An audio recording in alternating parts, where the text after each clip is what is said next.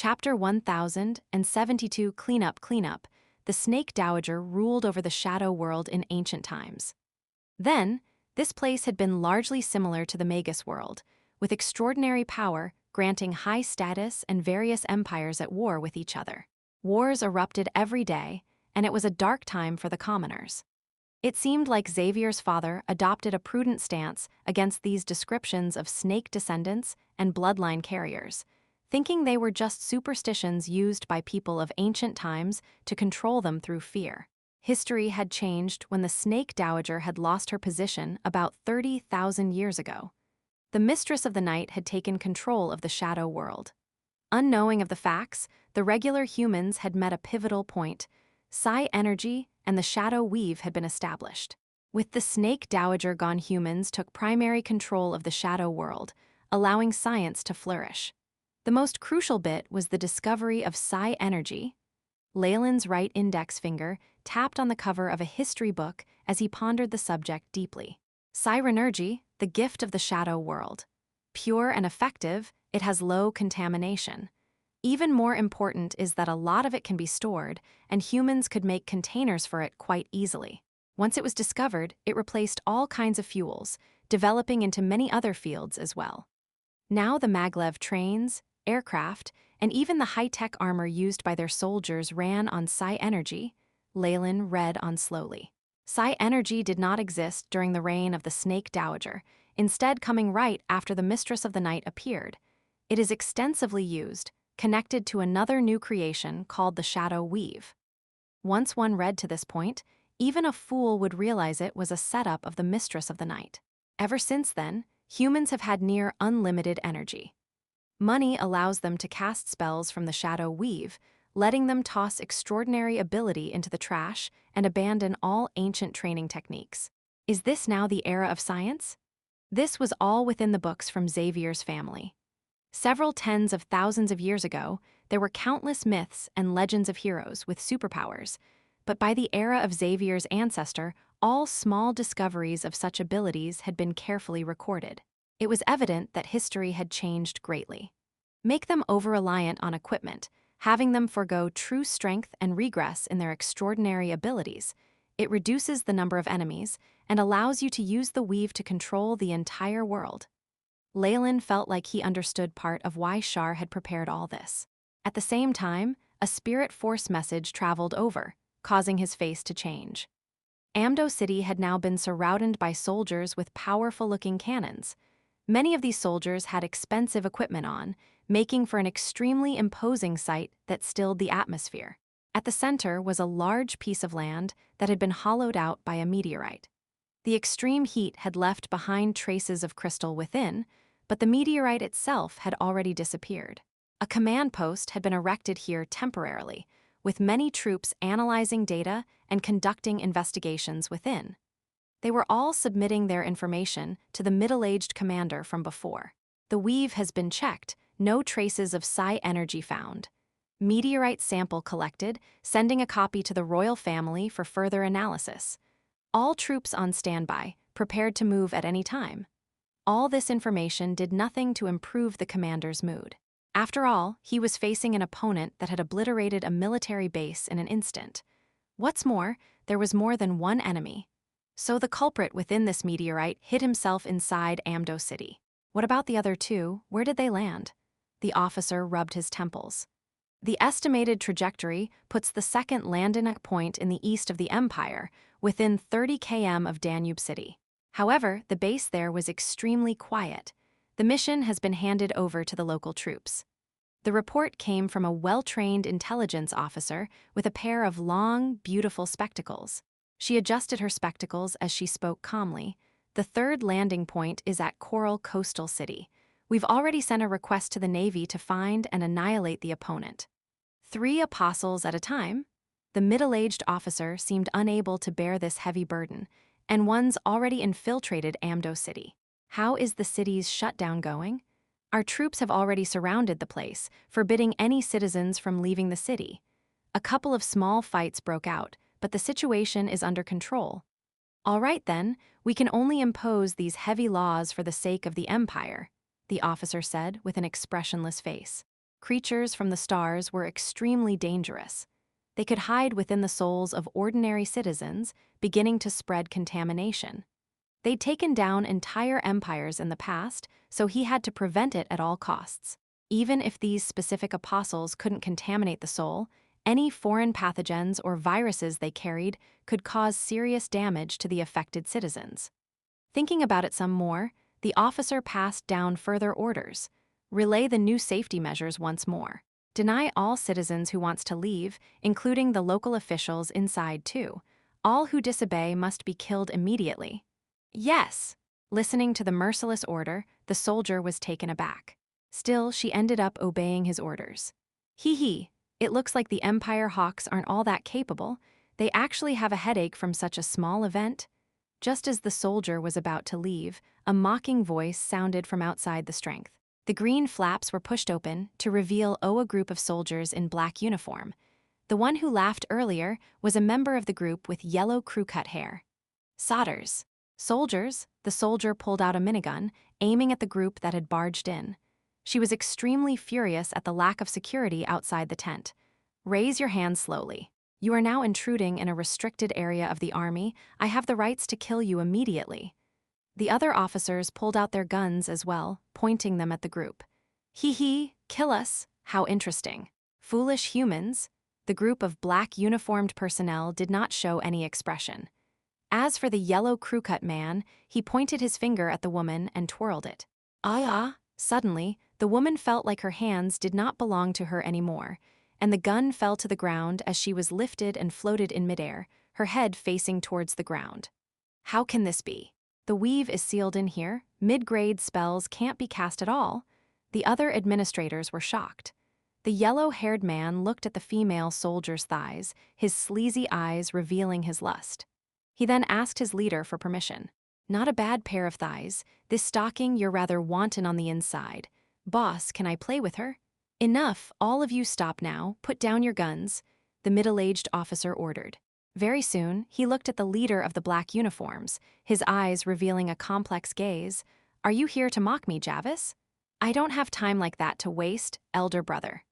The huge bloke called Javis looked at the yellow-haired man, who immediately released the female soldier. He then took out documents sealed by the Imperial Seal. I'm here to clean up your mess. It's a fact that the Special Forces are the true trump card of the Empire, used to deal with things like this. All the military personnel within the tent gasped after hearing the words, Special Forces. This was a covert team put together by the Empire. They consisted of people with extraordinary abilities and were supported by many resources and the newest technology, tasked with dealing with special occurrences like this. More importantly, the members of this team were extremely lawless. Nasty news and rumors floated around the army about them, labeling every team member a crazed criminal. The Empire has sent out the Special Forces.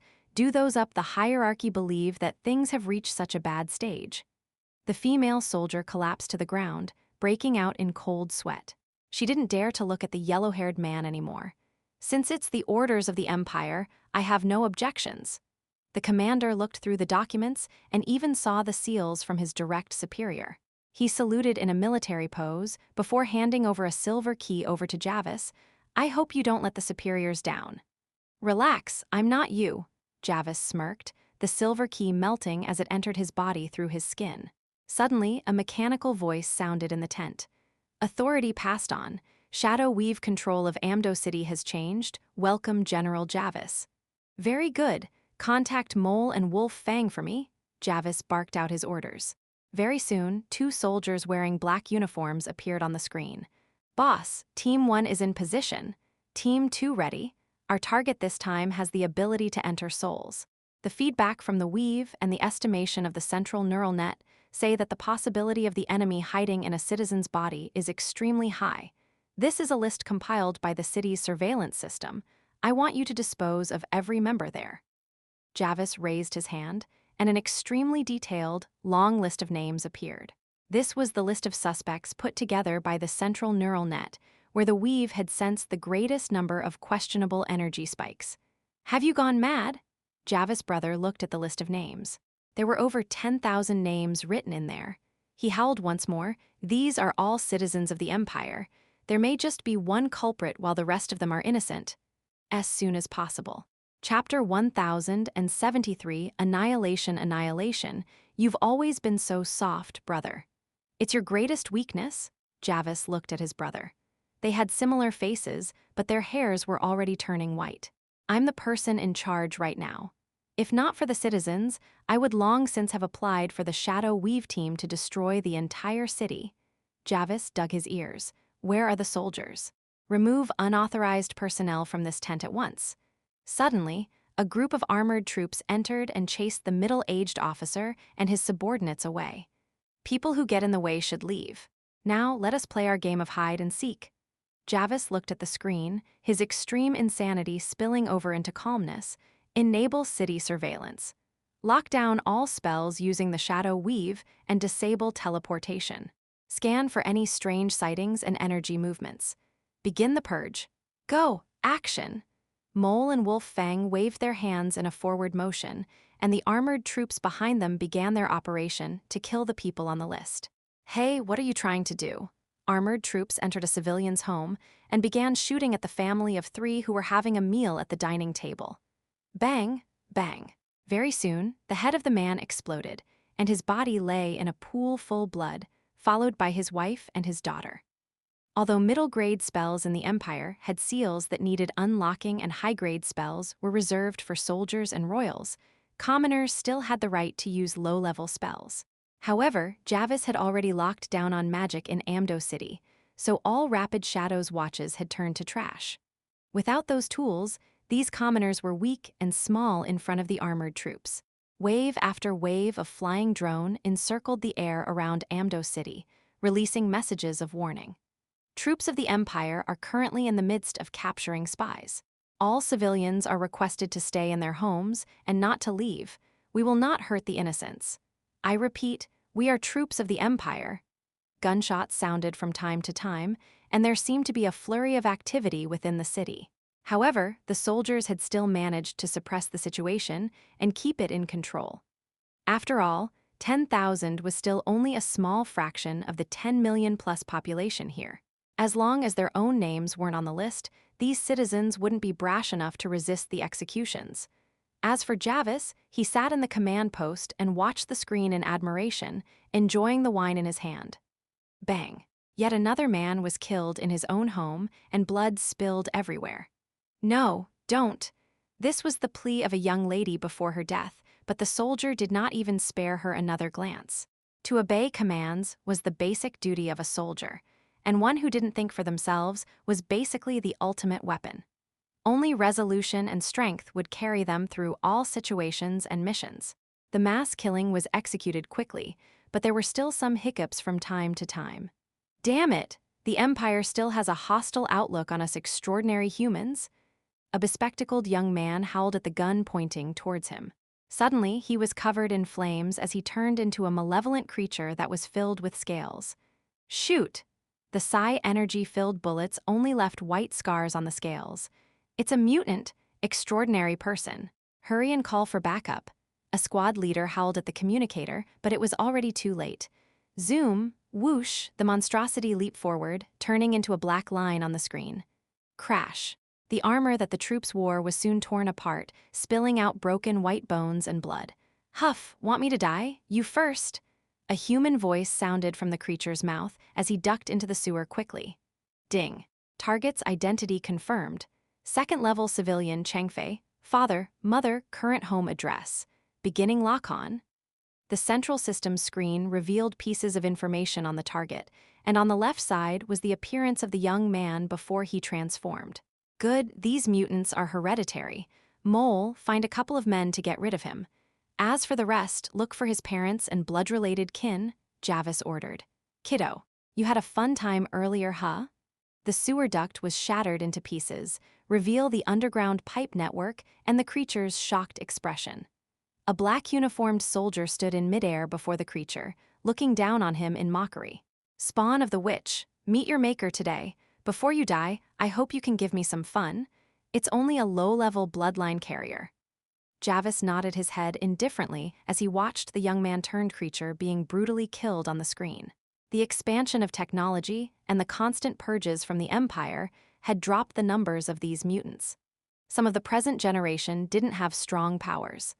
On the other hand, people who had obtained extraordinary strength through training rigorous techniques were still around. However, these two types of extraordinary humans were as weak as ants in front of the forces of the Empire and the Shadow Weave. As the killing in Amdo City continued, many innocent civilians who were caught in the crossfire ended up dead as well.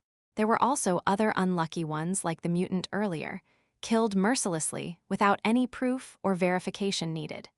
These mutants formed the underground world of the each city, but after this event, they were completely purged from Amdo City. However, if Amdo City could survive this ordeal, they would instead reach a very high level of society. As the massacre continued, the several thousand names on the screen disappeared, finally showing only the last few hundred targets. All teams on alert. As the target area grew smaller, even Javis himself had turned more solemn. Whoosh, whoosh. A woman wearing an office outfit rapidly ran down the streets, as if a predator that was searching actively for its prey. Suddenly, a metal net appeared from the side of her vision. She leapt upwards for a distance of more than 5 meters, passing through a wall to disappear from the scene. I have to avoid the surveillance cameras and also throw away any high-tech equipments related to hidden energy and the weave. The office lady face changed as she crushed the rapid shadow on her wrist, about 10 minutes later, in an abandoned factory. Blood splattered on the walls like plum blossom in a dark corner. The office lady took off her coat, revealing a white blouse underneath. She had a hole on her hand. Erg! However, she gritted her teeth and moved her muscles, forcing out a golden metal bullet out from her body. After expelling the bullet, she heaved a sigh of relief. She then tore part of her blouse to wrap the wound, and her face turned extremely pale. The Empire is quite resolved this time. Was our organization discovered? No. Even if we were exposed, they would not need to take such drastic actions. Moreover, the whole of Amdo City is filled with gunshots. We were just unlucky to have been discovered. Were they after some powerful mutant organization? The office lady smiled wryly. Even if I learned a few body techniques and trained my plum blossom fingers to rank 5, I can only run in the face of the Empire. If not for the other mutants diverting the attention from me, I would have been captured or killed by now. After they narrow down the radius of their hunt, the situation will grow even more troublesome. I need to leave this place as quickly as I can. She did not realize that a strand of her hair had already turned crimson red, with a phantom voodoo doll faintly floating behind her back. Host command. Gather intelligence and conceal as much as possible. Chances of current target being discovered is too great. Abandon current target immediately. Very soon, the phantom of the voodoo doll left the office lady's body and merged into the darkness. Current location is unsafe, attempting to leave. Traces of spatial lockdown discovered. Attempting to break through. Light flashed within the dim eyes of the voodoo doll. Found you, Javis howled from within the command post. Gather up immediately. Attack! A dazzling white light flashed as the abandoned factory and the office lady within it disintegrated, turning into dark liquid before sizzling and evaporating into thin air, not leaving behind a trace. Beep. Whereabouts discovered, mode changed to breaking through. The smile on the voodoo doll's face turned even more sinister than before as light flashed past its eyes once again. Boom! The incendiary bomb, which contained a huge amount of energy, caused a quarter of Amdo City to be completely destroyed. Javis and the other members of the Special Forces stood above the explosion in midair, surrounding the voodoo doll. First apostle found. Javis snapped his fingers, and powerful spells took form nearby. The energy waves they radiated were no less than that of legendary spells. Damn it. That crazy Javis' brother, that middle-aged commander, couldn't help but curse as more than a quarter of Amdo City was destroyed. I knew it. Handing over the weave to him was not a wise thing. Leylin was shocked for a moment as he received the news in Thousand Bear City. Although they have made a large sacrifice, they still managed to capture the doll and destroy it, as soon as possible. Chapter 1074, Snakebite Fist, able to destroy my voodoo dolls. This empire is much stronger than the kingdoms on the surface of the Magus World. Leylin nodded his head from Xavier's old home in Thousand Bear City. His voodoo dolls were as strong as peak-breaking Dawn Magi, at the limits of rank 6. On the surface world, this could afford one a throne, yet that strength was now obliterated by the special forces of a single empire. Put in other words, the monarch of the skies, the blazing flames monarch, and the like would not meet with a good end if they came to this world. I haven't discovered the mistress of the night yet either. She could track my dolls down using the central neural net and the weave, forcing one out into the open. Such swift and decisive action. Leylin evaluated indifferently, at the same time not harboring much more hopes for the other two dolls. With the powers of this empire, discovering the other two was just a matter of time. However, the goals of acquiring intelligence, data, and even stalling for time had been achieved, so it was already enough. Leylin stayed in Thousand Bears City for some time, watching Xavier train recklessly in the snakebite fist.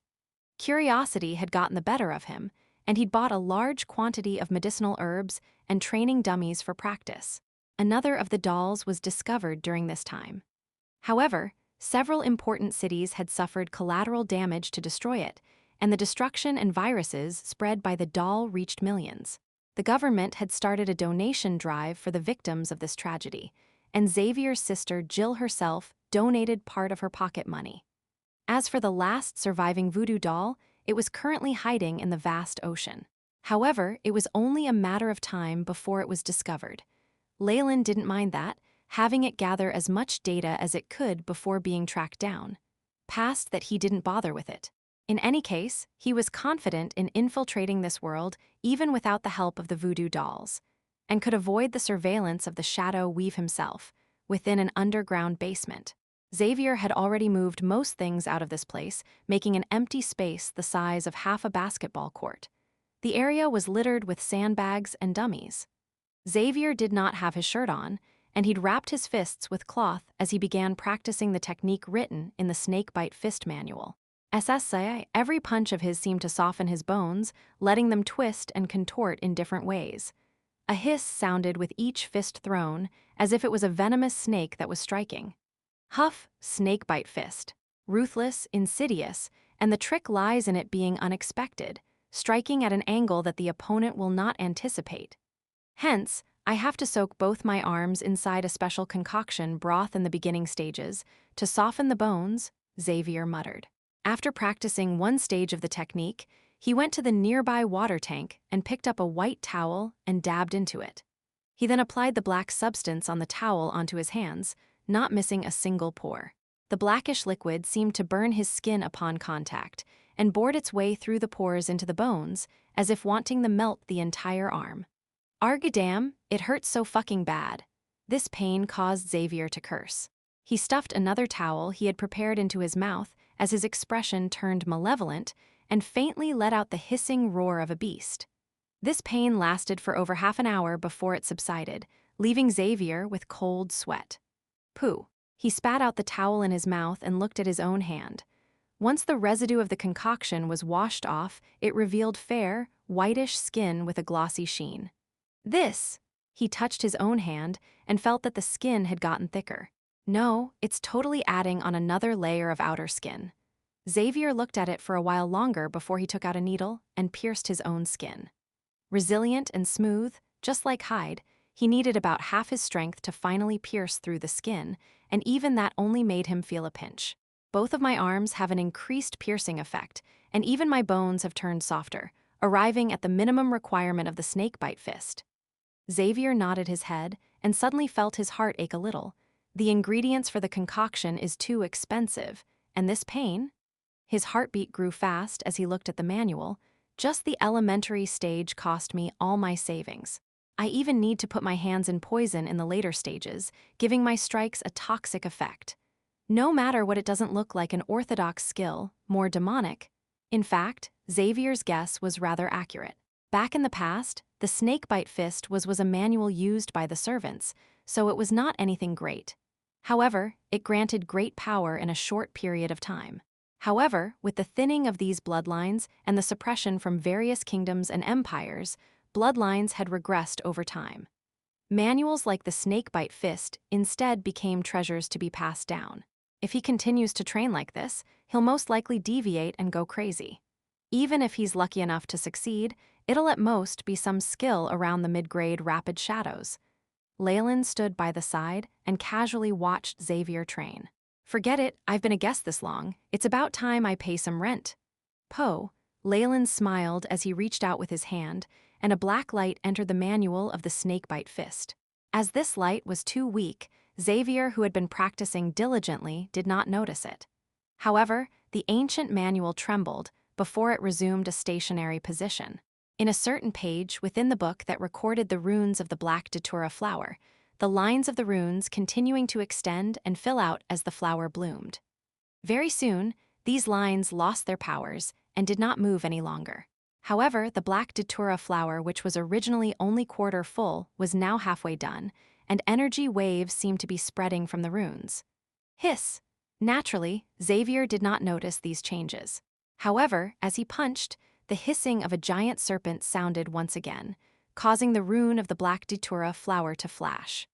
An energy radiation that the original owner, a Magus, had placed into the book was now drawn out, as it began to move towards the only bloodline descendant around the manual. Hiss, hiss! The snakebite fist's hissing sound grew louder and louder as the vibration of the sound waves grew stronger. It was like a giant serpent had coiled itself around Xavier's body. The teenager had entered a miraculous state. His eyes grew dull as he unleashed punch after punch. The teenager now had entered a miraculous state. Black gas formed a phantom of a black snake behind him, its crimson eyes and tongue giving off a dangerous aura. With the appearance of the phantom, the skin on Xavier's arms began to molt. Once the old skin fell off, it revealed scales underneath. This energy is only to pay rent. However, it's like a key that unsealed the radiation locked inside the manual.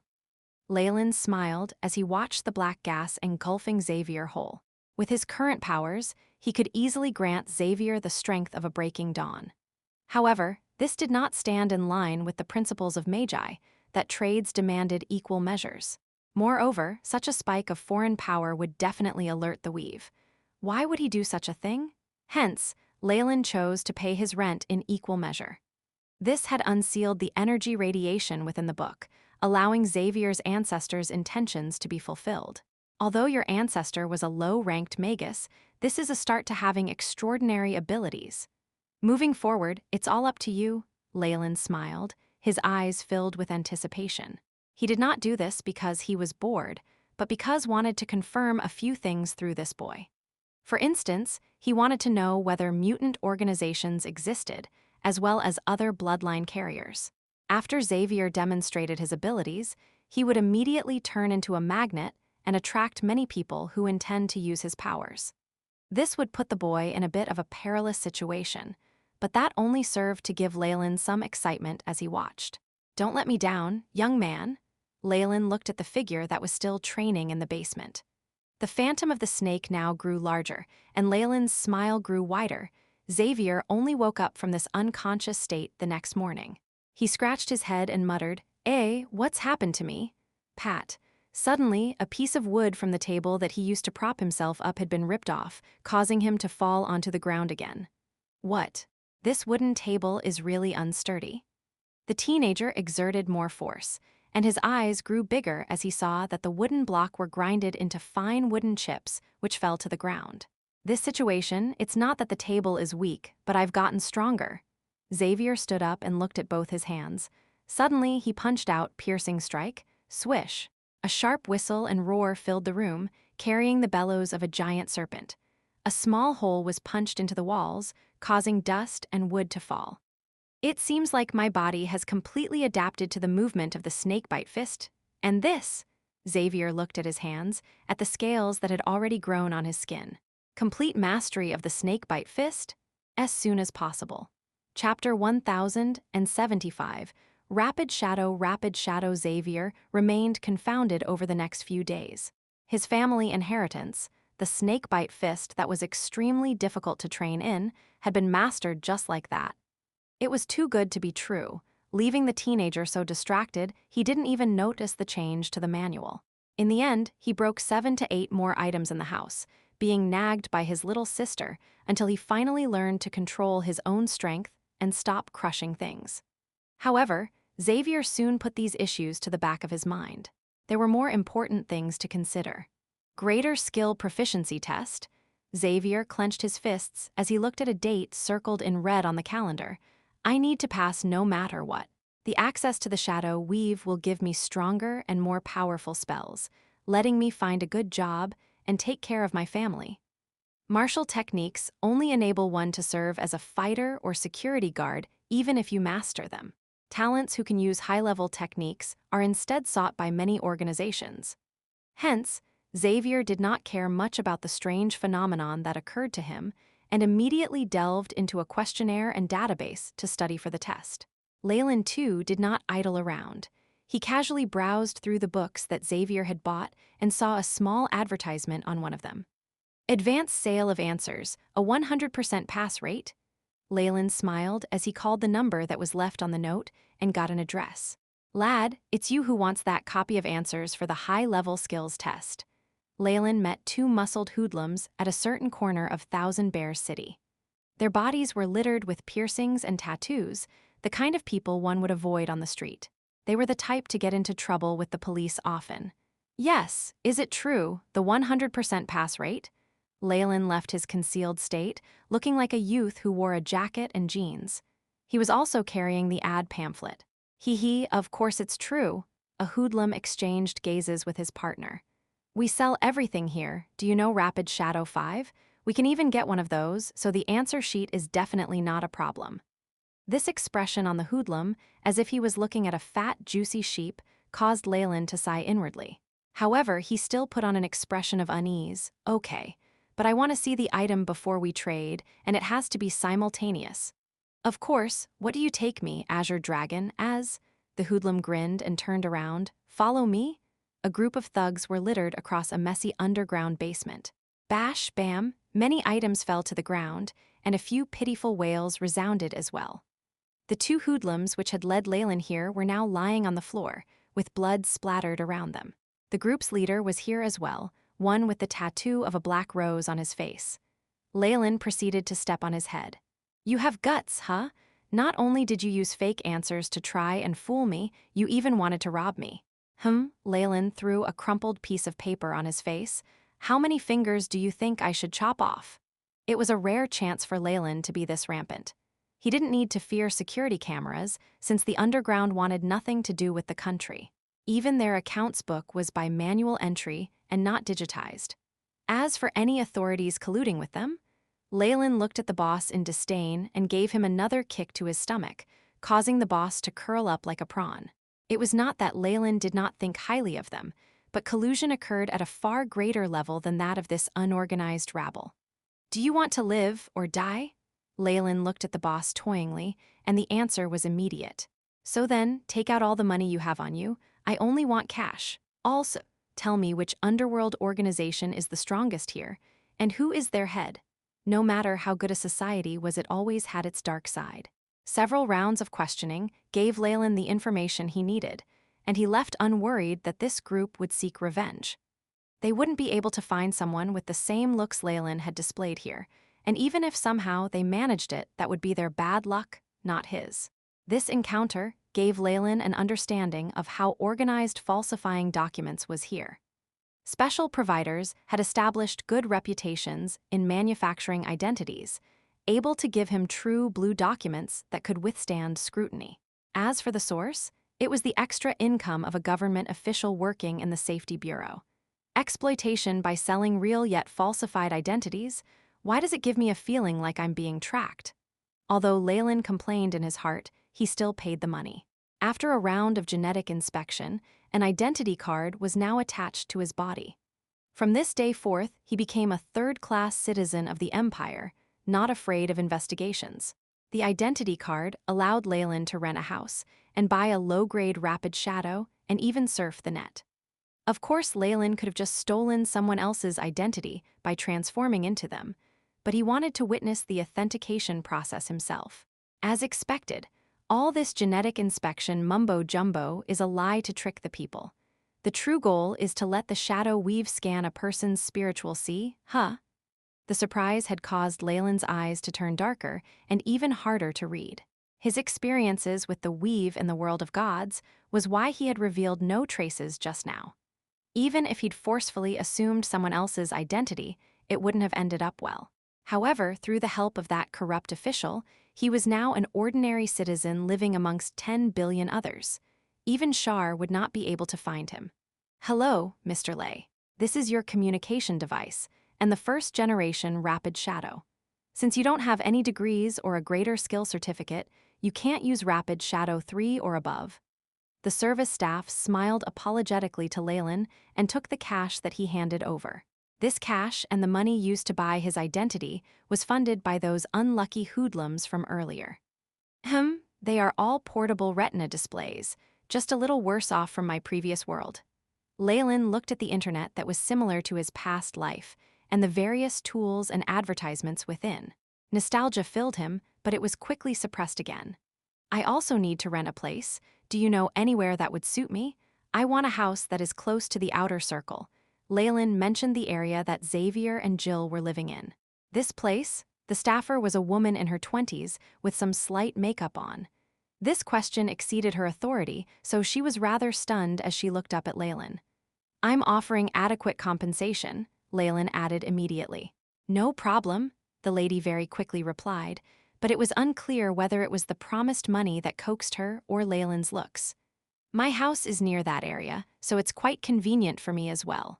However, you have to wait for me to end work. After busying himself for a while, Leylin immediately moved into a house close to Xavier's.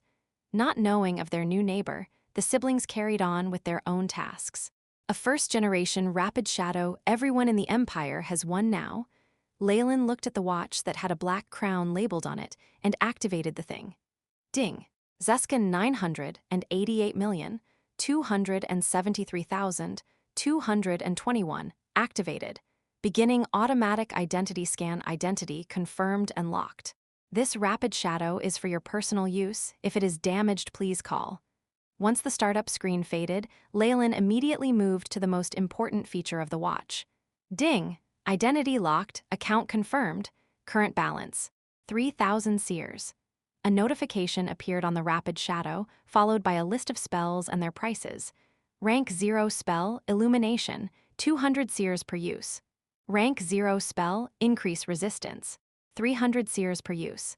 Rank 1 spell, Shield, 1,000 seers per use. Rank 2 spell, Shadow Ball, 3,000 seers per use. Ding! Authorization currently limited to rank 2 shadow spells. Please obtain increased authorization and buy a newer Rapid Shadow to upgrade. The wizards from the world of gods would definitely cry at this sight. They take painstaking effort to learn spells, but here people can just buy and download the same things? Leylin shook his head. All his money had been used to buy his identity and pay for his rent, so he didn't have much left. However, he had enough to buy a couple of rank 0 or 1 spells for fun. 3,000 seers was not even the salary for a normal office job. If the wizards came over here, they would definitely be devastated and cry. However, is it really that easy? Would the mistress of the night be so nice? Leylin rubbed his chin. Purchase illumination. Ding! 200 seers deducted. Current balance, 28 seers, the Rapid Shadow notified. Leylin felt like this device connected to the weave, leaving him with a ball of light in his hands. It's the same as wizard spells, but cannot be stored. If one can't control these, they'll land in trouble easily. Leylin very soon discovered the disadvantage of this system. Furthermore, although it is in minuscule amount, the weave steals spiritual energy from every person who makes a transaction as soon as possible. Chapter 1076 Examination. The weave and its spells cost a lot of energy to maintain.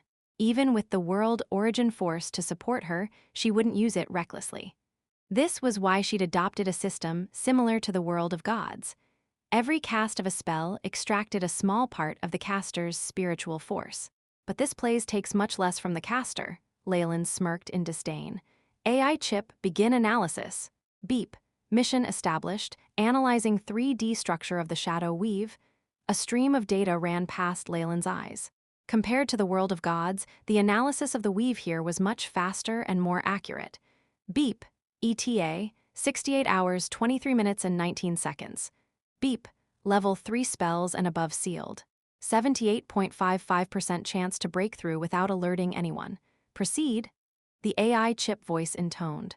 Not necessary. I can just go and take a greater skill test. Leylin shook his head and denied the AI chip's prompt. After toying with the rapid shadow, Leylin immediately opened his computer and browsed the sea of information that was available on it. The entertainment and leisure section was skipped as he moved onto the Empire's map, governance, military news, and various related issues. With Leylin's processing abilities now, he managed to quickly browse through the information on the internet. Slowly, everything in the Empire was revealed to him. What's this? Leylin witnessed something strange amidst the sea of information. He opened a new page, entering a forum. Explosive news, extreme beauty found in City A, I'm flabbergasted after looking. This thread attracted many fans, and even many had applied to follow it closely. However, many of the replies were seeing is believing, and the like. I wanted to take a picture too, but I did not bring my communicator device. I brought mine, but the communicator device was spoilt. I couldn't take any photos, but she was really gorgeous, even causing a few car accidents on the streets. Yeah, that woman mysteriously left soon after that. Many rich people in City A have been offering sky-high prices to catch a glimpse of her. Could it be a ghost? Leylin gave that post a downvote.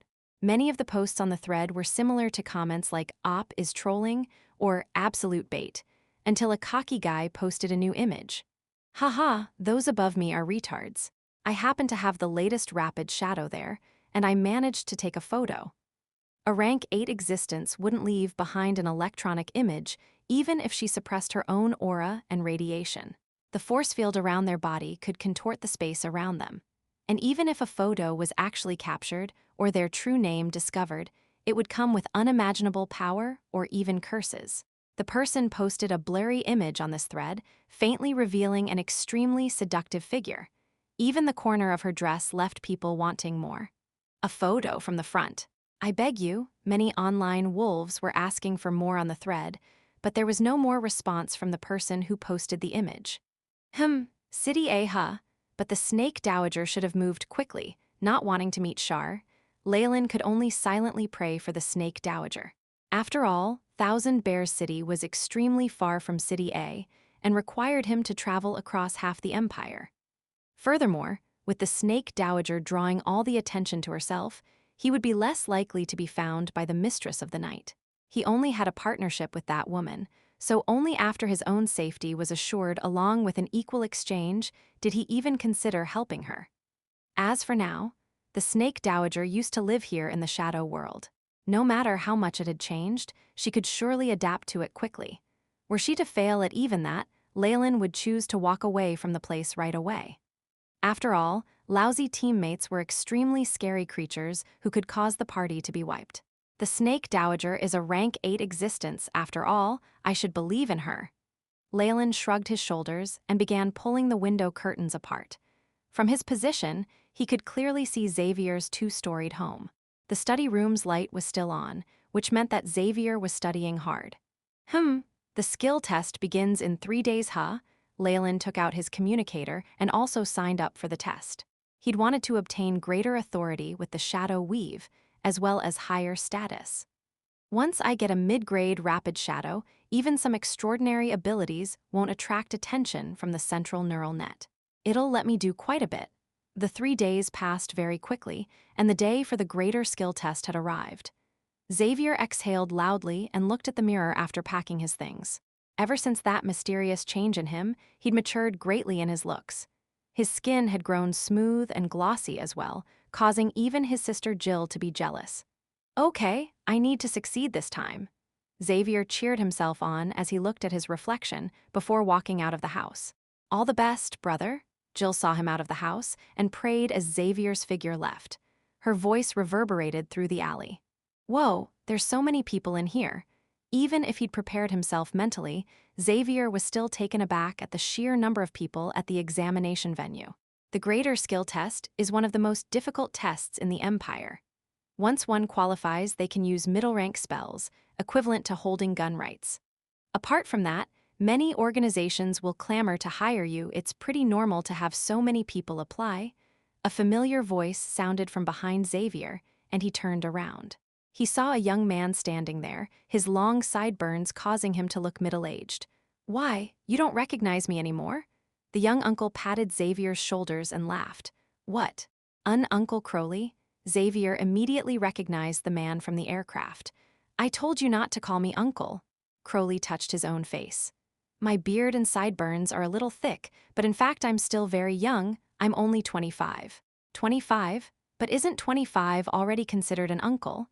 Xavier disagreed inwardly, but he still changed his form of address. "I remember Big Brother Crowley already has his license. Don't you already have the latest version of the Rapid Shadow?" Xavier asked. "Indeed. I'm not a candidate today, I'm exam staff." Crowley placed an exquisitely made license in front of his chest. "Even if we know each other well, don't think that I'll go easy on you each, and every test is invigilated by a computer system, as well as the authentication of the shadow weave. There's no use in cheating." After speaking, Crowley swept his gaze at the surrounding candidates. Some of them held gazes of unease, restlessness, and jealousy. The authorization of middle-rank spells requires technical skills and extremely strong concentration. People who don't meet these two criteria can go home now. If you turn into an idiot in any case, we don't need to take any actions because you have signed the indemnity form. However, this advice did not bring about any effects. Crowley could only sigh as he bid Xavier farewell before entering the hall. "Drats!" After Crowley left, Xavier felt the fervent gazes concentrate around him, as if able to melt his body. His senses had been magnified by the snakebite fist, causing him to feel uneasy. "So sorry," he muttered, before running to the side where less people were gathered. "There aren't as many candidates here. Surely they didn't overhear my conversation with Crowley?" Bang. As he was looking down on the ground, Xavier knocked into someone, and the supple rebound force sent him falling backwards as his bottom hit the ice-cold floor. "Are you all right?" This was a black-haired youth with black pupils, more handsome than even superstars. That apologetic look on his face was so warm it seemed like spring had bloomed. He reached his hand out and pulled Xavier up. "I'm fine, thank you." Xavier couldn't deny this man's looks, and they even aroused his ire. He refrained from punching that face. You have great strength." Xavier responded quickly and saw the physical appearance of the youth before he praised him. Xavier had already mastered the snakebite fist. Even if he suppressed his own strength, and the technique itself didn't excel in raw power, he had a good idea of his current physical prowess. He'd be fine even if a car crashed into him, but now he'd been knocked down easily. "Yup, I like to train my body regularly." The youth smiled and revealed a tidy row of white teeth. This person was naturally Leylin. His appearance had not changed much from before, and was the exact same one on his identification card. He'd now worn jeans and had a jacket on. After seeing Xavier, he had decided to greet him by accident. "I'm called Lay, and what's your name?" Leylin asked rhetorically. "Xavier." "I'm Xavier." Xavier answered only after he patted the dirt off his body and inspected his belongings. As soon as possible. Chapter 1077, Written examination, the two quickly began to strike up conversation. With Leylin's experience and knowledge, duping a youth was an extremely simple matter. Xavier had soon lost all traces of jealousy in his heart, feeling like this Lay was a talkative and humorous person. "So you have a little sister. Thousand Bears City's little bear biscuits are favored by many girls. I should bring some with me when I come to visit," Leylin said with a smile. "You coming over to visit is already enough. You don't have to be so courteous," Xavier replied. But just as he was about to continue, a sharp bell sounded out. Drawn in by the urgent sound of the bell, the crowd streamed towards the main gate in waves, like a limitless sea of people. "Mr. Lay, the examination is about to begin. Let us continue our chat later." With Xavier's physique, he was involuntarily swept away by the surging sea of people, leaving Leylin behind. "Of course," Leylin smiled. This sort of scene seemed to bring back a rather nostalgic feeling, and he also entered the examination hall. The examination has been split into two sections, a written examination and an on-site test. Candidates A-zone to S-done 100 please proceed to examination hall 3. A mechanical voice echoed in the hall. Leylin followed its prompts, arriving at an exam hall. At the destination were several silver-gray nutrition cabins. The metallic surface shone brilliantly, looking like something out of science fiction. Your written examination will be conducted in the nutrition cabins, so please find your seats.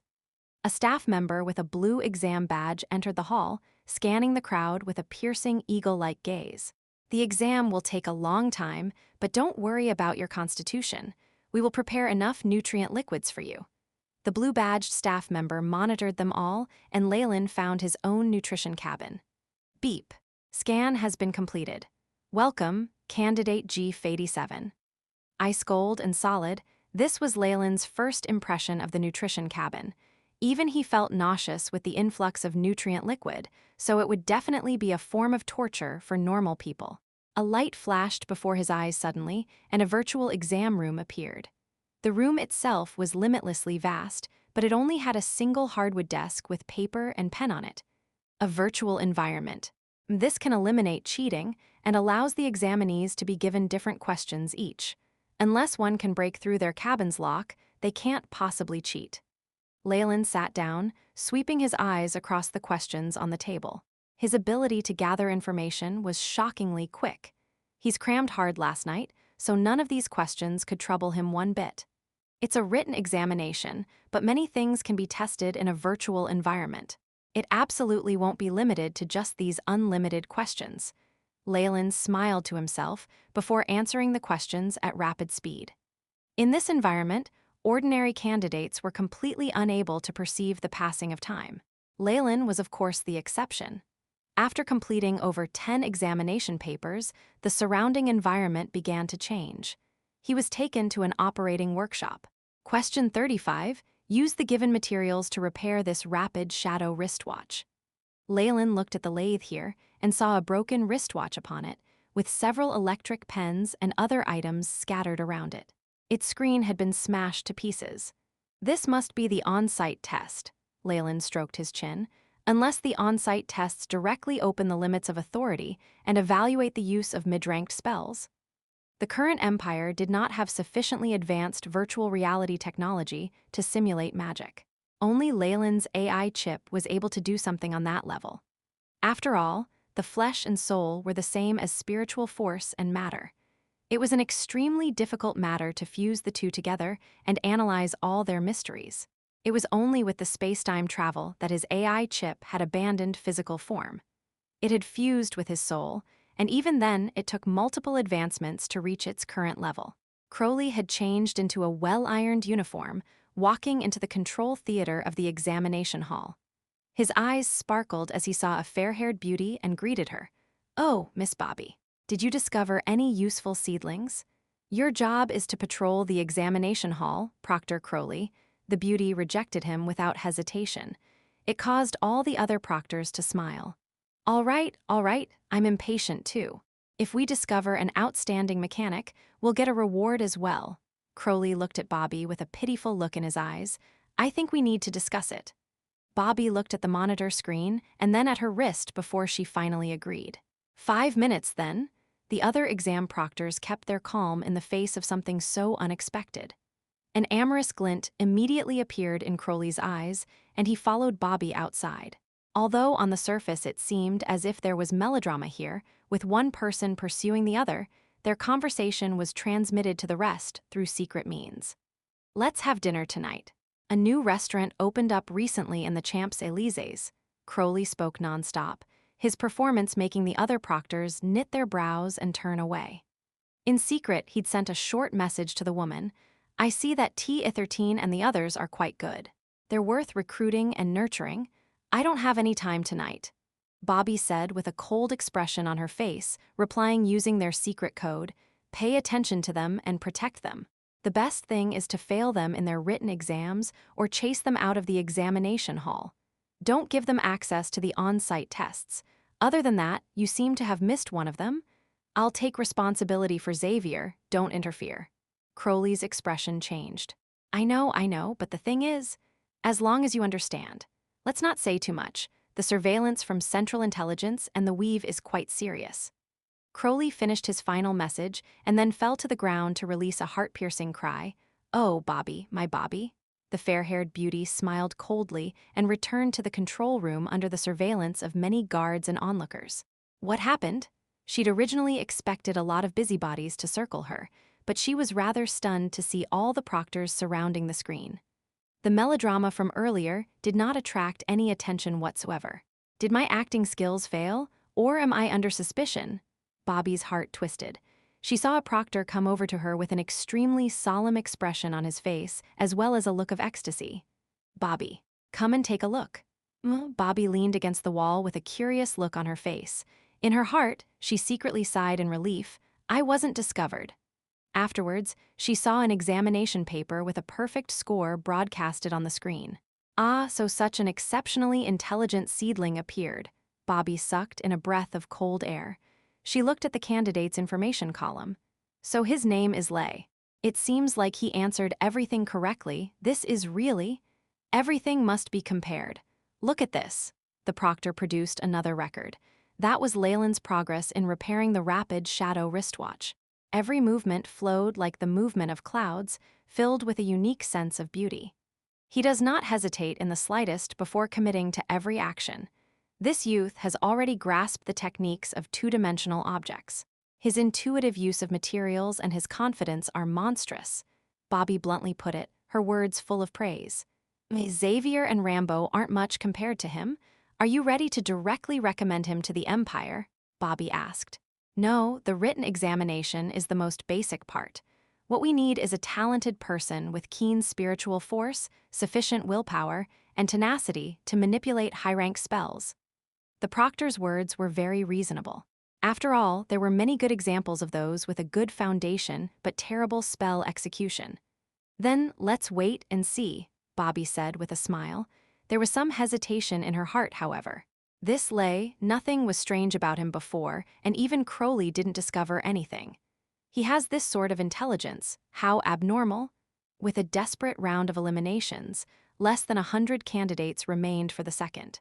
Xavier was amongst them, his face filled with curiosity and excitement as he looked all around him. Oh, Xavier? Leylin arrived by his side and clapped him on the shoulders. Mr. Ley has also passed, Xavier said with a smile. I just got lucky, haha. Leylin scratched the back of his head and replied courteously. You're too modest, just got lucky. You topped the entire examination. Crowley arrived, dressed in the official uniform of a proctor. The candidates made way for him. Brother Crowley, let me introduce you. This is Ley. Wait, what did you just say? Xavier suddenly seemed to feel a little dizzy. I said that your friend isn't as simple as you thought. He placed first in the written examination. Crowley smiled as he shook hands with Leylin. His eyes, however, were filled with unconcealed warning. He feels rather nervous, and he has a similar bloodline aura. Leylin looked at Crowley, then at Xavier, his smile deepening. Oh, this really is amazing. Xavier made a big fuss. Crowley had to quiet him down forcefully. Take note of the exam hall's rules. You're the one who disrespects the rules the most? Xavier protested in his mind, but he lowered his voice a little in the end. As soon as possible. Chapter 1078 Mastermind, this extraordinary strength. It's similar to a bloodline aura, but also contains vicissitudes of the spirit. Leylin looked at Crowley and then back at Xavier, finding them both similar. Of course, without knowledge, nobody would notice these similarities. Bloodline carrier, huh? Finally found one, and an organization suppressed by the Empire at that. Leylin felt somewhat delighted, and at the same time he observed Xavier's conversation with Crowley as the latter left something with the teen. Interesting, is he trying to protect Xavier or set him up? Leylin looked at Crowley, but Crowley walked away instead. All right, everyone, the examinations will begin. Under the vigilant gazes of the officers, Leylin and the other candidates walked into a large field with a white jade floor. In the center of the field was a spell formation in the shape of a hexagon. The examinations requires you to connect with the weave and also to accurately cast a middle-rank spell. A well-trained military officer stood at the forefront, and his voice echoed throughout the entire field. I'll repeat myself, there is a certain level of danger in this examination. You may choose to give up now and walk away. We will not look down on you. Evidently, with success just one step away, none of the candidates chose to give up. Very well, If I call your name, please step forward for your examination. Firstly, W23, dearie. A girl with freckles walked forward, her face filled with unease. Stand inside the formation, the weave will grant you temporary authority. The officer ordered with a voice that could not be disobeyed. After the candidate stood at the spot, he nodded his head and looked at his watch before saying, "Authorize middle-rank spells from the shadow weave." Buzz. Buzz, the white light in the spell formation began to shake, and the pressure from within caused the freckled girl to cry. Central neural net, pick a topic, the officer shouted from outside the formation. Many spells' names begin to rotate quickly on a large overhead screen, and it finally rested on one. Rank 3 spell, Shadow Wings, the officer said as he looked at the girl. Connect to the shadow weave through the spell formation, and cast the spell to the best of your ability. Our judges and the central neural network will perform the scoring. Damn. Shadow Wings is a difficult spell to cast even amongst the rank 3 spells. She really is unlucky. Xavier sighed in pity, not noticing that Leylin was looking at him with an even more pitiable expression. Xavier concentrated on the spell formation, watching as the girl attempted to summon a pair of black wings. However, all that formed was 2 balls of black mist, not materializing into wings. The 2 were even uneven. Bang! A loud explosion sounded out at the end, and the balls exploded behind the girl's back. She was sent flying, with flesh and blood oozing out of her body. Final score, 0.2. Fail. The officer had an indifferent expression on his face as he waved his hands, indicating for the medical team to carry the girl away and treat her. How is it? Does anyone want to quit now? The officer surveyed his surroundings, and the candidates all bowed their heads. However, even now nobody chose to quit, each thinking that Lady Luck would stand by their side. Very well, next. The officer resumed the examination, smiling icily. Final score, 0.4. Fail. Final score, 0.3. Fail. Final score, 0.6. Barely passed. Candidate after candidate was disqualified quickly. It took 50 candidates for a single plump candidate to pass. The unlucky ones had been carried out of the venue, causing the atmosphere to darken. If not for that candidate scoring a pass, most people would have given up by now. Next, Dinar, the officer called a name. Sir, the candidate called Dinar was a tall, lanky man, looking to be in his 30s. However, his sideburns were white and his eyes spoke of a long past. Yes, you look promising. Enter. After seeing him, the officer's eyes brightened. Thanks. Dinar walked into the spell formation and took a deep breath. Begin. Your chosen spell is Phantom Fireball, the officer announced. Wah, it's one of the easiest spell to control. He's so lucky, the candidates below clamored. The man seemed extremely pleased with his own luck too. He closed his eyes as a formless spiritual force spread and connected to the weave. Very soon, a dark red fireball appeared before him, as gentle as a tamed beast. Very well. Finally, another candidate passed. Xavier clenched his fist, and his confidence was rebuilt.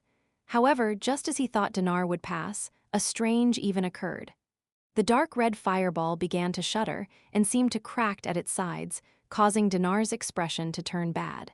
Boom, the dark red fireball exploded, charring Dinar into ashes. Absolute silence reigned, death permeating the field. The silence was finally broken by a scream, and immediately a cacophony was stirred up.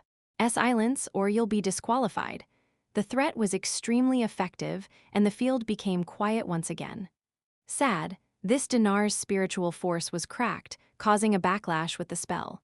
This is one of the 3 primary ways of suicide in the books. You should all be wary of it. The officer lectured them and waved his hands as he inspected the spell formation. Several members from the medical team came forth and carried the burnt corpse away. Oh, so that's what happened. Leylin looked at Xavier, who seemed to be scared silly. Crowley smirked in secret as well, nodding his head. Although the Shadow Weave's requirements are lower than Mistra's, regular humans can only control low-ranked spells. Middle-ranked spells and above need thorough examination. This is not something peculiar, just the death, it's abnormal. These officers can all use the Shadow Weave, but they didn't manage to save an amateur. It has to be deliberate. So then, the only difference with Dinar was he had mild traces of extraordinary abilities. Leylin's eyes brightened. So there's a secondary purpose to this screening. Apart from choosing those qualified to cast middle-ranked spells, it serves to differentiate true humans from mutants of bloodline carriers. Since they have better talent in the first place, it's quite likely that they'll take these examinations. By tweaking some things in the dark, and under the disguise of accidents, the Empire can purge and massacre these impure humans. No wonder I found it strange that even with psi energy and the weave, the number of extraordinary humans has been dwindling too quickly. There was this screening. Leylin nodded his head, not disagreeing with what they had done. Any centralized government would abhor those people who could form their own forces and become a threat. Those like Magi that could not be controlled by the shadow weave were better off purged in order to maintain peace and public security. Moreover, if one could even stamp on the seal in the name of justice, it would be even better. Had Leylin been the ruler, he would most likely have made the same decision. So regular humans who apply for the exams will only pass or fail, suffering some injury at most. However, extraordinary humans, Leylin looked at the headless corpse, which was a good example. After constant repeats of this scenario, with the development of science, extraordinary humans would then become a myth and legend of the distant past. So, Crowley was in fact protecting Xavier earlier. Are there any now who want to leave? Evidently, the death earlier scared several candidates, and some chose to withdraw. The officer did not stop them and allowed their departure by waving his hands. After all, if they had to force every candidate to go up and attempt the test, then it would be too obvious. This plan was set for the long term. As long as there were a huge numbers of bloodline carriers dying each year, the seeds would eventually be eliminated. Next, Xavier. It's my turn, Xavier felt pumped. Go up, all the best. Leylin encouraged him at the side and saw the worry in Crowley's eyes. After all this time, the rebels should have thought up a way to counter this by now, huh? However, Xavier did not know anything regarding these issues, and he walked to the spell formation in trepidation. Okay, the spirit scan is not a problem, he's not a bloodline carrier. The officer looked at a secret report before he announced the choice loudly. Chosen spell, Phantom Fireball. I've already casted this countless times in my head. I'll surely succeed. Although Dinar had died earlier, Xavier did not allow his death to affect his spiritual force from reaching into the spell formation. However, he suddenly realized something. The spiritual force which he could use to cast low-rank spells was now like a dead puddle, not moving one bit. Damn it, move, come on. Xavier turned beet red, only feeling that his spiritual force would not budge no matter what. Puff, finally a small wisp of flame was formed before him, but it very soon turned into a black pillar of smoke, as soon as possible.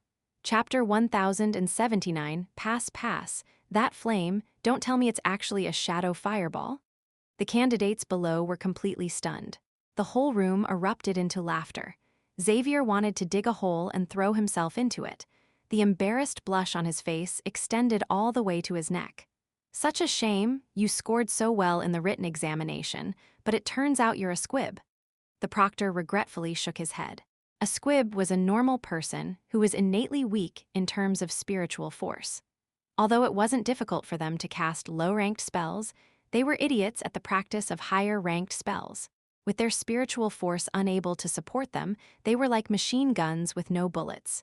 Pity, final score, 0.1 fail, the military instructor announced loudly. Everyone around Xavier sighed. Just as Xavier began to walk away despondently, he saw Crowley walking towards him. Don't be upset, everything will get better soon, he said, and Leylin keenly noticed a look of relief in the man's eyes. He shook his head involuntarily.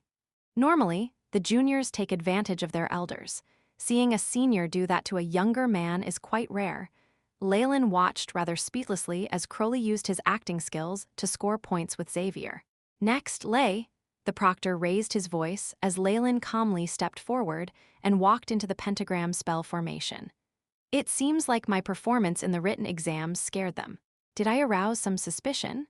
Leylin saw the bewilderment in the proctor's eyes and laughed coldly to himself. This Ley, Crowley fixed his eyes on Leylin's back. It's very strange that our organization never discovered someone like him. It's very suspicious. I hope he's a natural genius. Otherwise, very quickly, Leylin felt a gentle scan from the pentagram's spell formation. Beep. Soul aura sweep detected, creating a fake profile. His trousseau of laws suddenly shrank back a little, hiding itself in a crack between the spiritual and material planes. All his power left with it, making him seem like an ordinary person. With the AI chip as well as his own self-concealment methods, nothing was discovered. Everything is normal. It looks like he really is a genius. I hope he can pass and contribute to humankind in the future. The proctor glanced at the screen out of the corner of his eye and announced it in a loud voice. The central neural net has selected the spell, Shadow Servant. What? Isn't that the hardest exam question? Shadow servants need a fixed amount of intelligence. He's finished. People say even high-ranked engineers with mechanic permits can't cast it properly. The candidates who were watching below rejoiced in Leylin's misfortune. Shadow Servant? Ley's luck is really too bad. Xavier seemed to recover a little from his knockback and began to worry for Leylin, who stood at the center of the pentagram. Begin authorization of the shadow weave, the proctor nodded. The pentagram suddenly let out a faint white light, and the shadow weave rumbled as the restriction on the middle level was lifted. Beep.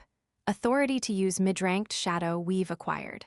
Injecting background virus, beginning analysis. The middle layer of the weave has been opened to its limits. There should be a small crack for me to exploit to get to the higher ranks.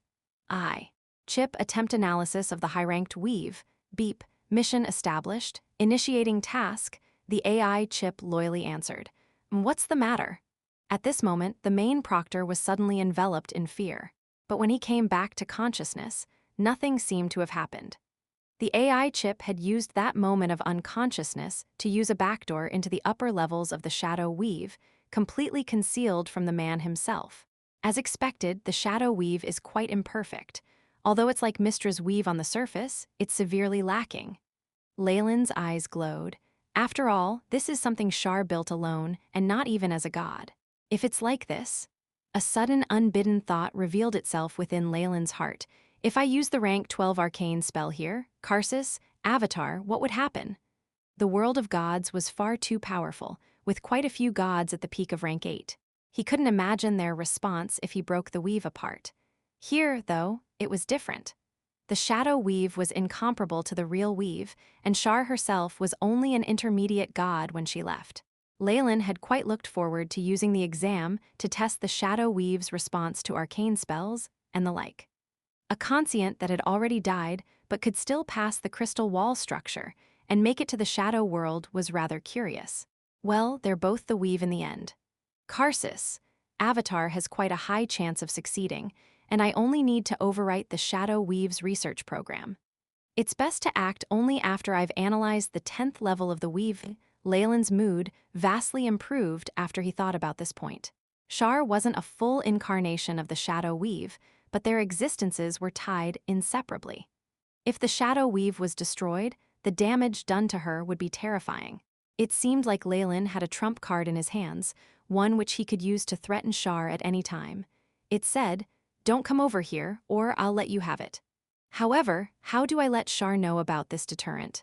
That is the true problem.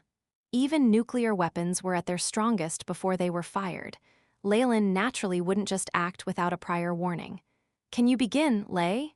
The proctor seemed to have misunderstood. "If you aren't sure about it, you can choose to give up. After all, your safety is of utmost importance." It had to be said that the proctor loved to protect ordinary human geniuses. "Oh, thank you. It won't be necessary." Leylin politely waved him off and directly connected to the shadow weave. Zzz. A layer of concentrated black smoke formed beneath his feet, slowly sketching the outline of a person. The proportions of the forelimbs were perfect, and in harmony, only its facial feature left fuzzy and indistinct. "Master," a hoarse voice was emitted from the shadow servant's body as he knelt down in front of Leylin. "This intelligence, it's the highest grade of shadow servant." The proctor smiled fervently. "Ley, your complete assessment score is 1, you gave an exceptional performance." "Whoa!" The people below were stunned into silence. A long moment seemed to pass, and the cheers that erupted afterward were incomparable to the cacophony caused by someone passing before. After all, those before him had very barely passed, whereas Leylin had scored full points. Ley really is a brilliant person.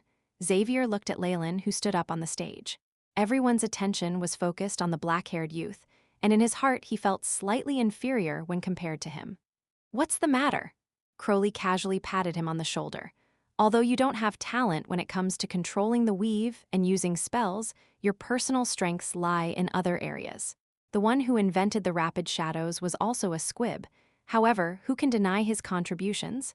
"That's true. Even if I don't have a diploma, I still have the snakebite fist." Xavier inwardly thought to himself and clenched his fist. Seeing this scene, a trace of gratification flashed across Crowley's eyes. His high-ranked permit was hot off the press, and the government had strongly urged Leylin to stay. He said he needed some time to consider his options, using that as an excuse to leave. After that, he went directly to the shop for rapid shadows. He didn't actually need one to cast shadow spells, but he had to conceal that fact, so he ended up buying one. "You want to buy Rapid Shadow 5? Please show me your permit." This was the same shop assistant from before, and there was a trace of astonishment in her eyes. He only had authority for the most basic model just a while ago. "Now, Leylin calmly handed his new permit to the assistant. Once the computer attested to its veracity, her eyes were filled with fervent passion. It wasn't just this assistant, the others nearby were completely starstruck as well. Leylin didn't suspect in the slightest that as long as he took care, it was very possible for him to get his hands on everything. However, now was not the time. He ignored the bitter gazes directed at him from hiding, settling the payment for the device and leaving the shopping center. The gazes had never been a problem for him. "Ding! Welcome to Rapid Shadow 5, customer. Your account balance is currently 23,000 seers."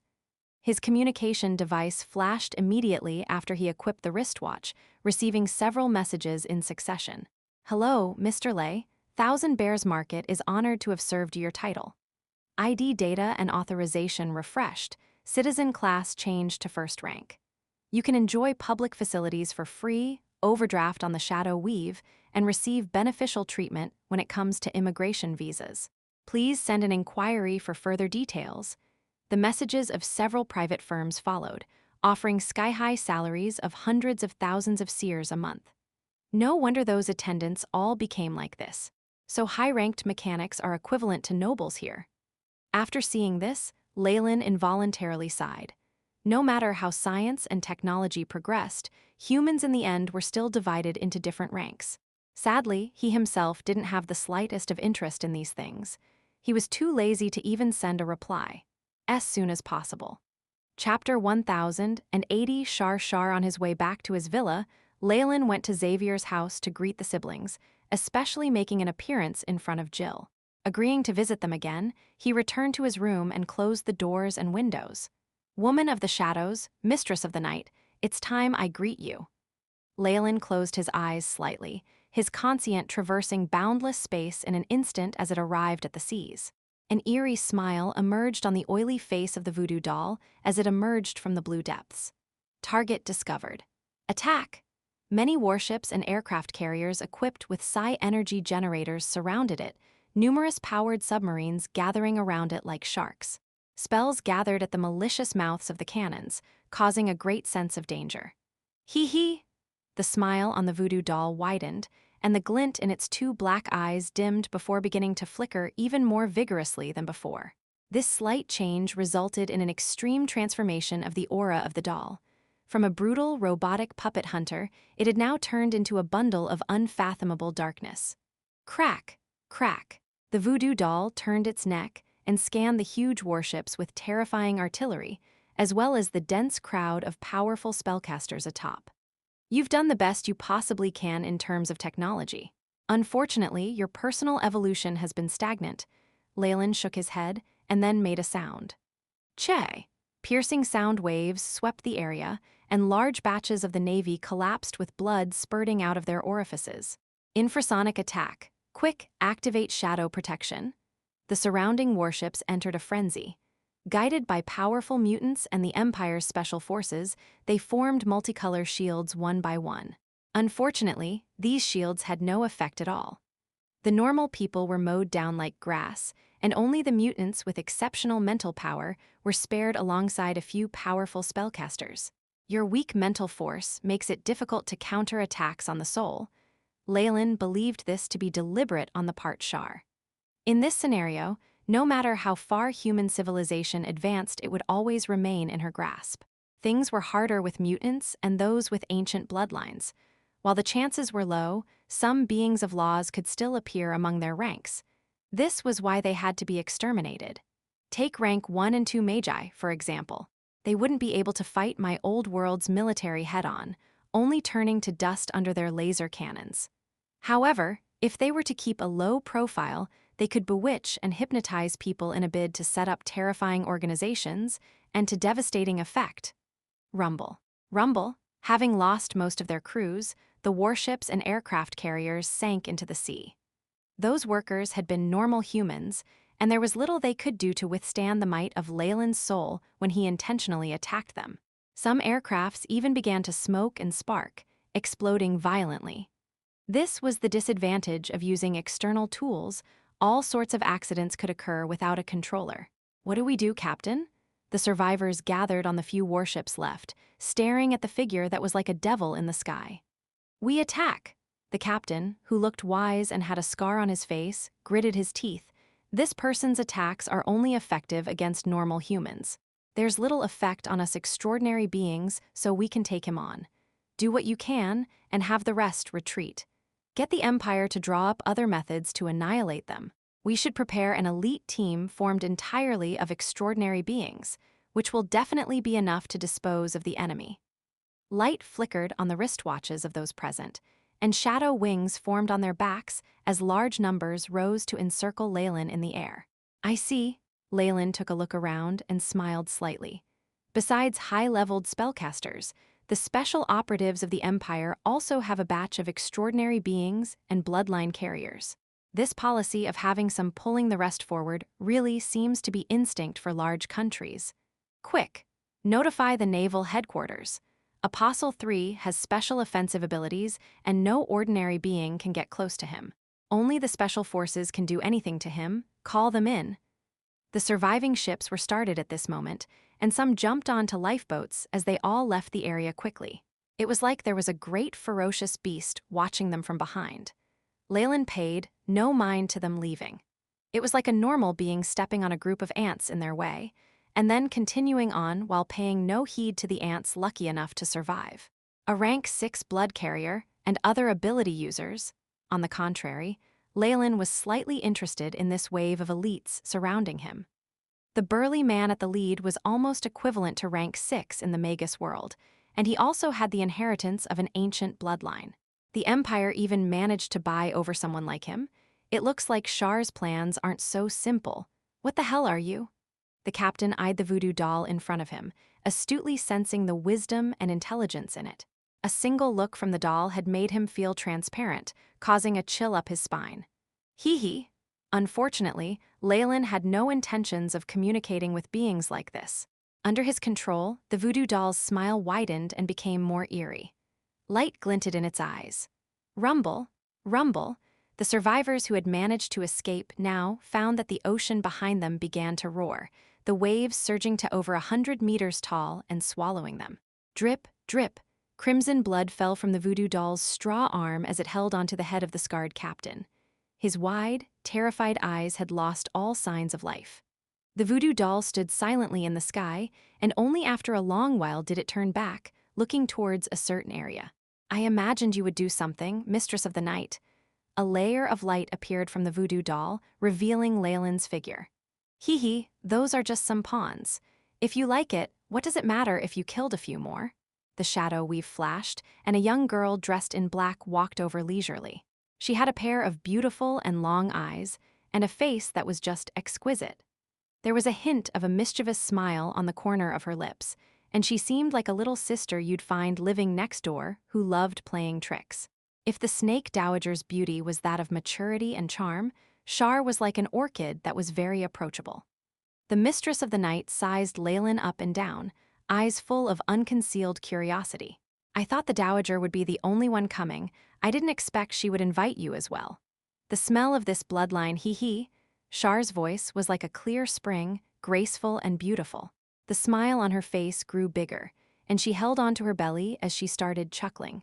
"Haha, I never thought that woman would actually face such a disadvantage as to have a portion of her bloodline ripped out. There's nothing more delightful in the world." The grace of shadow force evidently allowed Shar to see through Leylin's bloodline with a glance. The fact that Leylin was not feeling the pressure from the world was enough proof of his identity. "While I may have separated from her bloodline, we are currently allies," Leylin said with a steely expression. "That's true, you are her ally now." The smile on Shar's face froze and turned austere. In the world of gods, she wasn't exactly one who was benevolent or loved peace. Gods lost their immortality and part of their personality in the astral plane, but some things would still remain the same. "So, you came here just to see me?" Shar asked, and Leylin suddenly felt a huge pressure applied on him. Part of it came from the world itself. Large amounts of origin force surged forth, seemingly able to destroy his puppet in an instant as it tried to search for his main body. "It isn't quite convenient here. Shall we go somewhere else?" Leylin looked exceptionally calm in the face of this threat, motioning for Shar to go first. Then, with his 5 fingers stroking lightly, the space seemed to open like a curtain, revealing spatial cracks and turbulence. With a challenge like this, Shar naturally felt no fear. She was all smiles as she took the first step, and the surrounding space immediately changed as they reached the boundary of the world. The great origin force of the shadow world gushed and tumbled, glimmering with a hint of civility. The huge shadow weave revealed itself, acting like a backbone that controlled everything. Leylin watched this magnificent scene and looked back at the black-veiled girl. "Is this your goal? Using the weave to control everything, and then becoming the world itself? If you invited me here to say that, then you can die now." Powerful shadow force twined around the former goddess, the power of multiple laws signifying her power as a rank 8. Leylin merely laughed in answer, asking, "Should I call you the mistress of the night or Shar?" With this sentence, the earth seemed to shatter. Her secret having been seen through, Shar's expression changed. "You've been to the world of gods?" she asked, a silent acknowledgement of her identity. Beings like her would not be so easily startled by quibbles, and since Leylin was already so sure, she wouldn't be able to change his thoughts anyway. As soon as possible. Chapter 1081. Seen through. I've been there. The world makes one wish for a leisurely life, and it's filled with all sorts of interesting laws. Leylin chuckled, and then looked at the weird girl. "I'd never have thought that the shadow girl didn't actually fall, instead coming to the astral plane. Faith is powerful, but it's also a cage for us gods." Shar grew dazed, seemingly recalling past memories. "When we were on the verge of falling in the dusk of the gods, I actually managed to see through some things. No matter how great it is, restricted power is worth nothing. In comparison, the Magi's approach to the truth? Even so, you were the only one able to make a real change." Leylin's eyes glinted as he inquired subtly. "Hee, you don't need to try sounding me out. I was the only one who crossed the crystal sphere to come to the astral plane. Devoid of faith, we gods are like fish out of water, and things become dangerous for us. Passing through the crystal sphere in the face of imminent death requires a great amount of courage and luck. I was the only one fortunate enough to succeed." Shar's lips quirked up in a smile. "I've answered your questions. Now you can fall at ease." In the next moment, she suddenly attacked. Rumble, the entire shadow world seemed to come to life. Great origin force descended through the shadow weave, somehow boosting her strength past its limits as she seemed to reach the peak of rank 8. Beep, target has locked onto host's aura, is tracking. Countdown, the AI chip warned in blood red. Leylin understood that she'd be able to find his main body sooner or later if he didn't do anything. Such was the terror of a peak rank 8 Magus. With his clone here, Shar could connect to his main body, injuring it grievously or even killing him along with it. The shadow weave allows you to completely wield extraordinary strength. It can even amplify world origin force. As expected of the mistress of the night, your wisdom is as dazzling as the stars. Leylin was also one of those beings of laws that did not have to worry about the world origin force. This method was like a breath of fresh air for him. Shar's usage of it wasn't something simple, instead optimized, boosted, and altered slightly. If world origin force was crude oil, then the shadow weave allowed her to process it, separating it into diesel, gasoline, and asphalt at different times, making it more usable.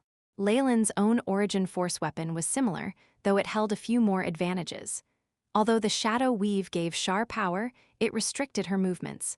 On the other hand, the origin force weapon could adapt to various worlds. Palala. The raging shadow weave emerged from different areas, like a powerful electric grid that trapped Leylin within. If these are your last words, then I humbly accept your praise. Shar's sweet voice sounded, with no bloodlust whatsoever. However, at this moment, she had already issued a death penalty to this being of law under her. Before she reached the peak of rank 8 and completely fused with the shadow world, Shar still had a weak point. She wouldn't be able to break out of a siege of peak rank 8s, which was why she couldn't let the Magus who knew her secret leave. With her foresight, she naturally knew that Leylin's main body was at most a rank 7 Magus, and could likely be heavily injured or killed by her. Her killing intent multiplied, and under her control, the shadow weave swept towards him. With the support of a large world's origin force, even one with the power of a rank 8 Magus would definitely be in trouble under this one move. It's been a pity, Miss Shar. We could have discussed more possibilities. The AI chip's rays glinted in Leylin's eyes, and he suddenly sighed. Rumble, all of a sudden, a streak of green flames blazed on the voodoo doll's body and quickly spread all over its body. Are you trying to break all connections? Dream on, Shar snorted, and with a wave of her hands, powerful restrictive force descended. You overestimate yourself. Sue. Amidst the green waves, Leylin's figure suddenly turned into a meteor. As if he was committing suicide, he crashed into the weave that was closing in on him. Boom! All of a sudden, a feeling of extreme danger struck Shar's soul.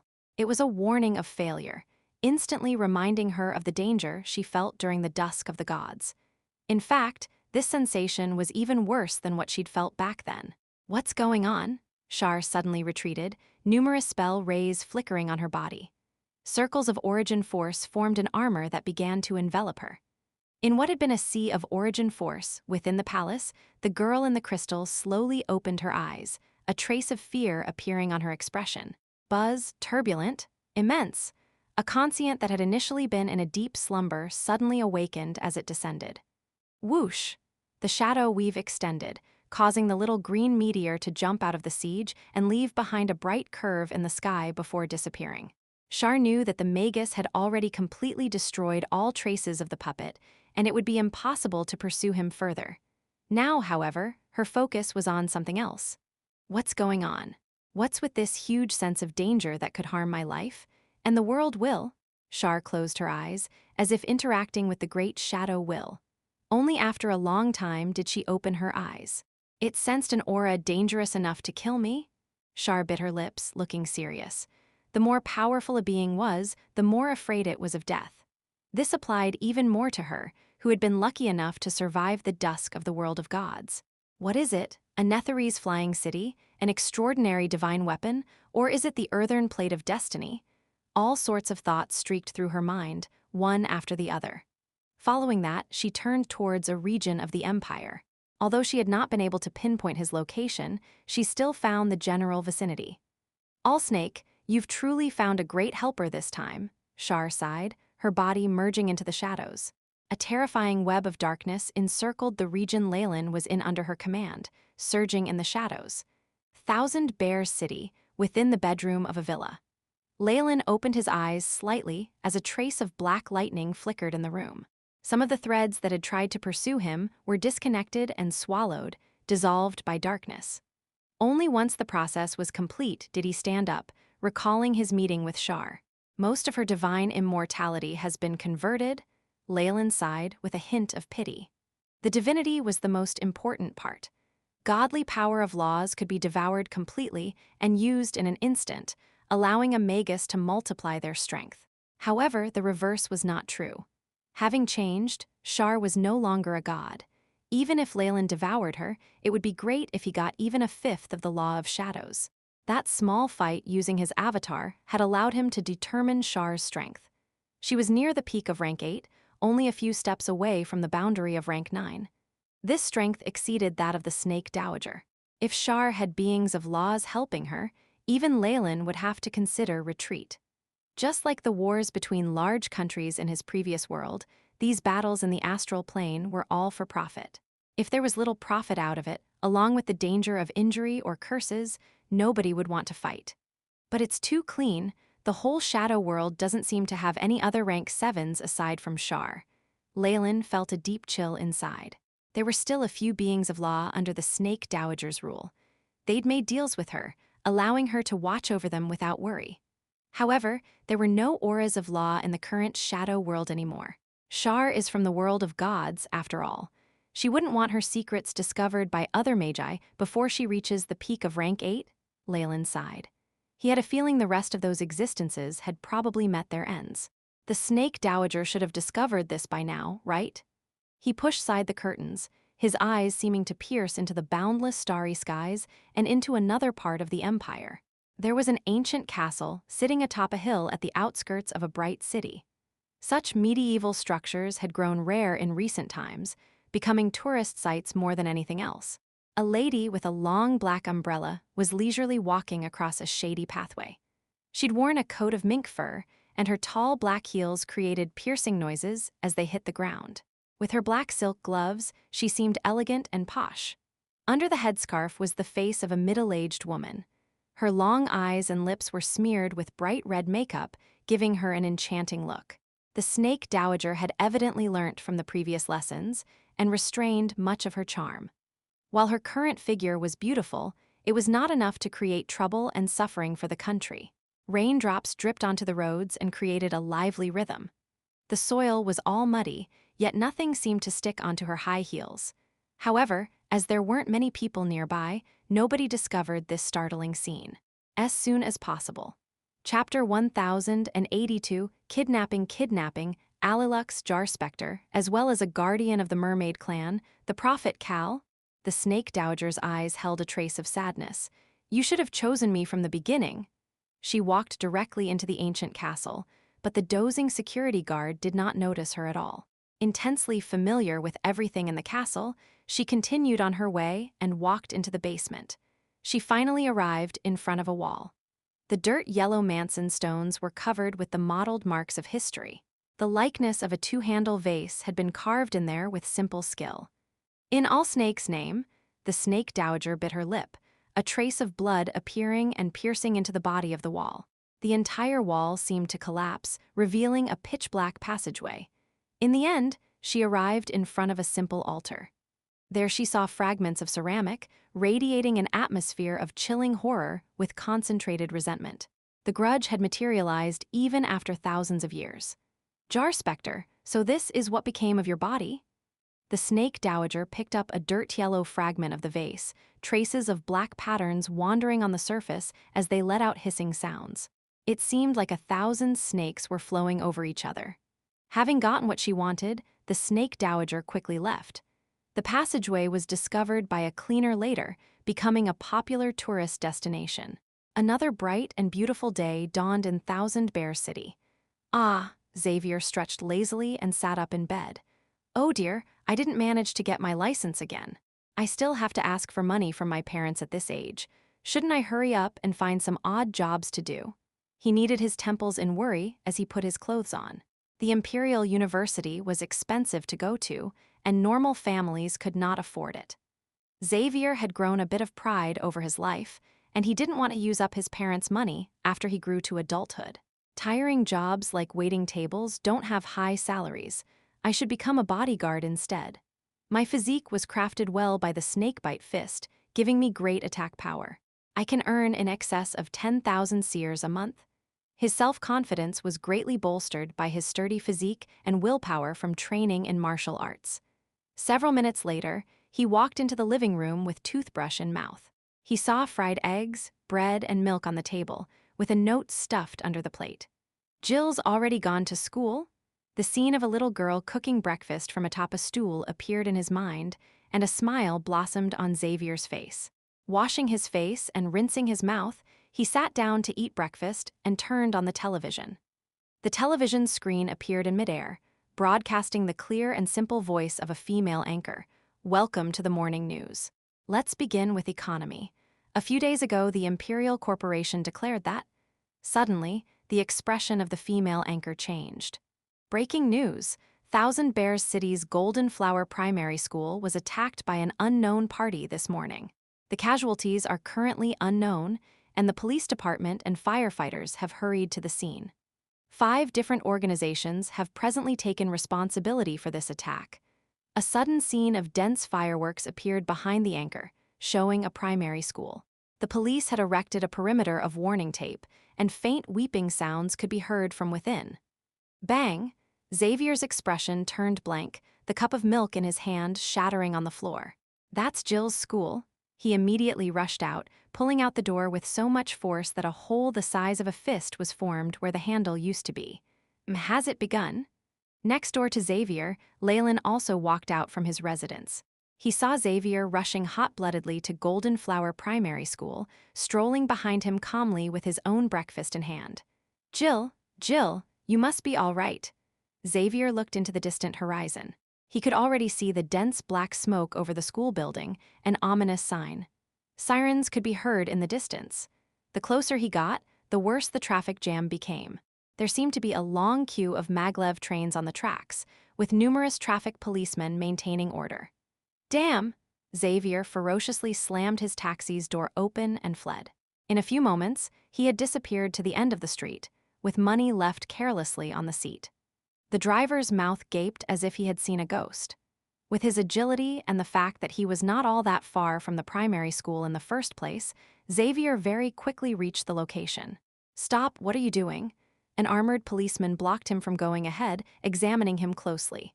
I'm the brother of a student here. Her name's Jill. How is she?" Xavier asked in a panicked voice. "The robbers have taken hostages. We are currently working hard to rescue them."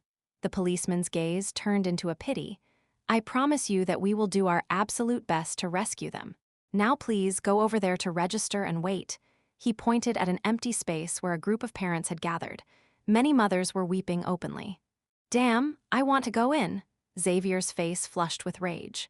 "I'm sorry, that is impossible." The policeman's expression changed. "Don't make things difficult for us." Seeing a gun's black muzzle, Xavier rolled his eyes. "Fine, I'll leave." "I'm leaving." As he slowly left and walked around the school, he arrived outside an enclosed wall. There were policemen here as well, but it wasn't as densely protected as the last area. "Okay now." Xavier deeply breathed in and emitted a serpent's hiss, suddenly becoming a shadow which rushed forward. "Stand still." "Shoot!" A cacophony of voices could be heard, as well as dangerous gunshots. However, Xavier had displayed his extraordinary power here, bending into an S as if he was a snake to dodge all the gunshots. He barely flipped over the wall into the campus, and exasperated howls sounded behind him. Jill!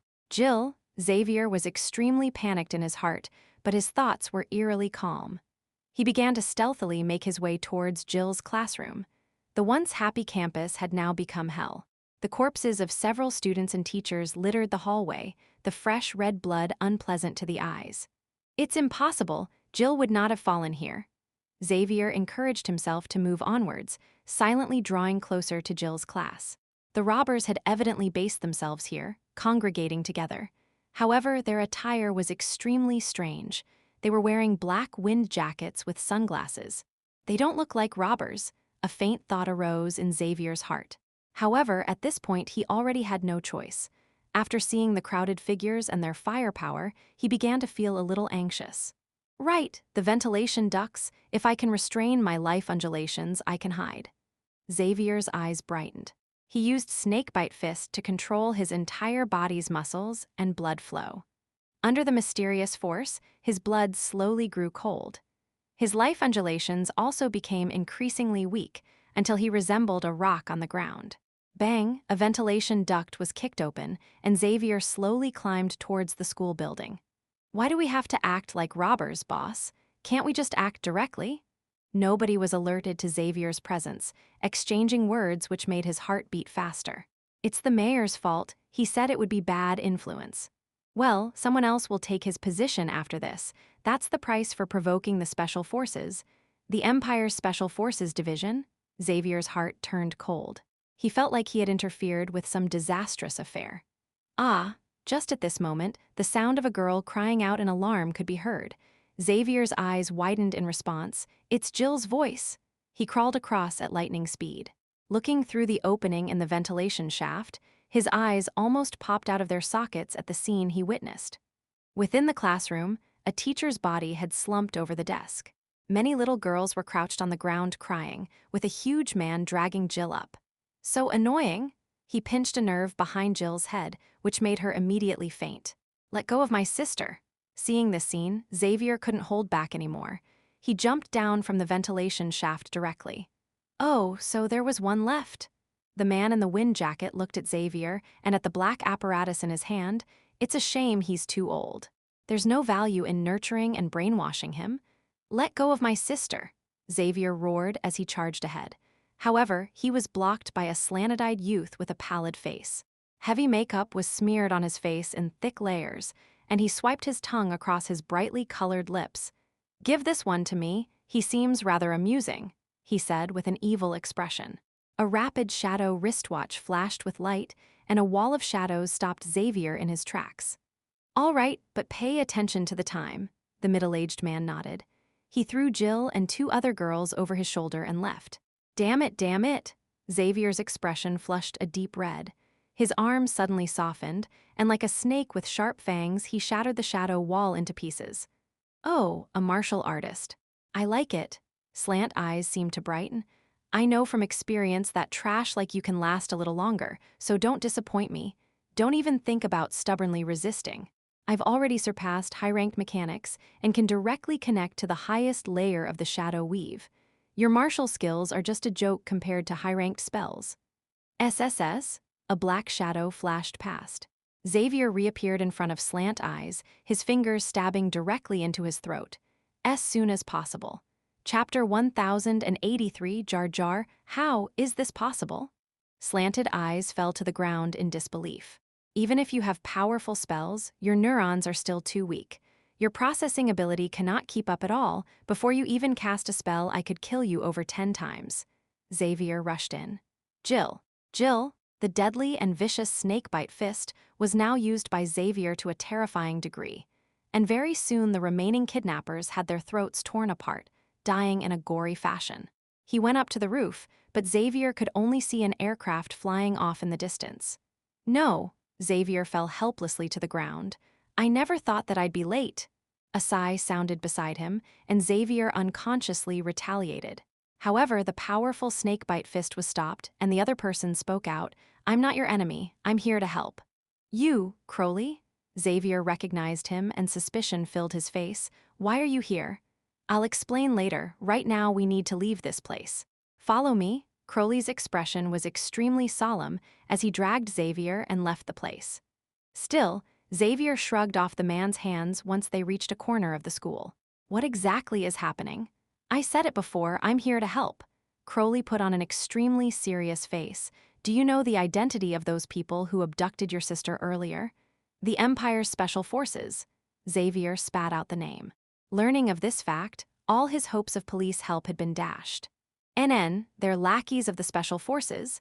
There was a tinge of hatred in Crowley's voice. Not only do rampantly kill adult bloodline carriers, they capture our children and brainwash them into becoming their own recruits. Bloodline carriers. Could it be? Xavier suddenly recalled the contents of his family's inherited book. I implicated all of you this time. You'd best give your parents a call and let them avoid all risks, Crowley said apologetically. Wait, Xavier shrugged his hands. He'd learnt too much today, causing him to feel dizzy. Who exactly are you? Why did you say you all? Wariness crept in Xavier's eyes, and every muscle of his bulged like that of a leopard about to leap on its prey. I belong to the Bloodline Alliance, an organization formed to resist the Empire. Our activities in Thousand Bears City attracted the attention of the Special Forces, Crowley said slowly. You criminal ringleader. Before Crowley could finish speaking, Xavier sent out a punch that carried the phantom of a black snake. Hiss! The same giant snake serpent appeared behind Crowley. He punched out the same way, accompanied by the hiss of an ancient snake. Xavier's fist was caught in Crowley's palm, no damage done to either part. Snakebite fist! Shock filled Xavier's face. Only a weakling will resent others and disregard the true target. Crowley let go of Xavier's hands. Your gift in practicing the snakebite fist has far exceeded my expectations. Even those so-called geniuses would not hold a candle to you. Who exactly are you? Xavier stressed each syllable. Me, I'm known as Crowley, but my name is Xanier, Daruz Xanier. Can you see the connection now? There was warmth in Crowley's eyes. Xanier, the ancestor that left us the snakebite fist. How? Doesn't that mean you're over 500 years old? Xavier's first instinct was disbelief. There are many things you don't know about the world. Don't be easily convinced of truth and lies. I don't hope for you to believe me anyway. What? Don't you want to save your sister anymore? Crowley smiled.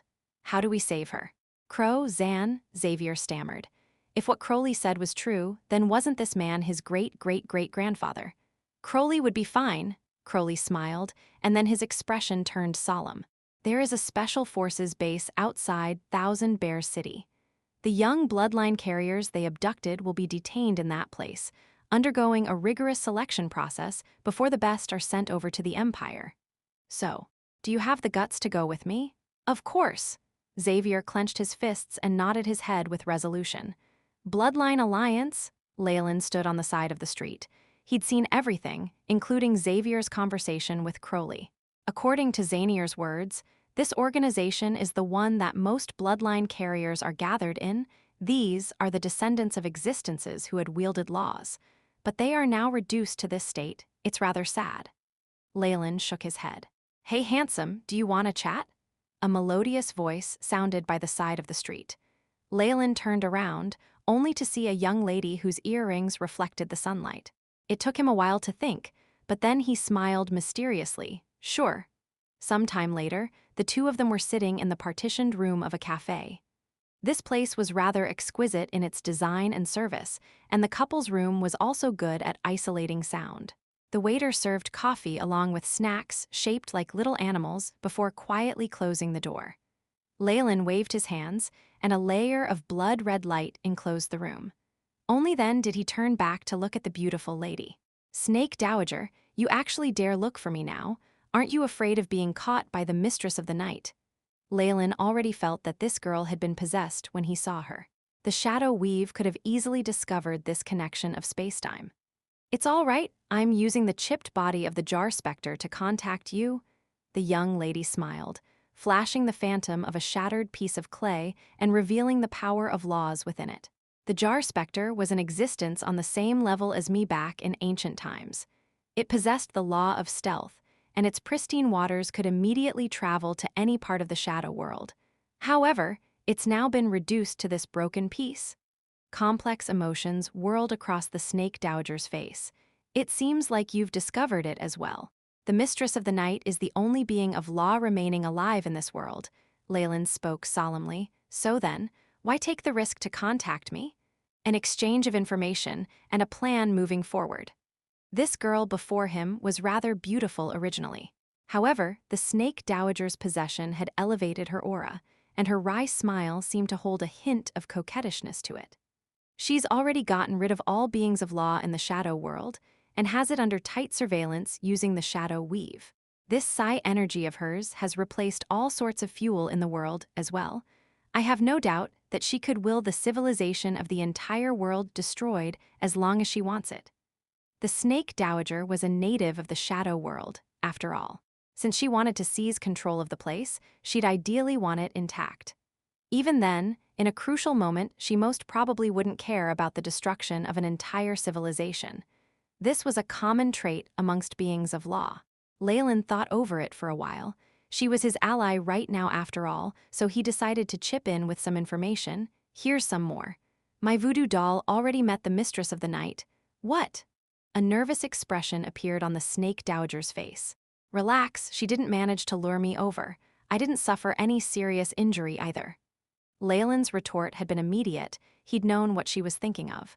My apologies, the Mistress of the Night is someone who excels at convincing people. The jar specter had been lured by her, the Snake Dowager said apologetically. That's all right, Leylin nodded his head and continued. From what I can see, I didn't meet her true body. It was just an avatar. An avatar. Then where is her true body at? This information was rather important and could determine the victory and ownership of a world. Hence the Snake Dowager pressed on. I don't know. Leylin shook his head and saw the snake dowager turning silent. He then asked, Your Excellency, what plans do you have now? I'll first rope in the strength of the bloodline carriers, and there are several other things for me to do as well. The snake dowager bit her lips and pointed her finger out, forming a strange rune in the air. This is the imprint of the jar specter. You can contact me through it any time. It can't be seen by the weave. All right. Leylin reached out his right hand, allowing this rune that looked like a jar with two ear-shaped handles to enter him through his skin.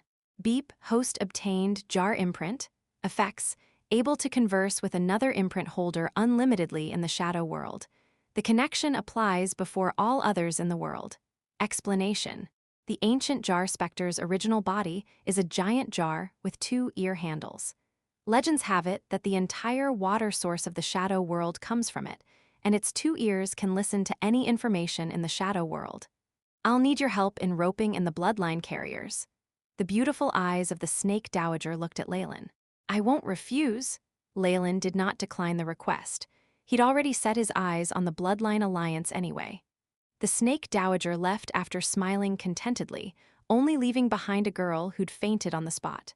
Sigh, I still need to clean up this mess, how troublesome.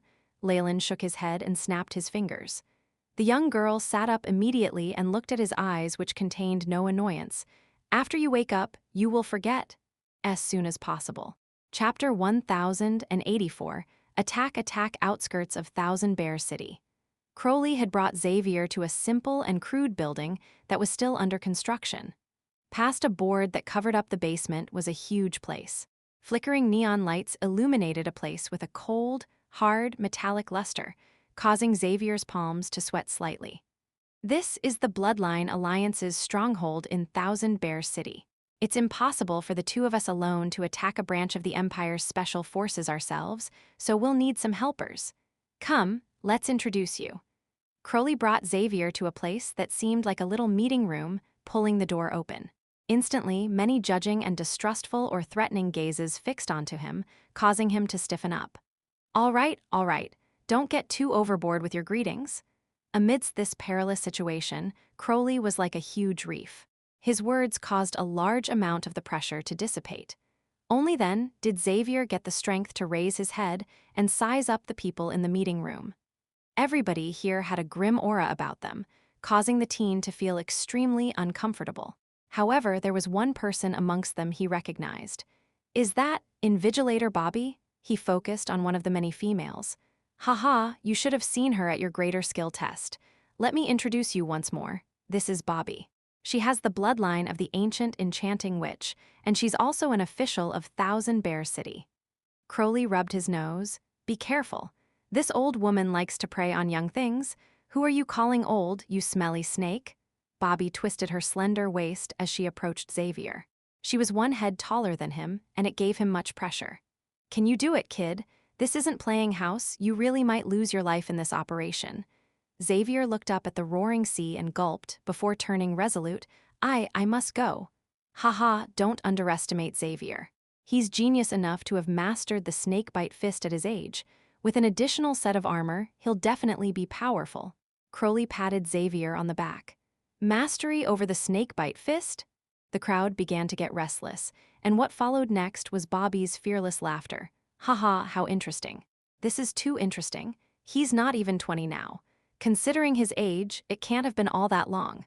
She turned her waist and sized Xavier up and down as if watching a rare animal. She then shot a glance at Crowley with her slender eyes, the challenge and disdain within them obvious. Didn't you take 200 years to do the same thing? In comparison to him, what are you? Can we not discuss this now? Crowley could only surrender to this taunt that struck at his weak spot. Xavier, on the other hand, was shocked. Is the snakebite fist that difficult? Then why could I succeed in a matter of days? He now understood that what had happened to him was something unusual. He decided to keep it a secret. It was something that could not be made known. All right, since he's gained mastery of the snakebite fist, he meets the requirements to join us. Bobby nodded and sat down. Let's continue what we were discussing. That's the kind of person she is. Try not to provoke her. Crowley awkwardly pulled Xavier to sit at a corner, no longer bringing up meeting anyone else. Based on our intel, the Empire's special forces have destroyed 4 or 5 strongholds of the resistance in Thousand Bears City. They've become more ruthless and brutal, and the number of young bloodline carriers they took away has increased. A screen flashed with many images as a young man in a wheelchair spoke. A picture of Golden Flower Primary School caused Xavier to clench his fists. We can surmise that they must have faced a huge loss of sorts recently, so they're eager to get new blood. The young man on the wheelchair lifted his glasses, full of confidence. Thanks to them, numerous organizations are now willing to pledge their loyalty to us. Of course, it's on the condition that we destroy their base in Thousand Bears City and save their relatives. What's most important is that the other side is unscrupulous, to the point that even the mayor is disgusted. We can make use of this and break off their most powerful support from authorities. Do you understand the general situation now? Prepare to move out. Bobby clapped her hands, and people left the meeting room one after another. Only Xavier, Crowley, and a few others were left behind. You don't have a weapon yet, right, kid? Come with me. Bobby placed her hands on her hips and brought Xavier to the young man seated in the wheelchair. Crowley spoke up from beside Xavier. This guy's called Genius. He's our organization's weapons and intelligence officer. Haha, did you just say I'm smart? The young man called Genius burst into laughter, seemingly full of love for himself. However, Crowley and Bobby did not say anything, obviously used to his narcissism. Xavier noticed that this man was stuck with prosthetics from the waist down.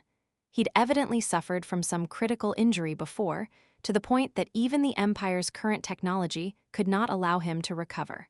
Genius maneuvered his wheelchair and arrived in front of Xavier. Speak, tell me what you want. Even if it's the newest version of Rapid Shadow, I can get it for you. I haven't tried the high-grade Rapid Shadow yet, and I haven't even passed the licensing exam. The same goes for laser weapons. Xavier scratched his head in embarrassment.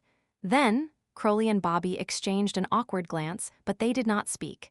Just give me armor. Xavier had made his choice after some thought. After all, his greatest advantage was the mastery of the snakebite fist. Sturdy armor would greatly raise his battle might. Just armor, don't you need anything else? How about tracking cannons? Or an external weave connection?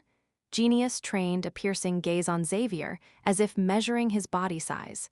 That's not necessary. All I want is something that can protect me well. The metal for my arms must be durable enough and should not affect my movements, and for my legs, it's best that. Xavier gave a broad outline of what he wanted and then looked at Genius. I've said a lot. Do you remember it all? Haha, it's no big deal. I'm Genius, remember? A projection appeared in midair as Genius patted his wheelchair, showing an outline of armor that was exactly like what Xavier had described. The only thing that matches your requirements right now is the Empire's Venom Snake armor. Thankfully, there's one stored in the base. It can be used after some modification. Genius' hands moved extremely quickly. In but tens of minutes, Xavier was able to don his armor. He waved his arm and tested the flexibility of the arms for the armor, and then entered a stance of the snakebite fist. Amazing, but of course, Genius really is a genius. He used to be from the Imperial Research Institute. Anything he alters can be sold at astronomical prices on the black market. Crowley had changed into a black windbreaker. Are you ready? Let's leave. Of course. Xavier's fists punched out, creating dazzling sparks in the air. Jill, I'm coming to save you. The members of the Bloodline Alliance moved very quickly. In just half an hour, all its fighters were surrounding a military base. That's the base of the Special Forces branch. Once the fight begins, Genius will move to break off all communication with the outer world. We'll have 15 minutes. Crowley sounded grim. Remember to be on time. Any later than that, and we'll have no other way. Once they move out from their garrison to encircle us, all of us will probably be completely decimated. 15 minutes. Xavier gazed at the base like it was a malicious beast and gritted his teeth. That's enough. Good. Well then, move out. Crowley raised an arm, and numerous black figures pounced out. In the next moment, a bright red alarm resounded in the base. Communications down. Haha, I really am a genius. Genius was in the basement of the Bloodline Alliance base, sat inside a huge machine with a silver helmet on his head. His eyes were full of an abnormal fervor. He hadn't just cut off communications. The military base's power had been taken down as well, causing the Special Forces base to quiet down. HSS. Xavier struck out with a right hand that was like a venomous snake tooth. Protected by his armor, he was like a humanoid Gundam as his fingers instantly severed the throat of an enemy. The venom snake armor weighed nearly 50 kilos, but to him it was almost weightless. Boom, boom, boom. Black figures were flung away one after the other. Xavier quickly charged out, his armored hands grabbing onto a fat, bald man. "Where's Jill? No, where are those primary school students you took today?" Although his was covered by armor, Xavier understood that he was looking quite sinister. His fierce, murderous spirit immediately caused the man to stammer. His body trembled, and a patch of wetness appeared on his pants. He'd actually lost control of his bladder. Just at this moment, a few black-clothed men charged over towards him, firing their laser weapons. The shots only left shallow marks on Xavier's armor, and in retaliation he struck them ruthlessly, causing them to crash into the wall, leaving huge depressions behind.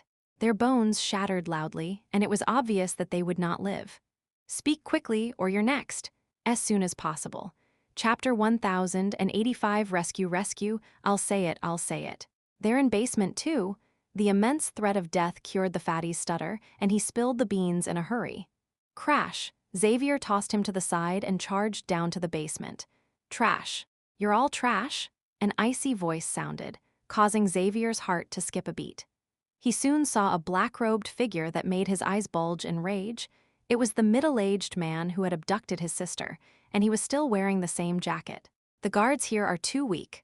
The man didn't carry any weapons on him, and the unzipped jacket flapped in the wind to reveal the perfect abdominal muscles of his body. It gave Xavier an extreme sense of danger. At the man's feet were many dead members of the Bloodline Alliance, and on his body were scars from the aftermath of an explosion. "Give me back my sister," Xavier howled. "Oh, you're that kid from before, heh? Looks like that idiot base is dead." The middle-aged man inhaled deeply. "Make sure to remember my name. I'm Wolf Fang, the one who will kill you tonight." Ow! A strong force field emanated from the man's body, making Xavier feel like he was standing helplessly before a canine on the grassy plains. Hiss, he quickly activated the snakebite fist in response, and the phantom of a black serpent appeared behind him. "Huh, interesting. I'll be able to toy with you a little while longer." Wolf Fang's eyes brightened. Boom. However, the ceiling broke apart just as Wolf Fang was about to make his move, and Crowley descended to stand in front of Xavier. "Go, I'll stop him." "Thank you." Xavier rapidly disappeared into the passage, but Crowley and Wolf Fang no longer minded him. "Kiki Crowley, one of the top 5 experts of the Bloodline Alliance. You're wanted for 15 charges of treason, a rank SSS criminal." Wolf Fang's gaze at Crowley was like nothing else existed in the world. "Javis lackey, eh? Your hands are stained with the blood of my people." A pea-sized ball of explosion radiated out from Crowley, and a fine black mist appeared to fight back against Wolf Fang's force field. A black python seemed to emerge from within the mist, its vertical eyes glaring at Wolf Fang. "Ha ha ha, interesting, quite interesting. So that kid just now was your student. Or is he a descendant?" Wolf Fang guffawed as he charged forward like a tank. The battle had begun. "What is this?" Having entered the room in the basement, Xavier was scared out of his wits at the sight he'd witnessed. Multiple giant nutrition pods littered the area, containing creatures of different species and even human beings. The humans themselves seemed to be from all age groups. However, even if these people looked normal, there was definitely something odd about them. Xavier peered through one cylinder of glass, seeing a little boy with purple skin and a pair of wings protruding from his back. It seemed to be some form of deformity. The little boy suddenly opened his eyes, his yellow pupils staring icily at Xavier. It was a look of utter despair and death. "It's alive." Darkness seemed to envelop Xavier at this instant. He'd lived his life as an ordinary citizen so far, so this was the first time the vile, dark reality was put in front of him. Seeing that there were live specimens here, Xavier suddenly got worried. Jill. Boom. He destroyed a black mechanical lock, revealing an underground basement. A putrid stench emanated from within. Jill, are you there?" Xavier opened one of the cages underground, but he only saw a few girls with unfamiliar faces. 5 minutes left. Make sure to withdraw in time." Genius sounded rather nervous through the earpiece. Several other members who'd followed Xavier exchanged looks and immediately began scouring for Jill. Xavier did not mind the actions of the members. He had only wanted to find Jill right now. Get lost! Several Special Forces members were sent flying back and died miserably as a loud serpent hissed. This place was only a branch base, and it wasn't prepared for such a relentless ambush. It probably held more administrators than soldiers, so Xavier with his armor on was like a ferocious beast that swept away everything in his path. Underground room number 2, he kicked open a metal door and saw several girls crouching in the corner. All of them wore the uniform of Golden Flower Primary School. Jill, Jill, Xavier howled, but there was no response. Not here too, what's happening? He forcefully picked up a researcher in a white lab coat, the strength in his wrist causing the man's face to turn red. Cough, cough, the kids from Golden Flower Primary School that were captured today are here. The researcher's face turned purple as he uttered several more words. However, some special specimens were just taken away, en route to headquarters. Cough, I told you everything I know, please spare me. Damn it! Xavier's eyes turned red, and he crushed the man's throat without much effort. Bang! The corpse fell lifelessly to the ground. Xavier then waved his hands and sent the little children running out of the room. Right now, he could only walk around aimlessly in the underground base. Enemy troops will arrive in 1 minute. Evacuate immediately. Genius' voice sounded once again. He was extremely exasperated now, but Xavier seemed not to hear anything he was saying. What are you doing, you idiot? Bang. A fist struck Xavier's face, causing him to be embedded into the wall that had crumbled partially, but it had turned him clear-headed. Here, Jill, not here.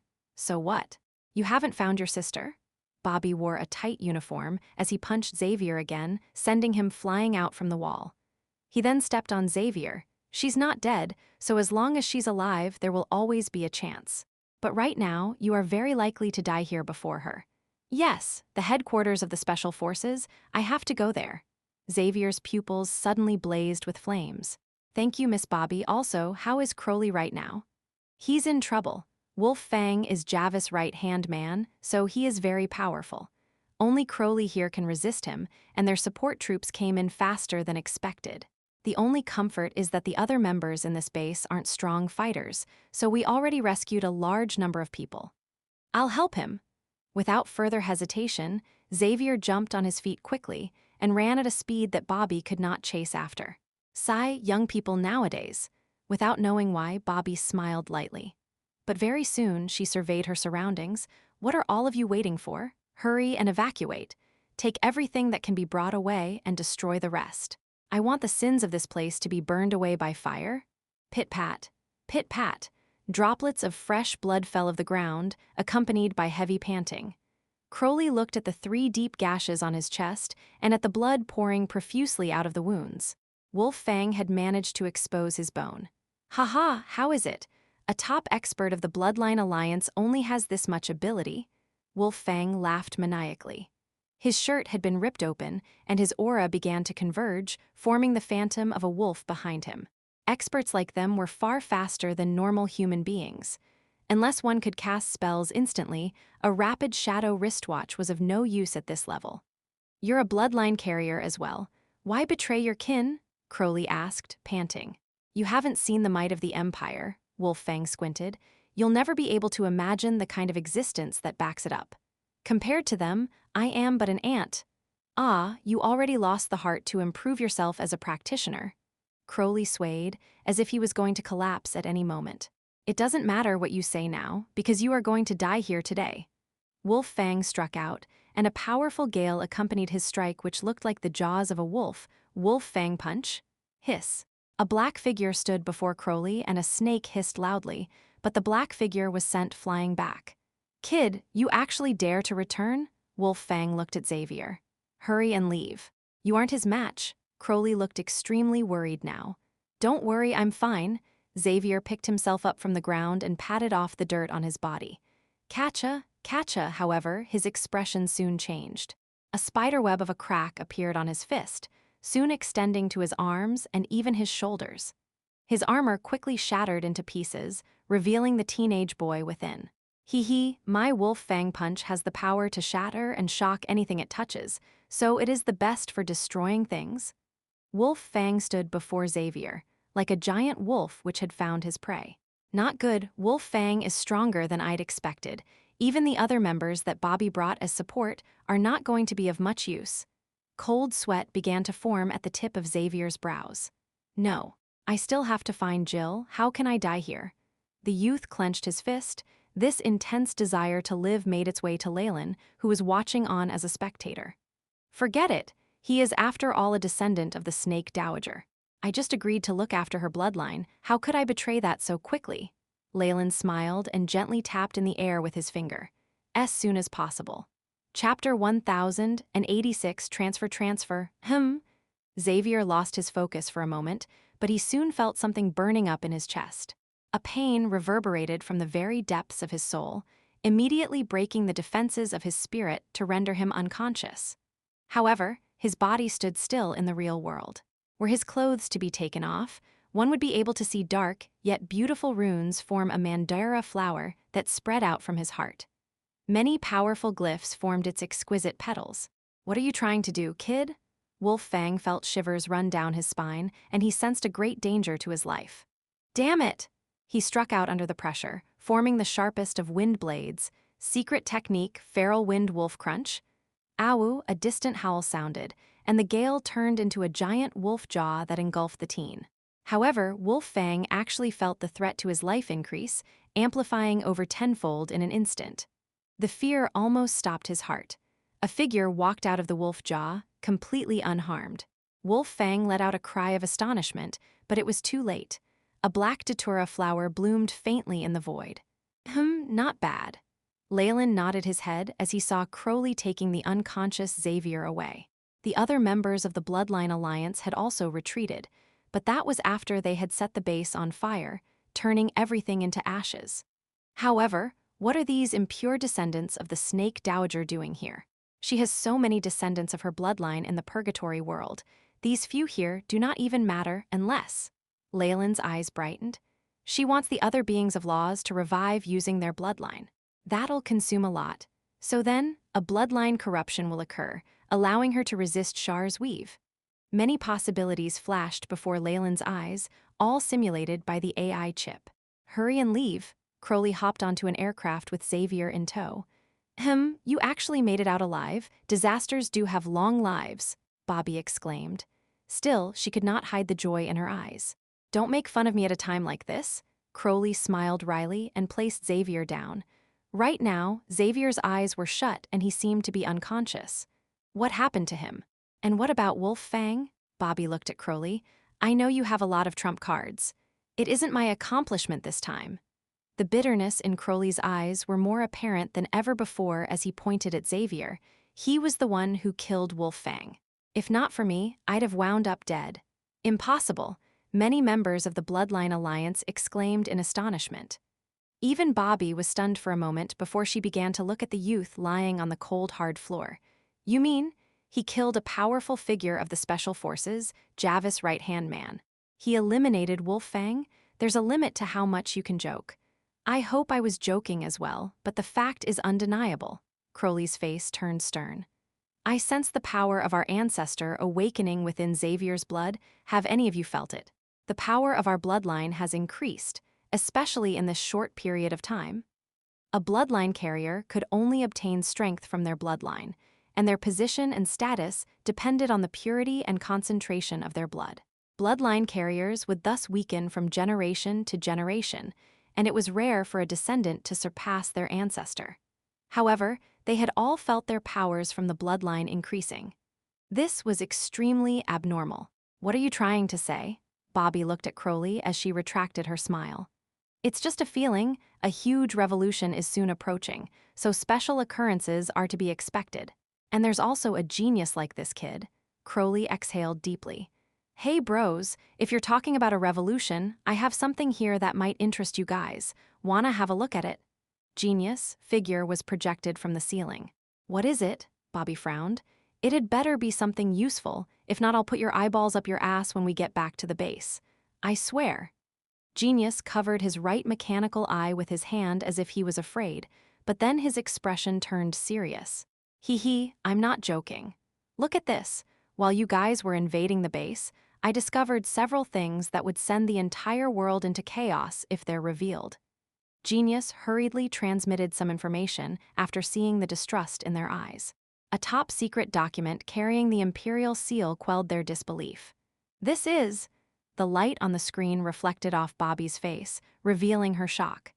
It seems like we need to make a trip to the eastern seas before heading for Carolyn and the headquarters of the Special Forces, Crowley said slowly, extremely solemn. A giant propeller, along with the chatter of multiple people, combined with the noises of shifting items, shocked Xavier out of his sleep. Only then did the feeling of a devil possessing his body disappear. Where is this? Xavier asked blankly.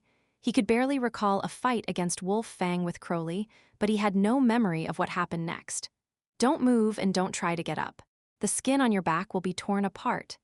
Genius turned around his wheelchair, patting the healing pod Xavier was in. How is it?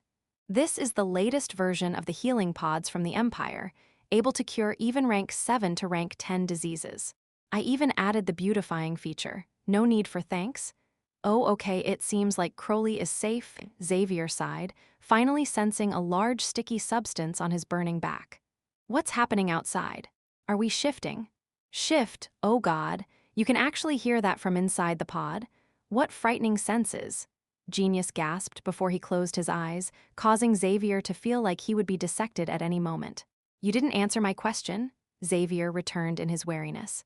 Oh, yes, we're shifting bases. We've given up on this one. After all, nobody can launch an open attack on the Empire without suffering repercussions. Genius shrugged his shoulders. Still, it's not really a problem. The Bloodline Alliance has many bases, from the icy north to the extreme south and the eastern seas. Our men cover the entire continent, so losing 1 or 2 bases is no big deal. Xavier felt the rich and overbearing outlook of the Bloodline Alliance from Genius' words. However, this was perfectly normal. Bloodline carriers possessed extraordinary power, able to achieve great things no matter where they went. Generations of existence had allowed some bloodline families to amass a huge fortune. Even with the establishment of the Empire causing the power and outreach of bloodline families to dwindle, they still possessed astounding might. Although it was extremely difficult to openly resist them, creating a dark organization and growing in strength was no problem. Oh right, I need to go to Carolyn. Jill's been taken there. Xavier's expression suddenly changed, and he struggled to get up. Just that movement caused excruciating pain to travel down his back, having him wince from the pain. Cold sweat dripped down his body. Relax, calm down. You know how much effort it took to rescue you? Genius' long fingers hurriedly moved on the keyboard, but he still had the time to chat with Xavier. However, you are also rather good, huh? You killed Wolf Fang, but only suffered 40% damage to his body. It's not a big deal. What? I killed Wolf Fang? Xavier's eyes went wide open before he looked at his own chest. The white skin there was filled with the energy of life, and there were no longer any signs of runes on it. The Datura flower had disappeared. Did I really do it? Xavier muttered, feeling a new force of energy inside his body, abyssal, cold, and fearsome with an imposing aura. The energy allowed Xavier to recover very quickly. It made him confident that he could recover in a few days even without this healing pod. No matter what, I still have to go to Carolyn, the youth said resolutely. With his strength growing, his confidence in saving his sister grew as well. All right, I didn't say we weren't going. We plan to visit a few bases nearby before heading for the capital, Genius said immediately, fearing that Xavier would worry unnecessarily. You can go have a look in the capital first, but it'll have to be in disguise. Don't act on impulse. Crowley walked in, dressed in a black coat. It's nice that I managed to see you awake before I leave. Huh, you're leaving? Xavier was shocked, staring at this person who claimed to be an ancestor of his. He had to admit that unknowingly, Crowley had become a fatherly figure that he had grown to rely on, as soon as possible. Chapter 1087, Stone Tablet, put bluntly, Crowley was Xavier's only connection in the Bloodline Alliance. In fact, Xavier himself didn't feel like a proper member yet, still unclear on the motives and principles guiding this organization. His only hope had been to borrow Crowley's strength to help rescue his sister, but Crowley was now leaving. How would he be able to ask for assistance from the Bloodline Alliance and gather intelligence for his mission, even deploy troops to rescue Jill? But why? Jill is also your... Xavier gritted his teeth. Because there's something even more important for me to do. There was a look of determination on Crowley's face. Don't worry, I entrusted Jill's rescue to Bobby. Follow her advice in the future. You're leaving just like that? On the aircraft runway, Bobby looked at Crowley, who was geared in full body armor. A finger was twirling her hair behind her ears, and she seemed lonely and uneasy.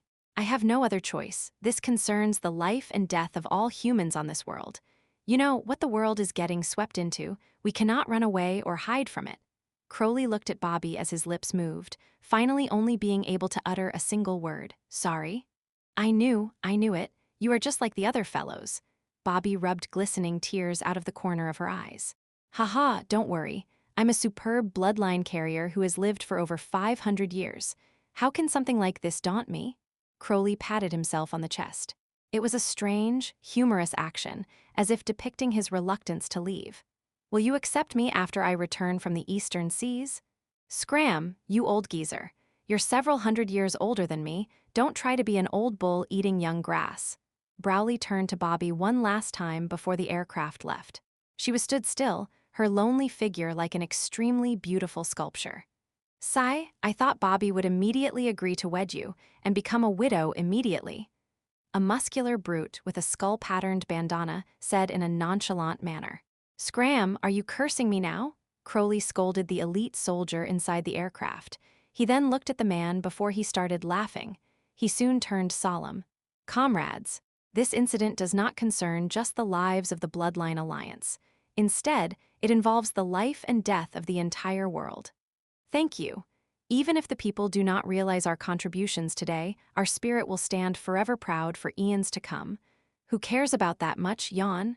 A doll-like girl yawned, revealing a cute pair of canine teeth. There seemed to be even some blood on her crowns. No matter what, we must destroy the Empire's wishes at all cost. Isn't that what we've been doing all along? Many people agreed with the girl's words. If that's the case, Crowley cleared his throat, let me introduce you to one of the Empire's secret plans in the Eastern Seas, codenamed Project X. Keep in mind that this matter is of utmost importance, not something the Bloodline Alliance can handle alone.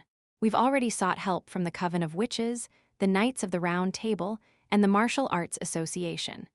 Crowley's words caused the rest of them to sink into silence.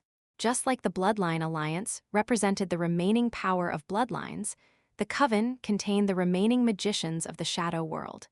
The other two groups also represented the inheritances of different fighting styles. Put plainly, they were the remaining underground forces in the Empire. What was the Empire planning that these four forces had to come together to fight it? The people in the aircraft soon turned silent as they listened to Crowley speak. The more he said, the more serious they became, and the worse the shadows on their faces turned.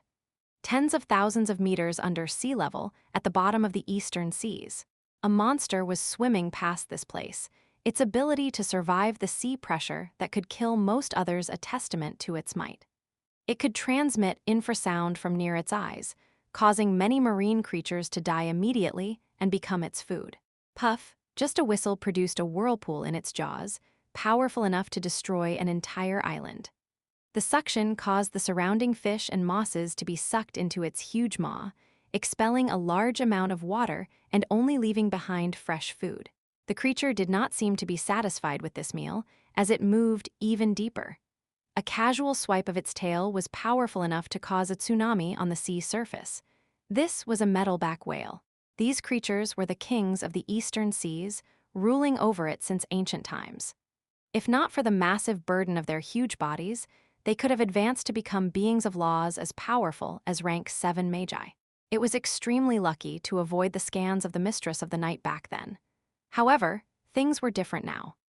The various cities near the Eastern Seas had passed down legends of a sea devil king through the generations, and the advancement of science had managed to reveal the metalback whale's weakness. Rumble, a psi-energy submarine appeared here, larger than even the whale.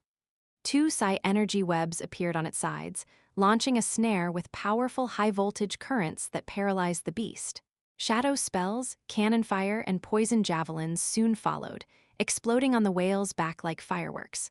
Woo! The metalback whale howled with anger as its massive body writhed in pain.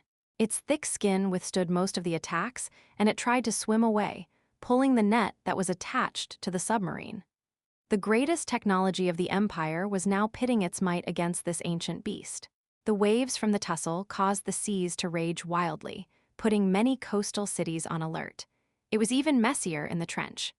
A little girl that was as beautiful as an orchid stood alone on the submarine's command deck that seemed like a battleship, loneliness apparent in her eyes. Several white-haired old men in the uniform of the Imperial Navy looked at the whale on the large screen before reporting respectfully. "Princess, the force field reports on the beast are here. The submarine's psi energy reserves are at 82%. If we have another 5 minutes, we'll be able to completely analyze it and activate a counter force field." If the outside world knew of this girl's identity, they would definitely be shocked. She was a member of the royal family here in secret, commanding the Navy in an attempt to capture an ancient beast. "Do what you must." The princess waved her hands, her voice as melodious as a skylark. Moments later, the metalback whale's force field was broken, and blood spurted from its body. A dozen members of the Special Forces managed to deal fatal damage to the whale using their rapid shadows, employing legendary spells. "Dawn is ready," a general reported in a shaky voice. "Fire!" The princess waved her hand. "BZZT." The shadow weave within the eastern seas whistled loudly, its energy surging into the psi energy submarine. Everyone in the region felt their rapid shadows fail for a few minutes, jamming up the company's customer service hotline afterwards. All of this energy from the shadow weave combined with the psi energy of the submarine to devastating effect. A beam of light that seemed to be able to split the earth in half pierced through the whale's massive figure with a speed faster than light, before piercing through the surface of the sea and through the skies. Everyone in the Empire was able to see this beam of light, and it even attracted the interest of astrologers. "Long live the Empire! Oh, great Empire!" The screen showed the metalback whale devoid of all life, its aura weakening. The troops and officers all cheered in victory as the corpse began to sink deeper into the ocean. "This is the strongest power of the Empire. I wonder if it can," the princess muttered before sending another command. "Begin preparations to dive and salvage the loot. All mutants are to be dispatched." This order was carried out meticulously. Evidently, the imperial family had a stronger hold over its citizens than most people thought. They were extremely concealed in the shadows, and their reach was extremely expansive. The innards of the metalback whale were like a small world with its own ecosystem. Many marine creatures lived inside its body. However, after this sweep of the Empire's troops, none of the marine creatures met a good end. To put it in other words, after the metalback whale died, their fate was already decided. "I've found it." As the information was passed down, a scene appeared on the screen. Inside that whale's body was a large island, floating amidst the creature's gastric juices. On the island was a black stone tablet, and the mottled words written on it depicted traces of history long forgotten. "As soon as possible." Chapter 1088 Project, eons ago, the snake dowager who came from the rivers of Sanner governed the world. All beings and various kingdoms of bloodlines thrived and flourished under her rule.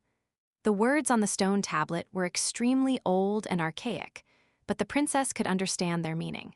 The information wasn't conveyed by sight or conversation, but through another medium entirely. Still, this wasn't the most important bit of information. The center of the tablet recorded a monumental change in history, until one day, when the mistress of the night arrived. She ousted the snake dowager, destroying the rule of bloodlines. She established an empire atop corpses, shifting behind the scenes to control the empire into fulfilling an unknown desire. Anyone from the imperial family would fly into a rage at the blasphemy and untruths in this tablet. This princess, however, had a strange expression on her face. It was a mix of joy and anticipation, perplexment and fear, a mismatch of various complicated feelings. The newly built empire had obtained glory, and the light of civilization shone brighter than the stars.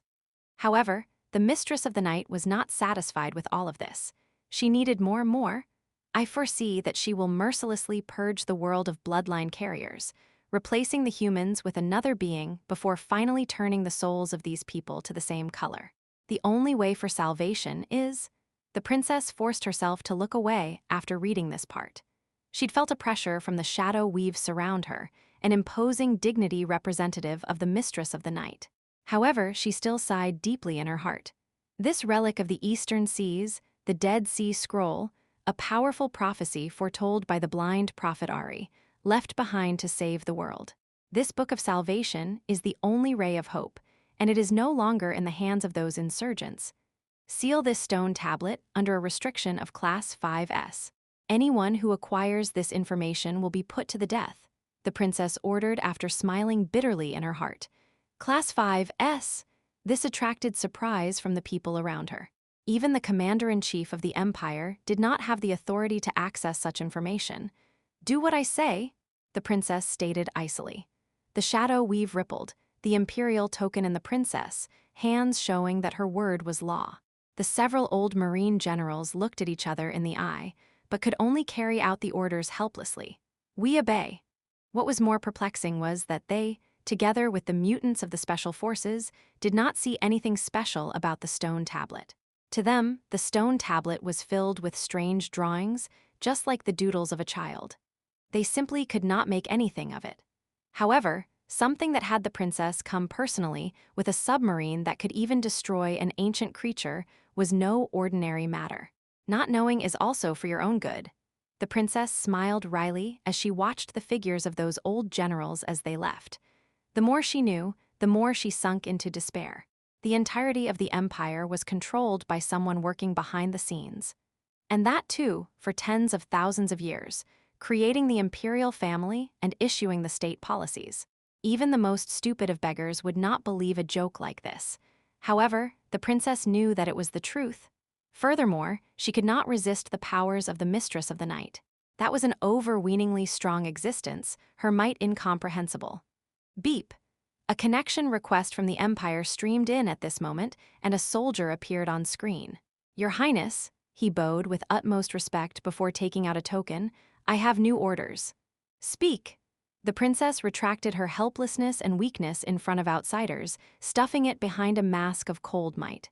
Urgent command, the submarine has been recalled, along with the loot from the mission. The rest of you need to head towards the demonic islands, killing the insurgents gathered there. What happened? Tell me clearly. The princess knew that even without the prowess of this battleship, her subordinates would hold the upper hand against those rebels. However, she'd never think that the emperor would pass such a pressing decree. We have just received news that our research facility in the Eastern Seas has been breached. What? Are you kidding? There are garrison troops protecting that area? The princess's brows furrowed. Positive. The troops around the area have perished.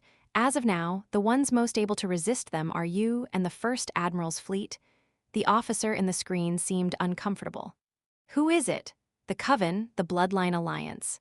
Or is it the Martial Arts Association? The princess frowned and immediately stated the names of the largest rebel groups. Everyone, even the Knights of the Round Table. They've even ignored civilian casualties, using powerful weapons of mass destruction. They seem to be determined. They've discovered it, huh? The princess bit on her lip. She knew the kind of research undertaken in the Eastern Sea facility, and the content within could never be made public. I'll go right away. The princess did not back down, agreeing immediately.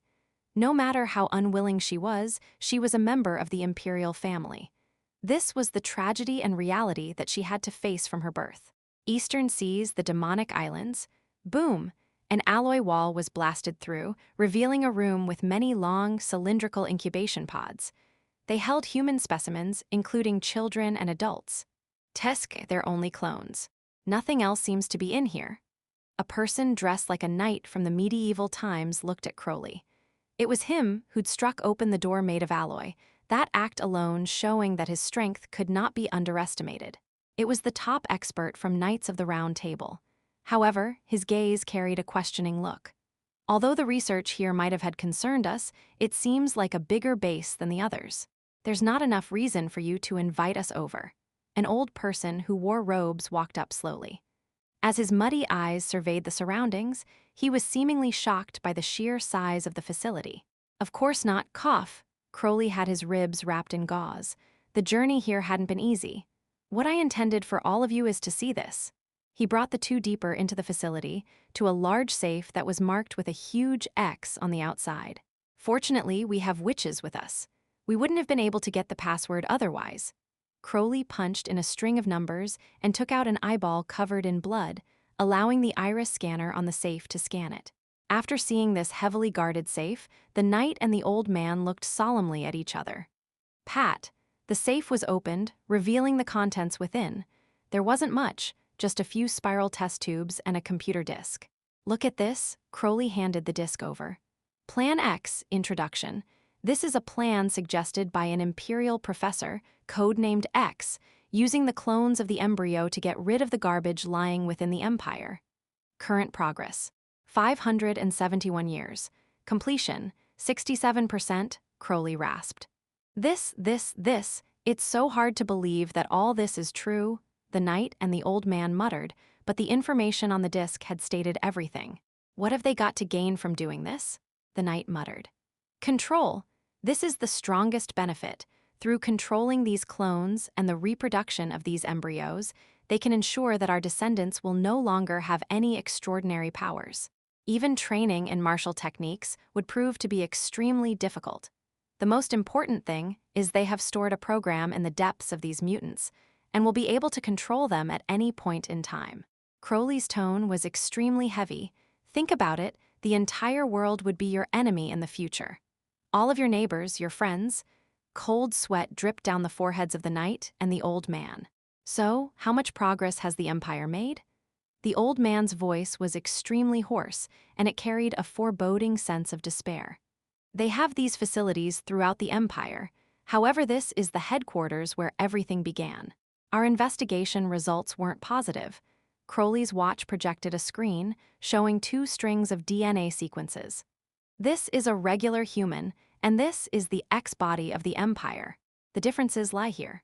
As Crowley enlarged the image, a rune labeled as X appeared in the charts. This is a failsafe plan the Empire put in secretly.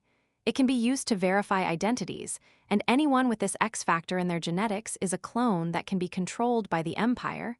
Crowley's voice grew soft. The control and contamination of this gene is extremely powerful. If an ordinary human mates with a cloned X body, it'll only need 2 generations for their descendants to possess the X gene in their bodies as well. Haha, so you're saying that there are people like that who exist even amongst us now? The knight laughed so hard he teared up. You're saying my family, and even myself, might be the production and spawn of these clones. One day we will turn crazy and turn into machines that can be controlled by the Empire, even slaying our own family and friends? My apologies, but what I speak of is the truth. We have already discovered several members of the Bloodline Alliance. With these genes, Crowley bowed. However, this control on their subconscious is not strong enough. The right amount of resolution or a powerful bloodline can still help suppress it. As soon as possible. Chapter 1089 Confrontation. I'm sorry, Mr. Crowley. Your beautiful dreams are about to be ruined. A witch in crimson-red robes strolled over, an ancient tome clutched in her hands. Witch Maya, Crowley bowed reverently. This charming lady was in existence who was even older than him, the head of the Coven of Witches. In truth, without her support and her assistance, their breach of demonic islands would not have gone so smoothly. This truly is a demon island. Our opponent is in existence who is infinitely more evil, Witch Maya muttered under her breath. What does your excellency mean? Crowley scratched his head in thought. Project X involves controlling the body. Have you ever heard of the Tree of Life project? Tree of Life? What's that? The knight and the old fellow felt that they would have a mental breakdown. This is the Empire's most top-secret plan, on the same level as the X research. The witch's first sentence made the others breathe in sharply. Project X was already this terrifying. How much more evil would this Tree of Life project be? This project is a medium to connect the shadow weave to regular human beings directly. Witch Maya looked at everyone present. The final goal of the Empire is to implant the shadow weave directly into all humans, making their consciousness one with the weave and eliminating the unnecessary steps. This will form an extraordinary human, control everyone's mind through the weave. Crowley was stumped for a moment, because he knew that the rapid shadow of today was such a universal object. Cold sweat formed again on his body. Yes, Project X is to remodel the human body, and the Tree of Life project is to remodel the mind. Once their plan succeeds, the entire empire will become one being. Furthermore, as long as they wish, any civilian would immediately become a powerful assassin. The citizens will turn into the most elite, indomitable army. Maya's voice was still as calm as ever. No one knew how much she had sacrificed to obtain this piece of information. This, how much, what have? Crowley and the others present all possessed extraordinary ability. Nothing was more unbearable to them than having their bodies and minds taken away. Insanity, madness, this world is going berserk. The old man from the Martial Arts Association mumbled. Crowley was genuinely concerned that he would face a mental breakdown soon as well. We have to defeat them and overthrow the Empire's rule. The knight swung his sword downwards, forming a huge trench on the alloy floor. We need more members and to form a larger alliance. I believe that many will wish to join us once these projects are leaked, Crowley hurriedly suggested. Suddenly, Maya spoke. I see the omen of death on your faces. Would you please clear up our doubts, Your Excellency? Crowley asked in earnest. Maya's eyes turned white as she screamed in an ear-piercing tone, everything that you are doing will surmount to nothing. You will never be able to overthrow the Empire, much less the existence that stands behind unless you can find the Book of Salvation left behind by Ari. It's a prophecy. Crowley's eyes lighted. We still have a chance. No. Suddenly, Maya let out a cry of anguish and collapsed to the ground. Your Excellency, Your Excellency. Crowley hurriedly went forward, but he discovered that her life force was declining rapidly. The Book of Salvation is already gone. I see blood and flames of destruction in the future. Maya grasped onto Crowley's robes as white bubbles frothed from her mouth, before she started to spurt blood. Wait, let me heal you, Crowley fumbled. No, it's too late, listen carefully. Crowley could only stop his movements due to the powerful strength from the witch's clutch. I see it, that shadow, and the return of the primordial ruler, Great Serpent. Suddenly, Maya's body jerked, and there was no life left in her. Witch Maya, Crowley was flabbergasted. He would not believe that the leader of the witches, the pillar of the rebellion who had lived much longer than him, had just perished like this. However, although he was in denial, the cold, lifeless body that suddenly seemed extremely old confirmed the fact. Rumor has it that a prophecy exceeding one's strength will sap away a witch's life force. Maya's drunk from the river of life before, and her bloodline would give her at least 1,000 more years of life. The old man from the Martial Arts Association mumbled. How powerful is that existence that someone as long-lived as Maya would die just like that? The knight shivered in his armor. He stood in front of the corpse, giving the witch a knight's salute. Witch Maya, although you have come to pass, the flames of resistance will never be quelled. Let us inherit your dying wishes and stop this evil empire. Crowley clenched his fist. Right, Project X and the Tree of Life project. The Empire must never succeed. If they manage to rule this world completely, we'll all be eradicated immediately. There's no need to wait until then, an icy voice sounded out. A sharp blade appeared from the shadows and pierced the Martial Arts Association head immediately in the chest. Blood splattered as the voice's owner revealed himself, a man dressed in military uniform. The chief of special forces, the largest lackey of the Empire, Javis. Crowley gritted his teeth and looked at this person who came. He wanted so much to tear Javis' body to shreds with just his gaze. Officer, enemy ambush. The Navy and the Special Forces, they're extremely powerful. Beep, beep. A flustered voice sounded on the transmitter on Crowley's collar, but it disconnected very soon. The sender had most likely been killed. You're extremely lucky. We are killing you under the orders of the Princess of the Empire. So much glory, isn't it? A sick, maniacal laughter came from Javis. Suddenly, Javis darted backwards and avoided a powerful fist. Tian Can, you damned geezer of the Martial Arts Association. Not bad, you were able to dodge my shadow pierce. Javis snorted, looking at the old man with a blade in his chest seeming fine. I've mastered the source of chi, my body holds no weaknesses. Tian patted his chest, a small glow appearing from within to mend the hole. I knew you wouldn't die this easily, old man, the knight called out excitedly. Yeah, Steel Man of Knights of the Round Table, Tian of the Martial Artists Association, and also Crowley of the Bloodline Alliance. You guys are all criminals with a large bounty on your heads. Explosions rang out continuously, and it seemed like the Empire's forces were slowly approaching the area. What was more terrifying was that at least a dozen members of the Special Forces had already entered this area stealthily. Intense fights broke out everywhere. Javis, don't be delusional. Do you know of the Empire's projects? X and the Tree of Life? Even you yourself will be sacrificed in the future. Crowley tried to persuade him again. These matters, I knew of them long ago. Suddenly, Javis' eyes turned bloodshot. Massacre Domain. A blood-red force field with a suppressive aura was emanated, engulfing Crowley and the other two leaders. I am different from you guys. I will be able to obtain eternal life once my consciousness is merged into the clone right now. It's time to rid of useless trash. Javis wrapped himself inside a black shadow. A mountainous beast charged out towards them from behind him, breaking the limits of speed and strength. Crazy? This person has gone crazy. These were the thoughts Steel Man conveyed to Crowley when their gazes met. Leave him to this old man. The two of you should hurry to support out elites on the outside. Bang. Boom. Tian walked forward with both arms behind him. He blocked the path of the beast quickly but calmly. I have never fully unleashed source of chi. I can finally do it today, Tian muttered, as a violent gale of an aura burst forth from within his body. It was almost as powerful as Javis' skill earlier. Catcha. The clothes on his body were ripped into shreds as his muscles bulged. The veins on his body seemed like fat, squirming earthworms. In just the blink of an eye, this old man had turned from a skinny figure into a 3-meter-tall giant with murky green skin. Roar, the giant stretched both of his hands, deflecting the claws of the black beast. The two entered a deadlock, causing the area to tremble violently. Hurry and leave, young men. I'll leave saving the world to you. Crowley and Steel Man were enveloped in a warm gust of chi, sent outside the massacre domain. The words of the old man still rang in their ears.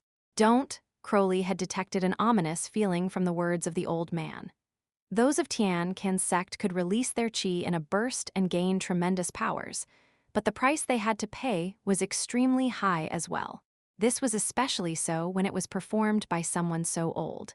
Crowley immediately thought of Maya. Didn't she too expend all of her life force before she died? What's more, I may look young on the outside, but I've lived for over 300 years already. I should be the one to sacrifice myself, damn it. Crowley clenched his fist as blood dripped down from his palms. Hey, don't let Tian's sacrifice go to vain. The situation outside is even worse. Steel Man pointed ahead. Those outside were still stuck fighting. Crowley could see many of the Empire's elite troops covering the surroundings, carrying the Imperial banner. As soon as possible. Chapter 1090 Meeting. The members of the Imperial family are here indeed. They even brought the personal bodyguards of the Imperial family. Crowley thought of the information gathered by the Bloodline Alliance. The Imperial family of the Shadow Empire usually kept a low profile, but the strength that they had hidden was extremely powerful. Their personal bodyguards could cast shadow spells instantly, and amongst them were many mutants and bloodline carriers. We're in danger today. The two of us could even die here. Are you afraid now? Crowley looked at Steel Man. Haha, cowardice does not exist in the commandments of a knight. Steel Man's answer was extremely heroic. A layer of white light glowed on his armor, forming a second layer of defense. Flames began to burn on the knight's sword. Faced with such a perilous situation, Steel Man had evidently used a secret technique. Then, let's begin to break through the encirclement. Crowley ripped open his coat, revealing a scar-ridden upper body. The tattoo of a serpent came alive on his back. Unseal, Crowley shouted, and the giant serpent was awakened. It opened its scarlet eyes and spat its forked tongue out, hissing loudly. Kill. The both of them were like raging dragons as they roared, charging into the incoming troops. Days later, on an island. Cough! Crowley opened his eyes, spitting out the fine sand in his mouth. Listlessness soon turned to concentration. How did I end up here? Right, we were in the research facility. The Empire's backup troops and Imperial bodyguards, Steel Man, what a pity. Even Crowley would not be able to survive such an onslaught. Hence, after discovering that he had not died nor been taken prisoner, he was extremely perplexed. "Are you awake?" An extremely enchanting voice sounded out beside him. Crowley turned towards it, and his throat immediately turned dry. His heart began to beat faster as well. It was a lady in a black gown. Her appearance was only average, but it carried a powerful, intoxicating attraction. What surprised Crowley even more was the feeling of closeness he had, a reverence that almost had him kneeling and kissing the soil her feet had trod on. "May we speak for a moment, sir?" A lady dressed in uniform stood before Leylin in Thousand Bears City, waving her pass in front of him. The badge was representative of the Empire's dignity and power as it shone in the crowd. Passers-by avoided the both of them, and some of them even looked at Leylin from a distance with schadenfreude. Anyone who had angered the department this young lady was from would meet with a miserable end in the Empire. "I didn't know. I'm rather popular now, huh? Follow me." Leylin smiled and rubbed his nose before moving into a cafe. He had no intention of being aware that he was treated like a suspect. What made the onlookers flabbergasted was that this policewoman did not hesitate and followed him, even carrying a warm and gentle smile on her face. Tusk. Were they role-playing? What audacity.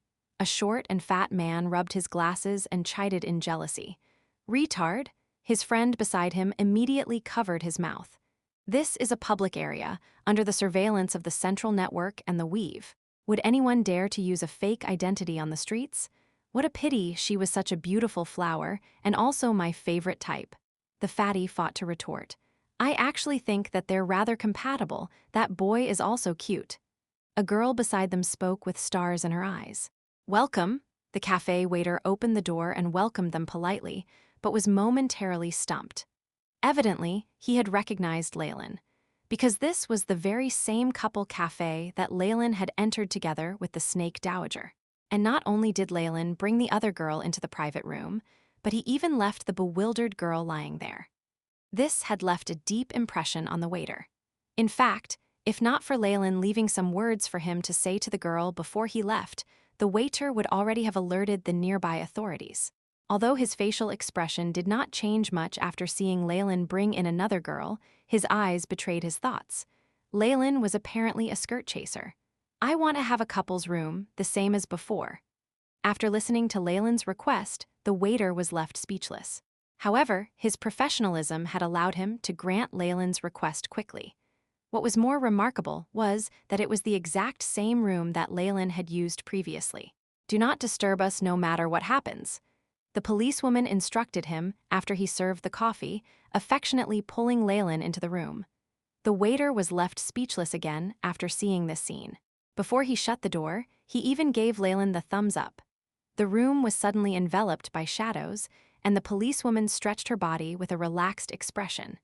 Just that movement alone caused her aura to change drastically. Her face grew even more exquisite than before, and a pair of watery eyes seemed to speak a language of their own. "We meet again, Shar," Leylin sighed, looking at the young lady that had changed from head to toe.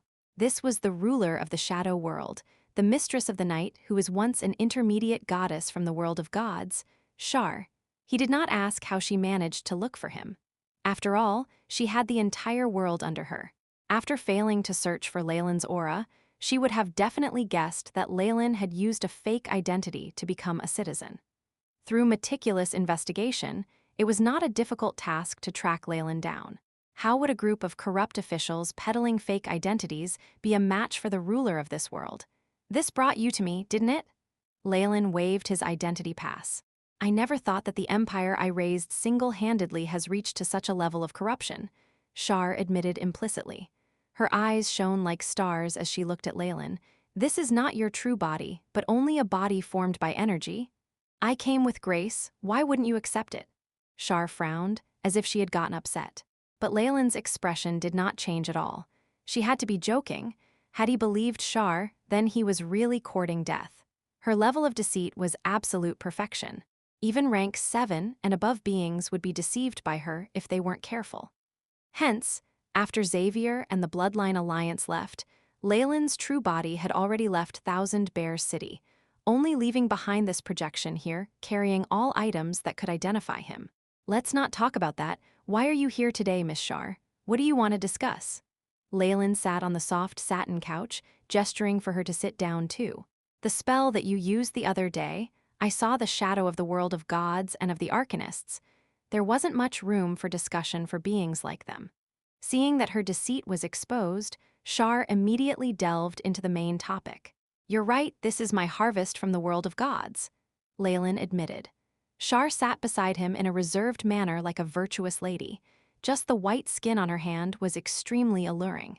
After hearing Leylin's reply, Shar's face changed for the worse, seemingly affected by his words. It was apparent that the fatal strike had left fear in her heart, and she felt extremely uncomfortable. However, Leylin did not mind it at all. He actually used a more unbridled stare and observed this female goddess in front of him. He had to admit that Shar's body was extremely gorgeous, especially that strange temper of hers that added a layer of wildness. Many males would want to subdue her. Moreover, he'd showed this trump card to Shar on purpose, using it as a deterrence that would allow him to gain the upper hand in the discussion. It was like a country which possessed nuclear weapons speaking to one without. This confidence and dignity caused Shar's expression to change. I caught a whiff of the Snake Dowager's aura. You have met her before, in this place. Shar digressed, looking at the place where the Snake Dowager once sat. Yes, we're allies. It's necessary to convey information and news.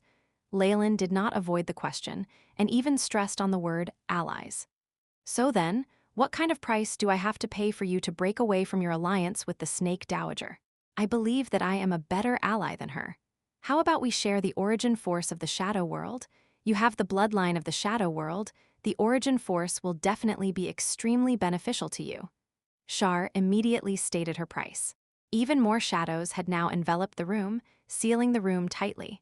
Leylin had even sensed a seal from the world's origin force. Shar was being extremely careful. After having a great chat of over 2 hours, Leylin left the cafe under the envious gaze of the waiter. Break the alliance I have with the Snake Dowager. Leylin shook his head. He had signed a bloodline pact with her, and Dreamscape itself bore witness to it. Although his nightmare-absorbing physique was perfected, his powers would definitely reduce if he went back on his words. It was something that Leylin did not wish to see right now. So, the best way is for Snake Dowager to relinquish her rule as well. After all, I am a peace lover. Leylin Shameless gave himself a righteous tag to his name. As soon as possible.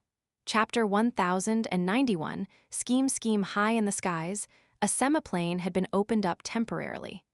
Leylin's main body opened his eyes within, seeing the mark of a two-eared jar in front. A trace of laws burst forth, activating the imprint.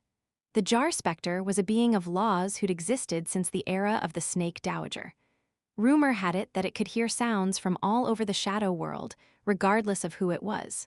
The Snake Dowager had made use of this fact, collecting its body's fragments and turning them into imprints that could be used for secure communication.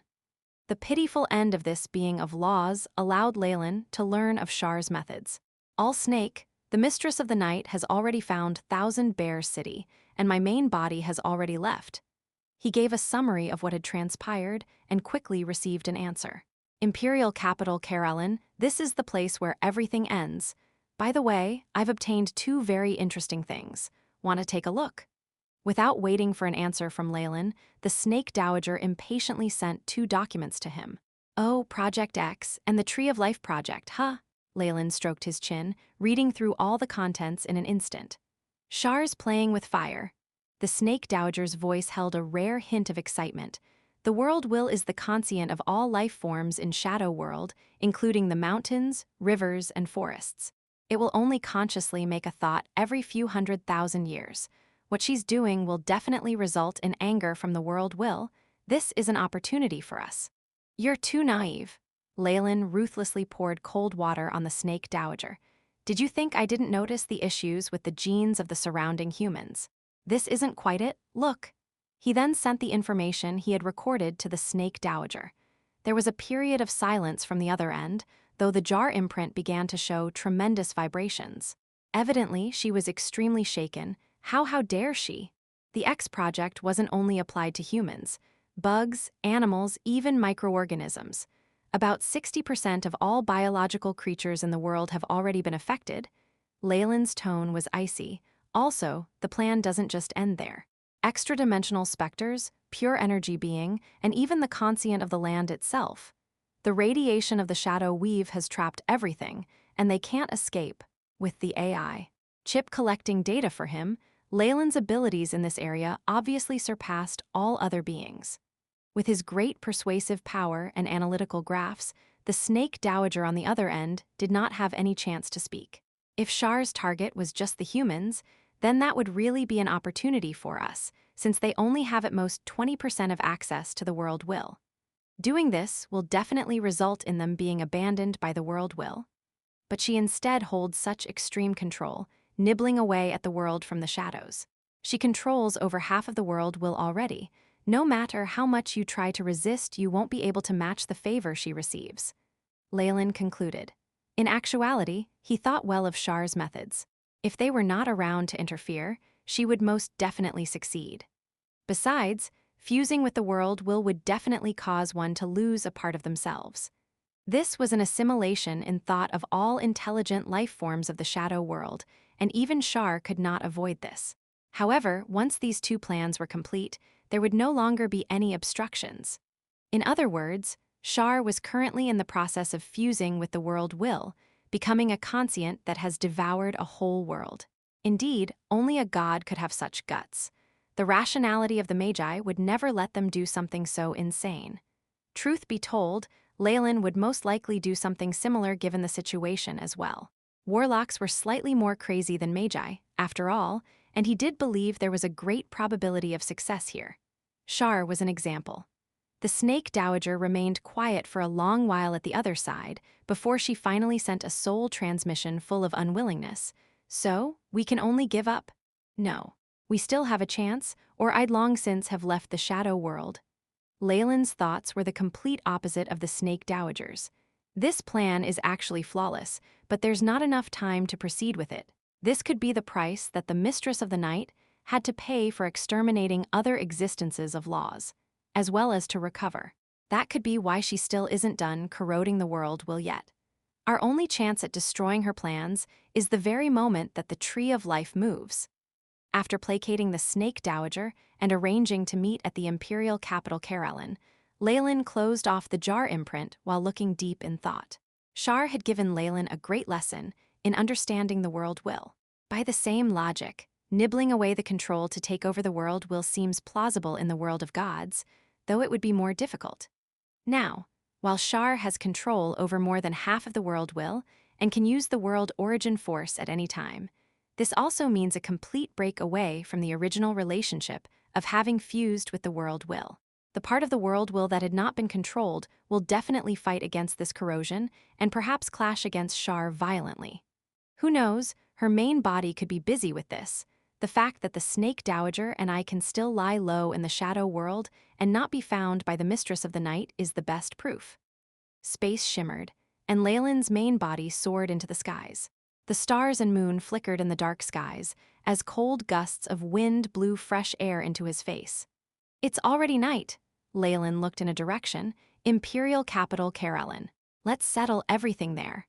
The imperial capital was the hub of researchers and mechanics in the Shadow Empire, the birthplace of the legendary Rapid Shadow series. Many things not yet available to the greater world, or things that were only rumored to exist, were all present here. The Imperial Guards stationed at the center of the city had the best of equipment, protecting the Imperial Palace day and night. The Imperial City had an area of about 10% of the capital, but it wasn't any extravagant structure. Rather, it was a robotic city full of technological character. The Imperial Research Center, Imperial University, and all sorts of high-tech research institutions surrounded the area, forming a circle around the city. There was an extremely secret darkroom within this hi-fi city, located thousands of meters underground with Mendur alloy walls almost 100 meters thick. This metal was the most solid known to the Empire, with the best isolation properties. It would normally be sold by the gram for astronomical prices. The princess silently headed to the entrance of the dark room, removing her wristwatch, bracelet, and all other technology from her body. Only after multiple strict, humiliating tests could she finally enter the dark room. The room had very simple decorations, with an oil lamp emanating faint rays of light within. One could somewhat see the many volumes that were falling apart on a few broken bookshelves. Behind a black hardwood table was seated a middle-aged man with gray hair, seeming extremely poised. A faint luster emitted from the ancient spell formation behind the man, twining around the princess. If one looked closer, two items could be seen at the heart of the spell formation, one being a power-recharging source, and the core a few crimson fish scales and a pair of shriveled eyeballs. "Father," the princess slowly knelt. The blind prophet Ari's Book of Salvation has been fished out and stowed away, sealed completely. The rebel armies at the demonic islands were mostly exterminated, but Crowley of the Bloodline Alliance managed to escape. "Please punish me, father," the princess reported primly. "You've done well enough, Ling." The emperor who had control over the entire Shadow Empire spoke. "As long as the master is happy and shifts attention away from us, then we've succeeded." Even while at the cost of the Book of Salvation, the emperor seemed rather excited, a rare flush rising on his cheeks. "Do you know who the blind prophet is?" The emperor seemed rather eager to talk today, and even if she was the princess, Ling had no choice but to listen obediently. It was a master of ancient times, holding the same amount of power as the Snake Dowager. Ari was a reincarnation of a portion of Prophet Cal's conscient. This is the reason for the Book of Salvation containing such terrifyingly powerful predictions. "The Prophet Cal?" The princess looked up, focusing on the shriveled eyeballs in the spell formation behind the emperor. "That's right, these are Cal's eyes, the reason Cal could only be called the blind prophet after reincarnated. There's also the reverse scales of the mermaid protector of the unknown master." The emperor suddenly began to cough vigorously, the flush on his face more pronounced. The empire has labored over hundreds of generations and made use of countless favors to obtain these two items. Only with their protection can we communicate so freely without fear of being found out by that person. At the mention of that being, the emperor still lowered his voice, evidently from a habitual fear. "Now is our chance. The Book of Salvation has predicted that the Snake Dowager shall return. She has the ability to fight that person, so when the time comes our plan can succeed. The royal family will truly be revived, no longer slaves to a master." Somehow, Princess Ling sensed a crazed look on her father's face as if he were a madman, taking a huge gamble for this. Ling went silent for a moment before she persuaded hoarsely. "Even so, suddenly changing the Tree of Life plan and Project X could. I've planned everything. There won't be any problems." The emperor waved his arms decisively.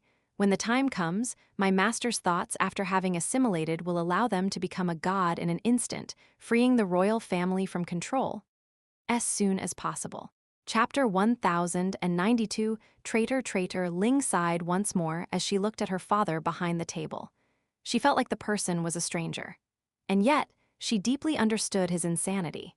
After all, the degree to which that person behind the scenes had oppressed their imperial family was ingrained into their very bones.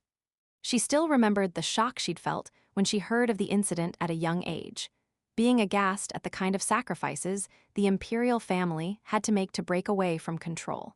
More crucially, her background and bloodline only allowed her to stand in the same faction as her father. That master intends to control everything, turning the whole world into something that belongs to her alone without caring for the ants seeking refuge in it. In her heart, Ling could only smile with helplessness. The only thing she could do now was to dedicate her all to bringing this project to fruition, to helping her father. It was a horrible feeling, like she was piloting a broken canoe in the largest of seas. No, it was much more terrifying than that. She understood that if the other party were to strike first, the whole imperial family would be destroyed in a moment's time. Perhaps they knew about it long ago, but didn't pay much attention. Humans didn't care much about ants fighting either. Ling tried to console herself internally. Xavier's body was wrapped up in a black cloak. He was staring at the dim lights in the vast advanced city, clenching his fists as he spoke. "Carolyn, I'm coming. Ha, we have good news." Genius came over, seated in his wheelchair.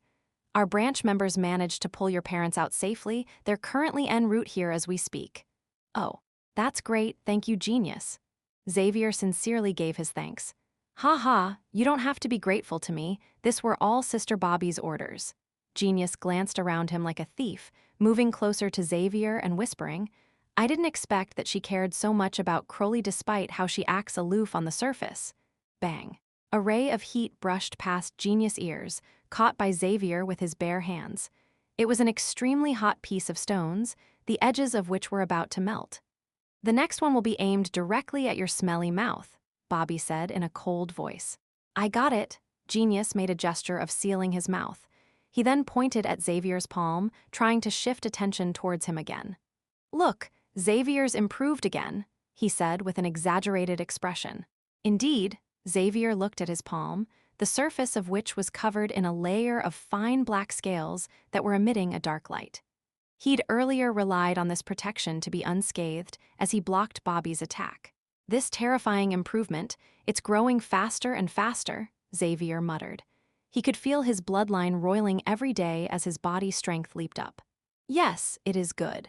You're about 70 to 80% as strong as that smelly snake now, enough to be dispatched as a trump card. Bobby was dressed in military uniform, and she arrived to stand between Genius and Xavier. Is there any news from Crowley? Xavier asked Genius. Our communication with the Eastern Seas has been severed completely. The last we heard, they met with an attack by the Imperial Guards in the vicinity. Their luck is terrible, to meet a core member of the Imperial family nearby. Genius shook his head. The latest news from the Three-Eyed Crow says that the Empire's troops released a public list of rebels who were eliminated in the encounter. Witch Maya, Steel Man, and Tian Can from the Martial Arts Association. The good news is that there's no information about Crowley right now. However, the deaths of 3 leaders was enough to intimidate the other forces. After all, only after thoroughly understanding how strong these people were would they be able to know how terrifying the Shadow Empire was. We can't say anything about Steel Man and Tian Can, but Maya wasn't killed by the enemy. I've been in contact with the Witch Association. She should have been killed by a dangerous prophecy. She already arranged everything and selected her successor before she left. Bobby shook her head. Witch Maya could be considered a person of repute, so it seems that she already had a premonition while heading towards the Eastern Seas. Why did she head there after knowing what would happen? Genius touched his jaw. Beep beep. Suddenly, one of the handles on his wheelchair opened and revealed a screen with a blinking warning light. Blood Nest, we're Transport Fleet 3. We're facing an attack from the Special Forces near the Black Onyx Lake. Requesting assistance. I repeat, requesting assistance. Blood Nest. The current situation of the other party was extremely precarious, and red light flashed intensely on the screen. Aren't my parents on that fleet? Xavier clenched his fists, causing a trace of powdered stone to fall from the gaps between his fingers. Hateful, I'd originally thought that saving Jill could allow us to have a family reunion in the capital. His pupils slightly turned red. He rushed out immediately. I'm leaving? Such a troublesome little brat, I hate being a babysitter the most. Bobby cursed. Genius, prepare a rescue team according to Transport Fleet 3's situation. Soon after, her silhouette suddenly changed into a hurricane, and she followed behind Xavier. Sigh, all of you are the same. Why is the one staying behind always me? Genius sighed, and following that a layer of the earth beneath him suddenly split apart to reveal an elevator. Following Genius sighing, the layer of soil beneath suddenly split opened and revealed an elevator. A few kilometers of travel later, a large base surfaced in his eyes. Everyone, attention. An urgent rescue mission is in operation. Seated in the central control room, Genius spoke with a serious tone. The whole base turned orderly in a moment's time. Most members of the Bloodline Alliance owned an untainted citizenship record, thus receiving an advantage when in the face of the Imperial's inspection. This time around, the transport fleet had been disguised as a tourist bus, littered with young children and elders. Outsiders wouldn't link them with the enemy, so their guard would be reduced. Unfortunately, a problem arose this time around. When Xavier rushed to Black Onyx Lake, what he saw was 3 overturned tourist buses and the flames on the body of the tourist bus sign seemed to be laughing at his incompetence. Looks like they were all taken away. They should have met the capture team of the Special Forces, not the extermination team. There's still hope for their survival. Bobby rushed to Xavier's side and grabbed his shoulders, apparently warning him not to be rash. With a large number of policemen sealing the scene, they couldn't be sure that there weren't any Special Forces members lingering in secret. Biting his teeth, Xavier managed to squeeze out one word, "All right." As the two of them slowly left, a middle-aged man blocked Xavier's path. "Young man, it seems like you need help." "Javis!" Bobby suddenly cried out in puzzlement, and Xavier's own subconscious reaction was to attack. Snakebite Fist activated suddenly, and a sharp cry sounded out as he shot forth. After all, with all the current propaganda, Javis was synonymous with the devil to the Bloodline Alliance. Shadow Arm. The middle-aged man's arms flashed rapidly, as two black metal arms extended from behind him to form a cross that managed to block Xavier's attacks. "I'm not Javis. You have to believe in me right now." The man's way of speaking could convince people. He pointed at their surroundings, where Xavier's actions had attracted the attention of the neighboring police and a few observers. "Let me handle this." The man walked to the policemen with a smile, showing them an ID and speaking a few words. They turned to leave, and he saluted them. Is that sufficient to show my sincerity? If I had any bad intentions, all I had to do was shout." The man laughed bitterly. "Indeed, you're not Javis. However, such high-level rapid shadows are only used by the army, and they have unique ways of masking their identities. I'm afraid you're nothing better." Bobby snorted coldly, but she didn't immediately leave. "Follow me." The middle-aged guy laughed bitterly, leading the way and bringing the two of them to a secluded place. Bang! An electronic ball was suddenly suspended from his hands, emitting a layer of translucent energy that isolated the area. "With that taken care of, we can speak at ease." The middle-aged guy took the initiative to explain. Right now, Xavier has also discovered a slight difference in this man. Although he looked quite similar to Javis, the graying hair at his sideburns showed that he was obviously older. "That's the shadow pulse jammer developed by the army." "You're a military official," Bobby said with certainty. "Add former to that. I was once the head of the anti-air team at headquarters, but now I'm just a glorified retiree, an unemployed uncle." He laughed bitterly once more. "Let me introduce myself. My name is Clive. I'm Javis' older brother." We do have intel about a Clive. However, why would you abandon the Empire and your little brother to help us?" Although Bobby obviously wanted to rope in the other party, she knew how terrifying it was to have someone with ulterior motives hidden beside you.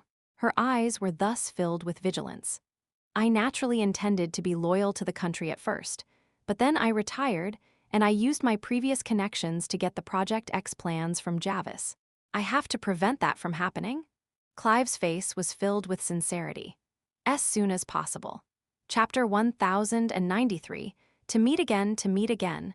They plan to eliminate ordinary human beings with genetic manipulation, using the tree of life to control their minds and turn the whole world into a puppet. This wickedness, it far exceeds even the worst cruelties the ancient empire ever inflicted on its people. There was a look of righteousness on Clive's face. Some of the military who had access to project details couldn't accept it. "We formed a secret organization, uniting our forces to resist the decadence that has taken over the imperial family." Clive turned redder and redder as he spoke, his voice growing higher in pitch. Without the protection of the pulse jammer, they probably would have attracted attention. Although she more or less believed the other party, Bobby still sneered as she crossed her arms. "It's a pity that your brother doesn't know about this." Hearing that mentioned, Clive turned helpless as his expression filled with sentiment and grief. "Javis, he's another one of the reasons I established this rebellion. Take a look at this." He pulled a golden necklace off his neck, the locket attached to it in the shape of an oval shell. A family photo was within. There were 3 boys in the photo, 2 of them looking like Clive and Javis.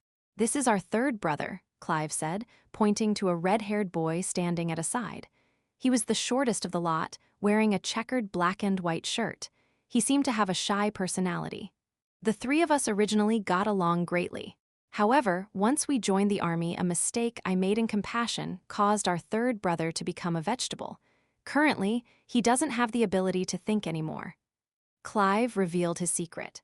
His situation is very tricky, with aspects of the soul involved.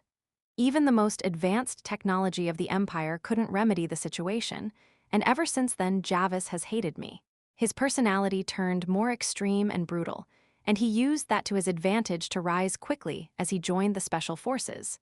Not knowing why, Xavier suddenly felt like both Clive and Javis were quite pitiful.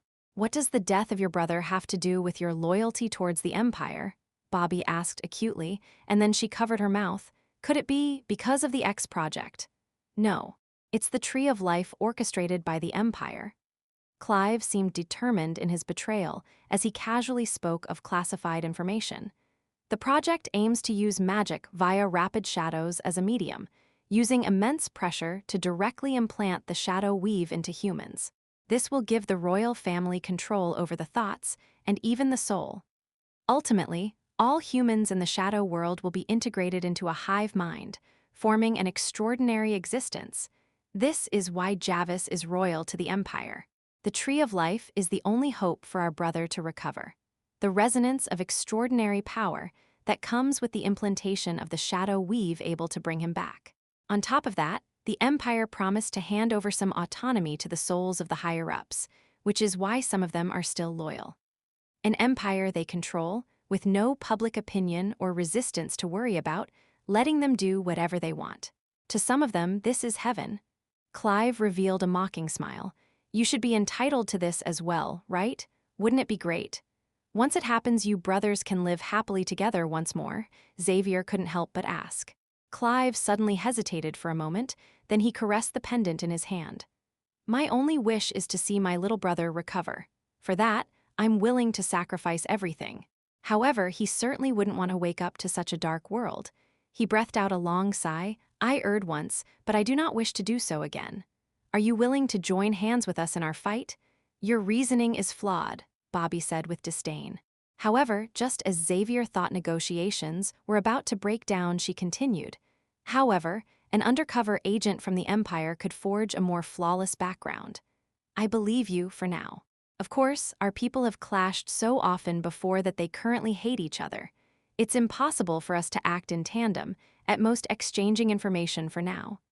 Bobby's analysis was very reasonable. After all, the resentment between the Bloodline Alliance and the Empire wasn't just a matter of a day or two. "I agree," Clive nodded after a while. "So, this is what I need to know.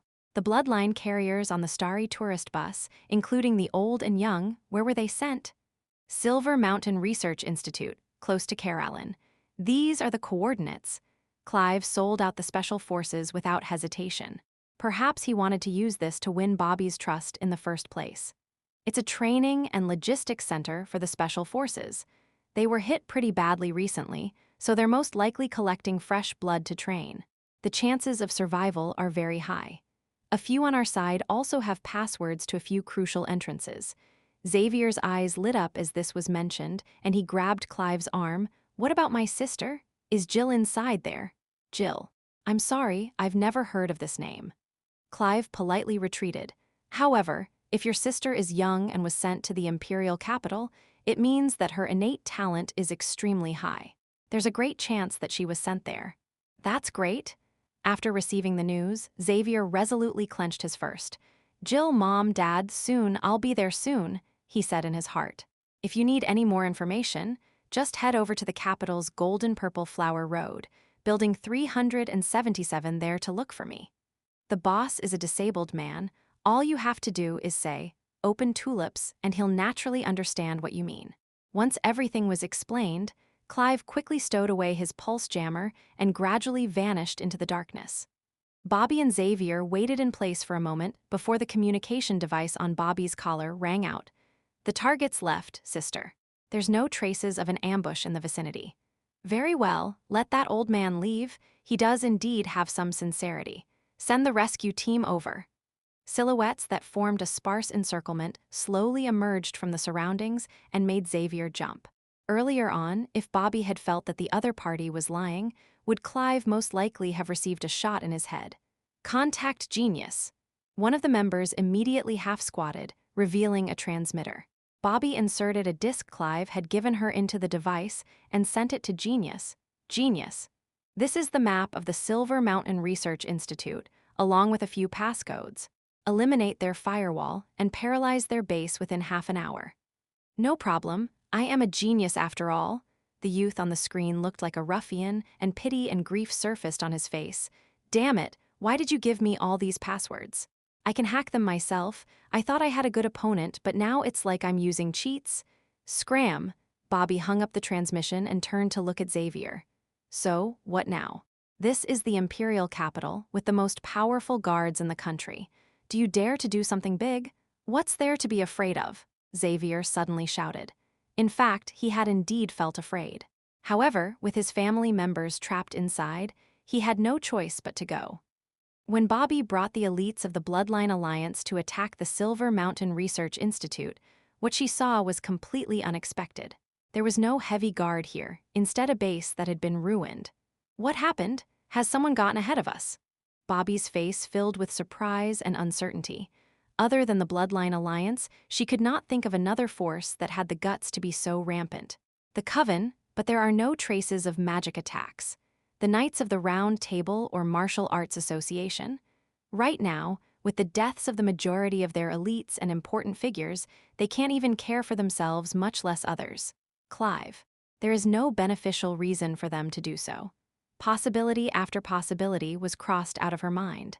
The fighting traces are quite recent, and the enemy seems to be a small force or even a single person. A scout came back to report. The Empire will respond soon. We must evacuate as soon as possible. I agree. Bobby had yet to reply when a black silhouette walked out of Silver Mountain Research Institute. Numerous alerted gazes suddenly disappeared after looking at the familiar appearance of the other party, and Bobby released a pleasant cry. Crowley! I swept away the special forces and arranged for the bloodline carriers and captives to be sent to safety.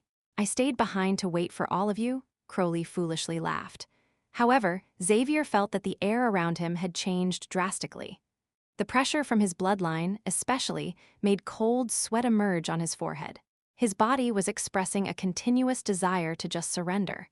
You were away so long, where exactly did you go die? Bobby stared at Crowley. He seemed to have changed a lot, but at the same time seemed no different from usual. As soon as possible. Chapter 1094 Villa Villa, let's discuss this after we leave. The story is quite bizarre, almost like a fairy tale. Crowley touched his head and laughed bitterly. Also, I'm working under a mighty lady right now. If you meet her, remember to, never mind, I doubt you'll need me to tell you. Crowley, Xavier rushed towards Crowley.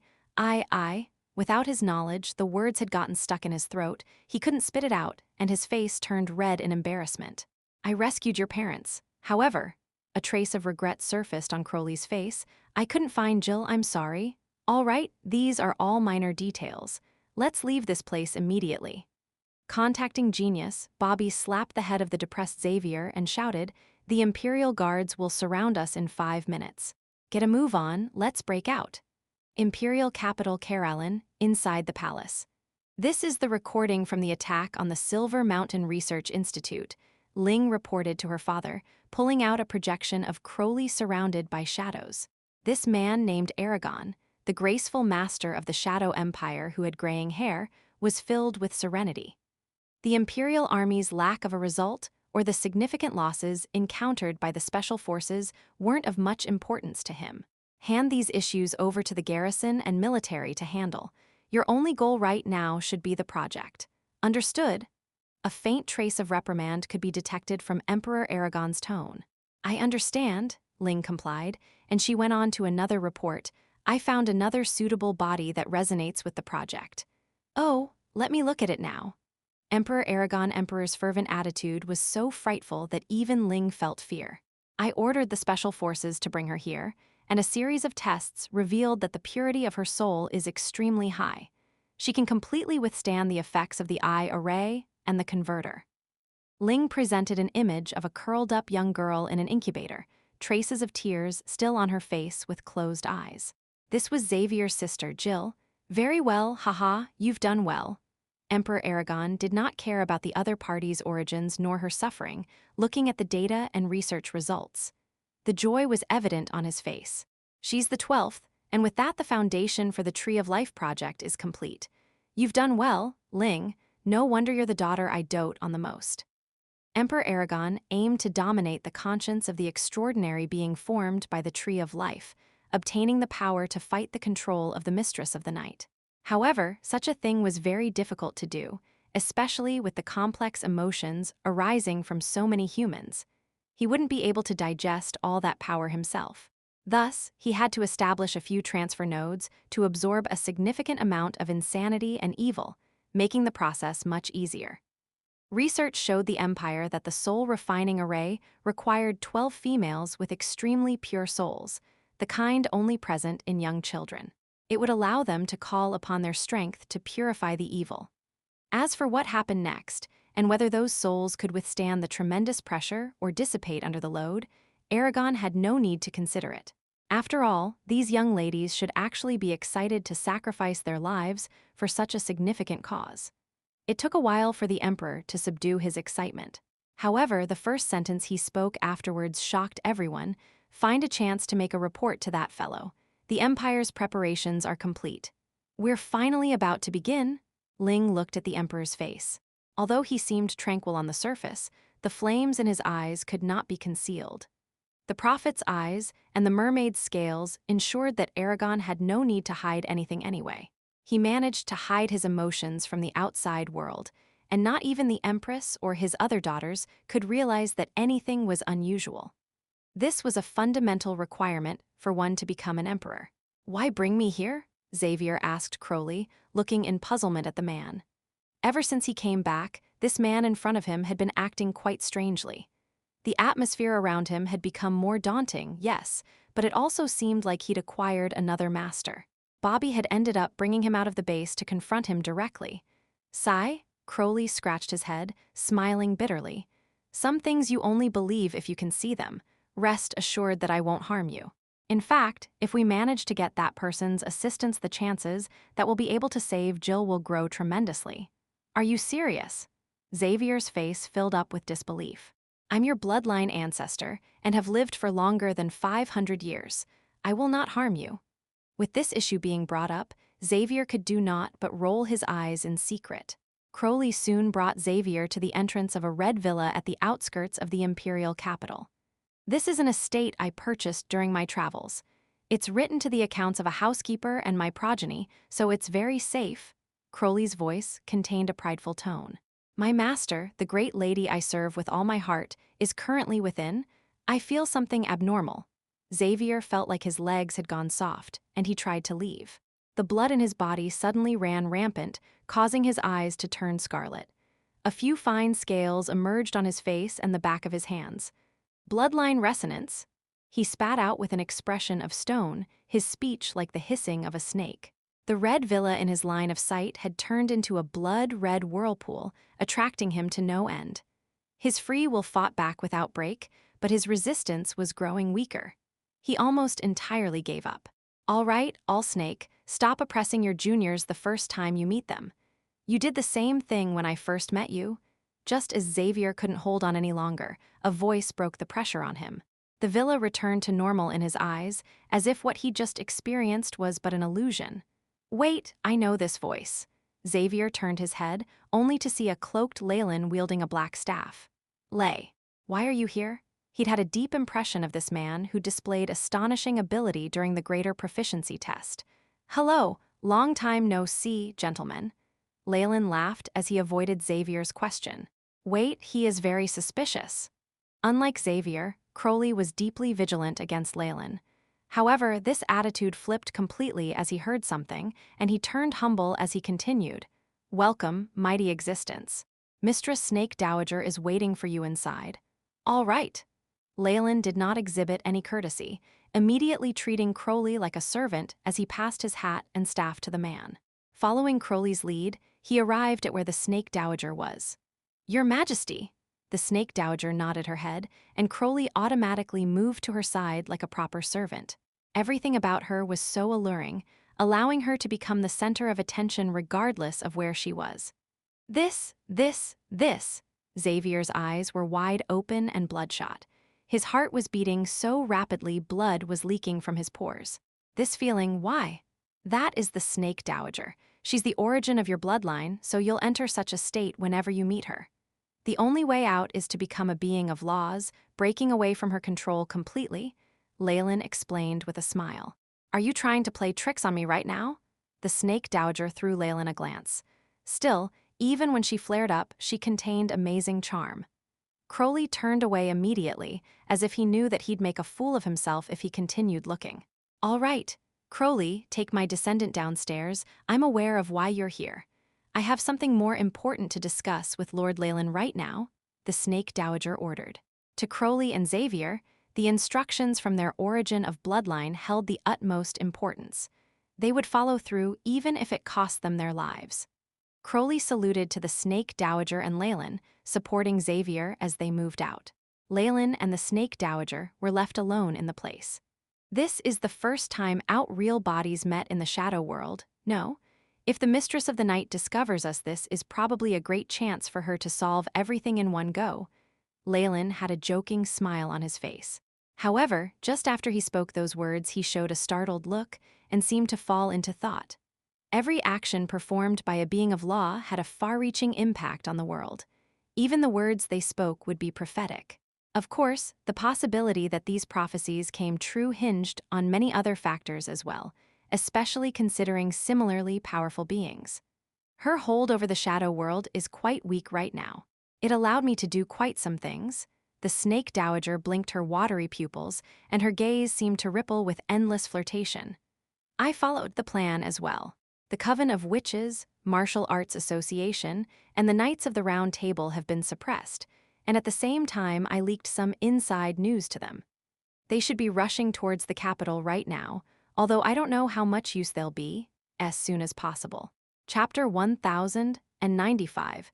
Taking the initiative, the Snake Dowager was exceedingly protective of her descendants in the shadow world. She'd even especially asked Leylin to suppress any possible chaos in the organizations with extraordinary strength, guiding them to the capital. Leylin could sense something strange from this. I and a few others are the source of all the extraordinary power in the shadow world, so these descendants will be quite useful. That was how the Dowager explained it, but before she could finish speaking, Leylin's expression changed. The entirety of the shadow world began to howl out, and a huge net of purple and gold materialized all over it, full of an enchanting beauty. The origin force of the world is boiling. What is the Mistress of the Night up to? The Snake Dowager muttered. I'm afraid she wants to deal with our allies and also pull us into her trap. Remember my prediction just now? Leylin now looked grim. Have Trial's Eye and the others been discovered already? The Snake Dowager wrinkled her beautiful brows and then straightened them out. That doesn't matter. Even if the Mistress of the Night is just one step away from the peak of rank 8, Massa and the rest are also beings of laws. If she truly has the guts to walk out of the shadow world, that'll be a great opportunity for us.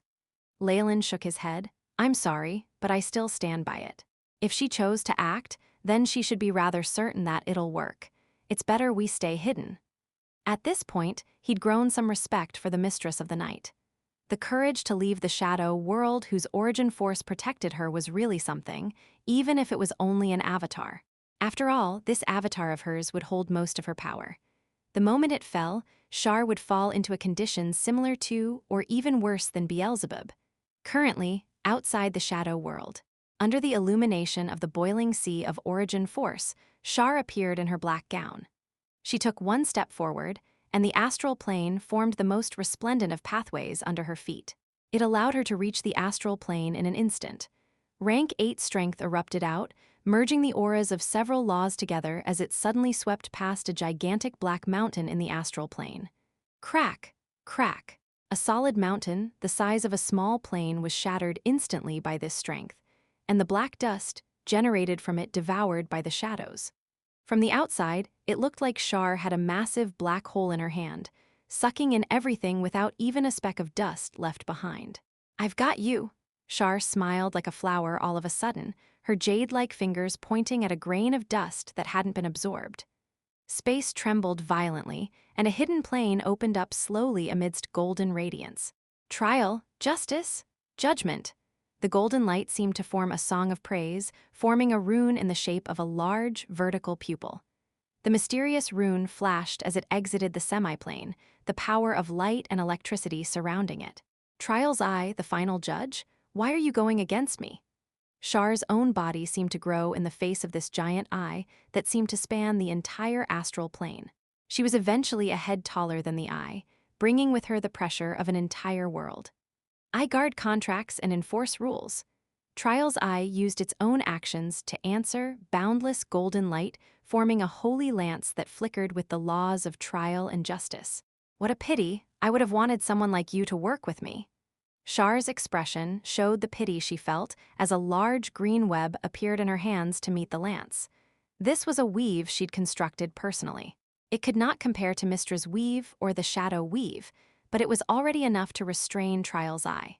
Threads of shadow twined around the golden runes, corroding into them.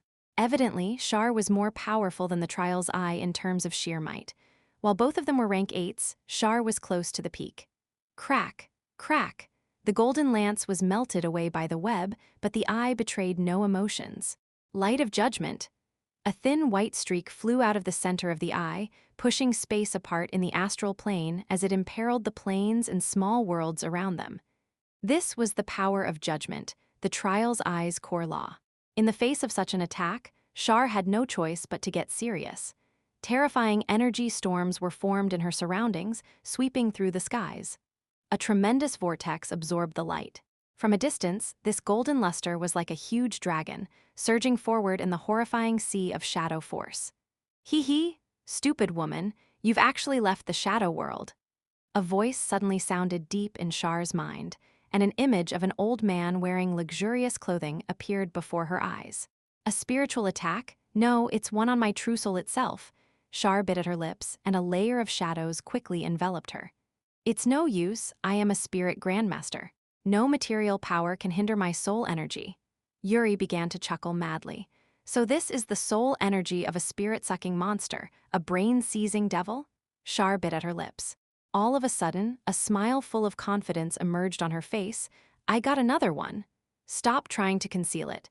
I can see the terror and weakness hidden in the shadows of your mind. Yuri continued to attack her with all his might. The soul energy dispersed in her body, and Char found that her control of her own body gradually weakened, as if there were two wills trying to gain control of her body. How foolish! Did you think you can truly see my mind? Get out here, Char yelled out, and terrifying soul force spread through the area like a giant invisible web going taut. Whoosh! A streak of black lightning appeared in the sky, striking down to reveal an old man in imperial robes. Show your true face. Exceedingly powerful shadow force was transformed by Char's hand, the effects of divinity and magic combined within. It undulated power, at least as strong as a rank 7 spell. The boundless shadow force turned into a black sickle that slashed at the back of Yuri's neck. Schlick! The blade cut through silently, and the black lines it caused immediately moved out into the sliced through the world. Yuri's body melted away, and the luxurious imperial robes immediately fell and turned into a pile of ashes. The body that was like molten wax regathered to form a new figure, that of a terrifying spirit-sucking master with tens of thousands of heads. Numerous tendrils hung down from these heads, making it like a willow that was even larger than a plane. However, at this point, 100 of its heads had all exploded at the same time, causing smelly yellow pus to flow out. Evidently, Char's attack had injured its main body badly.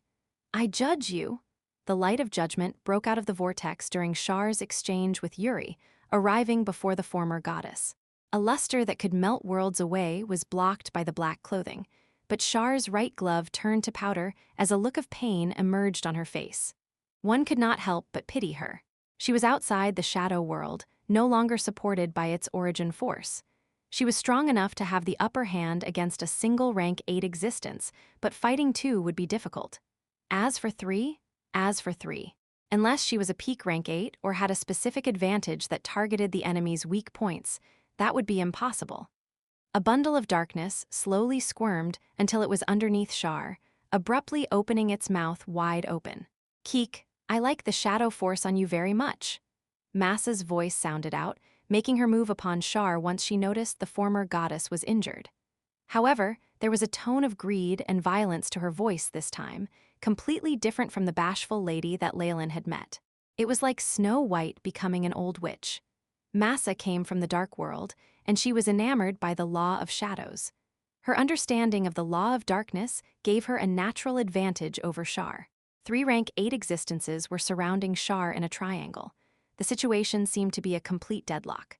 Whatever it is, this isn't the shadow world anymore. You're alone, and there's no way you can contend with the 3 of us. Yuri's 9,000 or so heads emitted powerful spirit undulations. Let us all attack. I want this woman's main body's brain. Inform Allsnake, have her rush over with Leylin. That's the most dependable method. Trial's eyes shook, separating a tiny golden eye from itself that suddenly dropped into the shadow world. Within a red villa, the Snake Dowager and Leylin were standing on the balcony. Their expressions changed as they saw a golden meteor fall to the ground. The aura of the jar imprint. So it can be used this way too, Leylin nodded, finding that he had learnt something new. The golden light split in 2, entering the eyes of the Snake Dowager and Leylin, allowing them to know the events of the astral plane as if they'd experienced it themselves.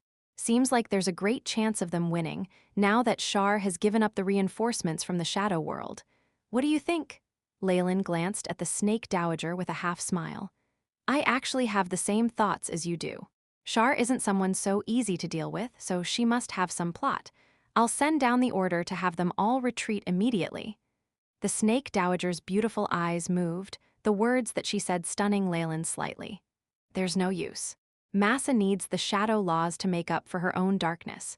Yuri is also very envious. In a situation like this where things seem to be going so well, your suggestions will still, Leylin shook his head, as soon as possible.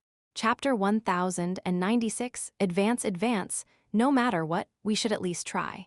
If not, our future plans will be more difficult to enact. The Snake Dowager smiled wryly as she whispered a few words into the jar specter imprint. 2 beings of law looked towards the sky from a balcony in a red villa, their gaze piercing across the horizon as they peered into a cosmic battle. The Snake Dowager turned her head suddenly and asked Leylin, "Say, what is Shar scheming?" Leylin rubbed his chin. It's very hard to kill a rank 8 even if they're not strong at battles. They're very tenacious, and even heavily injuring an opponent at that level is a great accomplishment. However, Shar's different. She has extremely wild ambitions, so her goal won't be so simple. Her greatest power is the support of the shadow world and shadow weave. Leylin's eyes brightened. Could she pull all her enemies at once into the shadow world? If that's the case, Trial's eye and the other 2 would be in danger of dying. Snake Dowager pondered further, but she shook her head eventually. That's impossible. Don't you know how hard it is to set up a teleportation formation for rank 8s? Moreover, once Trial's eye and the other 2 discover that they're being teleported, they'd be able to interfere in a moment and cause the teleportation to fail. The more you think it's impossible, the more I think it isn't. They'd believe the same thing and let down their guard. Leylin rubbed his chin, his eyes filled with wisdom. There's more than one way to do this. If you want to get to a mountain, you could also have the mountain move to you. You mean? The Snake Dowager's expression changed. We have to let them know immediately. I'm afraid that it'll be too late. Leylin shook his head helplessly, yet his eyes portrayed a very strong interest. Such craziness and bravery, counting it all in one bet. This is indeed the mistress of the night. Rumble. The sun and the sky began to roar under their gazes, radiating even more light and heat than before as it seemed to expand continuously. At the same time, earthquakes and tsunamis burst out everywhere in the empire. The earth split apart, revealing deep gorges in the ground as every single harbor was flooded. Destruction reigned in but a few seconds, and this was only on the surface. Someone gazing upon the shadow world from the astral plane would see it come alive, as if breathing with life. Allsnake asked us to leave immediately. She says there's danger. The Trial's eye's enormous body floated in midair, and its eye that was as large as a world continuously flickered with lightning. There was a faint image of Shar's reflection within. Shar was like a black lotus now, beginning to wilt under the attack of the other 3. What? We just have to endure it for a little longer. Yuri and Massa disagreed. These 2 would reap enormous benefits from Shar, hence they did not want to give up this easily. I'll take our alliance into account. 3 helping hands, and I shall leave. The trial's eye made its decision after considering the request of the other 2. Okay, Yuri and Marcia looked each other in the eye as they gritted their teeth and agreed. This damned snake dowager, we could have made the mistress of the night perish if she were to join us at the start. Massa's spirit was extremely vengeful in the darkness, harboring a grudge against the snake dowager. Suddenly, she stopped talking. No, something's wrong, my soul. Why is there a shadow overcast on my true soul? What? Yuri was shocked as well, even if he was a specialist in souls. He racked his brains as he peered deep into his abyssal true soul, using all his might to see the same shadow on his. It was extremely eerie. I'm a soul specialist, but a shadow was cast on my true soul and the barriers broken down without my knowledge? Yuri screamed in anger. A foreboding sense of danger crept over his true soul once he discovered this shadow. It was something that could kill him. Not good, let's leave. Only now did they agree to the snake dowager's suggestion to leave. Lacking, very lacking. As beings of laws, your ability at detection and usage of laws is extremely inferior to that Magus and all snake. They would never be confused by my soul shadow. Also, don't you think it's too late to leave? Shar waved her hands from the middle of the 3. It has begun. Boom. The shadow world surfaced up into the vast astral plane, its borders writhing continuously as they seemed to breathe with origin force. The borders of the shadow world suddenly expanded, its boundaries a terrifying monster that devoured everything. The parts of the astral plane around it, the spatial storms, rifts, meteors, and even small planes were all devoured. How powerful was the shadow world? It was the strongest world in the astral plane apart from the Magus World and the world of gods. As the monstrous borders began to expand, the dimensions beside it were annihilated. It had already grown half a fold, and these existences of laws had undoubtedly come within its bounds already. Without the strength to fight against the entire sea of origin force, or the ability to cover half the size of the world in an instant, there was no way these people could escape their fates. A tide of world origin force formed, tens of thousands times more destructive than a tsunami. The shadow world had consumed 4 beings of law in an instant. The expressions of Yuri and the rest changed instantly, because this swallowing came with suppression. Even if the shadow world used up a large amount of its origin force, it was still a powerhouse. It had great reserves that allowed it to suppress rank 8 existences at will. Under the powerful intent of the world, all origin force, vitality, elements, energy particles, and everything that contained energy in the shadow world separated from the 3 beings.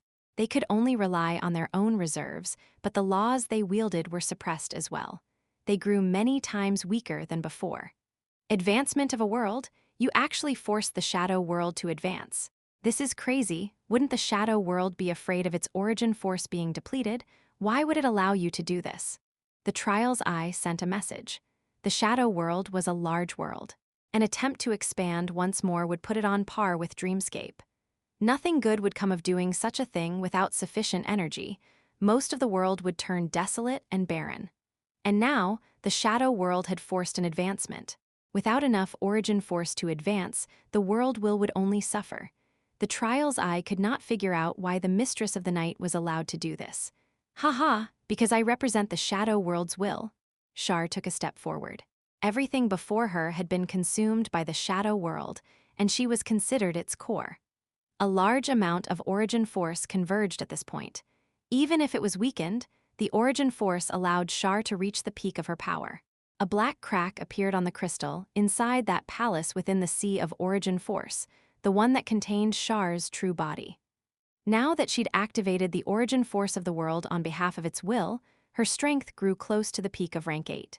On the other hand, Trial's eye and the rest were weakened, almost dropping below rank 8 in power. The tables had turned. Let's go! Trial's eye, Yuri, and Massa tried frantically to leave through the edges of the world. You've come to my home. How could I let you leave without attending to you well? Glee spread on Shar's face, and she moved her hands like a master of the zither. Kai, the true form of the shadow weave revealed itself, different from the one she'd conjured before. This weave permeated the entire shadow world, using the support of origin force to allow even the commoners of the Empire to cast spells. The 3 beings of laws were like fish in a net. Repelled by the origin force, they were like caged beasts. "I've caught you guys." Shar walked up leisurely and smiled with a wide grin. "So what if the origin force would be depleted? As long as the three of you are sacrificed, most of the origin force would be replenished, wouldn't it?" "It is indeed a world advancement." Protected by an invisible barrier in the Red Villa, Leylin sighed. "Those three are in danger. We warned them of the trap early enough. At least one of them should be able to escape," the Snake Dowager said with indifference, only able to predict the future. "Massa has the least chance. After all, her element is suppressed the most. Outside of this world, she can control shadows with darkness, but within the sides switch. Even if Shar doesn't manage to catch the other two, Massa will not escape," Leylin added as he stroked his chin. "As soon as possible." Chapter 1097, Chess Piece, Chess Piece. "The contract requires us to rescue them. You're not getting ready to move?" The Snake Dowager stared at Leylin with her beautiful eyes. The power of law surrounding them was weakening, their powers being chipped away. This was the penalty for violating the agreement. Still, it didn't contain any malice or deliberate harm, only causing a slight drop in power which Leylin could handle. Not now. Shar has control of the situation, and within the shadow world itself she's currently invincible. Leylin heavily shook his head. Shar was a shrewd goddess, with a plan to solve all her problems in one fell swoop. She would surely have her ways to handle Leylin and the Snake Dowager, so if they rushed forward now, they would effectively be falling into her trap. Even the Snake Dowager had no choice but to be prudent when facing this crazy and savage goddess. "I feel the same way," the Snake Dowager sighed. But then, she was startled by a layer of large black clouds that covered the skies. Crimson lightning flashed as a precursor to a rain of blood, and a bloody storm fell upon the shadow world. Leylin could feel the entire world cheering within the rainstorm, the depleted world origin force recovering before it fell below dangerous levels. The Snake Dowager suddenly sighed. "Massa has fallen. I felt the annihilation of her true soul." Shar's cunning and power had obviously exceeded her imagination, causing her to lose confidence in her plan. A second rainstorm struck not long after. The intellectual creatures of this world could feel grief and pain in a terrifying roar that resounded from the rainstorm. "Aha, mistress of the night. Allsnake. Yuri couldn't manage to escape either. Trial, trial, trial." A golden light shone through the western skies after Yuri's death, and Phantom Vertical Eye appeared in midair. Violent lightning tore through the shadow weave, and the huge eye instantly split into two. One was surrounded by the shadow weave, while the other took the chance to escape the bounds of the world into the astral plane. The Trial's eye managed to escape, but with serious injury, Leylin sighed. Two fell, and one escaped with heavy injuries.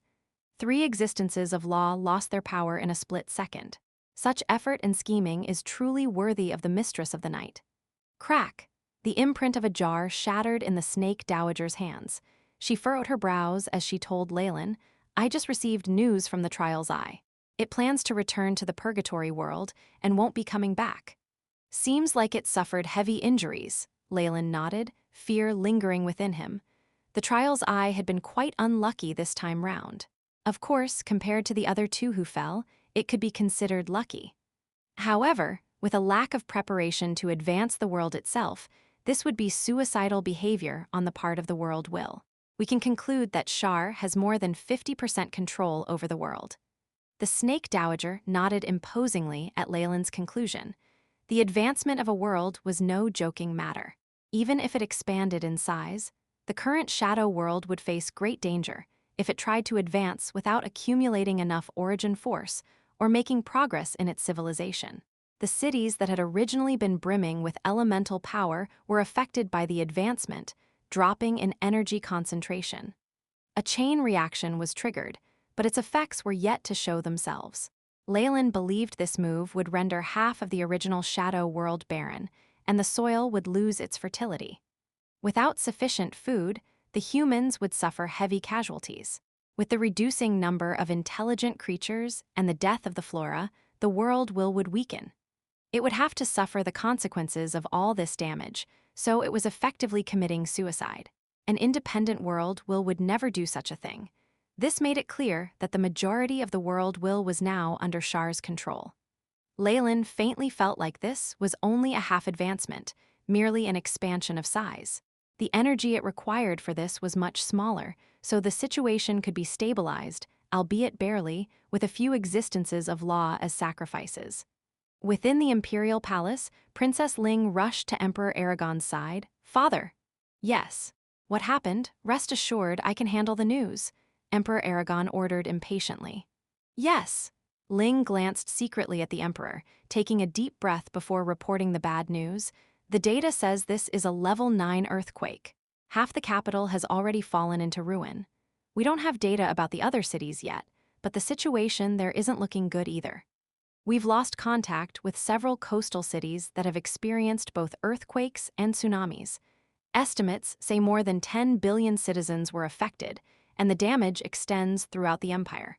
It poses a fatal blow to our economy, and experts are saying that the famine and plagues that will follow are going to exhaust our food reserves.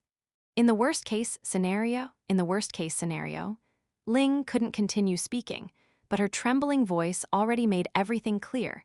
This disaster was enough to destroy the whole empire. Haha, Emperor Aragon instead calmed down after hearing the news, his laughter like that of an injured wolf. "Great master, are you prepared to abandon us?" Aragon's bleak expression ultimately turned into madness. "Ling, don't you think it's best chance now? No matter how hard we try to remedy the situation, the whole empire won't be able to avoid the fate of destruction. We might as well do it ourselves." Ling silently pondered over the matter. Indeed, what her father said made sense. This terrifying disaster would be the root cause of the empire's destruction anyway, but if the Tree of Life project was initiated, the entire empire could grow immortal and wipe out the rebel existences. Moreover, that voice at the end, you heard it as well, didn't you? Emperor Aragon's eyes sparkled. The All-Snake has returned alongside an unknown existence. This follows the prophecy left behind in the Book of Salvation by Ari. That indeed is an astonishing power. If it weren't because of the disaster, I'm afraid that we would have questioned its existence. Ling couldn't help but think back to the voice that rang out in the hearts of all intelligent creatures, as well as that unresigned roar. Especially the name of All-Snake, it was exactly the same as in Ari's prophecy. "With the arrival of our mistress of ancient times, the flames of rebellion will rise," Emperor Aragon mumbled. He then waved suddenly. "Ling, go out and reveal the second half of the Book of Salvation to the rebel soldiers." "What do you intend to do?" Ling hesitated. The existence of a rebel organization was no secret in the army. "Release the news to the rebel organization. We need them to attract the attention of the ancient master and restrict her. We might earn enough time to complete the alternate Tree of Life." Aragon's eyes flashed with cunning. To scheme against multiple existences of law at the same time was like dancing on sharp knives. "I shall obey." Ling left after a moment's hesitation. Outside the secret chamber, she moved to a high platform where she could see the entire capital in a mess. Even with the protection of advanced technology and the shadow weave, half the city had been destroyed. More than 10 million people were wandering the streets aimlessly and crying. It had a serious impact on social security. Even though the Empire's special disaster relief team, backed by its wealth, could appease millions, the scale of the disaster greatly exceeded even their limits. Alas, is such a beautiful and glorious empire in its twilight. What awaits us at the end of this path, total darkness or the light of dawn? A single tear dripped down her face. Nighttime. Leylin and All-Snake were seated in a hall, enjoying a candlelight dinner as Crowley waited on them from the side with humility and respect. "Mistress," Crowley had received some news from the Bloodline Alliance. "People from the Bloodline Alliance have contacted me hoping to receive your guidance." "Do they know of our existence?" Leylin wiped his lips with a white napkin. He felt like the technological advancement of the shadow world had spilled over into their culinary skills. "Yes. Bobby's saying a member of the rebel soldiers gave her a part of the Book of Salvation that details Mistress's existence. The prophecy says you are the one true savior," Crowley said with excitement. "Blind Ari," the snake dowager gently closed her eyes, seemingly trying to sense something. "Familiar yet strange, this prophetic power. Is she a reincarnation of the prophet Cal?" "So, what do you plan to do?" Leylin laughed. Their dinner done, Xavier tidied up the table and placed a chessboard on it. He was dressed like a waiter. What do you think? The snake dowager gazed at Leylin. We're currently the king and queen, Leylin pointed to the core of the board, the most important cards. We shouldn't throw that away so easily, instead sending some pawns first to test the waters. Having said that, he picked up a pawn and moved it one step forward, as soon as possible. Chapter 1098 Motion, indeed.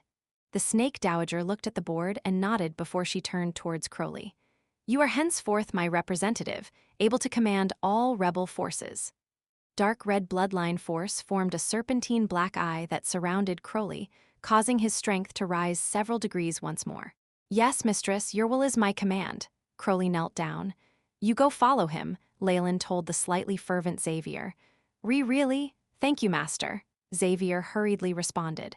The unbearable pressure had made him subservient somewhere along the line, especially now that he was in the presence of two of these terrifying existences. You served us well, so here's a tidbit of information. Your sister is currently inside the palace as well. Try harder, kid. Xavier hadn't left yet, and this news caused his body to tremble as he picked up his pace. Once the two of them left, a strange atmosphere enveloped the surroundings of the villa. What do you think of their chances of success? The snake dowager broke the silence. She stretched her body, causing Leylin to smell a unique scent that caused his heart to skip a beat. Leylin opened his mouth after a moment of silence. Project X has been in progress for so many years, and a big portion of the natural world has been taken over. The Shadow Weave's influence has also permeated the whole world. Our opponent can choose to act at any time. Instead of leaving the button in the hands of the Mistress of the Night, why not have the subordinates detonate the bomb in advance? Isn't now the best opportunity? It was impossible for the Mistress of the Night to have taken care of 3 existences of laws without paying a certain price. The opponent would definitely be weakened, so the chances of their success were much higher. Things would grow more unclear once she made a complete recovery. The Mistress of the Night squandered away a great amount of the world's accumulated origin force. It'll be difficult for it to recover soon. Leylin grasped a wisp of air while revealing a bizarre smile. The advancement of the Shadow World this time had failed. Its reserves of origin force were insufficient, and the civilization itself wasn't prepared either. Shar naturally understood this, so instead of causing it to advance, she'd had the place expand. The world origin force had yet to condense, and there were numerous other missing factors as well. Because of all this, the Shadow World had been weakened by nothing. The sacrifices of Massa and Yuri only allowed it to recover slightly. However, if Shar had enough time on hand, she could lead the Shadow World to recovery, causing it to burgeon with origin force. At that time, the Mistress of the Night would not be so easy to handle. The Blood Nest had changed greatly by the time Crowley and Xavier arrived at the capital. Although the earthquakes hadn't caused much damage to their core base, a large number of strangers had gathered in the basement's inner conference hall. Among these strangers were people dressed in black Chinese gowns, witches with sharp hats, knights clad in armor, and expert martial artists. The ones that attracted Xavier's attention were the group of people clad in army uniform that occupied the area. Everyone there had an aura of blood and iron that was unique to the armed forces. This should be the rebels Clive mentioned before. Xavier noticed that several members of the Bloodline Alliance interacted with the rest of the groups, whereas the soldiers waited silently without any communication whatsoever. The situation in the hall was chaotic, with many people arguing over the changes that occurred a few days ago. Everyone had been frightened by that disaster that seemed able to destroy the world. Project X and the Tree of Life were brought up frequently as well. Everyone, quiet down. The arrival of Crowley and Xavier immediately attracted a great deal of attention. The thousands of eyes in the hall caused every pore in the younger one's body to tense up. After all, none of those gathered here were exactly ordinary. Any other citizen of the Empire, even your average soldier, would have collapsed under the immense pressure. Bobby pushed the other members of the Bloodline Alliance aside, her face filled with expectation. How is it? Did that person agree? No, but she didn't reject us either, Crowley shook his head. The ancestor appointed me to act on behalf of her will to overthrow the decadent empire. Without their assistance, we won't be able to resist the mastermind behind the empire. Clive shook his head from within the group of levels. Only the higher-ups of the Empire truly understood how terrifying the Mistress of the Night was. With her support, the Imperial family held absolute power. If not for the threat of Project X and the Tree of Life, these soldiers would never have done something so arduous and thankless as rebelling unless their brains had gone haywire. What age are we in right now? To believe the existence of ancient myths based on some prophecies, isn't that ridiculous? A questioning voice sounded out from the crowd, attracting numerous opinions in favor of the ridicule. Although they all held extraordinary powers themselves, they still had their reservations about ancient myths. This is a treasure the Empire retrieved at the cost of their largest submarine. The Book of Salvation was left behind by the blind prophet Ari, and we managed to decipher the prophecy. As all souls become one, the day of doom approaches. That's already happened. We need the help of the Snake Dowager. Clive tossed a stone tablet out, translating the words and images upon it. These mysterious ancient relics have no credibility. The same voice spoke out. What about this? HSSSSS. A terrifying hiss resounded in the massive hall, and turbulent bloodline energy formed a gigantic chimera made up of over 100 different snakes, seemingly covered by various grotesque scales. This bloodline?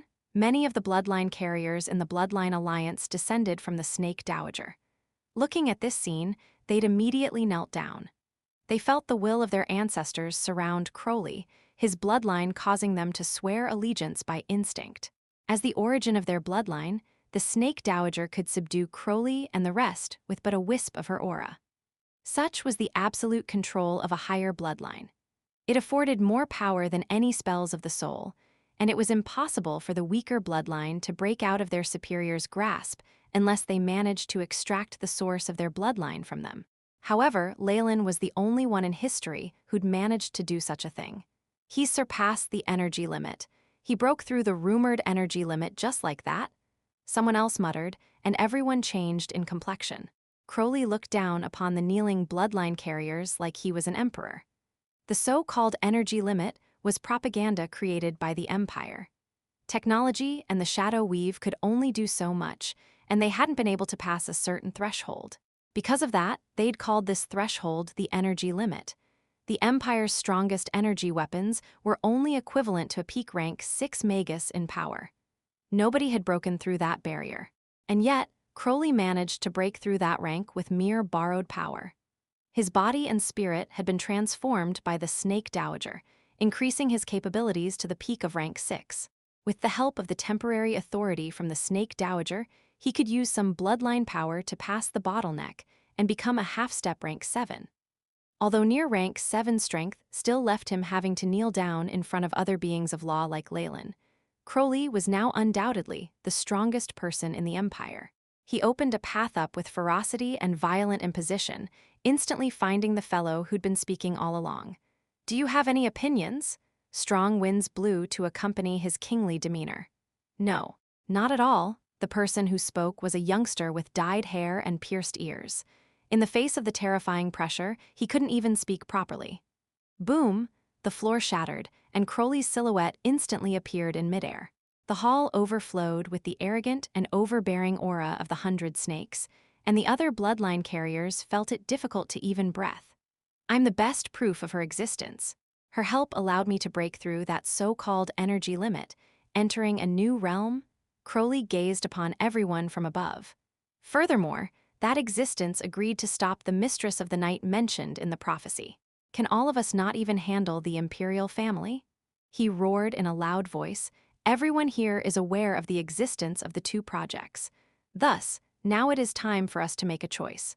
Die loyal to that empire, or join me in rebellion? As soon as possible. Chapter 1099, Initiation. Crowley's oratory wasn't particularly outstanding. It neither caused their blood to boil nor attracted their attention. By all rights, the speech was a failure that couldn't even fool little kids. Fortunately, he had great assistance. The Shadow Empire's recent actions had enraged the heavens and the peoples. Project X and the Tree of Life project were too widespread, affecting everyone, be they nobles, peasants, or prisoners. The upper class couldn't be blamed for instigating a rebellion. If someone was disturbed in the comfort of their home by a stranger who told them they were but clones who would be assimilated to a whole, and that they'd become complete idiots, it was only to be expected that they'd grow mad. This was just a disaster occurring in broad daylight. Although this wasn't really the fault of the imperial family, the others would still lump them together. The Empire had already disparaged the Bloodline Alliance and other organization, causing great distrust from the public. Now it seemed like they were psychopaths plotting to bring about the end of the world. This situation endangered ordinary citizens and government officials alike. Rebel funding grew greatly, developing further. If they'd planned such a huge counterattack on the outskirts of the Empire before, they would have been killed by the Imperial guards who came knocking on the door. Now, however, things were different. The refugees who's jumped ship felt bitter as well. They had to support the rebel groups with all they had. What would assisting the Empire achieve? Good politicians would never believe that the Empire would leave their souls free after assimilating them into the whole. As a result, it could be said that the Empire had given birth to the rebel army. Down with the Empire. Overthrow the Empire. Under the pressure of death, the heads of several major organizations had quickly reached a consensus.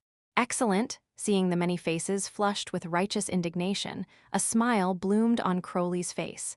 He pressed a button, and a map was projected behind him. This is the Imperial capital. Unlike before, the city was now devastated. The surrounding regions had been thrown into disarray as well. We only have one target this time, the Imperial Palace. We have to thoroughly destroy the core of all evil. Crowley vehemently clenched his fist. There are at least 300,000 troops surrounding the capital on normal occasions, not to mention the police and the special forces. We'd never be afforded such an opportunity in that case. However, General Clive, I will only say two things. The gray-haired Clive was filled with bloodlust, and like a true military man, he didn't mince his words. Firstly, the horrific disaster hurt the army greatly. Many soldiers are still participating in the relief efforts, and their information network has been broken up. While us old fellows who are held in some prestige cannot incite the troops to march with us, temporarily stalling them won't be an issue. Second, as a result of a lack of support for the royal family, our people have already maneuvered themselves into key positions, including several major transport hubs and the Ministry of Defense. Hearing Clive speak, the eyes of the audience came alive. With so many favorable conditions stacking up, they finally saw a glimmer of hope for success. We can't delay. Let's plan this operation out immediately, Bobby said. She then glanced at Crowley. We should also designate a chief for us. Carolyn, within the Imperial Palace.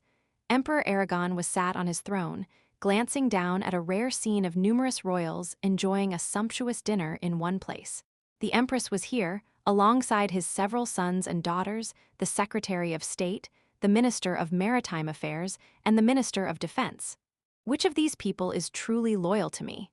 Emperor Aragorn suddenly felt a sense of melancholy. He completely lost interest in the wine within the crystal flask. Father! Ling walked in just then, dressed in military uniform. Javis was following behind her like a loyal dog. She performed a salute before making her report. The special forces learned that the Bloodline Alliance is conspiring to attack the palace. Empire Aragon's brows twitched, and Javis immediately knelt down. I can vouch for the credibility of the news with my life. Sigh, these are truly troubled times.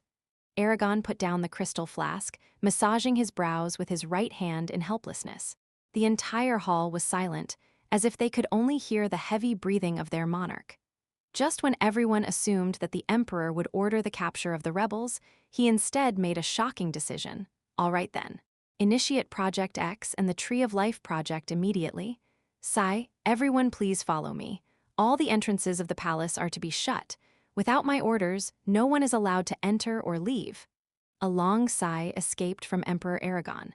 Upon bringing a wave of important ministers out of the palace, numerous high-ranking guards followed after. All the forces of the Empire, be it the special forces, the intelligence team, or other elites fell into order under Ling's command. The whole place wound up as if a machine. It's ready. The other royal family looked at each other, and a strange silence soon followed. The older prince's gazes were fixed on Princess Ling, their thoughts unknown. The princess herself told Javis to leave, moving alone to another meeting room. A few miserable cries sounded out, and complete silence followed them. I didn't think that the Minister of Defense would have betrayed me. And to think he was my best friend. Emperor Aragon walked out a few minutes later, sighing as he used a white handkerchief to wipe the bloodstains off his body. My path is destined not to be understood by others, but I have no choice. Emperor Aragon couldn't help but sigh as he looked at the only child to whom he could entrust this task. All preparations have been completed, Father. Please follow me. Ling didn't betray any emotion on her face, the calm in her eyes making it impossible to guess her thoughts. The two arrived at the Imperial Garden, all the vegetation within flattened to form a huge plaza. Let's begin, Emperor Aragon commanded, holding back the excitement in his heart. The entire plaza began to tremble, the earth gradually splitting open as it formed a box. A fantastic white tower appeared from the ground, its interior completely solid while its exterior was filled with light. It dazzled with a gorgeous luster. 12 bright pearls could be seen atop the tower, forming a circle connected by thick black metal chains to the center. A girl was sleeping in each pearl, and Jill was amongst them. They were curled up like babies in their mother's wombs, and their eyebrows furrowed from time to time. And just like a womb, there was a large amount of translucent liquid around them, a crystal-clear thread from within connecting to their bodies. The console of the Tree of Life. Emperor Aragon looked at the metal console in front of him with a crazy and fervent expression. Look at it, Ling, such a beautiful crown. Yes, Ling's eyes were filled with a radiance as well. She had to admit, the brilliant tower with its 12 pearls looked like a massive crown. However, she was very clear that this was a test for her father. If the Mistress of the Night appeared here at this point, she and her father would be fated for death. No, perhaps father might survive, but I'll definitely die. Ling looked at her father's hands. Only she knew that the array from the strong room had been transferred to his body, Cal's eyes, and the mermaid scales on his person. Before he continued, Emperor Aragon called out to his daughter, "Go activate the final X mutation before the Tree of Life project begins. No matter who our opponents are, they're likely to face great trouble." Ling's body trembled as she received this command, one that was equal to setting the devils loose. Still, she managed to retreat respectfully from the place. "Sword Saint, Night Devil, follow closely," Emperor Aragon commanded immediately after. 2 silhouettes appeared behind his back, his final line of defense. Right now, he'd sent the 2 of them out. The 2 old men saluted to Emperor Aragon, slowly blending into the breeze.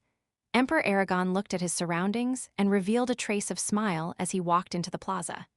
Ding! A layer of pure white energy instantly separated the plaza from the outside world. All the unstable factors have been removed. Emperor Aragon looked around, seeing that he was alone at the console tower. He couldn't help but reveal a smile of satisfaction. I will definitely be able to devour the assimilated soul body, becoming a god. He walked towards the center of the metal tower with unswerving determination. As soon as possible. Chapter 1100 Breakthrough. By this time, the rebel army had successfully infiltrated the capital under Clive's lead. They were heading towards the palace as Clive's communication device rang out. Several words were transmitted over, causing Clive's facial expression to change immediately. "It's a code from the palace. We've been found out. The palace has been closed down, and the Imperial forces were mobilized." Clive's expression grew unsightly. "Without those insiders, it'll be much more difficult for us to break into the palace. We didn't expect to avoid much trouble in the first place. In fact, just being able to infiltrate the capital is worth being excited over, isn't it?" Crowley looked behind him. They were currently in the capital's streets, those behind them all bloodline carriers and warriors armed with firearms, along with a portion of the military. This motley crowd radiated grandeur as they walked forward. Even more surprising was that the capital's citizens were all hiding behind closed doors, glancing occasionally at them, but not standing out. It was like the guards of the capital had all perished. The group felt strange, as if the Imperial army and the entire capital accepted their presence. Looks like revealing the existence of Project X and the Tree of Life to the public has indeed been effective. Bobby looked at her surroundings.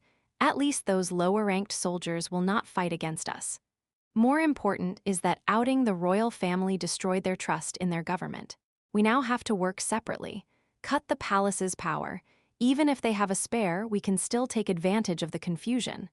An unswerving determination appeared on Clive's face. The interior of the Special Forces headquarters contains a detailed map of the palace. It can help us with our plan. I'll take care of it. Do you want to settle your grudge with your brother? Bobby rolled her eyes. It's up to you. Although I've had problems with them for a while, our target right now is the palace. Thanks. Clive straightened his back, an unyielding and determined look on his face. I promise I'll succeed. A portion of the retired and serving officers separated from the rebel army, rushing towards the headquarters of the Special Forces. What's going on? After arriving at the Special Forces headquarters, Clive was stunned to discover that it has become a slaughterhouse. Numerous black-cloaked bodies fell on the ground with an unbelieving expression. This was all done by one person, and Clive stood up and walked past a dead body while entering the headquarters. You're finally here, my benevolent brother. Javis had long been waiting here, his eyes containing an evil sneer. Preventing the others from indiscriminately rushing into action, Clive spoke with a heavy tone. You killed those people outside? Why? They were a group of fools. They started to panic and think of rebelling after hearing the rumors, so I had to send the useless trash off personally. Javis blew his fingernails while speaking, as if he had only killed a few ants. Even now, you still can't let it go? I'm sorry for what happened, but our brother should not be the reason for you to turn to evil. It's time to stop. Tears brimmed in Clive's eyes as he spoke. Stop? Are you kidding me? The project is going to succeed, and Third Brother's soul is about to come back. At this point in time, you are telling me to stop. Clothes ripped apart, and a cloud of black energy emerged from Javis' body. I'll turn you into a corpse. Sigh, I didn't expect that it would come to this between brothers. Clive sighed. You were a genius from birth. However, you lack the most important quality of the strong as you advanced on your road for power, love, and forgiveness. One of the soldiers raised his laser gun, firing a warning shot towards Javis. It's not too late for you to change your mind. Clive tried to persuade him for the last time. You should be the one changing their mind, not me. Even surrounded by the rebels, there was not a trace of fear in Javis' eyes. Instead, he seemed like he was watching a good show. Not good. Clive understood his brother well, and he'd noticed the abnormality. Still, he couldn't make out what it was. Thud. One of the rebels suddenly fell to the floor, twitching unconsciously. What's wrong? Clive's astonishing eyesight allowed him to instantly notice a layer of dark green spreading on the surface of the soldier's neck. Thud, thud. The conditions seemed to spread, numerous rebels starting to fall one by one. The rest were left staring at each other. The X gene mutated. Have they begun to act? Javis seized this moment's opportunity to attack. Shadow wind. Whoosh. A violent tornado suddenly blew everyone away. A cluster of shadows suddenly turned those who remained standing into a fog of blood. Guards! Javis' rampant laughter was oddly obvious in the wind. Creak, creak. The metal floor opened up, rows of armed robots moving out to surround Clive and the rest. How now? Who's surrounding who? Javis looked at his brother. To be absent-minded with the fall of a few soldiers, you haven't changed indeed. Still so hypocritical. Even if I'm being hypocritical, it's still my duty. Just like I rushed here, not to save the country but to prevent you from falling further. Come back, brother. Clive suddenly stood up. Annoying preaching? Javis dug his ears and turned back. However, I can give you a chance. A showdown between the two of us, where both our people are not to interfere. If you can defeat me, I can give you anything you want. Be it the palace plans or the most important of intelligence. Just what I had in mind. Clive clenched his fists, and a terrifying aura exploded in the air. Well, then come with me. Javis walked in and brought Clive to an ancient coliseum. So how's this for an arena? It'll serve well as your burial place, won't it? If death can save you, I will not hesitate. Clive finally understood that his brother had changed long ago. He'd become a moment he joined the Special Forces. Boom! Two silhouettes rammed ferociously into each other in the dusty sky, a terrifying battle aura flooding the whole Colosseum. During this time, a majority of the people in the capital had quietly fallen to the ground. Be they merchants, officials, or even royals, nobody was spared. Everyone who fell foamed at the mouth, a layer of dark green spreading around their bodies. The change was especially pronounced in their eyes. Blood vessels thickened as their pupils lost color, the eyes turning a complete white. It wasn't just the humans facing such a situation. The entirety of nature and the ecosphere had suffered from disaster. A majority of insects and other small animals broke out with the symptoms immediately, while those with larger bodies soon followed. The dark green spots spread continuously around their bodies, finally forming a huge mark, the letter X. X gene, this damned empire, they really did dare to act. Crowley looked in fury as his men fell to the floor without end. Still, it was the soldiers, martial artists, and knights that suffered the heaviest casualties. The protection of extraordinary power allowed the Bloodline Alliance and the Coven of Witches to escape the calamity with minimal losses. With Project X activated, the Tree of Life won't be far behind. We need to break through the palace as soon as possible and get rid of the evil. Crowley gazed at the huge capital. The masses that were crying due to the previous disaster had received another blow, half of the city dead silent while the other half screamed. The X gene had spread through more than 60% of the population. About 60 amongst every 100 people had fallen under the Empire's control the moment it activated the program.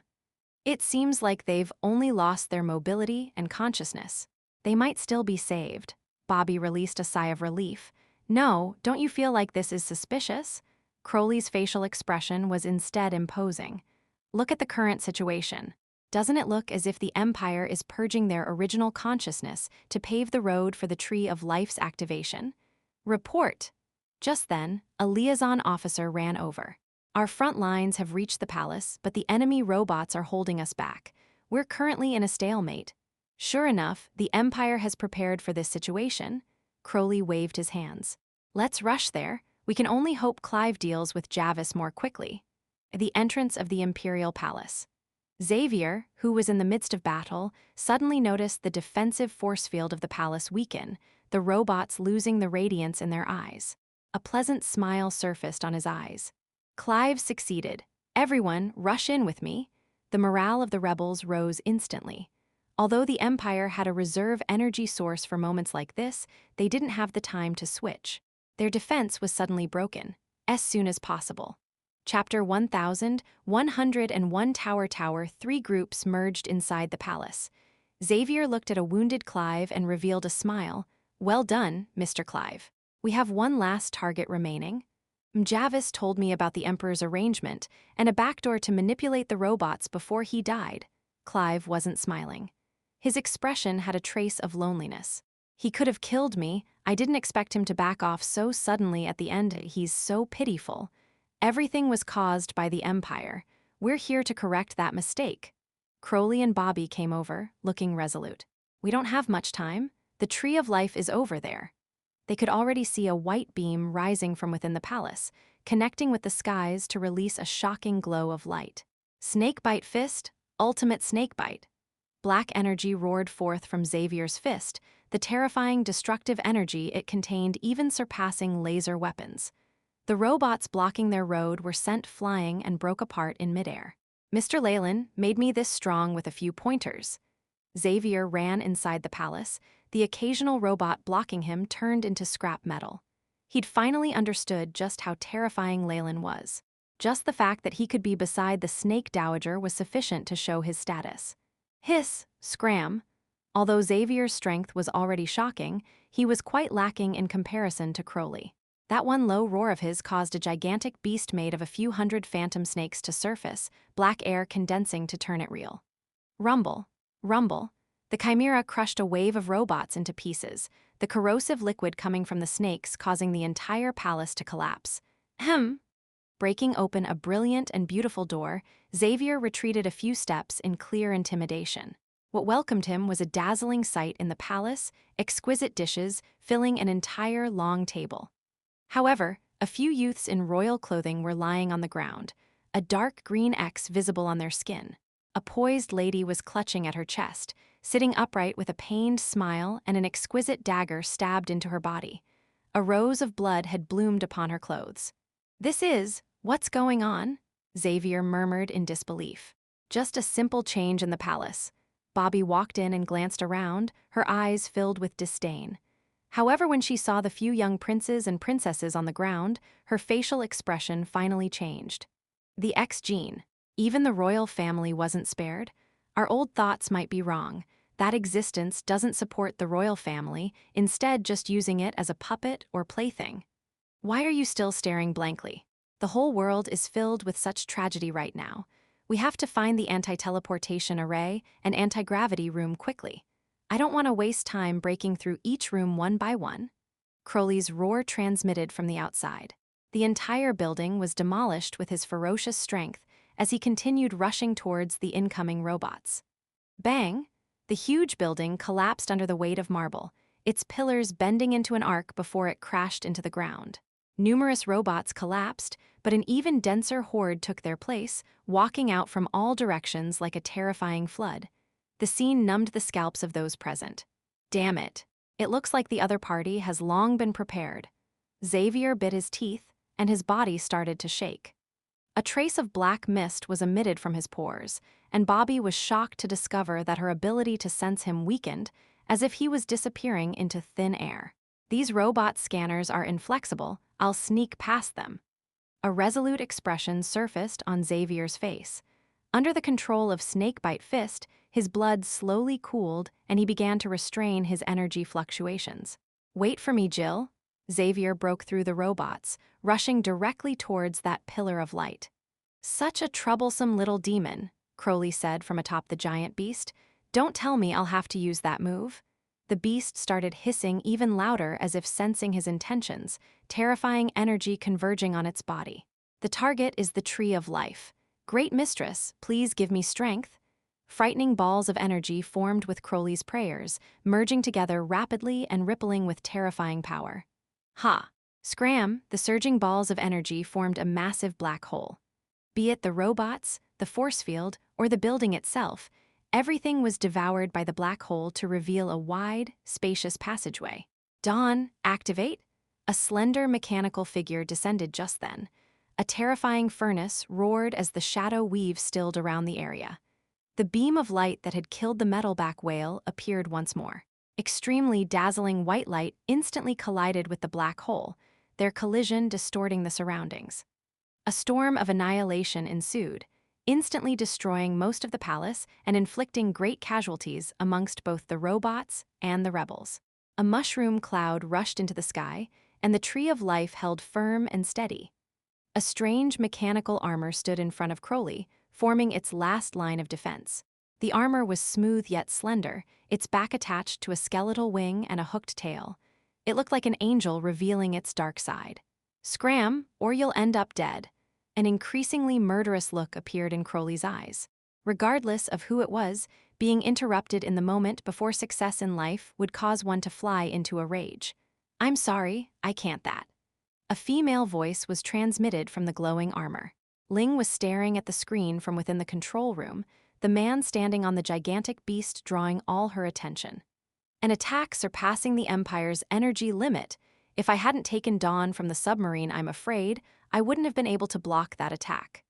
Ling's face revealed a bitter smile.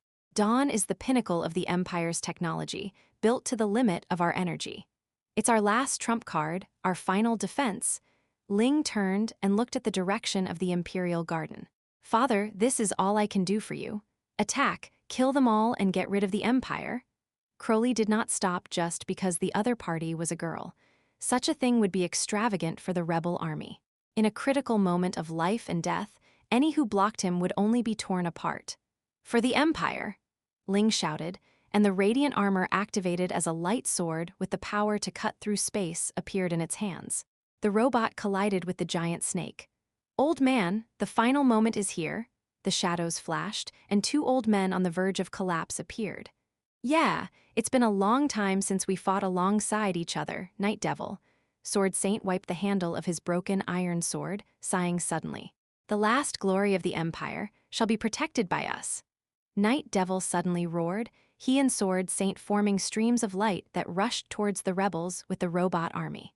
Kill! Bobby made eye contact with the other higher-ups, deciding to fight. Both sides were fighting for their goals and beliefs. There was no possibility of turning back. Outside the Imperial Garden, the rebel army and last resistance of the Empire collided. The overflowing energy scattered and caused a terrifying fluctuation. Emperor, to govern everything? God. Emperor Aragon's eyes were filled with eagerness as he stepped onto the central metal platform. A flash of light verified him as he moved towards the top of the Tree of Life, towards its crown. The surroundings of the platform were absolutely empty, with but an isolated metal seat present. The resistance of hundreds of generations, thousands of years of unwillingness, dear ancestors, please bless and protect me. A trace of resoluteness appeared on Emperor Aragon's face, and he took a box out of his bosom. Inside was a pair of shriveled eyes and some mermaid scales. Bring it on. Madness flashed in Aragon's eyes as he directly swallowed these items. I am the world. Immediately after, a horrifying change emerged on his body. Tumors spread out along his body, with scales and humanoid faces on them. Aragon struggled to sit on the metal throne. Catcha, catcha, many channels opened up around the tower, revealing needles attached to tubes. The tubes seemed to possess their own lives, encircling the Emperor. Pooh, pooh, pooh, ahhhh. Soon after, hundreds of thousands of these tiny needles pierced into Aragon's body, stimulating all his nerves. The pain he felt exceeded the limits of human ability, able to cause a normal person to perish instantly. Even he couldn't help but release a bestial roar. Numerous tubes wriggled amidst this terrifying roar, seemingly trying to draw something in as Aragon's body shrunk rapidly. He turned into a near corpse. As soon as possible. Chapter 1102 Growth. The hundreds of thousands of tubes sucked Emperor Aragon dry in just a moment, devouring all his nutrients until he seemed less than a corpse. His body suddenly trembled, the fire in his eyes dying out. However, a heated soul broke through the boundary of illusory and real before the moment of his death, moving through the tubes to reach the bottom of the tower instantly. Subsequently, a mind-blowing light beam suddenly soared into the sky. This is... Xavier involuntarily exited stealth, a frightening expression on his face. Just a glance had sent terror into his heart, as if an inescapable crisis was approaching him. Project Tree of Life, I must stop it, Jill? Xavier shouted as he suddenly saw Jill's silhouette within one of the 12 pearls. His little sister was sadly unconscious, not able to respond. I'm coming right away, I'll save you, you have to persist. Black scales instantly covered Xavier's hands, and he released a strong power. Open for me. Xavier attacked the defensive force field repeatedly with his fists, but his snakebite fist could not cause it to even tremble. How can it be? Why is this so? Xavier was about to fall apart, the black shadows converging on his hands, repeatedly smashing the light. However, this was the core of the Empire's defense, using the most advanced technology and resources. It stood unmoving as a mountain, firmly rooted to the ground. Buzz, a soul emerged from within the pillar of light at this moment, near the crown of the metal tower. It seemed to bellow out as it emitted a light that stirred the hearts of the people. The shadow weave materialized on top of the tower, covering the entire world. The light beam crackled as it separated from the metal tower, connecting instead to the shadow weave. Branches continued to spread out, and within a few moments, a primordial tree made of light was formed in mid-air, its many branches tightly linked to the shadow weave. The Tree of Life, it's begun. All the survivors in the Empire looked up at this moment, seeing the massive tree. Damn it, damn it! Xavier brandished his fists constantly. Even his scales shattered to the force of his blows, blood spilling onto the membrane of light. Snake Dowager, or Leylin, either one of you please give me strength. Falling into despair, Xavier couldn't bear it anymore as he prayed. Within the palace, Leylin and Allsnake were in the middle of their chess match. It looks like those bloodline carriers are experiencing difficulties. What do you think? Allsnake twirled a piece in her hand, a smile on her face. It was as if everything had happened in front of her. Regardless of what they do, the Empire, no, the royal family is destined to fail. A trace of disdain could be seen in Leylin's smile. Even we can sense this easily. How could it escape Shar? I'm afraid she's letting them continue these small tricks, waiting for the right time to harvest the rewards. But what should we do about it? The Snake Dowager stared at Leylin with her beautiful eyes, a trace of coquettishness in her expression. I've noticed you have other plans in your mind. That's a secret and the source of my confidence. Forgive me, I cannot reveal it to you right now. Leylin shot the snake dowager a sincere look. When the time is right, I'll fulfill my end of the contract. Please trust in me until then. What about now? Are we not doing anything? The snake dowager leaned back lazily, whether she really believed in Leylin's words unknown. Right now. We can add in a variable or two, waiting for Shar's reaction. Leylin smiled softly, placing a finger on a datura flower rune. Outside the Imperial Garden, Xavier suddenly felt his body heat up. This feeling, he tore his shirt apart, seeing a beautiful black flower slowly blooming on his chest above his heart. The pain seemed to tear his body apart, constantly eroding his nerves. The last time this happened, he'd been unable to endure the pain, losing consciousness. However, things were different this time. Several upgrades in strength allowed Xavier to persevere, gnashing his teeth in an effort to remain conscious. The extreme force caused his gums to bleed. At the same time, he felt a terrifying power moving within his body. Snakebite Fist! A black phantom snake with scarlet eyes suddenly emerged in front of Xavier, a few stories tall. An earth-shattering roar resounded as he punched out, the surrounding earth trembling as the defensive force field shattered. Jill! Xavier instantly rushed towards Jill's location. Scram! The pillar of light radiated anger, and numerous needle tubes suddenly charged towards Xavier. These insignificant things, Xavier used his hands to catch them, but the moment he made contact his face changed. So hard, even harder than alloys. It's also so powerful, and this current… Bang, the boy was sent flying. There cannot be any damage to the Tree of Life. The tree completed its preparations amidst the fluctuations of the soul, suddenly spreading out. Xavier suddenly felt lightheaded, as if his spirit had been extracted. Fortunately, the datura flower's protection had allowed him to remain conscious. However, he would rather have fainted than watch the scene in front of him. Particles of light emerged from everywhere in the capital like rain, converging on the pillar of light. The 12 pearls lit up, the faces of the girls within revealing painful expressions. Once the powerful soul energy was transformed, it gathered at the center of the tower that housed the Tree of Life. The tree grew in size, slowly increasing its pull on Xavier's soul. It has started. Ling, in control of Dawn, released a sigh of relief as she separated from Crowley. Hateful, this is all your fault. Crowley looked at his surroundings as an invisible net of energy began to materialize, looking like a bunch of branches that grabbed onto the fallen whose bodies had been infected with the X gene. A particle of light was then drawn out of these people, moving towards the tree as if this web was a bunch of roots. Looking at the scene, Crowley could not help but feel extremely terrified. It's useless even if you knock me down now. Ling forced a bitter smile while looking at Crowley. It'll start with the bodies affected by the X gene, their souls providing the Tree of Life its initial nourishment. Then will be the ordinary people who weren't infected, followed by ability wielders and bloodline carriers. With the Tree of Life's rapid growth, the force with which it will absorb these souls will grow no one can escape, and abandoning the rapid shadows just ridiculous. The shadow weave is everywhere. Such a thing would only help delay the inevitable by a few minutes, nothing more. Since you knew all this, why not do anything to stop it? Crowley was thoroughly enraged. The chimera of snakes roared and rushed forward. Because this is my fate, Ling laughed bitterly, her eyes showing reminiscence. Cough! She suddenly coughed and spat out fresh blood. It looks like I won't be able to continue from now. After all, I only have an ordinary physique. There was a trace of a smile on the princess' face as the armor collided with the beast, roots from the shadow weave appearing to bore into her body. The feeling of one's soul being grabbed caused her face to stiffen. Self-destruct.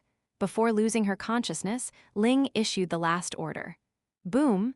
The armor grabbed the chimeral beast before disintegrating in a terrifying explosion. How I wish to go back to my childhood, looking at my father push my swing. Ling smiled before she fell into total darkness, her body swallowed by the fire. Crowley. Crowley, Bobby rushed over, only to see a bottomless black hole. The range of the destruction had been surprisingly small, but this wasn't Ling's goodwill. She'd instead focused all the destructive might on her opponent. The area surrounding them had been annihilated, the earth itself completely gone to reveal a bottomless underground tunnel. Crowley had borne the full brunt of this attack. Would he be able to survive? Bobby's face was filled with tears as she constantly called for Crowley. "Cough, rest assured. Before the destruction of the Empire, I will not die." A few long back snakes similar to vines grabbed the edges of the pit before Crowley climbed out. However, he was not in a good state. Half of his body had been destroyed, both of his legs and his right arm gone. She was a respectable opponent, but also a pitiful person. Crowley looked at the pit and sighed. Whoosh. His body muscles suddenly squirmed, and he finally even grew out a new arm and legs. His newborn limbs had delicate white skin, seeming no different from the rest of him. As soon as possible. Chapter 1103 Sacrifice. Perhaps it was because of the bizarreness of the recent events. Bobby just accepted Crowley's regeneration with some elation. He managed to help the others upon his return, killing Night Devil and Sword Saint before moving to the final battleground. It was there that he saw the elegant and imposing metal tower, with the needle-topped tubes surrounding it seemingly alive. "Crowley, hurry!" The large metal pipes moved once more, stopping Xavier outside the tree. There were numerous wounds on his body, but the youth continued to sprint forward as he headed for the tower with pearls. The Tree of Life. The tree's huge roots had spread throughout the top of the tower, its huge branches covering the skies and making for a vantage point over the entire empire. There was a crimson glow on the tree's bark, forming a vague image of a face filled with madness. "Ling is so useless." Rage appeared on the face once it saw, and the rest come over. A powerful gust of energy shot forth as many of the roots of the branches of the Tree of Life shot forward to attack them. Many of the rebel troops were caught by these vines, their souls immediately extracted as corpses fell to the ground. "At such a time, there's nothing to be afraid of even if I die." Crowley pushed Bobby away, revealing a black serpent imprint on his back. "The final seal, unseal now." Hiss. A powerful surge of darkness spread out, and the chimeral serpent appeared once more. Only now, it looked even more illusory than before. "I give you all my life force, annihilate it." Black blood oozed out of Crowley's pores, continuously entering the body of the giant serpent. It hissed as it received the nourishment, a powerful ball of energy converging in its mouth as it materialized again. "I'll bury you." Several hundred balls of energy converged, forming a terrifying black hole once more. The branches were destroyed in front of its might, saving many lives. Facing this attack, even Aragon, who'd turned into the Tree of Life, had to be cautious. The massive tree shrank down a little as powerful soul force formed a thick wall before the black hole. Boom, an explosion rocked the place the moment the black hole came into contact, shattering the wall. However, the Tree of Life still stood tall after the dust settled, and even worse, there was no damage to it at all. "I've already become one with the Tree of Life. With the first stage of soul collection complete, nobody in the world can annihilate me anymore," Aragon bellowed as his face appeared on the now crimson tree. "Just the soul energy of the Empire could bring me to such a realm. I will plant firmly into the earth, becoming the core of the realm as I spread my roots throughout the world." Aragon's spirit projection seemed extremely zealous, his insanity overwhelming. "Are you afraid now? Do you feel that fear? Run for your lives. If you're lucky enough, you might be able to last through the end and watch the world perish with me. No, you'll watch the beginning of a new world." Aragon issued his decree. The Tree of Life immediately swelled as he spoke, terrifying roots piercing into the ground and covering the entire palace in an instant. The 12 pearls were operating at full force. A few of the girls were already unable to withstand the damage, blood spurting out of their orifices. Jill! Xavier roared in rage. There had never been a day when he'd felt as cowardly and helpless before. Catcha! Cracks appeared on the ground as the Tree of Life's roots continuously expanded through the planet. Very soon it spanned the entire empire. The crown of pearls grew at the same time, expanding until it reached the skies to connect to the shadow weave. Even after that, it continued to expand. It wasn't just the cities, and it wasn't only humans. Anything in the Empire with the ability to think had its true soul absorbed by the weave. Javis told me the Tree of Life expands in 3 stages. The first time it will cover the entire region. The second time it will move to cover the entire planet. The third and final stage is when it will fuse with the world itself, becoming a god. Clive stepped forward. It will be impossible to defeat in its second and third stages of growth. We need to take this opportunity now to eliminate it. Bobby nodded her head. Even as it continues to expand, it's protecting those 12 pearls. They should be its core. Young people, the world needs you. The old will create an opportunity for the future. Clive stood forward with other survivors. That's right. Crowley had stood up as well, even if he was close to collapsing. Even with the bloodline phantom, we won't be able to escape the final purge of the weave. We can only gamble on this one's chance. Listen up, Xavier. We'll concentrate our power to make a chance for you. Your mission is to charge in and destroy the 12 pearls. Remember, don't attack the tree. That's on a completely different level from you. Crowley looked at Xavier and smiled. Don't you wish to save your sister? Then do it. Do it and at the same time, save the world. Let's go! Clive charged ahead, activating a platinum card against the numerous branches and pipes. The newest technology in the Empire, a space reversal pulse. I hope it'll be of some use. One last smile escaped Clive's face as his body turned to dust amidst a large explosion. Wait for me, old man. Another steel-faced soldier dashed forward, choosing to destroy himself without any hesitation.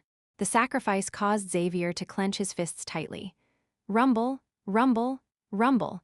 Explosions rang out one after the other, and a path was built upon human lives. This is great. That soul fortress from before can't restore itself so easily after this much damage. We have a better chance. Crowley pulled at Xavier, a 100-headed giant snake charging into the vicinity of the metallic tower. Whoosh! Numerous terrifying needles shot towards them like enraged beasts, the tree of life up above howling in anger. On the other hand, the powerful bloodline carriers dashed out in silence, using their lives to open up the path to victory. Kai! Great numbers of thin needles pricked into the 100-headed beast, the terrifying incisions causing the huge beast's torso to shrivel up. It soon turned into a bag of skin and bones, and Crowley seemed to have lost all blood in his face. No, why is this happening? Hot tears blurred Xavier's sight. Kid, did you think we're doing this for you? No, this is for the world. The continuous sacrifices brought them ever closer to the platform. 20 meters, 10 meters, 5 meters, Aragon was infuriated by the time they reached the place, the terrifying soul attacks of those branches surging violently in their direction. I'll marry you, Crowley. Bobby stood up from the snake at this moment, her back turned to Crowley. She then jumped off the giant beast, a pair of dark green butterfly wings extending from her back in midair. It looked dazzling and beautiful.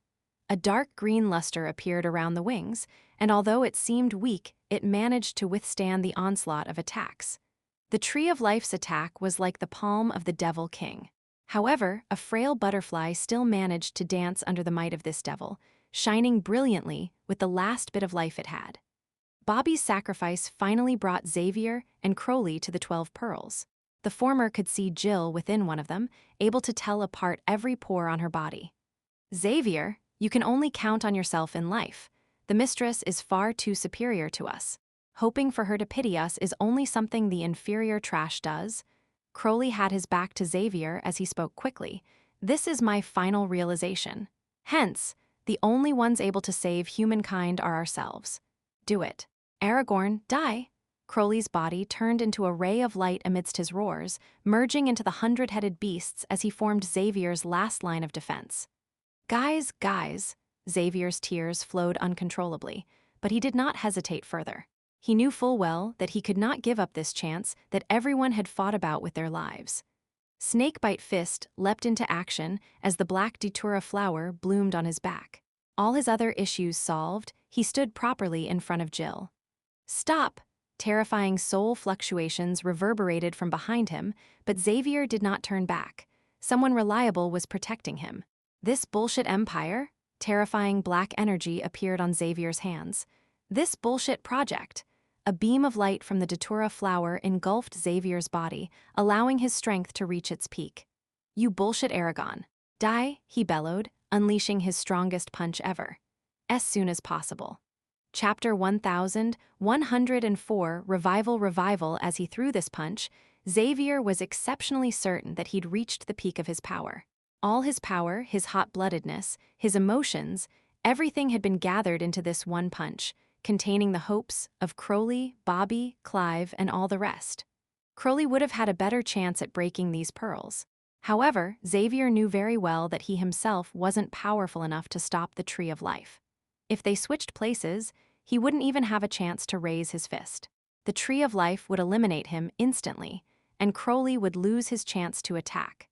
This was why Crowley and the rest had placed their hopes for the world on him, and Xavier understood this enough to throw his everything into the punch. He was confident that even a fort made entirely of steel would be destroyed by this one blow. Clang! His fist collided with the outer wall of the pearl, but there was no damage at all. "No, Xavier bellowed and raised his fist once more. Unfortunately, he was not given a second chance. A terrifying energy attacked his back, causing him to go limp. No, everyone's sacrifice and hard work. Is the world done for just like this? He felt complete despair. He looked at his little sister within the pearl, seemingly in a deep sleep, as he prayed in his heart, "Lay, Snake Dowager. I know you can hear me, so please make a move. I'm willing to pay any price." Unfortunately, he soon felt himself being enveloped by a terrifying web, his soul taken captive. His thoughts grew stagnant. Before entering complete darkness, he raised his head and looked at Jill within the pearl. I'm sorry." The girl in the pearl had been asleep, but all of a sudden her eyebrows twitched as she awoke, her black eyes meeting Xavier's own. This is great." Xavier's lips curved into a slight smile before he sank into complete darkness. Unfortunately, he hadn't noticed that the girl's eyes lacked all emotion, as if she was just looking at a stranger. "Keek, those meddling ants are now finally dead." The Tree of Life continued to mature, and the blood-red tumor on it continued to grow in size as Emperor Aragon chuckled in a carefree manner. "How could my blood and sweat be destroyed so easily? He seems to be related to you, little lady. He worked really hard in his effort to save your life. Now, it's time to make use of you all. Wake up and help me purge the evil." The terrifying Tree of Light had now extended its roots through half the empire, the soul energy gathered from the act quite frightening. Numerous frenzied black spots were absorbed by the tree's roots and branches, gathered into the 12 pearls with the girls in them. Many of the tubes couldn't even take the pressure, causing swollen tumors to bead into the pearls. The pearls emitted dazzling rays as they purified all the evil and insanity. The clean power was then supplied to the Tree of Life, being directed to the blood-red tumor. "Haha, very good. That's the way. I will soon become God," Aragon said from within. "You're no god, you're just a mere mortal." A distinct voice sounded from within the pearl. Jill watched the tree tumor coldly, a look of scorn in her eyes. "How is this possible? How can a purifier like you speak?" The huge tree tumor made a sound, and Emperor Aragorn's face appeared. However, his expression was now distorted, transforming even as it turned into a fog. "How can a small bit of evil intent stop me?" Jill's lips curved up in a snicker. "Only mortals like you would lose their sense of self after assimilating too many souls. How sad." "Mortal. Who in the world are you?" Emperor Aragorn's voice now became extremely sharp. "Me, haven't you been trying to go against me all this time?" Jill's aura changed all of a sudden. Her eyes turned into stars of wisdom. "Mistress of the Night, you're the Night Mistress." Emperor Aragon howled like a mouse seeing a cat. "Didn't you find it strange? I discovered your little plot long ago, but pretended not to notice and allowed you to do as you wished." Shar smiled as the soul tree continued to work, large amounts of soul energy being purified and entering the tumor. "You want to become a god? You want to go against me? That's all a part of my plans. If not, would you still be working so hard at completing this task?" The smile on Jill's face grew. "Also, you've even been so kind as to give me a chance to make use of you. How foolish." A powerful will descended at this moment. The 12 purifiers continued to work, but now things were different. A pure white soul energy traveled across these channels to enter the blood-red tumor, even beginning to form a huge web that unceasingly corroded Emperor Aragon's strength. The girls within the 11 other pearls opened their eyes as well, smiles of ridicule on their faces. "I will be the one controlling the final body, not me." The girls' bodies blurred out as this proclamation resounded, as if they'd transformed from the material to become a flow of energy. The network gave them great power as they abruptly passed through the metal tower into the tree and its tumor. No, I'm still protected by Cal and the mermaid. I haven't lost yet. Emperor Aragon appeared crazed and twisted, his face now a complete blur. The 12 young girls held hands around him, chanting a strange song with him at the center. Aragon didn't even have a millionth of a chance of winning against the will and power of a rank 8 existence. The calming melody of the folk song seemed to appease the tree of life, causing the dark red tumor to gradually turn pure white as it faded away. The crown of pearls stopped moving the moment the tumor disappeared, traces of cracks appearing on it. Aragon's withered body suddenly flaked apart atop his throne, turning to a pile of ashes. 2 streaks of light suddenly appeared within the ashes, causing terrifying whirlwinds in the sky. Cal, Ku, do you still wish to go against me? The shadow weave flickered, and Shar appeared on a branch of the tree of life, dressed in black. The 2 spirals grew in response to her question, slivers of bloodline force pulled out from all parts of the palace. This is the bloodline of your descendants and the power of malicious intent? I see. Is it all snake? Shar bit at her lips as 2 illusory figures walked out of the spirals. The tyrannical power of laws from the past quickly returned. We already made a mistake once, Shar. We won't make it again. Prophet Cal was an elderly man filled with wisdom, while Ku, who belonged to the sea tribe, looked like a mermaid. The great waves of the sea surged underneath them. Nothing seemed to have changed within that red villa on the outskirts of Caralyn. Leylin had just finished his last move, ending the chess game. I see, she used that hatred and the death of descendants to awaken the last remaining conscience. It seems to be some ancient ceremonial spell. Sadly, even if you've called them out, they don't have the same absolute power as they did in the past. You're making your move? The snake dowager nodded. I've been waiting too long. Today, everything will end. She took a step forward, and the air before her shattered. Whoosh! Terrifying spatial turbulence formed. The snake dowager's hair rustled, its many strands in disarray as they transformed into giant snakes. A ball of snakes that looked like a star formed underneath her, carrying the great power of her bloodline. The snake dowager had taken on her ultimate form. The numerous malicious snake heads somehow didn't diminish her charm, instead making her seem more mysterious and wild. From the astral plane, it seemed like a huge tree emanating white light had formed within the shadow world, growing as it attempted to fuse with the world itself. A ball of snakes the size of a world suddenly appeared, the serpents snarling and hissing at the tree of light, all snake. Shar was not at all surprised at the snake dowager's appearance. This 10,000-year war ends here. Indeed, but victory shall be mine. Your terrifying control will destroy the world. The snake dowager retorted without hesitation. In the meanwhile, 2 streaks of purple-red light were launched from the ball of snakes, entering Cal and Ku. The great amount of bloodline force immediately consolidated the 2's powers, strengthening their auras. What a pity, if the trial's eye was here to make for 3, you would definitely fall here. The snake dowager and the 2 other ancient existences in the shadow world now stood shoulder to shoulder, creating a huge amount of pressure. Most important was that they were natives of the world. They were the ones who'd fought over the world will in ancient times, the ones with the authority to control the world's outcome. As soon as possible. Chapter 1105 Terror. You've always been like this, all snake, hoping for help and allies, remaining unaware that the most reliable support is yourself. Shar revealed a bizarre smile as her eyes scanned the snake dowager's surroundings. What about that Magus ally of yours? The snake dowager's expression changed immediately upon Leylin's mention. Have you reached an agreement with him? Leylin was the ally she placed the most importance on, someone she valued more than the other 3 rank 8 existences. It might have been because she'd previously suffered at his hands. Nope, but since he decided not to show up, I can feel at ease when dealing with you. A sincere smile appeared on Shar's face, the terrifying killing intent causing the skies to darken as snow fell to the earth. That's exactly what I was thinking.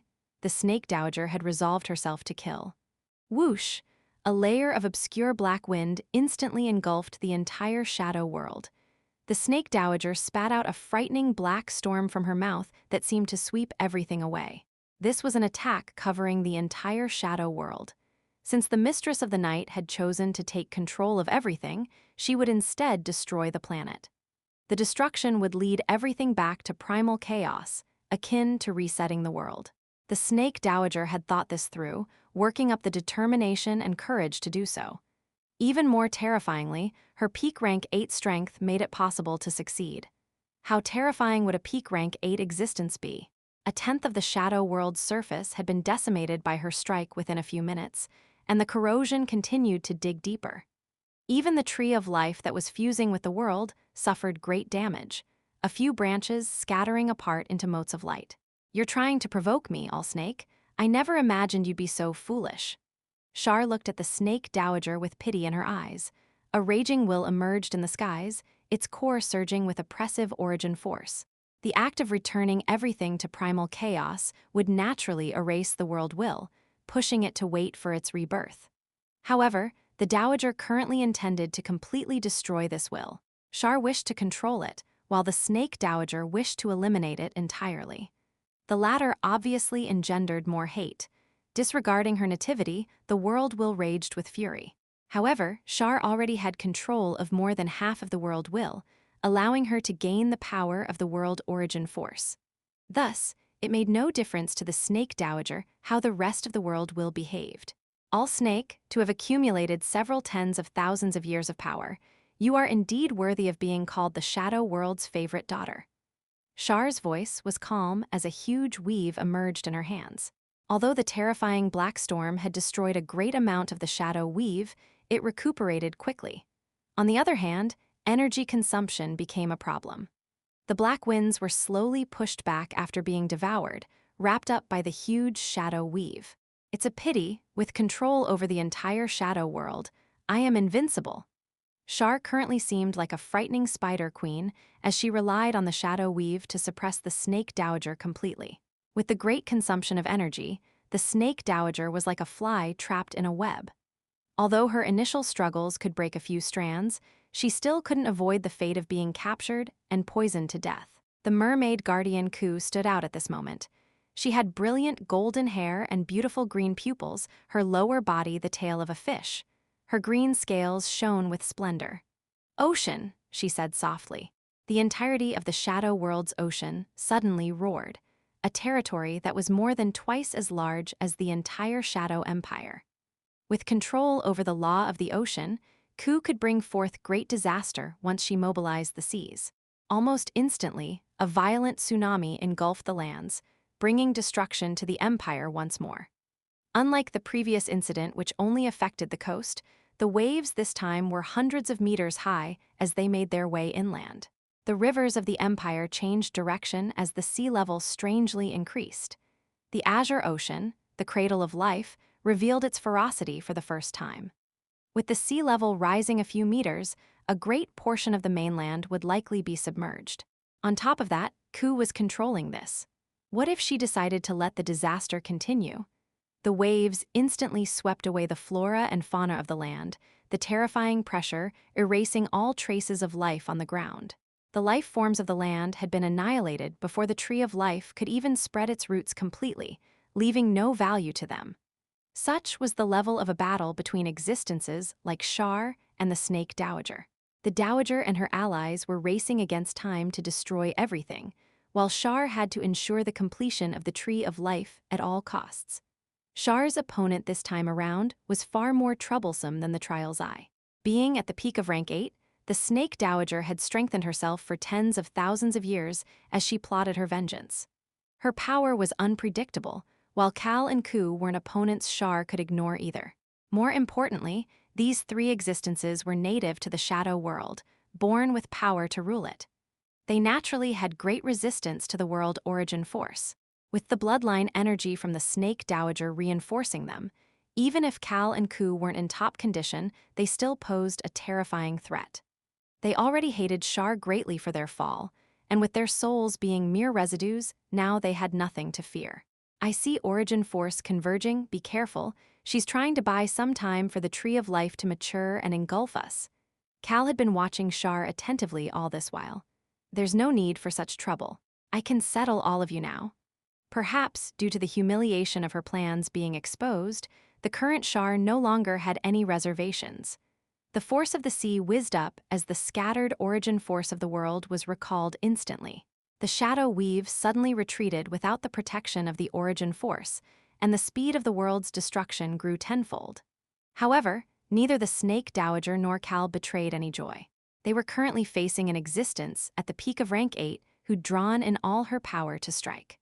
With the control over the world will and the great amount of origin force she'd recalled, Shar had stepped into the absolute limits of rank 8 for a while. Had the Tree of Life project gone more smoothly, she would have stepped into that stage permanently just now. I was born into shadows and grew up within them. I am the daughter of shadow itself. I should be the original master. Shar stepped forward with that declaration, and the entire world roared out with oppression. Powerful origin force chopped through a few snake heads like a knife through butter, blood spilling from the Snake Dowager's hair.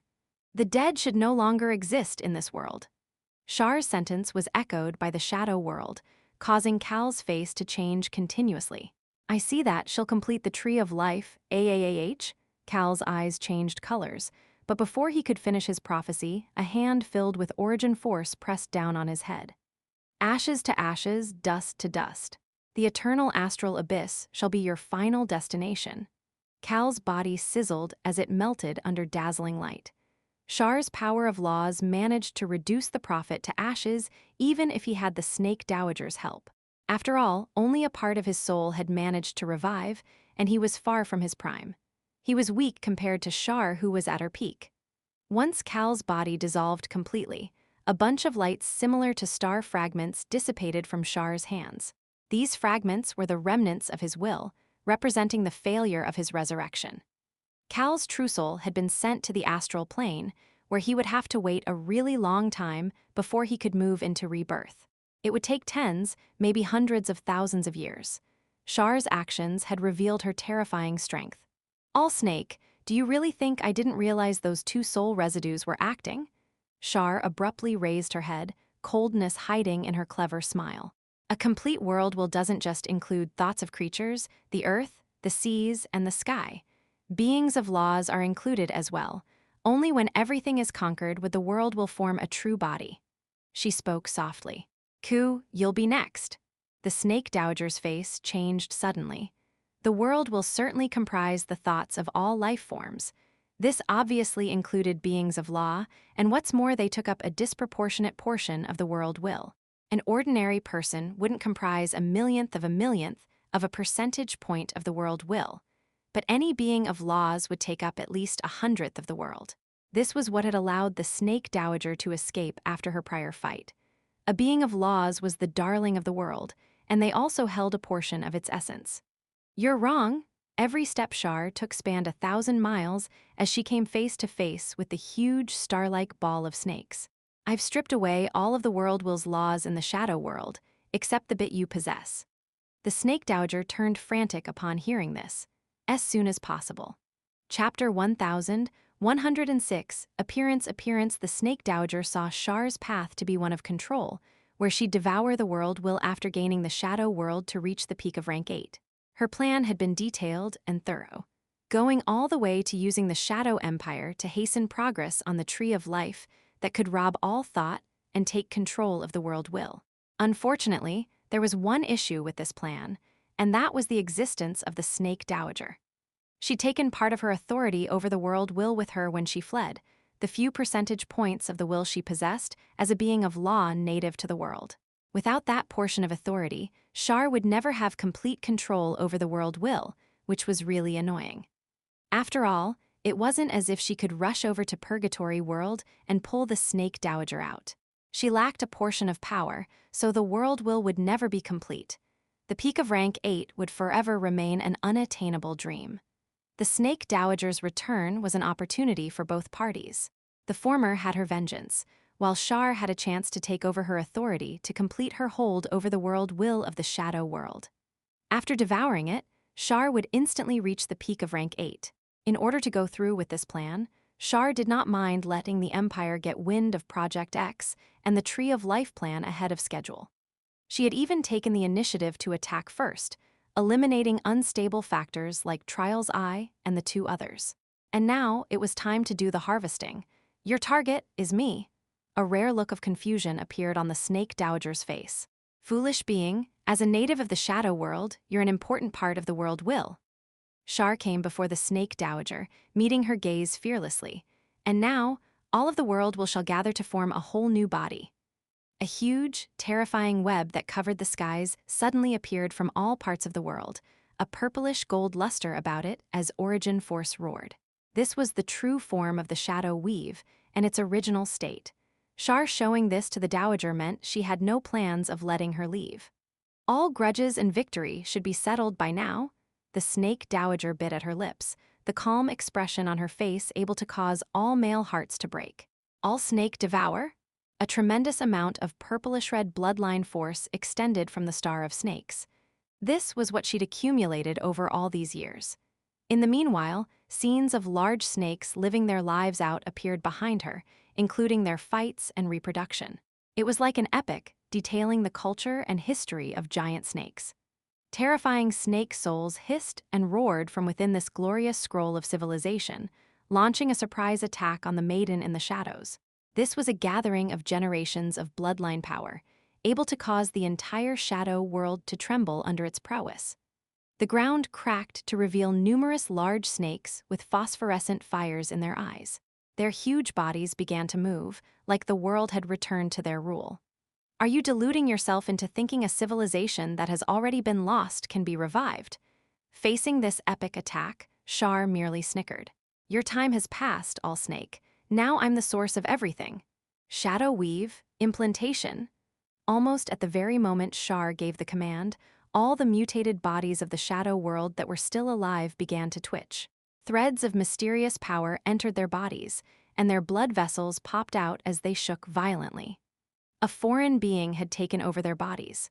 With its control over their souls, the Tree of Life had turned these people into walking bags of flesh.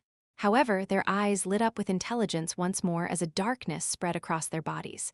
They'd gained powerful abilities similar to magic. Mistress of the Night, you are our master, the one who rules all. Numerous intelligent life forms knelt down on the ground. Then, they began to massacre the revived snakes. Psi energy conducive to attacks, preparing launch of shadow spells. Everyone had turned into a cold-blooded war machine. Under the control of an efficient mind, they'd become an ordered army that flinged shadow spell after shadow spell at the snakes. The serpents had no way to retaliate. If the cheetahs, hawks, beetles, and even sharks knew how to cast shadow spells, what would be the outcome? The soldiers of shadow outnumbered and outpowered the snake dowager's army, beating down her attempt to return things to savagery quickly. I am the current master of the shadow world. With the Tree of Life complete, its holy light already covered the skies to become the core of the world. It was filled with sanctity as it gave off a vague sense of maturity. There's more. Shar stood atop the Tree of Light and arrived before the snake dowager. That's the aura of the world will. The snake dowager's expression changed. The light of the Tree of Life had already gathered over 90% of the shadow world's beings' thoughts and souls. This included the skies, the seas, and the earth, representing the will of the world itself. Even she felt the urge to succumb. Leave the shadow world and never returns. Ku blocked the way to the snake dowager with terrifying waves. How could a mere law of the ocean contend against the entire world? Return? Shar didn't even have to act personally. A large number of the Tree of Light's branches spread through the ocean in an instant, stunning Ku for a moment as a tendril abruptly pierced through her body.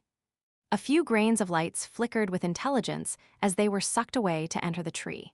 Now my Tree of Light represents the world will, you cannot defy it. Shar made a proclamation of victory. Under her control, the shadow weave left no means for the snake dowager to escape. In the meanwhile, the Tree of Light spread its terrifying roots through the ball of snakes to drag her out. Give me everything that you possess, everything.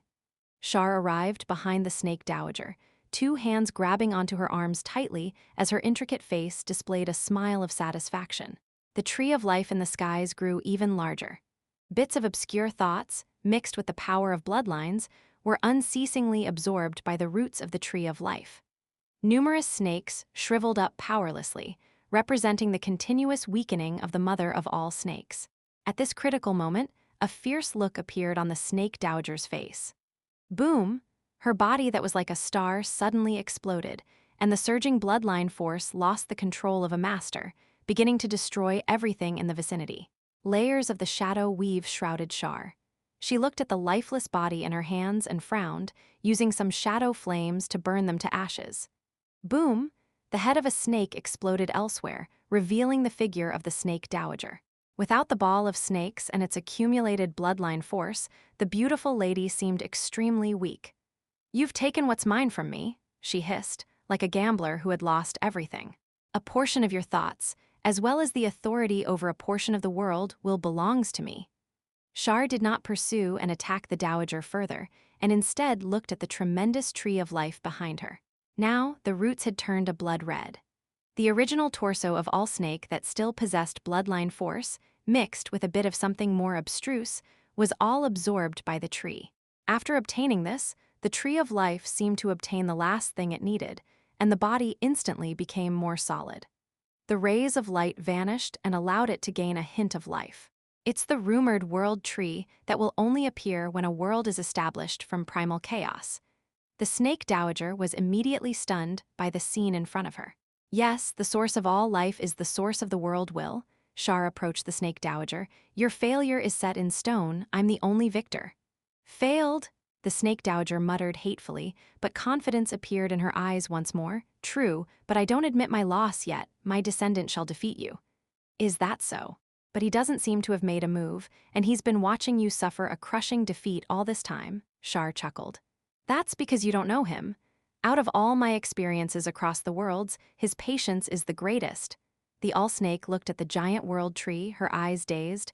"I had no idea what he wanted, but now it's extremely obvious." Whoosh.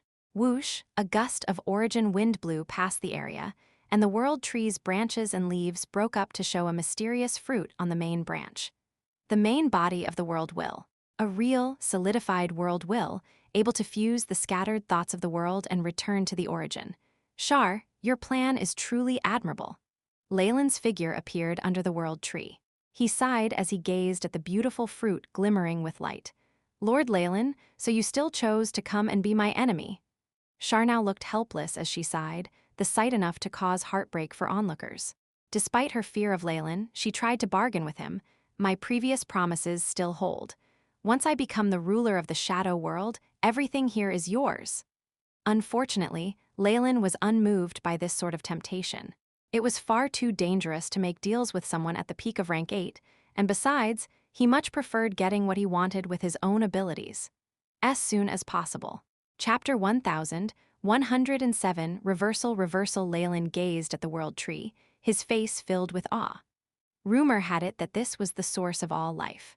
Only once life formed in a world would all thoughts gather to form its will. Shar had used all sorts of impossible schemes to gain control of the intellectual beings of the shadow world, using the weave to gather all conscience and rob the beings of law of all authority. She'd managed to reverse origin, purifying the world will and giving it form. Leylin didn't think he'd be able to do it better himself. This world fruit undoubtedly represented a complete world will, and the moment Shar ate it, she would instantly reach the peak of rank 8 and sweep through everything. This was directly against Leylin's interests. Given that she was an enemy anyway, Leylin didn't hesitate to step out. "What a pity, we still became enemies in the end. I thought you would make the more rational decision." Shar was obviously disappointed.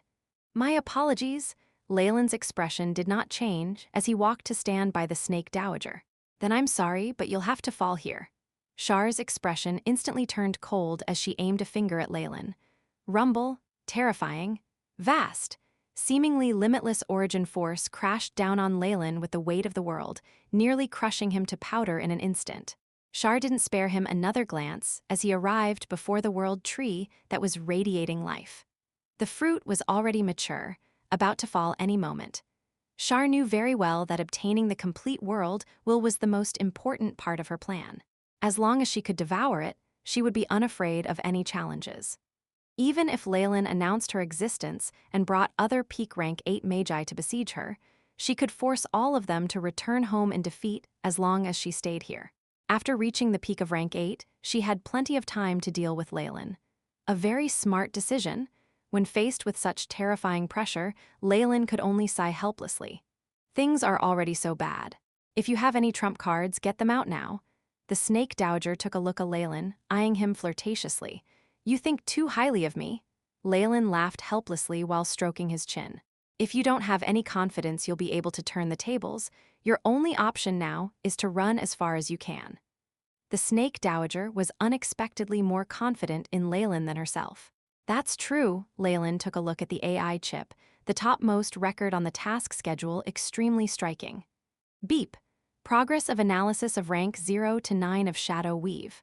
100%. Let's see what you've left me, distorted shadow. Lightning flashed in Leylin's eyes, and the surrounding atmosphere suddenly grew mysterious and terrifying. The snake dowager looked at Leylin with shock before moving backwards greatly. Ha! Leylin cried out under his breath, terrifying power of laws sending a great amount of energy into the spell. This spell model was extremely unique. It was the only rank 12 arcane spell in existence, Karsus Avatar. The AI chip operated frantically, recording large amounts of data. Beep. Host body is a great arcanist. Analysis of Shadow Weave at 100% meets prerequisites. B. Charging of energy complete. Arcane spell model launching. Grade 12 arcane spell. Karsus Avatar launched. The skies turned gloomy all of a sudden, and the world was brought to a standstill. This again. That feeling of fatal danger. Char's expression quickly changed as she trained her eyes in Leylin's direction, not letting any of his movements escape her view as she grabbed at the world fruit. Crack, crack, great numbers of cracks began to appear on that crystal in the sea of origin force. The young girl sealed within it opened her eyes, a trace of terror appearing on her face. Your greatest mistake, Char, was to fuse the Tree of Life with the Weave. Leylin rose to the skies, a resplendent arcane spell forming in his hands. Target the Shadow Weave. Karsus, Avatar, rumble. Char's expression changed in that moment, her body freezing and growing slightly transparent. It was evident that she'd been injured heavily. AAHH, she clutched at her head as she released piercing screams. My weave? You actually stole my weave. Even though Char had known that Leylin had a trump card in his possession, she'd never have guessed that it had to do with the Shadow Weave.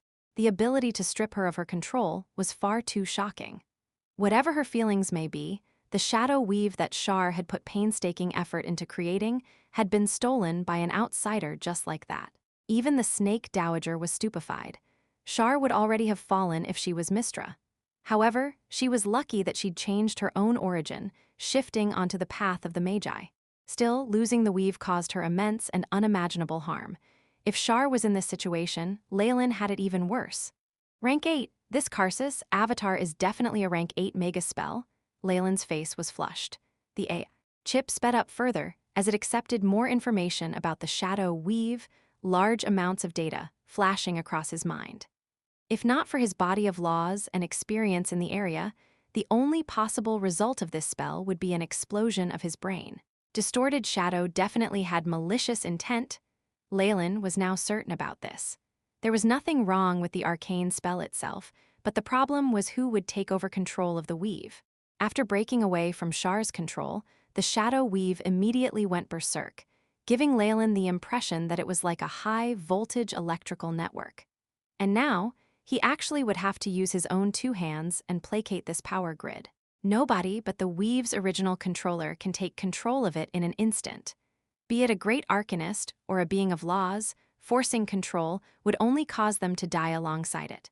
It isn't even possible to stop and save your skin. Leylin had once thought that the advantage of his main body and the support of the AI chip would make it simple to replace the goddess of the weave. However, he now knew that his conjectures were completely off. If just the Shadow Weave could render him in this state, then the true weave that extended throughout the world of gods could only be more terrifying.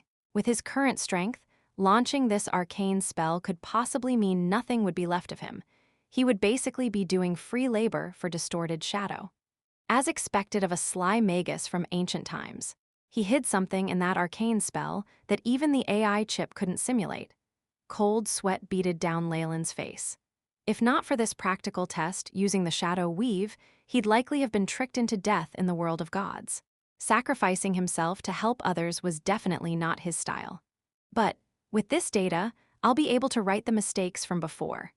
The shadow weave was inferior to the real weave, but with one experience of such a terrifying change, Leylin had something he could work with. Get over here. The shadow weave was now entirely under his control. Being founded atop the weave, the world tree was naturally his as well. In a moment, the world tree abandoned Shar and became Leylin's. With most of her strength lost to the grievous injuries, she could do nothing to stop it. The last step, Leylin pulled at the air with two hands, and the origin weave of the shadow world came into view. With the shadow weave as the offering mature. Rumble. A pair of hands made of primal chaos erupted from a part of the world tree, grabbing the purplish gold weave and kneading it into a bundle before disappearing back inside. Leylin felt no regret when it came to the shadow weave. He could also make use of this opportunity and rid himself of this high-pressure electrical network. The world tree finished the final stages of its growth with the weave, placing its terrifying web of roots into the world as its lush branches took the place of the original weave. This is the final implantation plans, Leylin sighed and approached the world tree.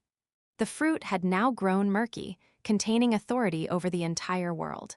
This is a world will, concentrated to the limit and completely solidified. Leylin had a mysterious luster in his eyes as he reached out and plucked the world fruit. Holding it is akin to holding a whole world. Leylin couldn't help but grow intoxicated by the feeling of having an entire world in his grasp. The fruit that Shar had painstakingly cultivated had become the greatest of his profits. The moment he consumed it, Leylin would instantly become a peak rank 8 existence, gaining control of the entire shadow world. It would make him the world's master and give him an extremely long life. Unless the shadow world was destroyed, he would never fall. The shadow world was a large world itself, and without any disasters that could destroy the astral plane itself, it definitely wouldn't face any problems. In other words, if he willed it, Leylin could obtain terrifying power and lifespan in an instant, living as long as the astral plane itself. This was definitely a huge temptation for any Magus, something everyone spent most of their lives pursuing. As soon as possible. Chapter 1108 Return. The huge temptation in front of him didn't manage to cause the slightest change to Leylin's expression. False eternity. HMPH. He shrugged with apathy as a sneer surfaced on his face. What Leylin pursued was the immortality afforded by reaching rank 9, a realm of power that exceeded the scope of the astral plane itself. This world fruit would bind him to the shadow world, stopping any further advance. Perhaps the other magi who had no hope of advancing would make such a choice, but this definitely wasn't so for Leylin. However, the Snake Dowager couldn't stay calm after seeing him take over Shar's achievements. Unconcealable desire revealed itself in her eyes as she leaned forward. After all, this world fruit was the essence of the shadow world's will, able to give her dominance of the shadow world once more as it fused with her laws to advance to the peak of rank 8.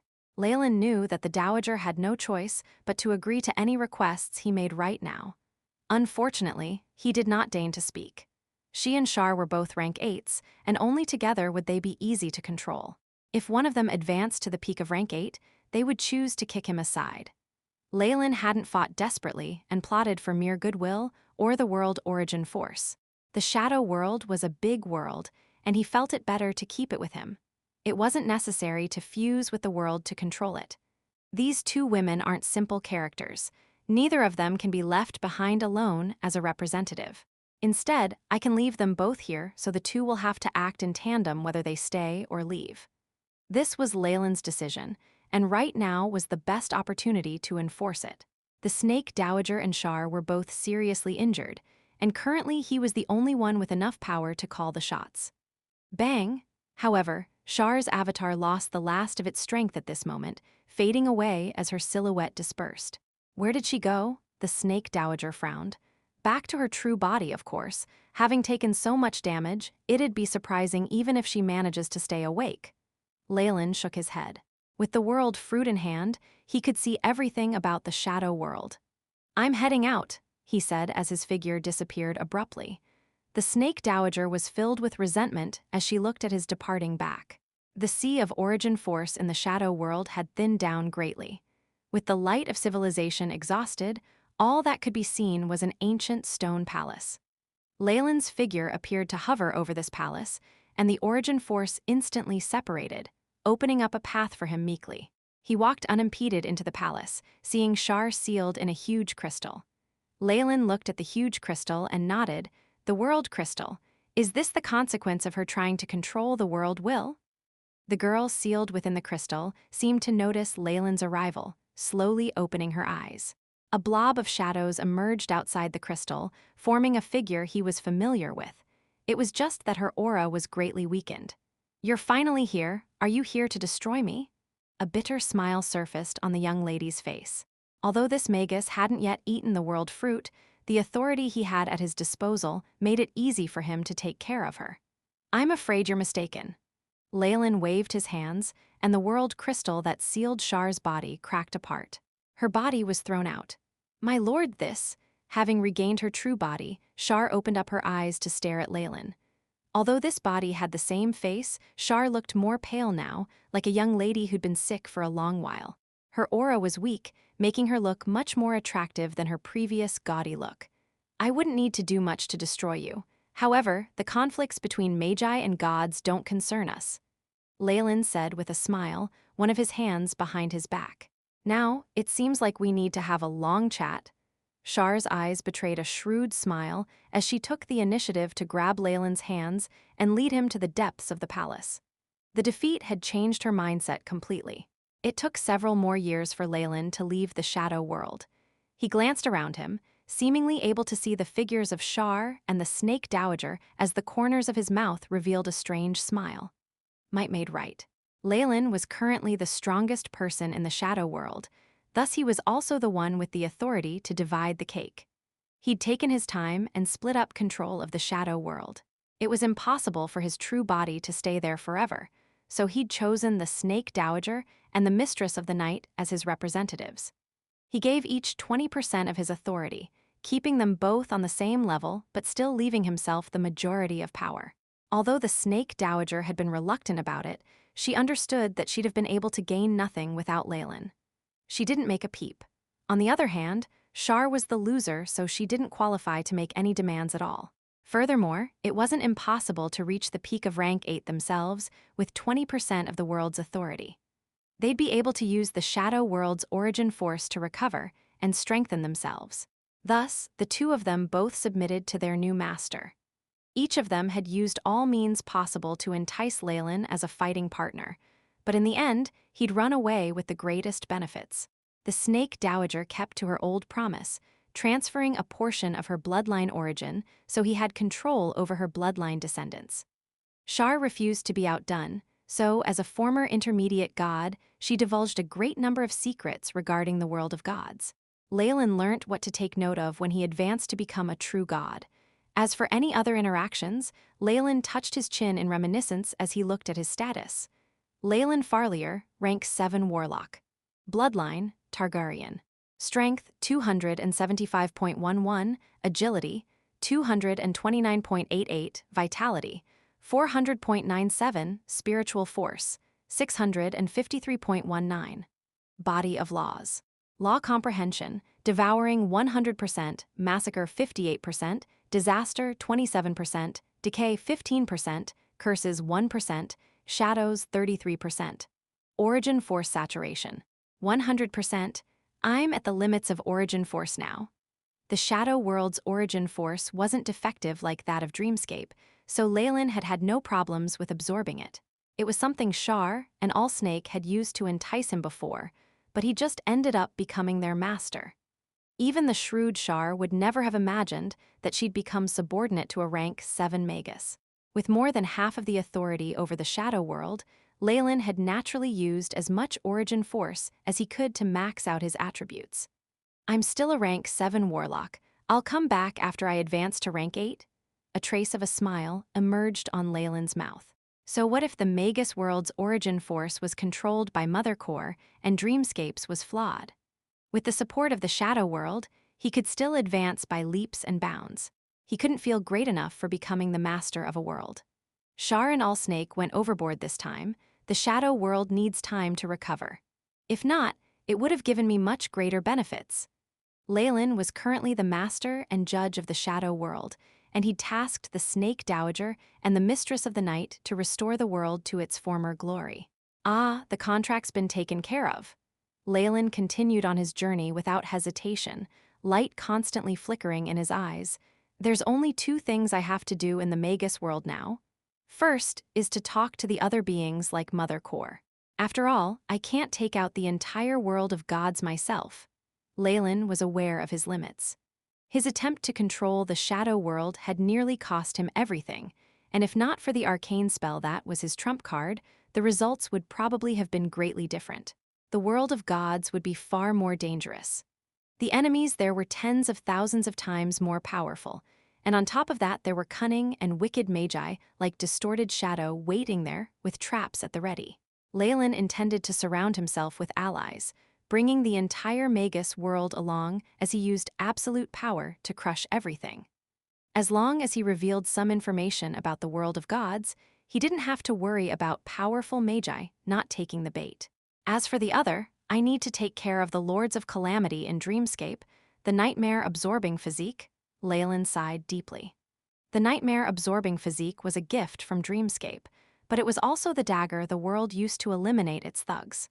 It was intended to destroy locusts like the Lords of Calamity. However, Leylin didn't think so simply. Proverbs said that the hunting dogs would be destroyed once the rabbits were killed, and even if he wasn't afraid of such a thing, he had to take precautionary measures. The nightmare-absorbing physique was intended to restrain the Lords of Calamity. If Leylin revealed his might to eliminate all the Lords of Calamity, what would Dreamscape's world will do then? Would it leave him in control of such power? Leylin felt like he had to let the Lords of Calamity survive, because this would bring him great benefits. Maybe I can do the same thing I did here, punishing the Lords of Calamity like a judge after I spark infighting among them. Leylin didn't want to be someone else's weapon. Such people didn't face good ends.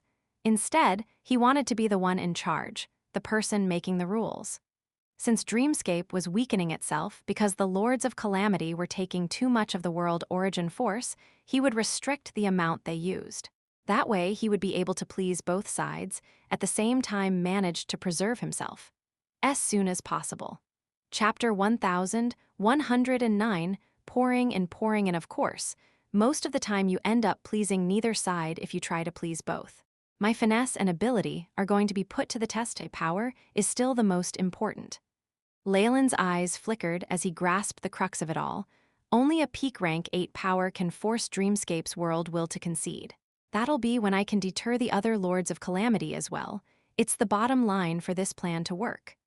The space between Leylin's brows twitched slightly at this thought, and a bright red line appeared at that moment. Leylin's soul flashed with radiance, almost instantly linking to the large and vast Dreamscape.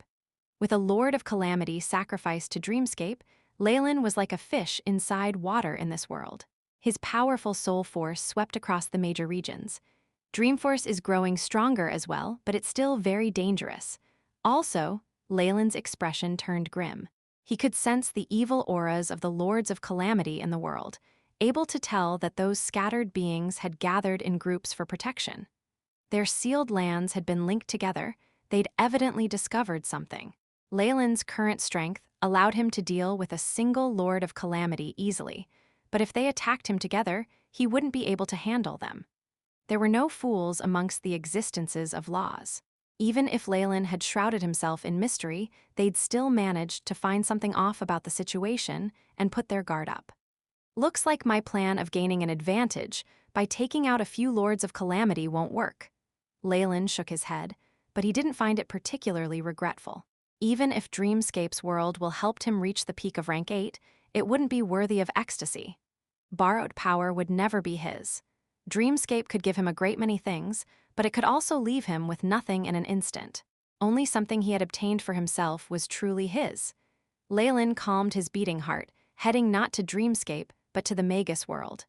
With Mother Core and other peak rank 8s in charge, the Magus World was completely calm and without any problems. Of course, to existences of laws, nothing that didn't affect their kind was a problem. A few more organizations are fighting on the mainland in secret. As he gathered information, Leylin laughed and he shook his head. While the surface of the Magus world was under his jurisdiction, he couldn't be bothered with ants fighting amongst themselves.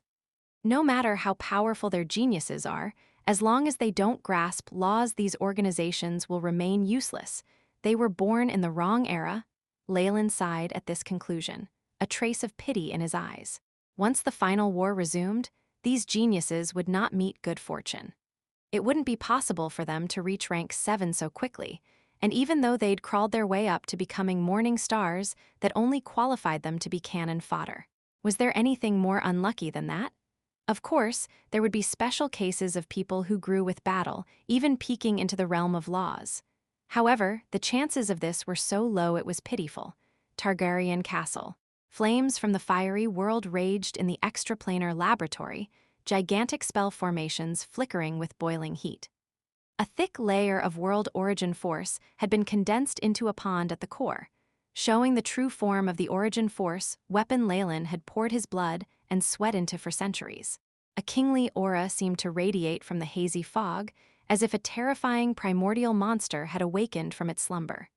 Rainbow lights flashed as an absolutely lethal weapon showed its appearance. This weapon had all forms. It was a sword, a blade, a hammer, a lance. It was every weapon used in war. Every edge and corner was extremely sharp, making it seem like an assembly of all lethal weapons from ancient times to the present. This weapon didn't even need to be waved around to cause damage. The sharpness of its aura alone could cause the surrounding space to fragment. Noticing Leylin's arrival, the weapon began to emit sharp sounds that gripped the heart and soul. Even rank 2 or 3 Magi would probably have their souls destroyed under this illusory attack. "You can't wait to be born?" Leylin smiled as he looked at the results, a satisfied smile appearing on his face. "It still isn't time yet." With a wave of his hand, a surge of world origin force as terrifying as rivers and lakes in the world suddenly poured in, filling the world pond in an instant. Everything seemed to be in a surplus compared to before. The origin force weapon cheered and greedily began to devour this origin force. Leylin watched on while deep in thought. With the supply from the shadow world, it will probably surpass all divine weapons in the future and delight in consuming the fresh blood of the gods. The Magus world was obviously the most abundant in its origin force, followed by Dreamscape and the Shadow world. However, he could only pick up scraps in the Magus world, forced to share equally with a large number of beings of laws. Dreamscape treated Leylin like its child, and as for the Shadow world, Leylin was its owner, possessing a terrifying amount of authority over it. Thus, he would be able to gather the most origin force from the Shadow world, followed by Dreamscape and the Magus world. This was the benefit of having a world to himself. That wasn't all, Leylin had something else prepared as well. He would shape this origin force weapon into a lethal weapon that would shake the astral plane. AI chip. Beep. Preparation for stripping of laws is now complete, beginning infusion. Laws being stripped off. Calamity 27%, Decay 15%, Curse 1%, Shadow 33%. The AI chip loyally carried out Leylin's orders. The laws Leylin had devoured weren't of much use to him, and they would only contaminate his path. It was necessary for him to remove them. With the help of the AI chip, he could isolate his understanding completely and pass it on as a present, or sell it. It was similar to divine force and divinity in the world of gods. Of course, beings of law would pay an astronomical price for this comprehension. If, by chance, they needed these specific laws in the first place, they'd be able to give up anything. However, this was too extravagant for Leylin. It was better for him to grasp his own laws. If these laws were unusable, he could just pour them into his weapon. An origin force weapon with the power of laws would then have the grandeur of a true divine weapon. Begin! Leylin's eyes immediately turned black as the rank 7 Targaryen phantom appeared behind him. With devilish wings, a single horn, vertical pupils, and 2 claws, the winged serpent widened its huge mouth and spat out threads of darkness that fell into the pond, containing the laws of disaster, decay, and other powers that he'd comprehended. The pool began to boil, and the origin force weapon at the center roared out. Runic patterns crawled onto its body, physical proof that the laws were getting to work. Pouring the power of laws inside the weapon was not something that could be done in a day or two. Leylin spent a total of 3 years emptying his useless laws into it, so much so that his true soul seemed to weaken. But it's all worth it. Leylin took a look at the dark figure in the pool. The origin weapon had already lost its fierce aura, no longer showing off its power. Its splendor had been restrained, which only made it even more horrifying. Leylin Farlier. Rank 7 Warlock, Bloodline, Targaryen, Rank 7. Strength, 275.11, Agility, 229.88, Vitality, 400.97, Spiritual Force, 653.19. State of Soul. Law Comprehension, Devouring 100%, Massacre 58%, Status, Origin Force Saturated, Unable to increase. The true soul may grow weaker with the elimination of the extra laws, but it's also sharper now. After getting rid of the laws that would contaminate his path, Leylin felt that his true soul had now become more clear and sensitive, as if thirsting for more along its path. This is shown before Rank 8. Does that mean I'm at the peak of Rank 7? Understanding arose in Leylin's eyes. Rank 8 involved understanding multiple laws, later forming their own path based on these laws. He wasn't confused about it anymore. The path of a Magus cannot be altered once it's set. Any extra laws will only corrupt the true soul. All my confusion has been removed, and I can now see my path clearly. Everything else, my path to eternity, is in the world of gods. Soon, bright light flashed in Leylin's eyes as he clenched his fists. Leylin's figure appeared in the 7th level of the subterranean world, and he sent a powerful surge of soul force out. Mother Core. Talk, dark red light appeared in the darkness, pulsing with power. If one looked closer, they could see that this was a crimson gem made of lava, seeming like a vertical eye sitting at the core atop numerous veins. This was another form of Mother Core, different from before. Lord Leylin, you're finally here, Mother Core proclaimed loudly, not the least bit surprised at Leylin's arrival. Yes, and I come with sincerity. The final war is about to erupt once more, and I wish for your help. Leylin spoke exceptionally sincerely. The final war never ended. However, a few new variables have entered the scenario, about to make it more fierce. Mother Core spoke, as if making a prophecy. When opportunities arrived, I have a way to breach the crystal sphere, Leylin admitted bluntly, as soon as possible. Chapter 1110, Prosperity, what? Your Excellency Leylin, do you know what you're saying? Ignox's figure appeared in the abyss, a ring of darkness. Other conscients moved out as well, showing their interest in the matter. Leylin inhaled a deep breath. Of course I do. I have a way to get past the crystal sphere, and can already send those with power up to the breaking dawn realm past it. Transferring beings of laws is a problem, but I'm looking into it. Interesting. Leylin felt several malicious intents descend on him immediately, wanting to pry open his mind. Get lost! He grinned malevolently, bright red light from dreamscape shining as a vertical eye appeared between his brows. The evil conscience wailed in anguishing instantly, retreating in haste. It's the symbol of the Nightmare King? No wonder he's growing strong so fast. He isn't beneath us rank 8 existences anymore. The many conscients were alarmed. Only until now did these powerful existences regard Leylin properly. Equal power was a basis for communication, and Leylin had never doubted that fact. If he didn't reveal strength rivaling rank 8, these magi would snatch away all his achievements. I've said this before, Leylin became one of us after he signed the contract. Boom, an immense explosion resounded, showing Mother Core's determination. A peak rank 8 that wished to try prying on Leylin stopped immediately. Legend has it that Mother Core comes from the center of the Magus World and has tens of millions of clones, each in different form. Looks like that's all true. Leylin nodded his head as light flashed in his eyes. The fruits of your research will be protected. The massive body that represented Mother Core moved up and down, indicating her will. Thank you, my lady. However, I wish to share the results of my research with the rest. Leylin smiled and tossed a bait that the other existences could not refuse, in exchange for a small price of equal value. A flurry of discussion, later shocking news, traveled out from the Magus World. A rank 7 Magus had actually discovered a way to break through the world of God's crystal sphere, and this had been confirmed by Mother Core. This news caused a huge wave of controversy. After all, the war between the Magus World and the world of gods had never stopped. With the world of gods unable to turtle up anymore, it would most likely resume in full force. And now, it seemed like that epic war was upon them once more. It was worth mentioning that the crystal sphere blocked all communication into and out of the world of gods. The divine beings there did not learn of this news at all.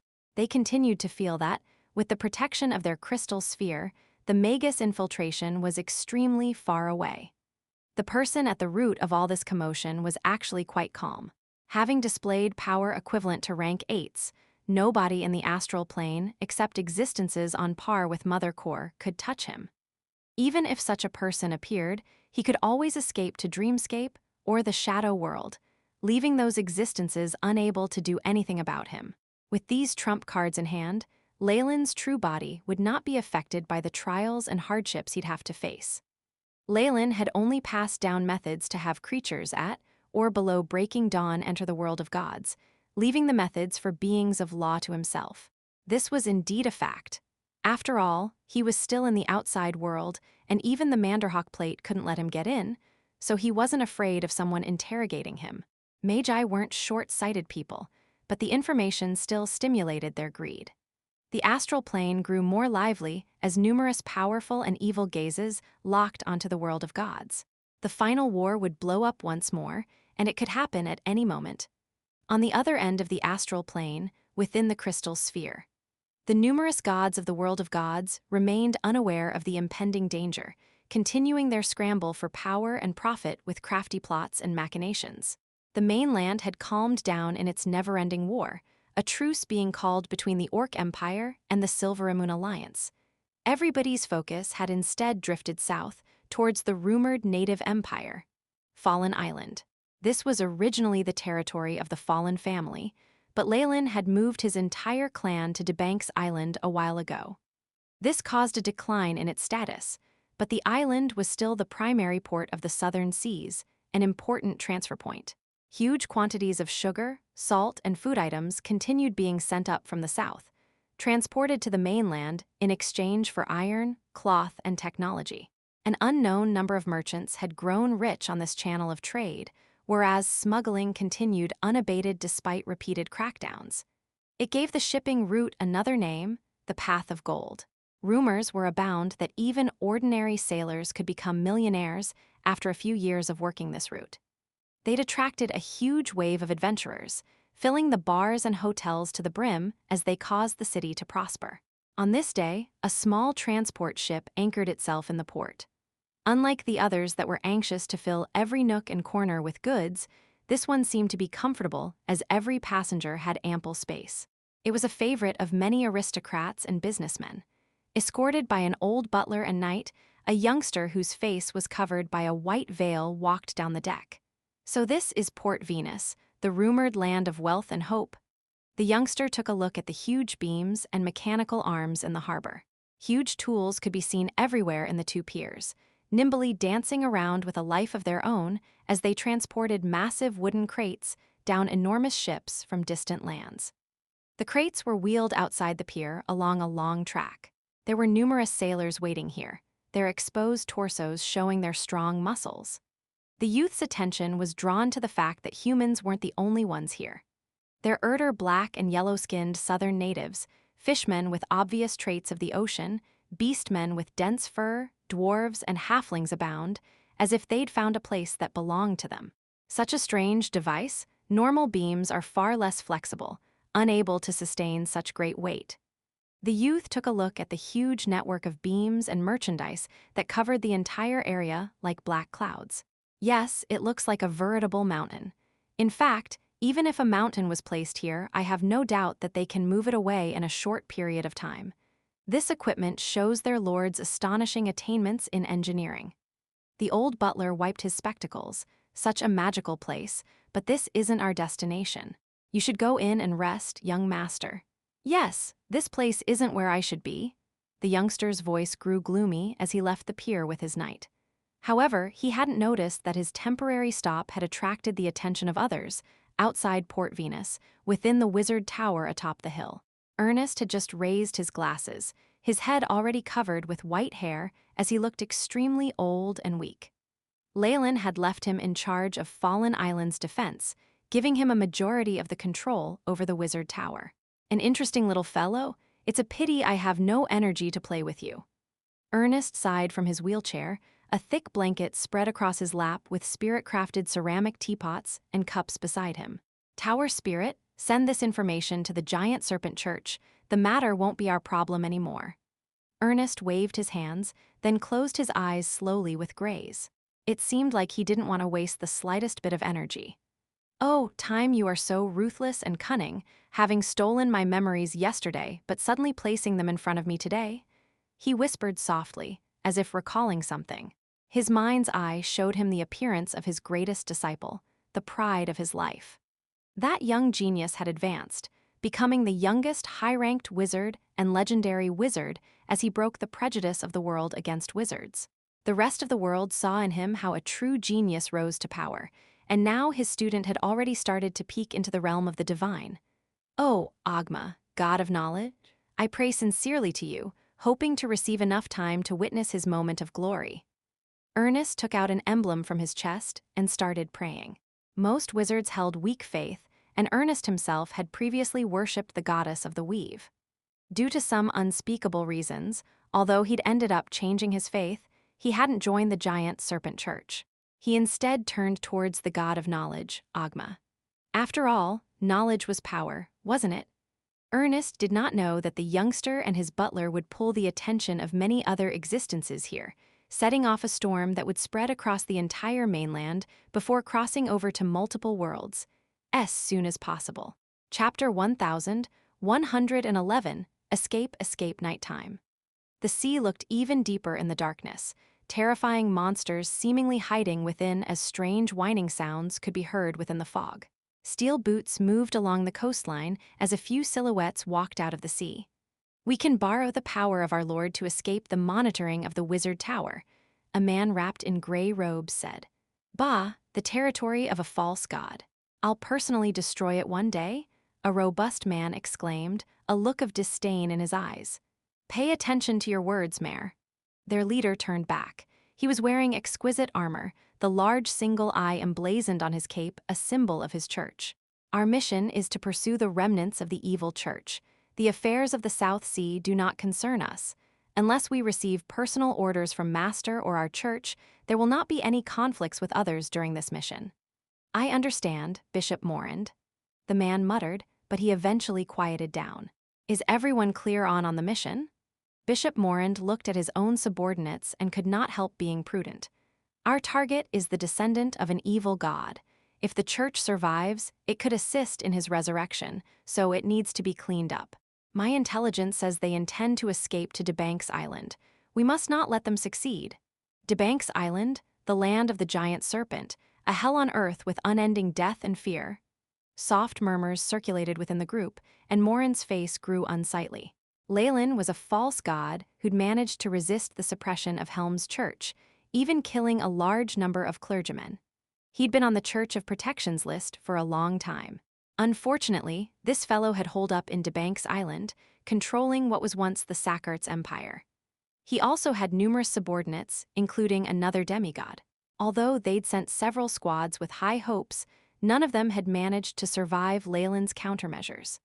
A few attempts later, Debanks Island had been marked as forbidden grounds for Helm's church, even mentioning it garnering the hostility of its paladins. Let's set off, we swear to crush the demigod. Bishop Morand's face held an unswerving determination as he led his subordinates into the night.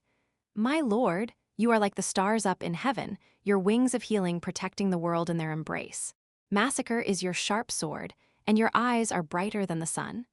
A bishop was leading the prayer within a concealed room on Fallen Island, dressed in robes embroidered with a giant snake. Leylin had yet to become a true god, so his church was not recognized by the other gods on the mainland. If they revealed themselves in public, they would be attacked, so the church held its prayers in a secret area. Once the daily prayers were completed, the bishop entered an office where a few valiant believers were waiting, a few natives in particular amongst them. Although the natives were slightly shorter than the rest, The violence in their eyes and their ice-cold killing intent put a faint pressure on the rest. "Good day, everyone. We have all gathered here today under the gaze of the winged serpent Kukulkan." The bishop nodded towards the rest. "Under the gaze of our god?" Everyone immediately prayed in unison, fanaticism noticeable in their eyes. Regardless of personal power or faith, these natives had proven themselves. The bishop did not reveal any disdain. The bishop suddenly remembered. Word has spread that a large number of natives have joined the church's headquarters in Debanks Island, and there's a high chance that the next pope will be a native saintess. He then gripped the emblem on his chest and started repenting in his heart. "Everything is the will of our only Lord. Please forgive me for my wavering faith." Of course, the rest only saw the bishop clench at his holy emblem before sitting down behind his of course. Regardless of the changes in the bishop's heart, the others only saw him clenching the holy emblem and sat down behind the desk soon after. Intelligence from the City Hall and Wizard Tower say that an incredible figure seems to have entered our territory. The bishop banged on the table, taking out a stamped letter that he showed to the rest. A subordinate took a look and spoke out with his doubts. "Poison Scorpion Church?" "Yes, it's a church that worships an ancient scorpion demigod. They've been developing in secret for a long time, but sadly they were discovered and suppressed by the forces of Helm while their lord was ascending. Rumors say the demigod fell." Mockery appeared on the bishop's face as he explained this. There was no need to pay attention to such a small church before, but according to Wizard Ernest, the demigod's descendant has fled to Fallen Island, planning to journey to Debanks Island. This matter can be quite troublesome. We're currently trying to maintain peace with the forces on the mainland as we develop. This might invoke a war. One of the subordinates frowned. "Of course, I'm aware of that, but we cannot allow them to act with total disregard for law." The bishop looked at his subordinates with resentment. If under normal circumstances, would there even be a situation out of his control? Unfortunately, he had only taken over this branch recently, and it was the former headquarters of the fallen family. Of course, they listened to Leylin's orders, but outside of that it was troublesome to unite them. These elites couldn't be dispatched if they weren't convinced about the situation. Just as the bishop was troubled, his face suddenly changed.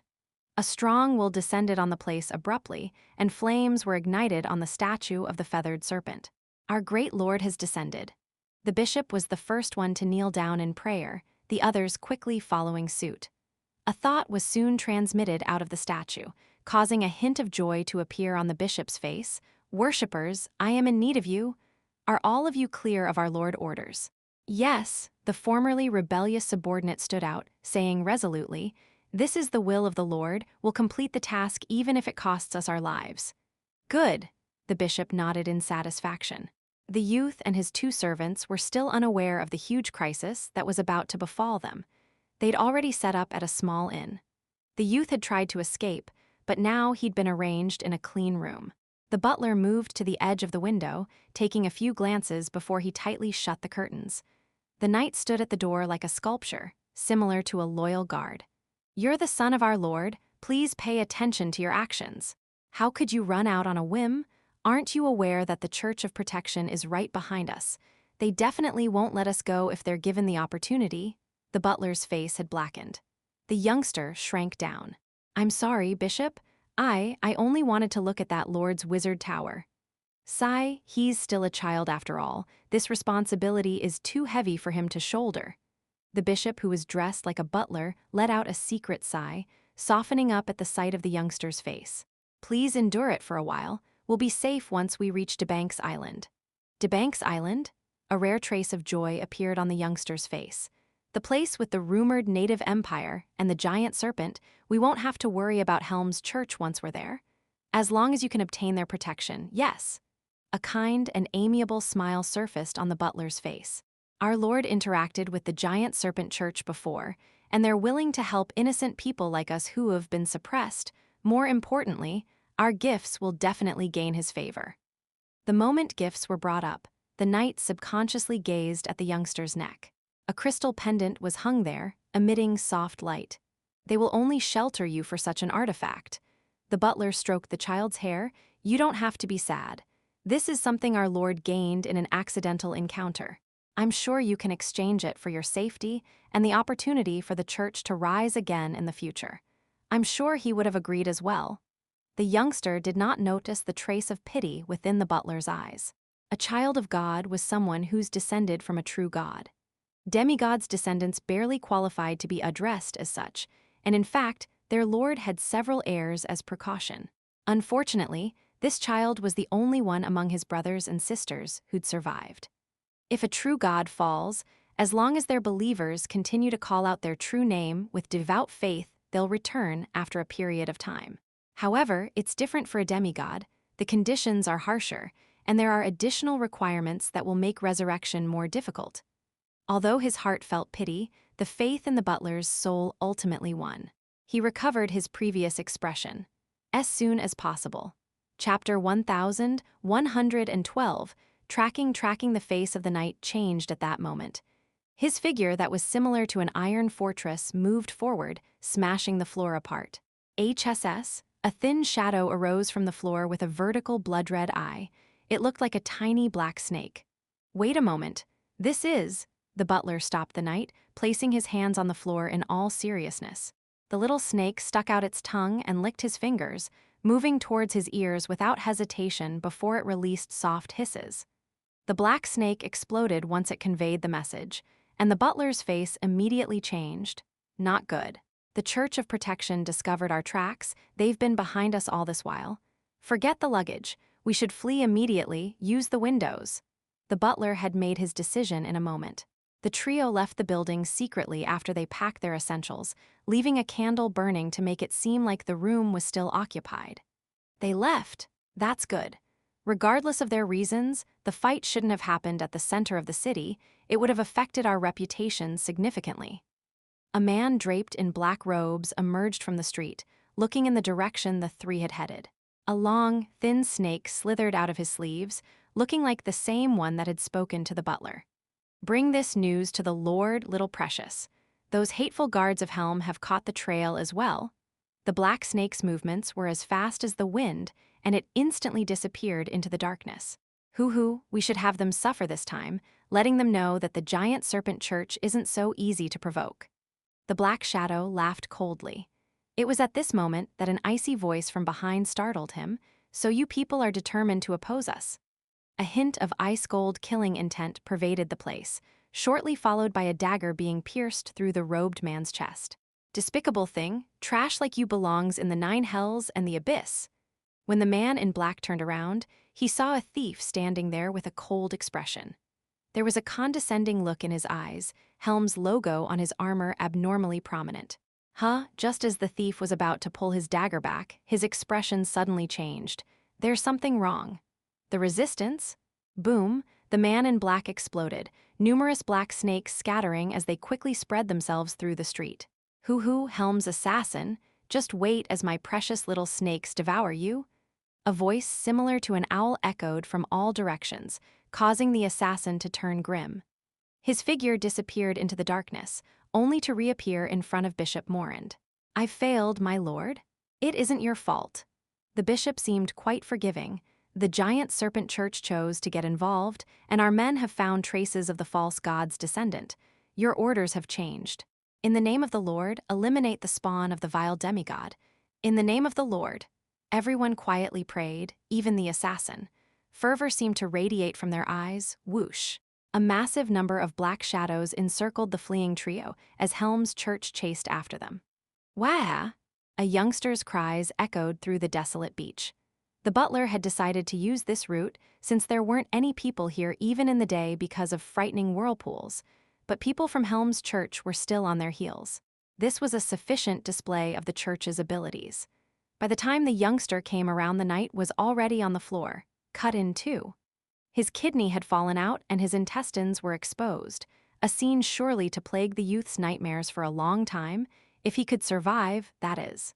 The kid himself was alive solely due to the efforts of his butler, who'd torn open a protective magic scroll. However, looking at the dense encirclement, the magic would not be able to sustain itself much longer. High-ranked wizard. The Knights of Helm opened up a path for Bishop Morand to walk through, and he did so without hurry. He looked at the butler's face, a trace of pity in his gaze. I didn't expect the Poison Scorpion Church would have a high-ranked wizard remaining. You're pretty good to have survived the fall of that vile false god. The demise of their god was a fatal blow to any church. It wasn't just a problem of conviction. The priests of the church would be greatly weakened, instantly revoked of their status. An average body would be unable to bear the pain that followed. In other words, a pure priest without any other profession would receive a fatal blow once their god died.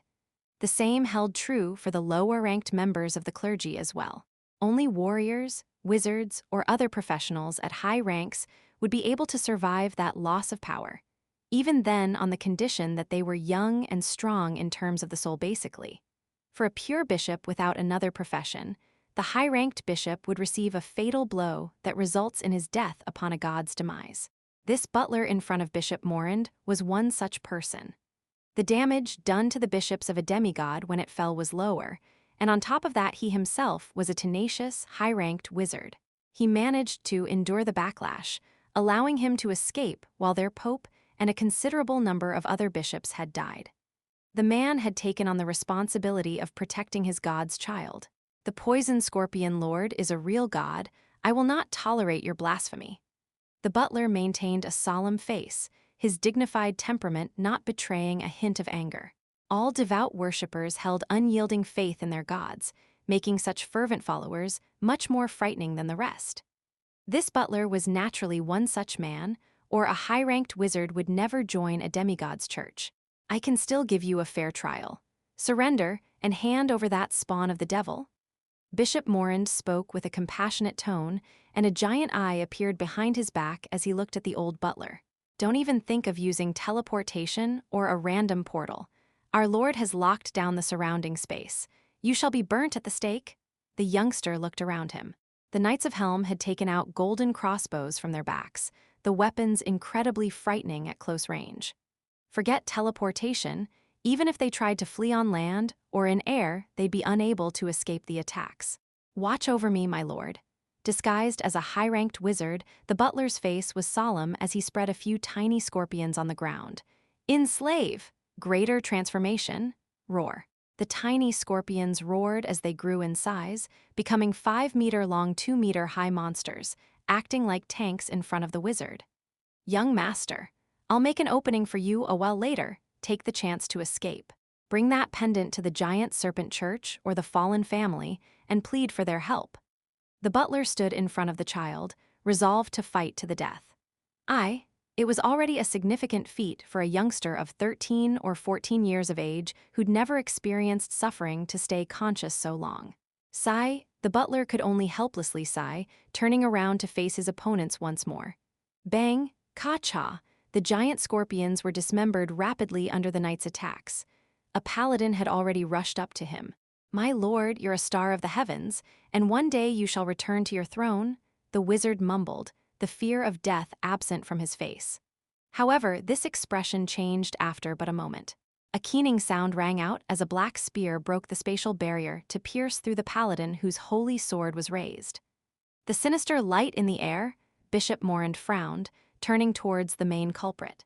It was a native warrior of the southern seas, short but full of toned muscle. But then he saw the tattoos of devils bound with iron chains on the bodies of the man and his allies, and he went livid. The giant serpent church's elites, devil hunters, they're high-ranked devil hunters who have sealed real devils. Morand didn't even send out any orders. His subordinates were already shrieking.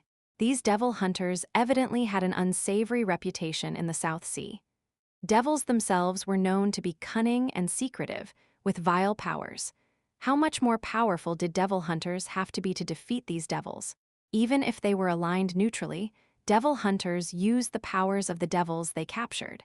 It caused people to associate them with the devils as well, something the hunters did not care to explain. Their bad reputation had accumulated, and stories of them caused children to cry at night. Morand wasn't as ignorant as the commoners, though, and he had a clear understanding of his opponent's abilities. Devil hunters are very powerful. They need to be high-ranked professionals to seal devils in the first place, and some of them are even legendary. He quickly glanced at the many shadows hidden in the darkness, making the wise decision to reveal his identity. I am Bishop Morand of the Church of Protection. What are you lot trying to do? As soon as possible. Chapter 1113 Work, the Church of Protection? The leader of the devil hunters sneered. His muffled voice and thick accent couldn't cover up the ridicule in his tone. How dare you ridicule our god?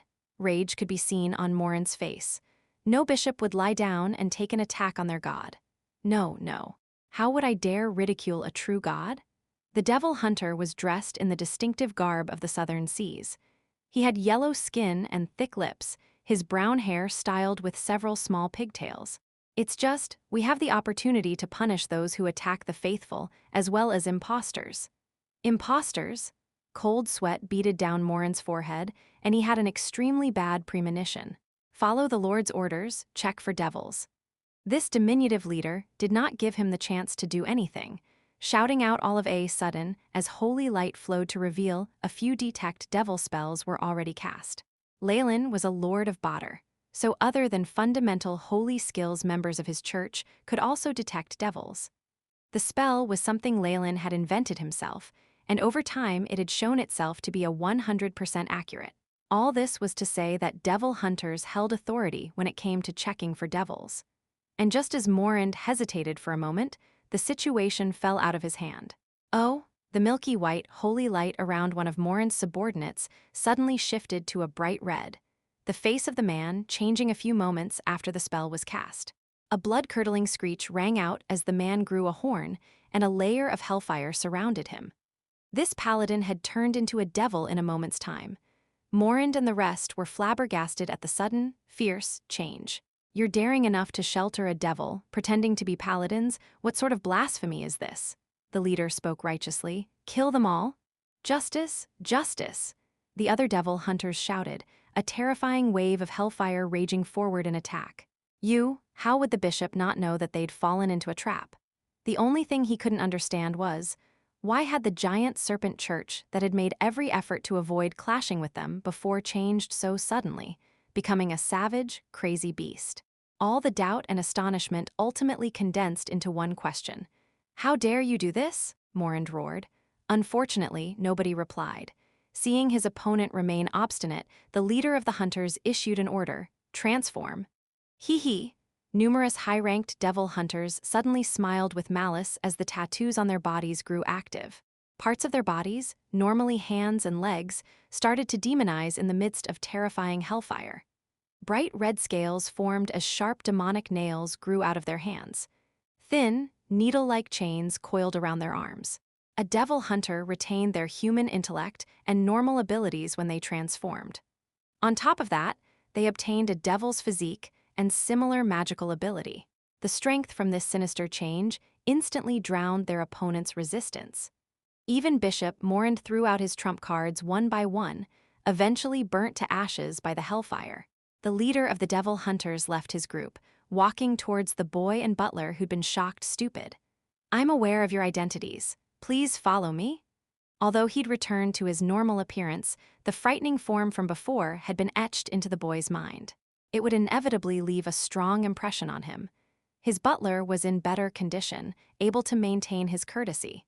Sealing the admiration in his heart, he replied, "Devil hunters, truly a formidable army.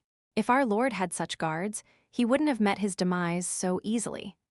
After sending the two of them off with respect, the look on the small guy's face immediately changed. Are all the preparations done? Leader! Another monkey-like devil hunter walked to his side and whispered to him, "Everything is completed.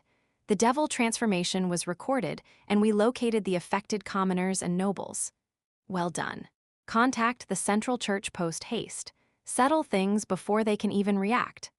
The small man touched his chin, a predatory gaze within his eyes. The wit of these subordinates was inspiring, and they'd performed such deeds repeatedly. It was tragic that all of it had to be condensed into a few pages when they reported to the headquarters of the church in DeBanks Island. Tiff raised his spectacles. Even someone like him, with legendary strength, seemed to have been eroded by the passage of time. However, the truth was that this was all an act. His appearance had been changed on purpose, a kind old man as the Pope more acceptable to the citizens. As the Pope of the giant serpent church, He'd performed his work very well so far. What was once the Sakarts empire had slowly recovered over this long time and was flourishing once more. In fact, the fallen empire was even more prosperous than Sakarts at its peak. More land had been put to use as they acquired technology from the mainland, and the number of goods sold on the streets had grown in number as well. Most importantly, crafts had been introduced to the natives, bringing them from the Dark Ages to the Iron Age. Tiff had a feeling of glory as he looked down from the mountain atop, which the giant serpent church stood to gaze at the capital. The Pope massaged the spot between his brows until his eyes felt better, starting to read the report from his subordinates. The issue in Fallen Island was dealt with pretty well. The Church of Protection suffered losses, even the person in charge is called Tubank. Pass down the order, have him transferred to headquarters. A transfer order stamped by the Pope was sent out quickly, causing the surrounding clergymen to grow envious. The man would obviously be promoted. However, Tubank had gotten this by fighting on the front lines. They had nothing to say about it. The Poison Scorpion Church's child has secretly set sail. On his way here alongside a high-ranked wizard, they'll be here in 10 days. Flipping over to the next document, a rarely seen expression surfaced on Tiff's face. I need the Lord's guidance. Tiff stood up and tidied himself up before heading to the rear of the church. This place was forbidden grounds within the church, even guards few and far between. The lack of people gave it an atmosphere of seclusion. The original marble palace had been worn down by time, its luster changing to one of archaic charm. There was an enormous shrine behind the headquarters of the giant serpent church. A statue of the feathered serpent god Kukulkan lay within, built atop 99 marble pillars as it emanated a trace of sacred brilliance. Master, you are the stars in the sky, with the authority of massacres. All commoners crawl under the protection of your wings.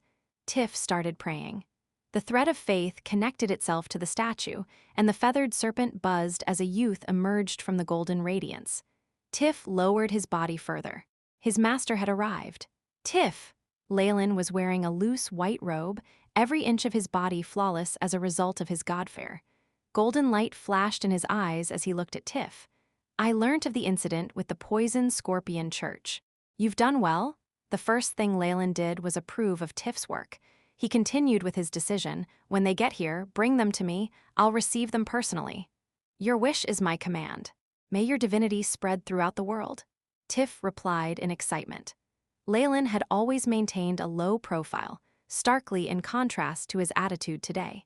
He naturally knew that his lord had decided to change his actions, and that change would cause an enormous transformation in the prime material plane. Is it time? Tiff suppressed the elation in his heart, withdrawing slowly. Such an intelligent chap. The golden gleam in Leylin's eyes grew even more dazzling as he looked at Tiff's back. 100 years had passed in the astral plane, and the world of gods had experienced an even longer span of time. His preparations for ascension had finally been completed. Leylin can't help but to take a look at his own status. Leylin Fallen, race, human demigod, rank 27 arcanist, legendary. Strength, 21, agility, 21, vitality, 21, spirit, 27, arcane energy, 270, divine force, 200, status, healthy, feats, legendary sturdiness, scholarly, intermediate perfect body, dreamscape vision, specialties, origin force detection, origin force amplification, illusions. My divine force has finally manifested. He seemed to be happy. The island's population has increased as well and is sufficient to support a god of massacres. Everything's ready? As soon as possible. Chapter 1114 Plan Becoming a God was the lifelong goal of every being in the world of gods, something they all longed for. And now, Leylin was standing at the threshold to becoming a god. Ascension held even greater meaning for him than most. Only a divine soul would allow him to open the crystal sphere from the inside, allowing his main body to enter the world of gods. To be blunt, the moment he successfully became a god, there would be little time left until the final war resumed. This was why Leylin took godhood very seriously. Besides, meeting the requirements did not mean one would successfully become a god. In the history of the world of gods, there were plenty of examples of people falling during their ascension, or being ambushed by the enemy right after. He obviously did not want to be one of those poor gods. Mailer and Cyric will definitely sense my ascension. Our roles clash. They wouldn't let me off.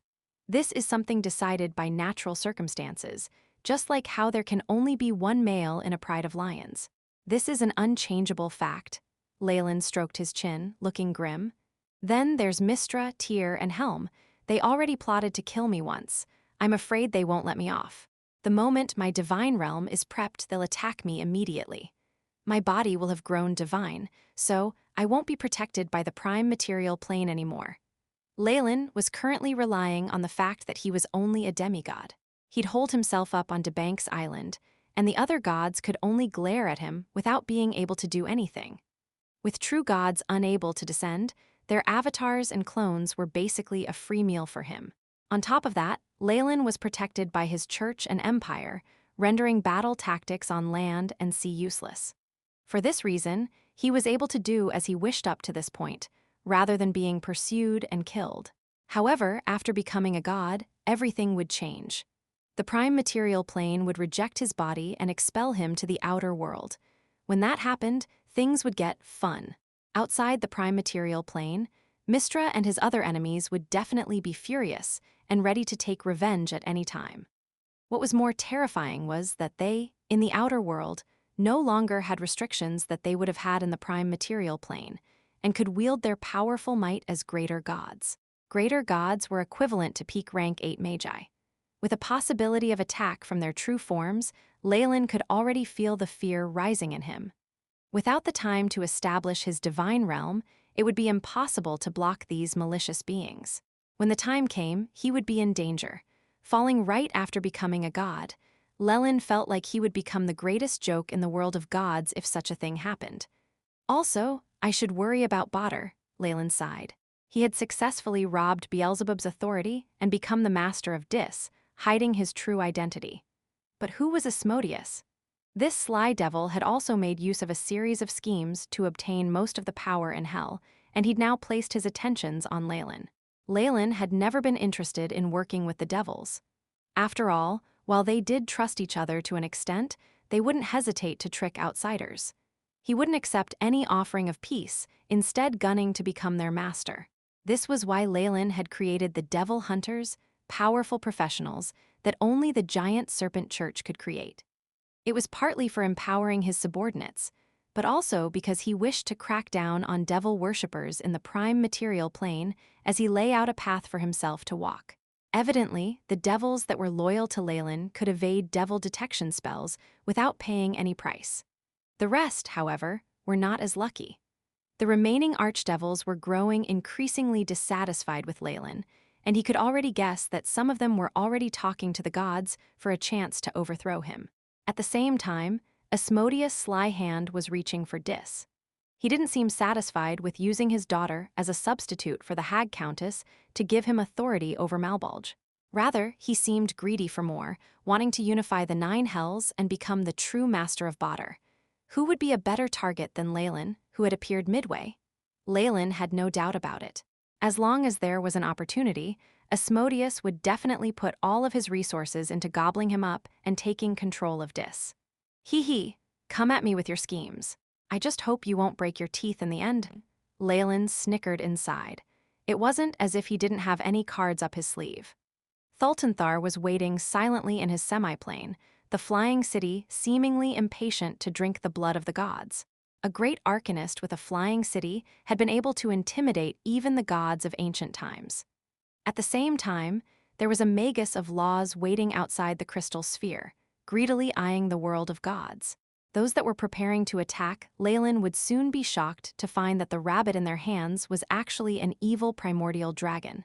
Putting this aside, Leylin took a look at the AI chip's records. Chip. Show me the revised version of the grade 12 arcane spell, Karsus Avatar. Beep. Karsus Avatar is being revised. Estimated time, 677 H23 Min 13s, the AI chip intoned loyally. This was a terrifying card in Leylin's hands. It could let him dispose of Mystra in an instant, at the same time releasing numerous ancient magi from the core of the weave. With his experiment in the shadow world, Leylin now knew the power of this arcane spell model. Of course, the backlash was immense. However, with the AI chip and his test data, it would be a breeze to fix the issue. Leylin was sure that regardless of what other tricks Distorted Shadow had planned, it would have to do with this arcane spell. However, he had taken measures to deal with this and was amending the arcane spell model. This meant Distorted Shadow could only watch on helplessly. So if I think about it, I do have quite a few cards. Leylin stroked his chin, but I still need a few people to lead the way. A pair of master and servant shivered somewhere in the southern seas. They assumed it was because of the sea winds heading into the hold of their ship. Who knew what the future held? At the thought of the child of a god, Leylin immediately recalled the true master of the Poison Scorpion Church, who was a demigod. With how much of a moron Poison Scorpion is, it's natural that he was disposed of. It would be strange if he wasn't. Poison Scorpion had dealt with his giant serpent church before. Rankings were very strict on the continent. Everyone had their own rank, and since Leylin was neither a god nor a high-ranked legend but a demigod, he naturally wouldn't mix with beings of other statuses. The only ones able to speak on equal terms with him were other false gods and demigods. Hence, it was extremely normal for beings like them to form secret alliances.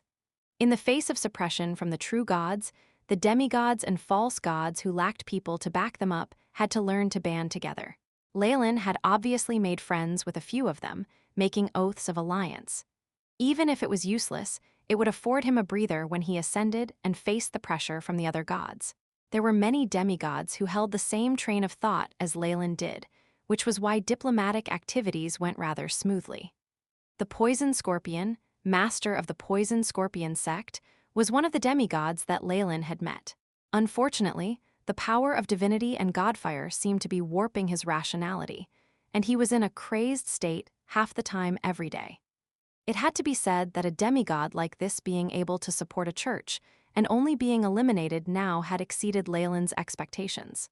The law he comprehended was massacre as well. That's the only thing that I want, Leylin stroked his chin. Poison Scorpion's divinity was similar to his own, so he began to formulate a vague plan. It was for this reason that he had ordered his subordinates to make contact with him, and then invite the last blood descendant of the Poison Scorpion to the Debanks Island. Just a Poison Scorpion isn't enough. I need more targets. In that moment, the figures of various demigods flashed by Leylin's eyes. Becoming a god was no trivial matter, and new gods were far too eye-catching. Leylin's methods were simple. He'd have his allies ascend alongside him, leaving them to absorb some of the damage. Of course, it would be even better if they were willing to ascend ahead of him, as that would mean he had more experience. Before I officially become a god, I still need to see a demigod ascending. Leylin had always liked being prepared, and if another god could provide him with this experience, that would be for the best. While he had already subdued Shar of the Shadow World and obtained much information about the gods from her, she was an old being after all. She understood little about the current situation in the world of gods, and Leylin did not feel too confident. A true god? A low sigh rang in the palace. "Young master, we're here." An old butler was helping a youth down a boat in Debanks Island's pier. 10 days had passed in the blink of an eye. Wow, is this the native empire? I almost thought I'd return to the huge port in the continent. The youth jumped off the deck and gasped after seeing the port even larger and more luxurious than Port Venus.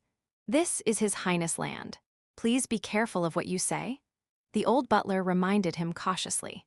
As soon as possible.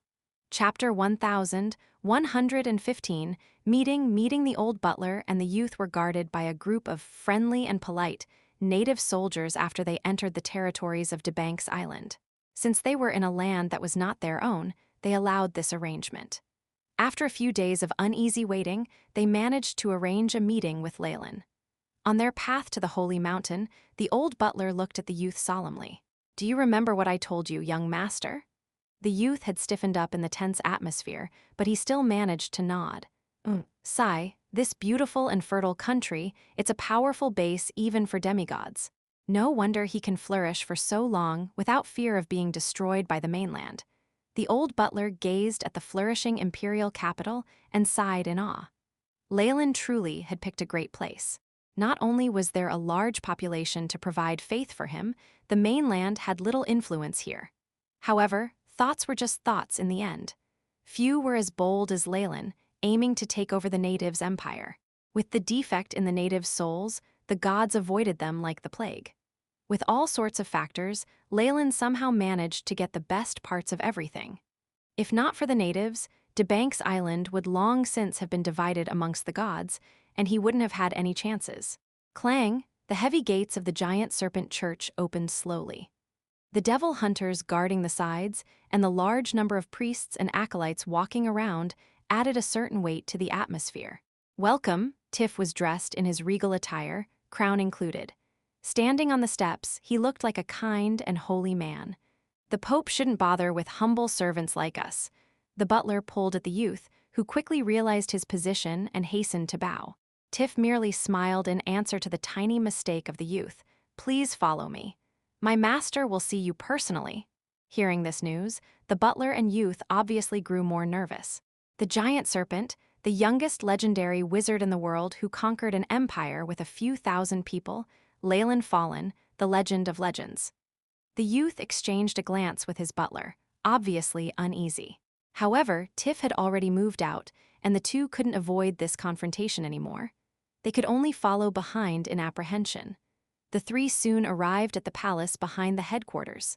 A god in white robes was already waiting there, standing under his own statue. Golden light sparkled off his body, causing the large statue of the winged serpent to grow radiant as well.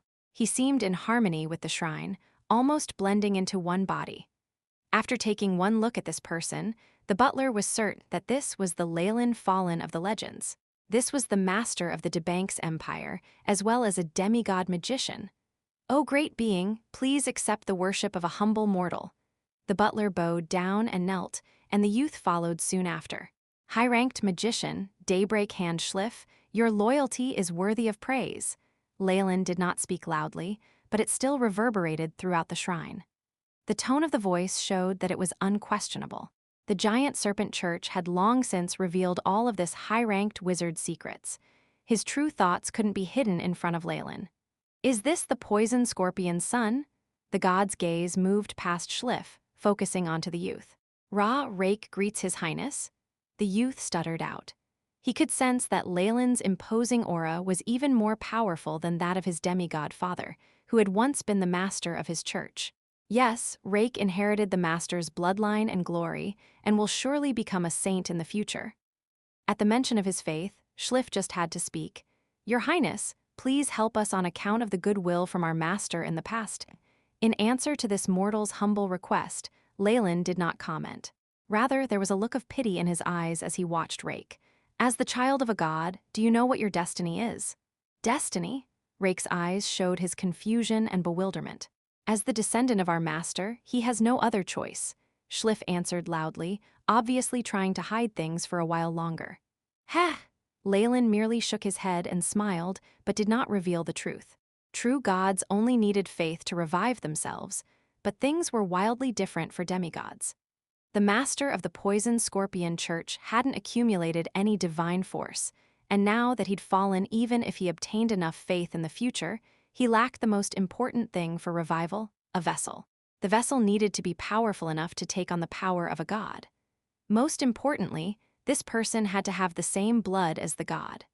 This Rake was evidently Poison Scorpion's vessel, and someday in the future his father would break into his body and revive within to appear in the world once more. It was not just demigods. In actuality, many true gods liked to use this method. Leylin had once even wondered whether Illustrial, the queen in the north, had been prepared for such plans by the goddess of the weave. "There's a contract between Poison Scorpion and I to give each other all the help we can. Promises at our level cannot be broken." Leylin answered in the affirmative. "Many thanks, Your Highness." Schliff bowed in excitement. Even he had not expected things to go so smoothly. However, after seeing Rake, Schliff hesitated before stealing the look in his eyes. "Mighty Master, this is a humble offering from us." Meeting Schliff's gaze, Rake gritted his teeth and pulled out the sparkling pendant from his neck, offering it up with both hands. Once everyone left, Leylin focused on the necklace in his hands.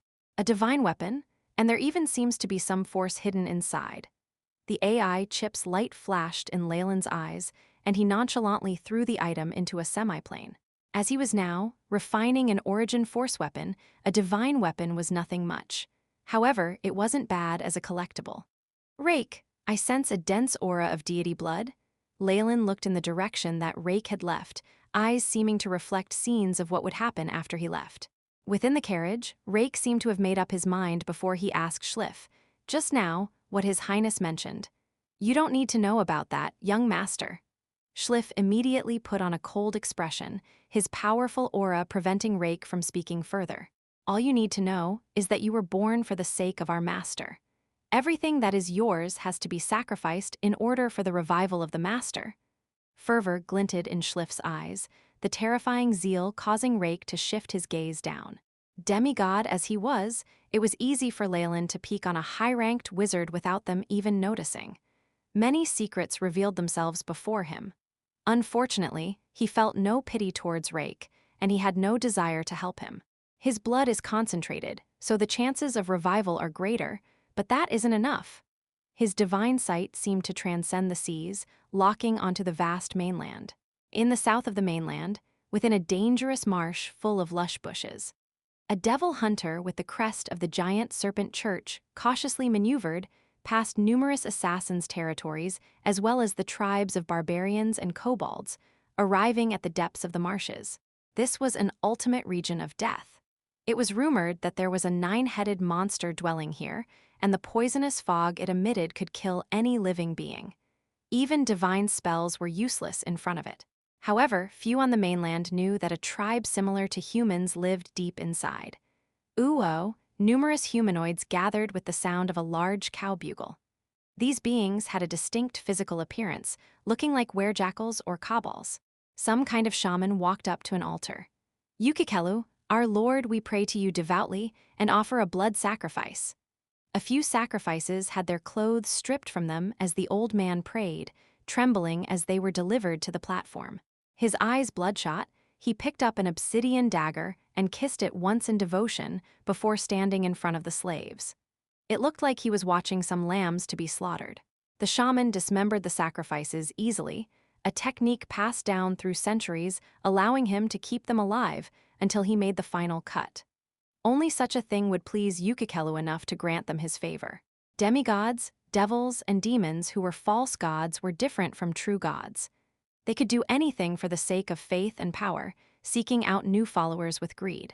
Most of the time, Leylin believed that it was because there were people like these who were so short-sighted that the reputation of demigods was tarnished so badly.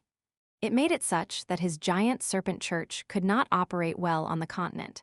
However, he was merely blabbering on. Without blood sacrifices, demigods would long since have died out with the bit of faith they obtained from their followers. Only Leylin, who took control over the Debanks Island and had nobody vying for faith with him, could treat his followers so generously and give them more benefits. In the long run, this was the best method, but it was difficult for everyone to do this considering the circumstances. As the shaman proceeded with his ceremony, the other worshippers quickly knelt in prayer. Blood poured everywhere, as if nurturing some horrifying force.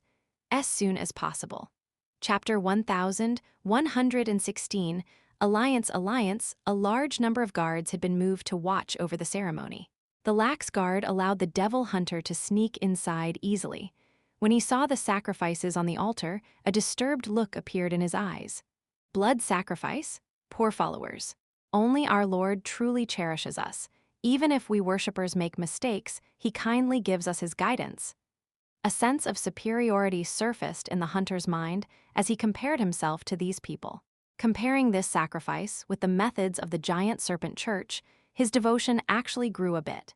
His faith stat would have grown by a few points if such a thing existed. The sacrificial ceremony reached its peak at that moment, the heart of the altar pooling with blood. An indistinct silhouette walked out of the boiling blood with a human head but the body of a lion. Yukikelu. The mighty Yukikelu has descended. The old shaman bowed in agitation as he started chanting prayers, followed by the other worshippers. Yukikelu lowered his head, looking at the shaman as he spoke in an unknown language. It caused the shaman's expression to change immediately. The Lord says there is a spy here. Guards! The guards that looked like ravenous wolves immediately howled out. Not good, I've been found.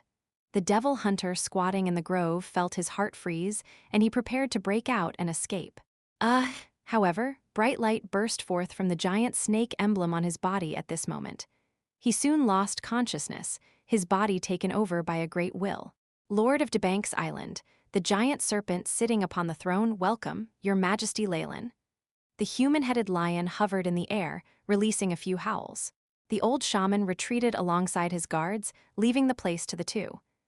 Long time no see, your highness Yukikelu. Leylin found it sluggish to move around in this body, like a huge elephant who'd been squeezed into human armor. However, that didn't matter much. His conscient was only borrowing this body, so even if it perished, he'd only lose a vessel and some divine force. It wouldn't be much. The demigod in front of him was a part of Leylin's alliance. Legendaries had their own circle in the prime material plane, and the same naturally held true for demigods. Unfortunately, numerous demigods were placed in an awkward position. Not only did they have lacked gods willing to protect and promote them, the divinity within their bodies clashed with specific other gods that caused delays in their ascension. They'd formed cliques of their own to help each other for this very reason. Poison Scorpion was one such god, and so was Yukikelu. If you've come to the marshes yourself, you must have important matters to discuss, Yukikelu said as he sharpened his claws. He was quite envious of Leylin's following and his distance from the mainland. Even more importantly, this person had begun preparing for ascension before even becoming a legendary. His schemes were shocking. Have you heard about Poison Scorpion? Leylin directly revealed the purpose of his trip. The Church of Protection, those lunatics. Yukikelu's face grew unsightly at the mention of the topic. Helm's church was clearly the nemesis of all false gods. Just its mention would be such a powerful deterrent. Poison Scorpion has already fallen. Either of us could be the next target. Leylin's soft words caused Yukikelu's face to darken. Between the two of them, he was both an easier target and a closer one. Looking at the other party becoming restless, Leylin revealed a confident smile. We have to come up with countermeasures. It'll be easier to have Helm fall than have him abandon his duty, and both are impossible. Yukikelu was clearly aware of his own position. But he's only bound to slay false gods. What about true gods with their own divine kingdoms? Leylin revealed the primary purpose of his trip. True god. You plan to ascend? Earth-shattering shock rippled out from Yukikelu's body of blood.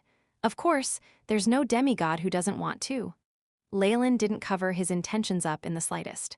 Ascending was indeed the best solution against Helm's church. Pity, I haven't accumulated enough faith to ascend. If I try now, I'll only face the backlash of the world origin force, falling immediately. Yukikelu was indeed tempted, but he ultimately shook his head. Of course, if your Majesty Leylin has such intentions, I would definitely fully support you. On the other hand, Leylin didn't trust such verbal promises. Your Highness is the oldest of us demigods. I believe there shouldn't be a huge deficit for you. Would this be enough to bridge the gap? Leylin seemed to see in Yukikelu a fish that wouldn't bite without bait. He smiled in secret as he revealed a diamond emitting golden light, having it float towards the other. This, divine force suiting my role and experiences of ascension, why do you have this, and why are you willing to give it to me? Yukikelu was obviously frightened by Leylin's present. Your Highness doesn't have to worry much about the source. However, I'm sure your chances of ascension will increase significantly with this. Leylin's secretive smile caused Yukikelu to think that a true god was supporting him. After all, a demigod couldn't get a hold of such items. However, this was enough for a demigod. As expected, Leylin saw greed and ambition rising within Yukikelu's gaze. No demigod would be able to reject such temptation, even if they knew a trap lay in wait. Yukikelu had been a demigod for a long time. If he didn't advance soon, he would share the fate of Poison Scorpion. The Church of Protection wouldn't ever let him off as long as he was a demigod. Numerous expressions flashed past that face of blood, but ultimately Yukikelu still absorbed the diamond into his body. I shall accept your Majesty's presents. What price do you require for them? A simple agreement, and no matter which of us manages the last laugh, we have to assist the other demigods. Leylin faintly smiled. I'm going to the Sea of Death and the dark grasslands after this. They've been demigods too long as well. You want us to advance together to reduce the attention? Yukikelu wasn't stupid, and he managed to catch Leylin's intentions quickly. It was of benefit to him as well, so he naturally didn't object. That's right, we can also aid Poison Scorpion before that, after all, he's one of us. Unknowingly, Yukikelu suddenly felt an extreme chill in his heart after seeing Leylin's smile. Within a city on the mainland, inside the huge church of Tyr, Paladin Raphania, an old warrior priest, walked into the room, unswerving determination on his face. This room was largely unfurnished except for necessary supplies, with no extravagant furniture. The owner of the place was frugal. Cardinal? Although Raphania looked the same as before, her body had grown more well-rounded, and her face was filled with more mature charm. Even though she still looked young, she knew everything had changed. Years of experience had molded the feeble-minded knight into a paladin of justice. She was now the legendary Holy Paladin, the Knight of Light. Her position had grown constantly inside Tyr's church, and she'd even amassed numerous followers. "The Lord has a mission for you." The old cardinal warrior passed a scroll to Raphaelia. "The target is the Poison Scorpion Church. They intend to use their descendant to revive their fallen demigod. When he revives, the Poison Scorpion Lord will definitely bring suffering to the masses. Our Lord has decided to take action for the sake of justice." Looking at the sacrifices and consumption of blood as detailed in the documents, Raphania felt like she couldn't repress the anger in her chest anymore. To fight for justice, she suddenly drew out her long sword and solemnly agreed. "Very well, another thing, during this operation, other forces like the Giant Serpent Church might be there to lend assistance. You'll have to be careful." When the cardinal said this, it seemed difficult for him to speak. As soon as possible. Chapter 1117, Setting Up Giant Serpent Church? Raphania's expression changed as sealed memories came to light. Leylin, the scenes in her mind seemed fresh, and it caused Raphania to stagger a few steps. The youngest legendary wizard appeared in her mind once more in all his handsomeness, a memory of the shadow that had been cast on her entire life. "We'll meet again," Raphania thought to herself. The last time she'd met Leylin, she invited him to the north to kill Malor. However, they'd separated on the issue of the sharing of loot, and she'd heard that he beat back several churches to emerge triumphant. Even more shocking news followed afterwards. Leylin Farlier had taken an army of 5,000 men to the natives' empire, taking the place over completely. He'd advanced into a demigod and built the Giant Serpent Church. The news had made it clear that her former leader had already chosen a different path and walked further down it than she had hers. Raphania gritted her teeth. She was extremely aware that her current status as a legendary paladin was due to Tyr's blessings.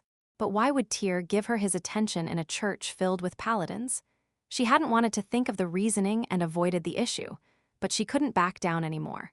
"I must believe in justice and fight for what's right," Raphania said out loudly, as if reaffirming her thoughts. "Very well, our Lord is watching you."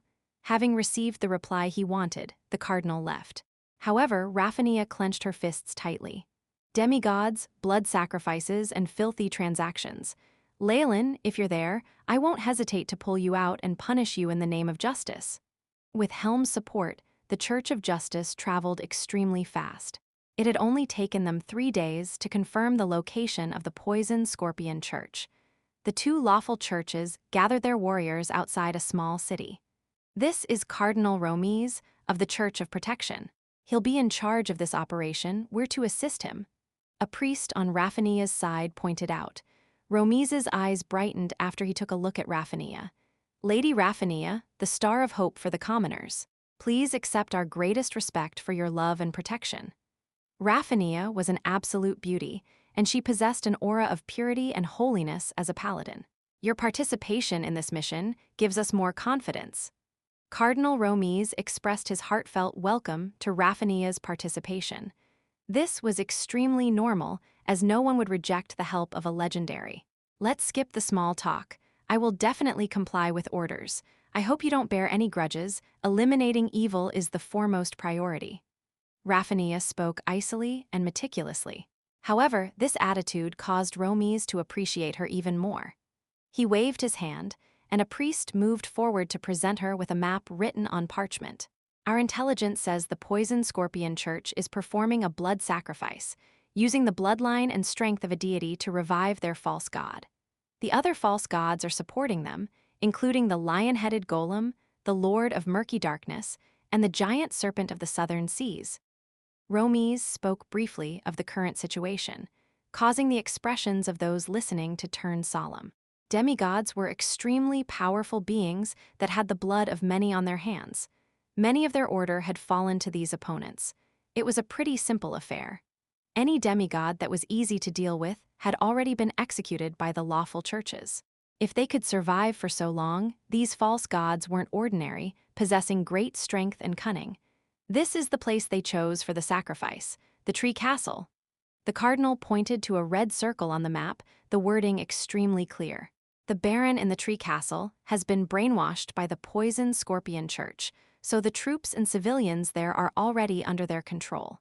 We've obtained the decree of the royal family. All heretics in the area are to be executed immediately. No one objected to Romi's words. Cultists weren't human to those on the holy mission, only a group of creatures that had lost their sanity. They had to be purged. The garrison troops and the paladins will cooperate with us. Our target this time is the blood descendant of that false god and the upper echelons of the poison scorpion church. Romies distributed portraits of Rake and Schliff. The drawing was extremely lifelike, and nobody would make a mistake. This is the descendant of the false god, the crux of their blood sacrifice. His name is Rake, and he's our primary target. This wizard is known as Schliff, and he's one of the church's core bishops. He's a high-ranked wizard, not legendary in any domain. He excels at instant teleportation and portals. Our mission is simple. If there aren't any false gods lending a hand, we can take care of it on our own, Raphania concluded after Romi's brief. However, they knew that demigods were possibly here, so nobody dared to let down their guard. Does everyone understand now? Set off immediately. Romies got on his warhorse, and the tall, sturdy horse neighed loudly. Thud, thud. The warhorses bristled with energy as this small group of elites from the churches set off in the direction of the tree castle. The tree castle had turned into another wasteland. Black mist covered the area like a creature's maw, gobbling up the entire region. A large eye floated in midair. Romies seemed to obtain some information from his god, and he said with certainty, "This is the might of a false god. Their blood sacrifice is at its critical point. May the Lord lead our way." The other clerics prayed fervently as a weak white glow appeared on their bodies. The black mist was soon dispelled, revealing a concealed path. "Let's go!" Romies took the lead, with Raphania following closely behind. The scenes she saw had caused her to tighten her grip on the reins. The crops in the area had already withered, and the farms were left empty and in a mess. It was as if the farmers were removed forcibly from the area. "The castle is there." Romies turned around and headed towards another direction. The faint traces of blood told of the merciless situation that had unfolded in the area. Raphania gritted her teeth and made an oath, "Vile gods, I'll never let you go." Castles often represented a long history, providing absolute protection to the inheritance that nobles were so proud of. However, the Baron of the Tree Castle now stood at the corners of a wall, and his gaze was extremely strange yet fervent. The pride and reservedness that a noble was supposed to have, and most importantly the intelligence, had disappeared from his body. 20,000 civilians, and aristocrats and nobles as well. "I hope the Lord is satisfied with my offerings." The look of zealotry on the Baron's face was reserved for only the most pious of believers. "The poison scorpion lord will definitely feel your sincerity." Schliff was carrying a large tome of the church, dressed up in papal attire inclusive of a crown. "Enemy troops will be here soon. I hope you'll be able to fight to the very end. All the troops of the church are yours to command." Schliff handed a golden scepter with scorpion carvings on it to the Baron. "All for our lord?" The Baron swore as he received the scepter in a stately manner. "Very good." Schliff did not hesitate to leave the castle walls. Why would he fear entrusting this task to such a zealous apostle? Many of the poison scorpion church apostles remained within the castle. There were many bodies of young ladies and masters of nobility that were strewn across the floor. The reception hall of the castle had already experienced a huge change. Many items of the core infrastructure had been removed, replaced with a towering altar stacked with dead bodies and flowing with blood. At the top of the altar was a throne made of white bones that also resembled a cage, locking a youth within it. Seeing Schliff, the youth eyes brightened. "Schliff, save me. I don't wish to die." "Nonsense." The malevolence in Schliff's voice as he berated the boy called Rake to grow breathless. "You're the seed of the Lord. The purpose of your existence is to be sacrificed for his sake." Schliff's icy speech broke every delusion the boy had had. But I... Rake's face turned pale immediately. "There's no buts. The Lord will definitely be reborn from your flesh. That will be great glory for you." Schliff walked up to the pedestal which had many waiting apostles. "Brothers and sisters, our Lord hasn't fallen, only left temporarily." Schliff opened his arms and decreed, "Now, as long as we chant the name of our Lord piously, he will gather enough energy to change the world and appear before us, leading us into bouts of victories ahead. Lord, oh Lord, you are everything, my flesh, my blood, my soul." The apostles here were the craziest of the lot. They began to chant immediately, and even though there weren't many of them, the power of their faith had already converged onto the altar. As soon as possible.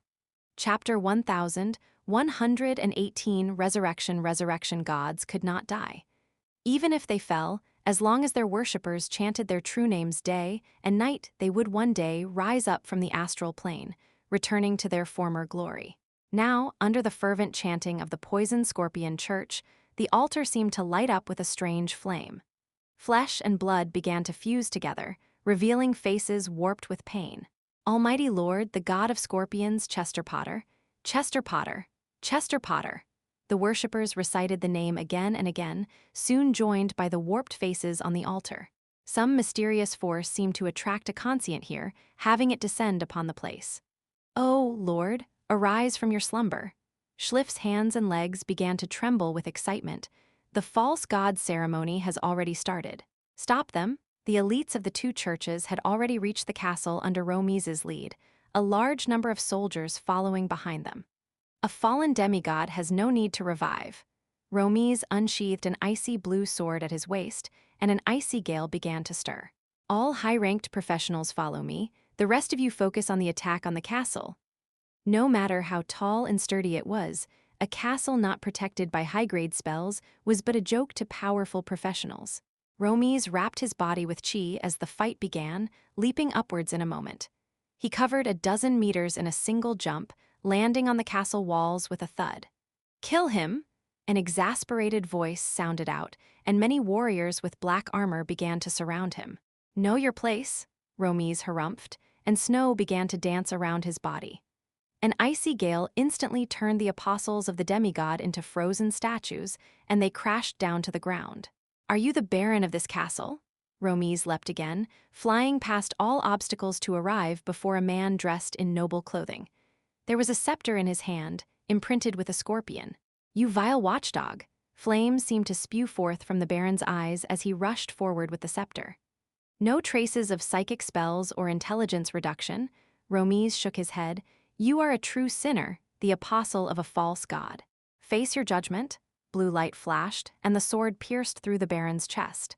The man moaned painfully, looking at his chest in disbelief.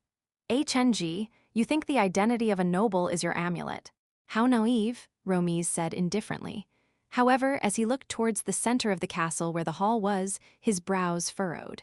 A terrifying evil spirit had converged in that area, forming a powerful whirlpool. "Chester Potter, Chester Potter, you are the Lord of Slaughter.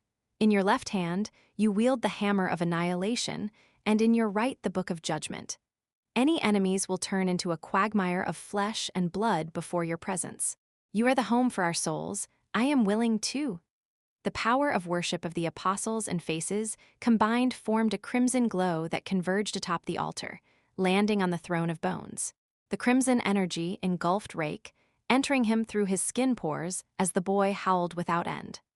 Rake's aura continually grew stronger and stronger, until eventually the energy beneath his skin began to surge and contort his body.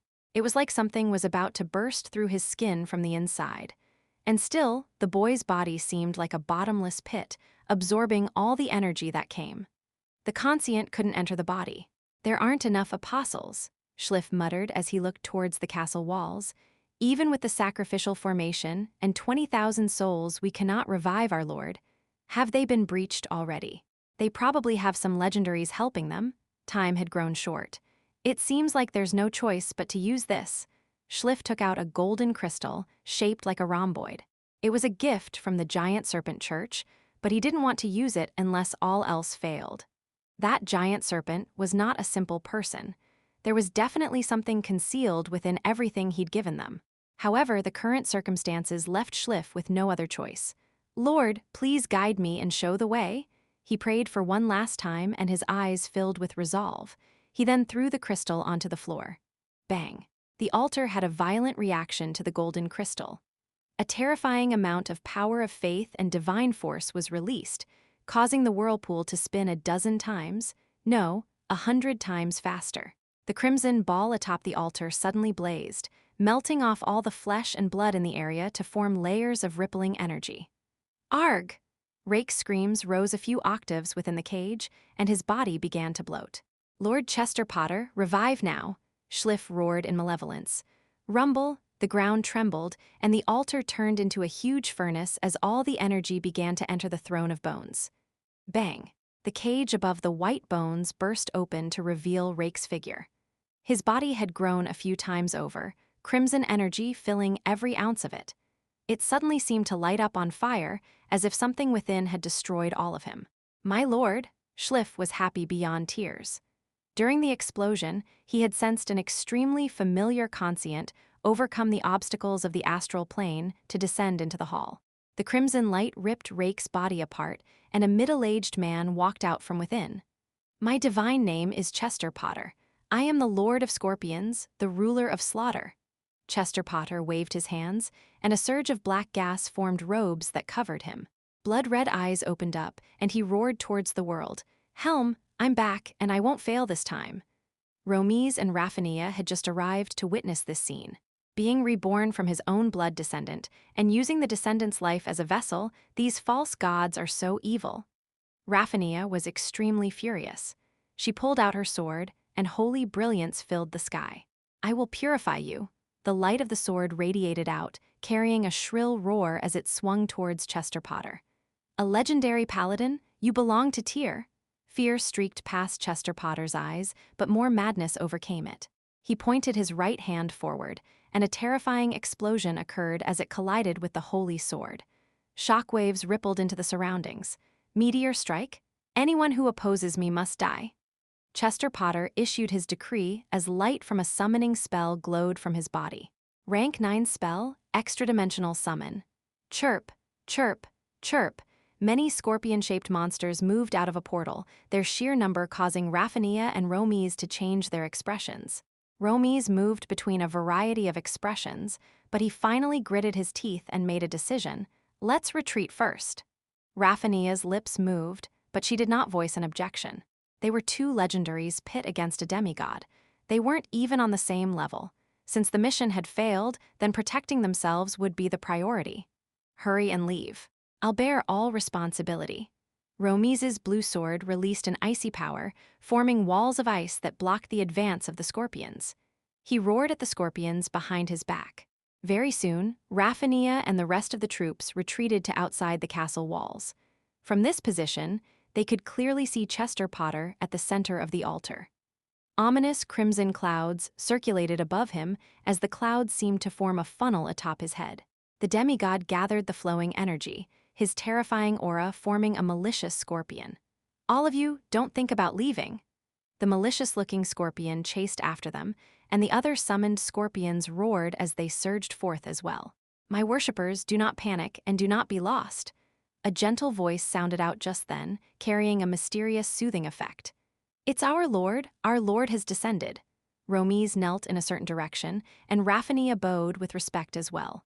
A strange rune in the form of an eye formed in midair, the void being ripped open as the avatar of a god walked out. This avatar belonged to Helm, and it was the strongest power a god could muster in the prime material plane. With the ritual successful and Chester Potter revived, the god of protection had descended to take care of the situation himself. He first looked at the crimson clouds and the strange scorpion, and his expression turned solemn. A divine being obscured our prophecy, causing us to choose the wrong time. This was why Chester Potter could resurrect successfully. Helm's words sent shock through the hearts of the lawful. Obscured. Our divination? Romies muttered, and his heart turned frigid.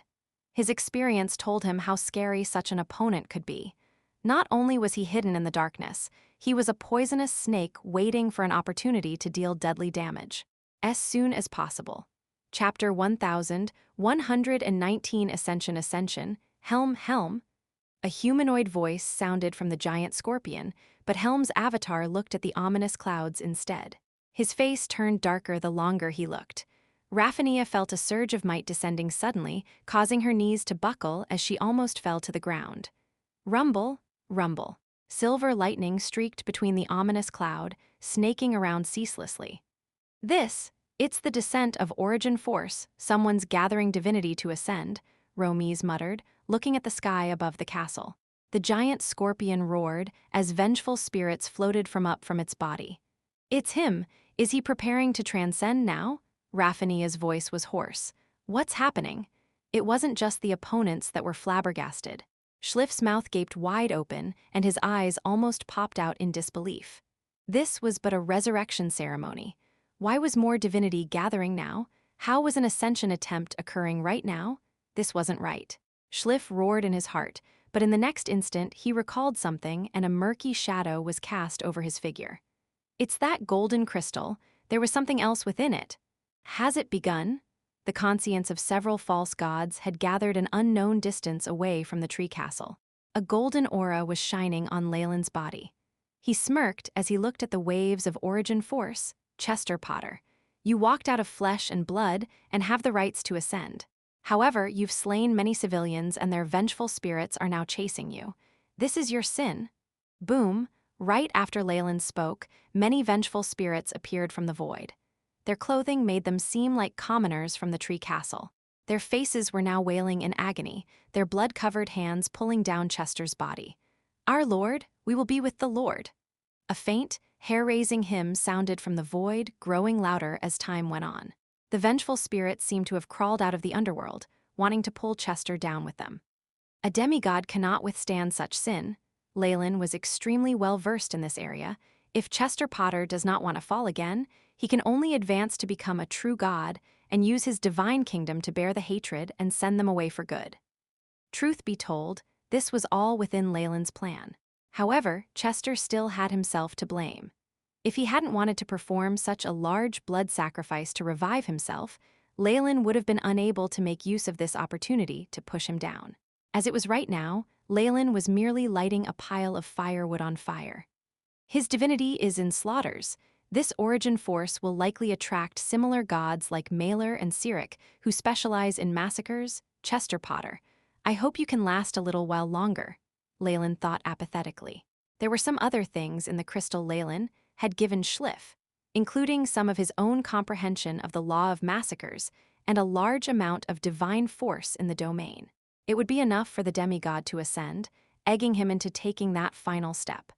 Your Excellency Leylin, your schemes can even cause the devils of Badr to tremble in fear. It seems like we're lacking when compared to you, Yukikelu said, and a puddle of black mud at his left shone brilliantly. All the demigods here were evidently fearful. This is something we decided on together, Leylin said. He discovered the fear and isolation, but didn't worry too much since he'd been open about this from the start. If these demigods wanted to ascend, they could only cooperate with him and bite down on the bait. I've already tested what I gave you multiple times. Are there any problems? Leylin's rebuke caused the demigods to turn silent. Very soon, their attention shifted to the tree castle once again. Chester's ascension would give them great benefits. Not only could they use this as a learning experience, they could also see the reactions of the true gods. As for the pitiful poison scorpion church, they just abandoned it. Without Leylin and the other demigods, this church was destined to be doomed if it could not escape the attention of the true gods. In fact, Chester Potter's resurrection was the last chance that the demigods were willing to give him. In exchange for this chance, Test being used as a guinea pig to test the response of the true gods was a reasonable bargain, was it not? Crash, boom, pale green lightning struck the horde of summoned scorpions, wiping them out. Chester Potter's scorpion phantom flickered under the pressure of the origin force, revealing his original black-robed form. Arga, I am the Lord of Scorpions.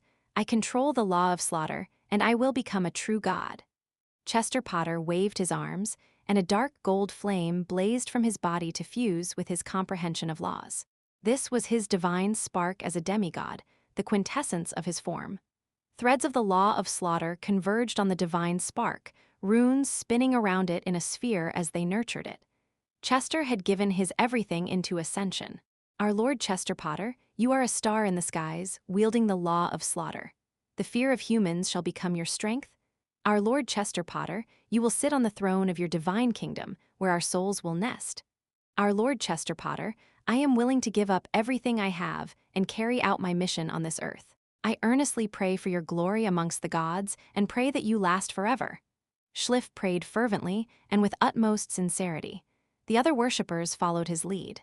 The high-ranked wizard knew quite clearly that the poisoned scorpion lord could not overpower the remaining demigods and had been caught up in their conspiracy. He was left without any choice but to transcend. His other worshippers had also realized this point. Right now, the only chance they had to live was to pray and aid Chester Potter in his transcendence. The worshippers of this false god were thus literally praying for their lives. A surge of faith converged around Chester Potter, absorbed by his divine spark and nurtured into power in his domain. Chester's personal comprehension of the law of slaughter wasn't great, and he lacked enough worshippers to ascend on his own. Even amongst demigods, he wasn't the strongest. However, none of that mattered with Leylin here. Chester's law of slaughter that had piqued Leylin's interest was quite close to his own law of massacre. Converting between the two had been extremely easy. With Leylin's aid from the dark, giving Chester some of his own comprehension of massacres, Chester had immediately met this requirement. He'd tried to smart, wanting to avoid Leylin's comprehension and the enmity of the massacre gods that it entailed, but his efforts didn't pay off.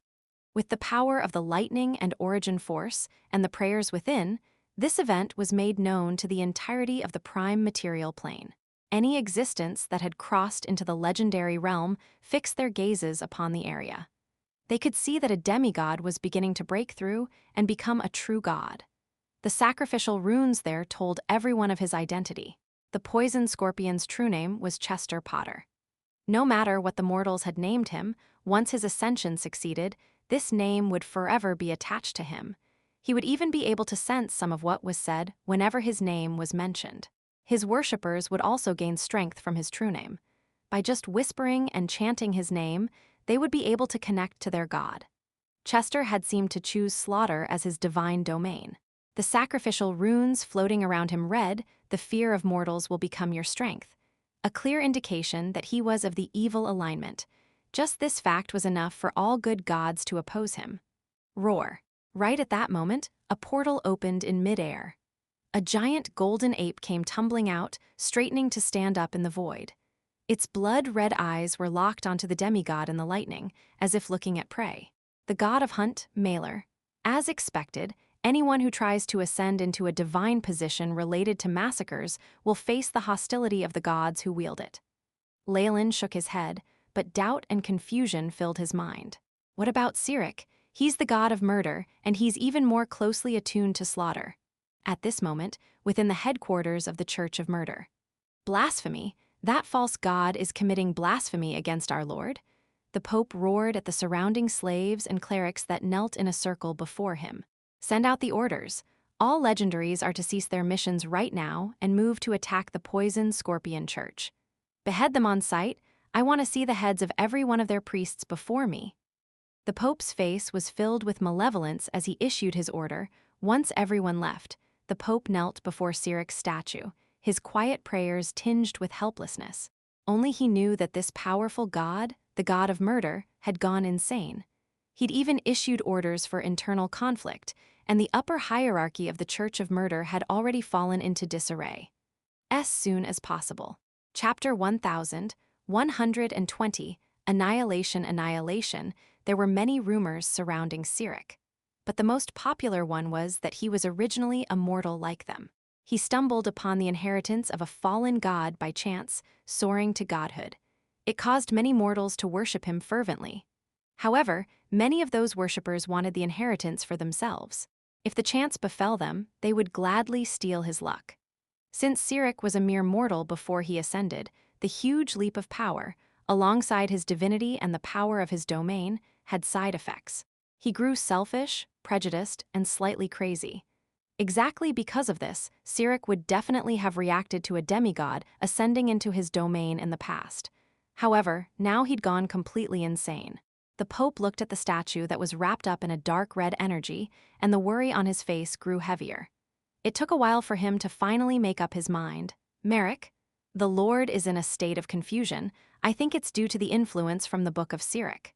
The bishop's voice was extremely raspy and hoarse. He had also sealed the church before speaking.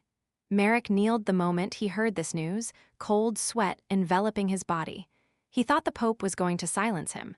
After all, to blaspheme a god was utter disrespect and would be punished. However, luck was on Merrick's side today. The Pope had not planned to kill him and continued talking on his own. "Our Lord might have read the Book of Cyric recently, which is why he isn't responding to our prayers. Holy decrees haven't been issued either." Merrick nodded his head in agreement. He'd actually been suspecting as much for a while. The Book of Cyric was a divine weapon that Cyric had created himself, containing the power to confuse even gods themselves. Any being that set their eyes on the Book of Cyric would believe the lies within, that Cyric was the one and only true god in the world. The late god of thieves was the former owner of this book. He'd succumbed to it and perished pitifully, allowing Cyric to steal most of his divinity and divine force. However, the power of the lies in the book was so great that even Cyric himself had fallen into a daze after reading it. All this was just an assumption, but at the same time it was quite logical, assuming there was no information that he had not been privy to. The Pope now thought he understood the truth of the situation. "Can I trust you, Merrick?" "Of course, I am willing to give up my life for the Lord, my everything." A fervent expression appeared on Merrick's face. He was definitely a zealot. "Very good. I'm handing you a mission." With trembling hands, the Pope handed over an ancient tome to Merrick. "This is the Book of Truth. Our church spent great amounts of resources to obtain it from the Church of Truth." The Pope fixed his gaze upon Merrick, clasping the man's shoulders with his hands. "Merrick, as the favorite of the Lord, you have seen his true form the greatest number of times. I need you to hand this book to the Lord and have him see it." With Cyric having gone completely insane, even the Pope's words would fall on deaf ears. However, there were some other worshippers the Lord would listen to, and Merrick was one of them. The former merchant had rocketed through the church's ranks, becoming a powerful phantom thief. At the same time, this had cemented his faith in Cyric. The Pope believed his Lord was most likely to see the Book of Truth if Merrick delivered it. "The future of the church is now in your hands." The Pope patted Merrick's shoulders in encouragement. "Once our Lord reawakens, these thieving false gods will forever stay in the fallen river of the underworld and wail for eternity. Rest assured, Your Holiness. Even if I have to sacrifice my life, I will complete this mission," Merrick guaranteed. As if he had found his calling at that moment, a mysterious force suddenly enveloped his body and allowed him to bristle with strength. In the tree castle, Chester Potter was doing his best to resist the Origin Force lightning.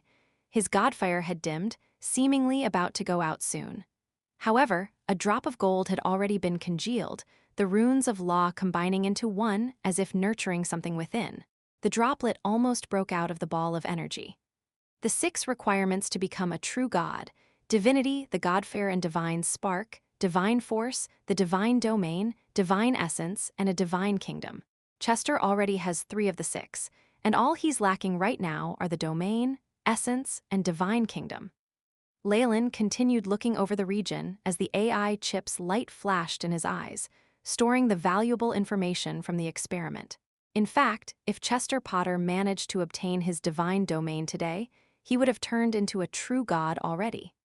Establishing a divine kingdom was a painstaking process, and without a semi-plane already in hand, one would need several hundreds of years to build one from scratch. Thus, the world viewed beings with godfire as demigods, and those with divine domains as true gods. Only true gods had the right to form a divine kingdom, accepting the souls of their worshippers to form a sturdy fort. Lord Chester Potter, we pray that you hold the world in your hands and your throne high up above the skies. The prayers grew softer and fainter. Chester Potter roared and his godfear blazed, almost forming the energy ball that would represent his divine domain. Using the power of faith to hasten comprehension of laws, this is how things work in the world of gods, Leylin sighed. The process was quicker than normal, but it also had its drawbacks. Moreover, one law can only be enjoyed by a single entity. The other gods in the domain of massacres will immediately become Chester's enemies. Roar. Seeing that Chester had a chance to succeed, Mailer took action immediately. He unleashed his powerful massacre domain, one tempered by time. Even if Mailer was a beast god, so many years of accumulation had given him greater comprehension of massacres than Chester Potter had. Crash, rumble, boom. The origin force lightning was about to dissipate, but it converged once more. This time, there were even streaks of crimson within the lightning, carrying the power of massacres. This is massacre lightning, an attack by Mailer, Leylin sighed upon seeing this scene. Chester would definitely be done for if he and the other demigods did not help. A false god just couldn't resist true divine might, even if that might came from a lesser god. Mailer wanted to let Chester bring out his law of slaughter and steal it, but many gods had fixed their attention on this area, so he attacked immediately. Leylin had felt several powerful divine conscients eyeing the place, several familiar auras among them. The group of false gods had huddled up together in front of these powerful presences, masking their presence. No one would jump out to save Chester at this point. Despair appeared on Chester's face before the crimson lightning hit and his godfire dimmed. Chester Potter, Chester Potter, Chester Potter, we will be forever with the Lord and live together with you. The vengeful spirits on the ground grew even larger in number, and they reached out their bloody hands and grabbed Chester Potter's body. These crazed spirits had enough hatred to cause a demigod to fall. Over time, their pulling force had turning into a whirlpool, consuming Chester Potter within. Arg knew, the maniacal roar of despair did not overturn Chester Potter's fate. He was dragged away by the spirits from his divine spark and grew even further from his divine domain. Finally, a streak of crimson lightning struck the drop of gold. Rumble. The lightning wreaked destruction, and the golden barrier that protected the divine spark dissipated to reveal the content within. A dark golden flame within flickered out. Rumble. Chester Potter, who had lost his silhouette, and his true body was exposed to the lightning. The vengeful spirits around him were turned to dust as it struck. Chester Potter, come with us, come with us. Even if they had been destroyed by the lightning, there were no pain seen on these vengeful spirits' faces. Instead, glee had filled their expressions. Once the lightning demolished his body, Chester's soul was exposed, seeming extremely pale and weak. Come with us, these vengeful spirits moaned, and bloody hands dragged this soul into the underworld. Arg knew, Chester Potter's final plea of sorrow caused even the gods that were watching to tremble. He would become one of the vengeful spirits of the underworld, entering its darkest depths. Tens of thousands of souls would chew and feed on him until the end of the world. A violent gale suddenly whistled past, and the ominous clouds disappeared to leave Schliff and the other worshippers gaping in disbelief. My lord, Chester Potter, Schliff muttered, and immediately wept. The other worshippers were also filled with distraught, and some even wished to commit suicide. These survivors would not meet with a good end. After confirming that the false god had fallen, the paladins and Helm's knights charged forward and killed these evil zealots as soon as possible. Chapter 1121, Unrest, Teske Chester really is pitiful. Yukikelu, the lion-bodied demigod, shook his head. If my ascension fails, I won't end up any differently either. A mass of black mud issued this thought, but while the demigods continued their discussion, a rain of blood enveloped the tree castle. Any survivors believed to worship Chester Potter were sent to burn at the stake. On the other hand, Schliff faced much better treatment. His head had been chopped off directly by a legendary paladin. Leylin looked around and asked, "How is it, everyone? After witnessing this scene, what do you think of my idea? With the obstruction of a true god, our chances of advancing will definitely be reduced. Your suggestion is worth considering. I'll answer you before the time limit." The other false gods gave a reply one after another. Very well, I believe that, as long as we work towards a common goal, becoming true gods isn't just a wild hope for us. We'll definitely succeed. Once the other demigods left, Leylin looked towards the forest with an imposing look. Vengeful spirits will arise during ascension, causing a tide of pollution.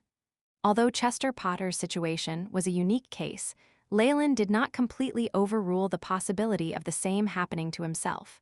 Experimental results show that negative energy easily attracts such mutations and also results in powerful magnetic fields that distort space. He stroked his chin.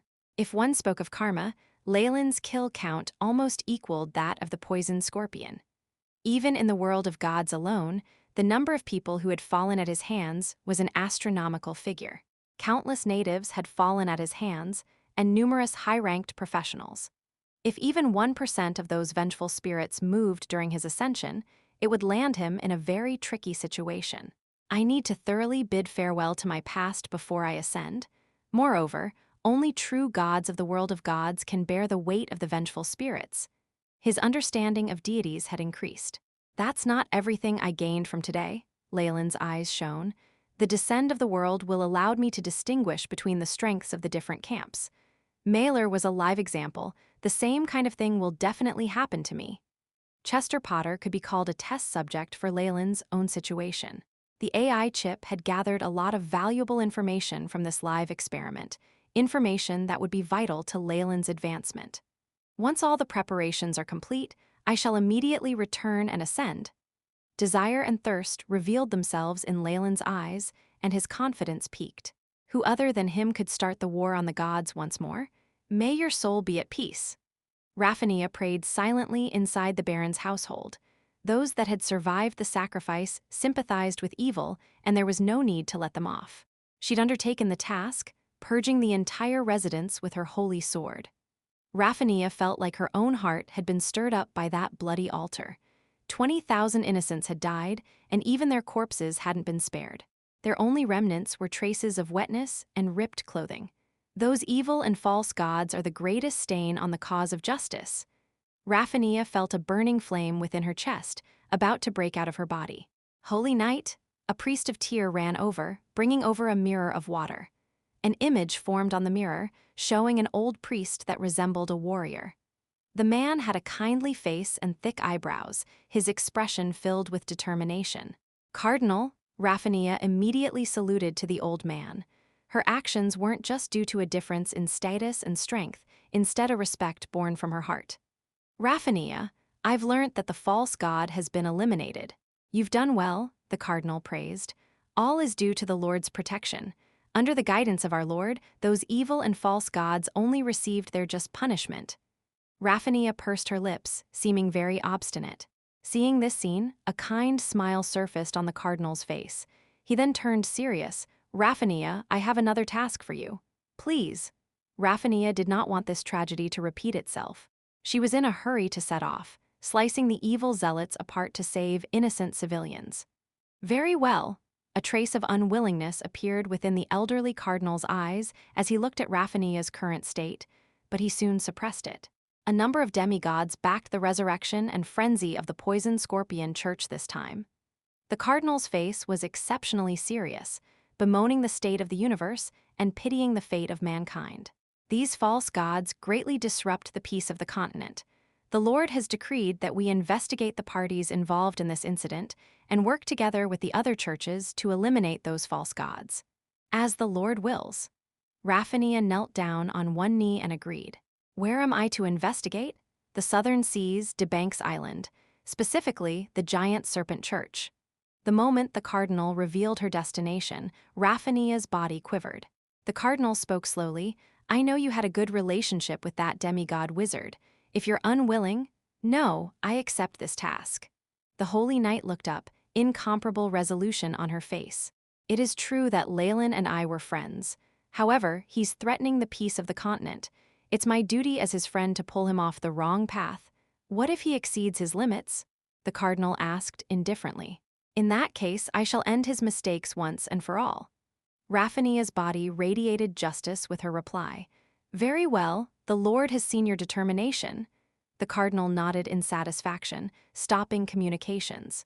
Holy Knight Raphania, the cardinal commanded us to follow you. A team of powerful paladins and priests approached Raphania. This was only the investigation team. Once she sent confirmation, high-ranked legendaries and even gods' avatars would be dispatched there.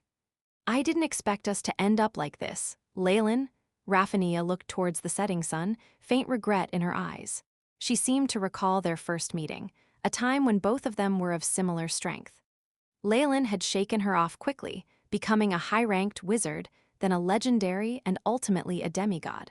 She could only watch his distant back, unable to even shadow him. I'm so stupid. Really, with his thirst for power and his attitude of safety over principles, it should have been clear from the start that we'd end up on opposite sides. Raphania withdrew her sword, the regret replaced with resolution. You have your path, and I shall insist on mine. From this day forth, we are enemies. The Holy Knight pointed her longsword towards the south, setting into an unshakable determination. Let's set off. Our target is in Debanks Island, the giant serpent church.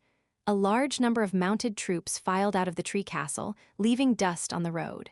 Romies! Helm's avatar called out to his own cardinal in another camp. My lord, you are the guardian and defender of the true gods. Romies knelt down, his face full of sincerity.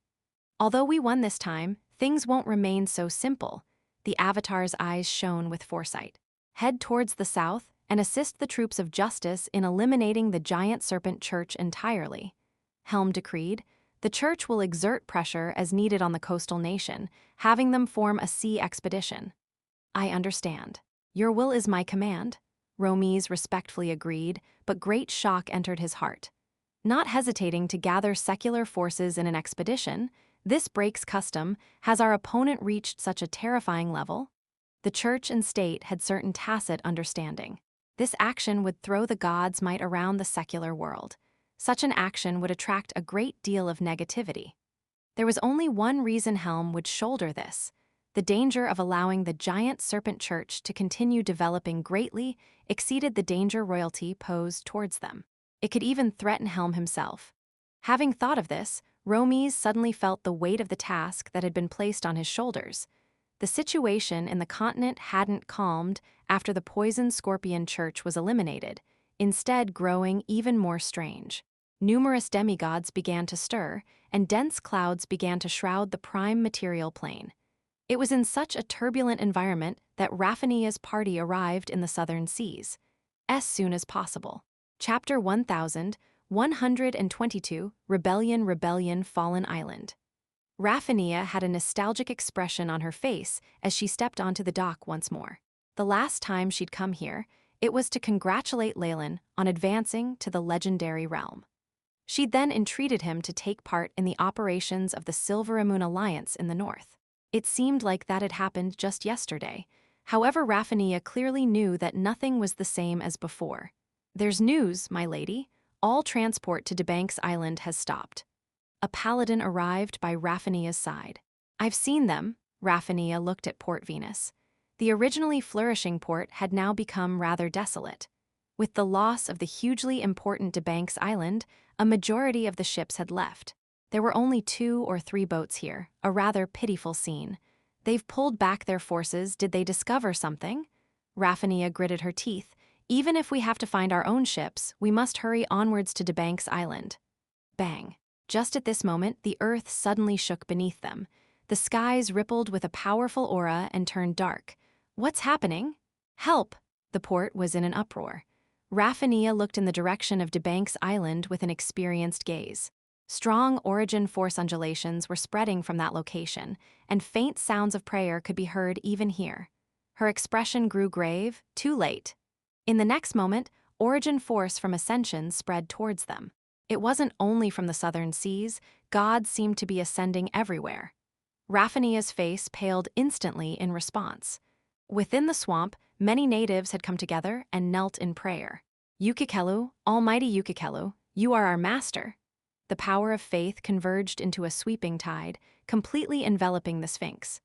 A clump of murky mud suddenly spread across the grasslands, expanding to the size of several cities as sparks of golden flame began to seep out from its body. Rumble, the tremor of origin force spread across the multiverse in a moment. Many gods turned their gazes to the prime material plane, shock clear in their eyes. So many demigods are ascending? This is a conspiracy. Many divine wills flowed together in the void. News of this activity even spread to the demons and devils. Many leading existences of the world of gods focused their attention on the prime material plane, hoping to preserve themselves or gain something from this occasion. In the outer planes, Mystra's avatar arrived outside a divine kingdom filled with divine light. "Mystra, I've waited a long time for you to come." Origin force roared outside the divine kingdom, congealing into an elderly warrior who had lost both his eyes. "We have another slip-up in our plans." Elminster had stayed in hiding and not acted all this time, but now he has already begun his ascension to become a true god. Mystra was very gloomy, and with that demigod's ascension, great changes have occurred in the path of fate. "You still care about that prophecy?" Tyr straightened his back. "In this world, only justice and fairness can be eternal." "The snake that will destroy the world." Mystra's wry smile soon grew serious again. "I have never before felt as I do now, that his footsteps are imminently drawing closer and closer." Tyr could not overlook the powerful premonitions of so great a god.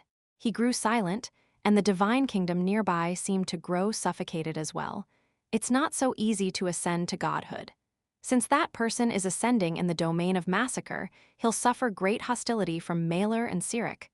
Let's wait and see. My premonition is far from reassuring. Mystra looked into the distance. Her star-like eyes seemed to cut through everything and see directly into the future. The 9th level of Hell, Nessus. Father, the current ruler of Malbolge, the Aranai's queen Glacia, who possessed unimaginable charm, bowed in front of an old devil. Having entered the realm of laws herself, Glacia could sense the incomprehensibly formidable power that Asmodeus possessed. In spite of the primordial contract in his hands giving him natural authority over Badr, the other archdevils had been resisting his rule. However, his innate control could not be changed. "I sense the undulations of Badr's origin force." Asmodeus took the form of a mountainous devil, his black goat horns slightly pointed and his eyes filled with immeasurably profound evil. "A lord of Badr is currently trying to ascend to godhood." Asmodeus' words made Glacia cry out in shock. "Ascension? Who? Which devil dares to renounce?" Don't tell me it's the Lord of Dis." Glacia's thoughts seemed to turn very quickly to the ruler of Dis. Leylin was still a mystery to her. Of course, after many years of investigations, Leylin's true identity was not a secret to the lords of Badr. They had even formed a unanimous pact and set plans to invade and overturn Dis in motion. Had Leylin not left Badr to reside permanently in the prime material plane, he would perhaps have been ambushed and killed already, his authority divided up among the other lords. Badr was never his goal. He pursues only the everlasting radiance of godhood, Asmodeus said with great accuracy. Asmodeus had to thank Leylin. The demigod had been a conspicuous target to date, attracting considerable ire that let his own plots play themselves out in the shadows. Asmodeus hadn't attracted any violence yet. With Leylin's contributions, Asmodeus would have been willing to spend some time crafting a devil's form for him if he wished to completely depend on Badr in the future. He would even bestow a false reputation and glory upon him. However, all of this had now changed. The integration of a god and a ruler of hell will no doubt give rise to many unimaginable consequences. A poisonous worm crawled out from Asmodeus' beard and was tossed into his mouth. The archdevil's evil eyes were filled with resolution. "We need to overthrow the Lord of Dis and sever his ties with Badr. The pit fiend Aslock is ruling over Dis in his place right now and is quite satisfied with his current positions. Even if we use the people we placed amongst their ranks and add the power of the other lords, it'll still be difficult to topple his rule. Even if he isn't a true devil." Glacia bit down on a scarlet lip. "I need a lot more time." The Aranai's queen had taken several thousands of years to seize Malbolge, accumulating a large rebel army in secret before taking advantage of the upheaval in the second hell to succeed. Had she not first stripped the Hag Countess of her origin force and forced her out of the realm of laws, she wasn't likely to be the final victor. That showed the power a lord of Badr held over their subordinates. However, Leylin being human caused many devils to feel dissatisfied, and his rule hadn't been too long either. It wasn't a particularly favorable situation for him. No buts. Go and notify Mammon and the others. I'll need their help to overthrow Dis. Even if we have to leave Avernus for it and give them that authority, I'm fine with it. You'll be in charge of accepting and signing the contract.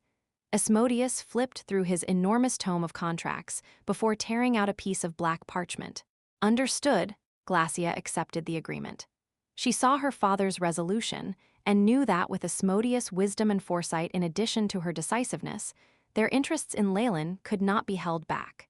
An existence which my father is willing to sacrifice profit to defeat, what sort of schemer is he? I really look forward to this, haha. Devils were a bunch of fast-moving creatures, especially when it came to the formalities of contracts. In order to save time, Asmodeus had even directly opened up the network of authority, allowing several lords of Badr to contact their moles in Dis. The entirety of Dis was soon embroiled in war. Powerful explosions resounded, as armies of armed devils rushed forth to burn the Iron City. Their primary target was the official residence of the highest-ranking devils, the core of the city's rule, the Iron Tower. At this moment, Pit Fiend Aslock was surveying the scene of the city with taunting eyes. Dyer, Mediclo, and Hesses, all of you betrayed us. Looking at his city falling into enemy hands, Aslock's expression did not hold the slightest trace of regret and/or rage. He looked at these devil-rebel armies as if he was looking at a bunch of clowns. You lot have never tasted our master Kukulkan's power.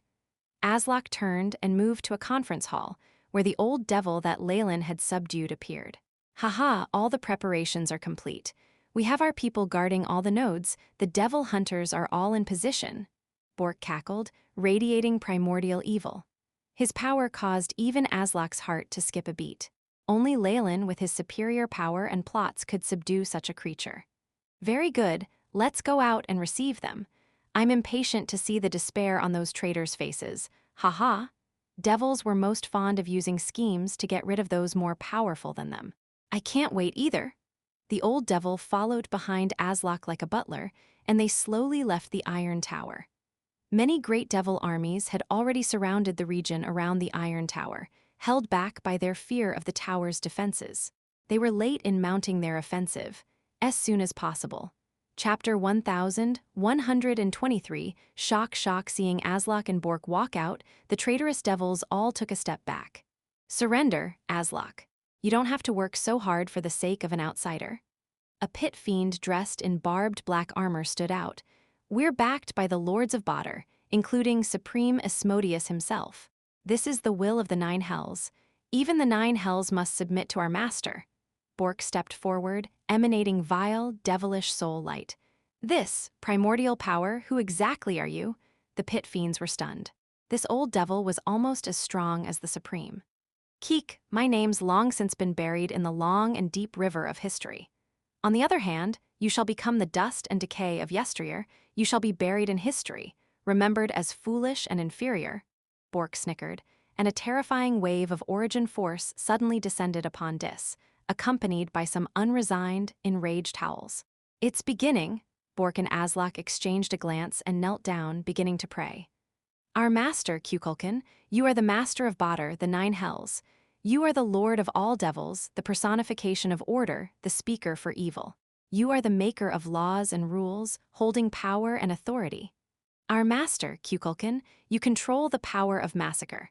The blood and terror of your enemies shall turn into your strength. Death shall accompany you wherever you go. You are the master of the end. Our master, Kukulkan, your will extends across the earth. Your divine kingdom shall protect our souls, and the souls of all your worshippers shall gain new life within. Our master, Kukulkan, your name shall become sacred.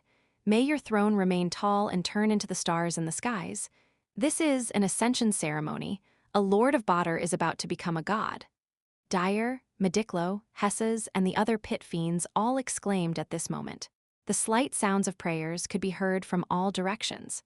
All the devils that Leylin had subdued now knelt piously, their fervent prayers gradually filling the entirety of Dis with a holy golden luster. Horrifying origin force howled out, and with the zealous power of faith, cross the obstruction of space and dimensions to arrive in the prime material plane. Debanks Island.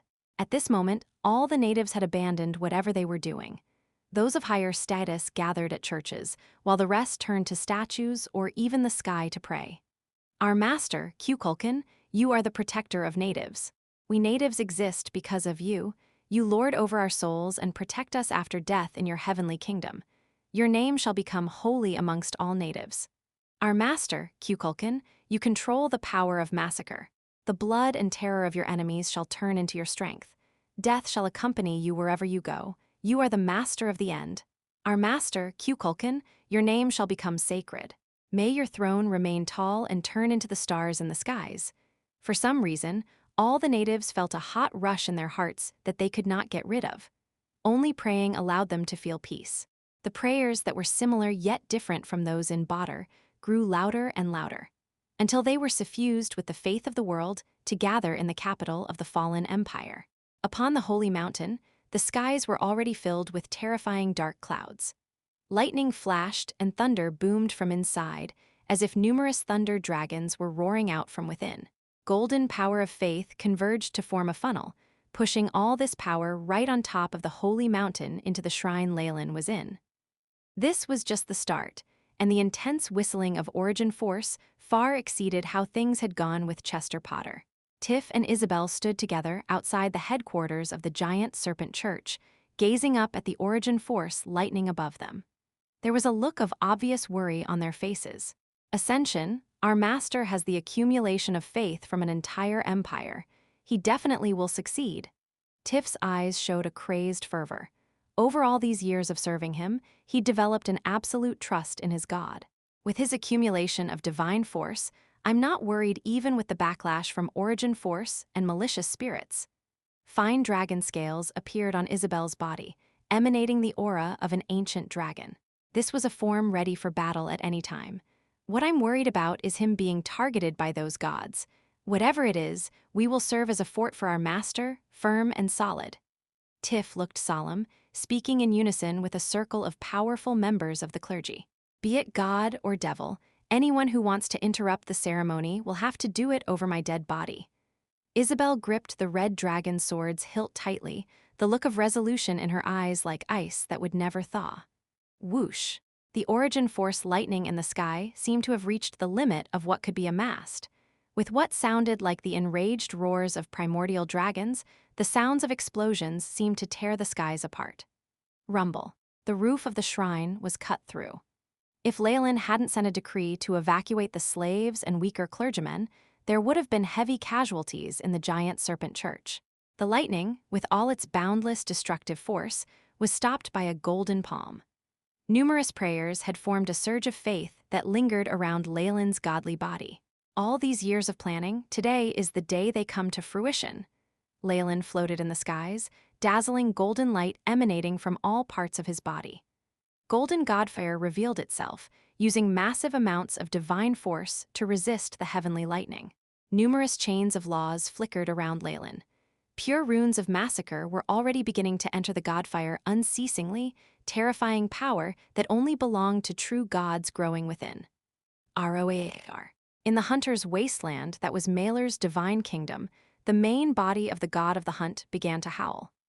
The ape could sense that someone was eyeing its massacre domain, that thief that had once stolen its divinity. Maler left his divine kingdom without hesitation, moving towards the boundary of the prime material plane. Another false god eyeing our master's domain? Deep inside the marshes and ravines, within in the headquarters of the god of murder's church. An aged pope rapidly turned red and even began coughing out large amounts of blood. Let them work on their own. He feebly waved his arms, his crooked body seeming to hold an endless amount of fatigue. The pope stared at the statue of Cyric, eyes holding a last bit of hope. Our master still has yet to respond at all. Hopefully Merrick can get the Book of Truth to him as soon as possible, or challengers like these will only increase in number in the future. On Debanks Island, Leylin now reached a critical moment in his ascension. Rumble, rumble, destructive lightning rained down, dying out to large amounts of divine force. The feathered serpent god, Kukulkan, our master, Kukulkan, who exists with us, who exists with us. In the meanwhile, a river of death formed that extended through multiple worlds. Numerous illusory souls crawled out of the river, holding the power of blood and vengeance. They tried to contaminate Leylin's pure body. These vengeful spirits were mostly natives, and Isabel could even recognize high-ranked professionals who had died at Leylin's hand. Even the late demigods of the native empire were here. A divine soul is the sublimation of a life form. Before this can happen, it is necessary to put an end to all sins of the past, Tiff mumbled. Numerous vengeful spirits pounced forth, pulling at Leylin's holy luster with hands stained with fresh blood. It was like they were trying to put out his godfare. The origin force lashed back with lightning, and these vengeful spirits shot forth with hatred. If a demigod could not hold up, they would end up like Chester Potter, pulled down to the depths of the underworld to be tortured for eternity. With the number of lives Leylin had taken, the backlash and hatred were abnormally terrifying, exceeding the destruction wrought on the average demigod significantly. However, just as Tiff and Isabel were starting to feel their hearts clench in fear, Leylin made his move. "I am the master of the law of massacres. All of your pain shall become my power." He suddenly took a step forward, his powerful massacre domain quickly spreading out. Bloody light radiated out, and the vengeful spirit's cries disappeared. Hundreds of thousands had been absorbed instantly, forming Leylin's strength. Even if enemies that have died can be revived, none can escape the fate of death once more. Leylin seemed to be chanting a prayer, at the same time making a prediction. Even the spirits of the demigods paled with terror, and they were immediately annihilated alongside all the other powerful enemies Leylin had killed in the world of gods. Lightning dissipated in the skies, and the vengeful spirits of the Styx seemed to lose all their strength in front of their master. Tiff and Isabel clenched their fists in anticipation. This was a moment they would never forget in their lives. The godfare stabilized, surging with the power of laws. Beep. Host is beginning ascension. Being amplified by power of faith, comprehending law of massacre. Beep. Host's comprehension of the law of massacres is at 67%, 80%. The AI chip's prompts were refreshed continuously. The laws of the world of gods were different from the Magus World, and the gods could use faith to comprehend laws. The process of solidifying one's divine domain was, in fact, the process of comprehending that law. Leylin obviously would not let this hard-to-come-by opportunity slip past him. Great amounts of divine will rushed forth as he recorded all his realizations about massacre. Boom, boom. At this moment, the power of the weave went berserk above DeBank's island.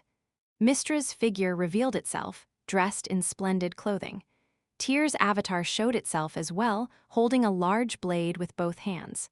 The avatars of two greater gods had arrived here, and they obviously harbored terrible intentions. Some demigods obtained favor from certain gods.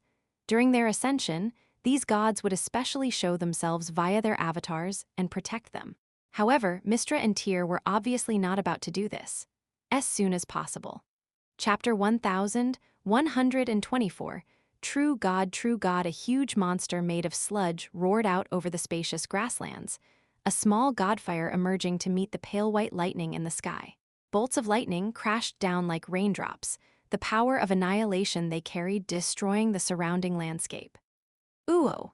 The silhouette of the river of death appeared once more, and vengeful spirits reached out towards the monster with their bloody hands, climbing on top of its body to pull it down into the underworld.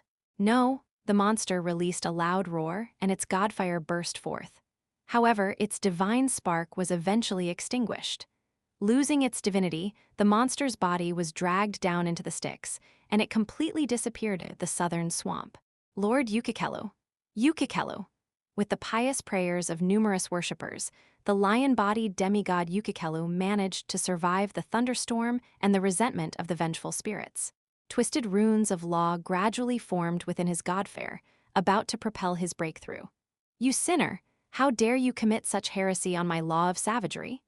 A huge figure emerged in the sky just then, carrying the imposing aura of a true god. Scarlet lightning crashed into Ukikelu's godfare, causing it to tremble.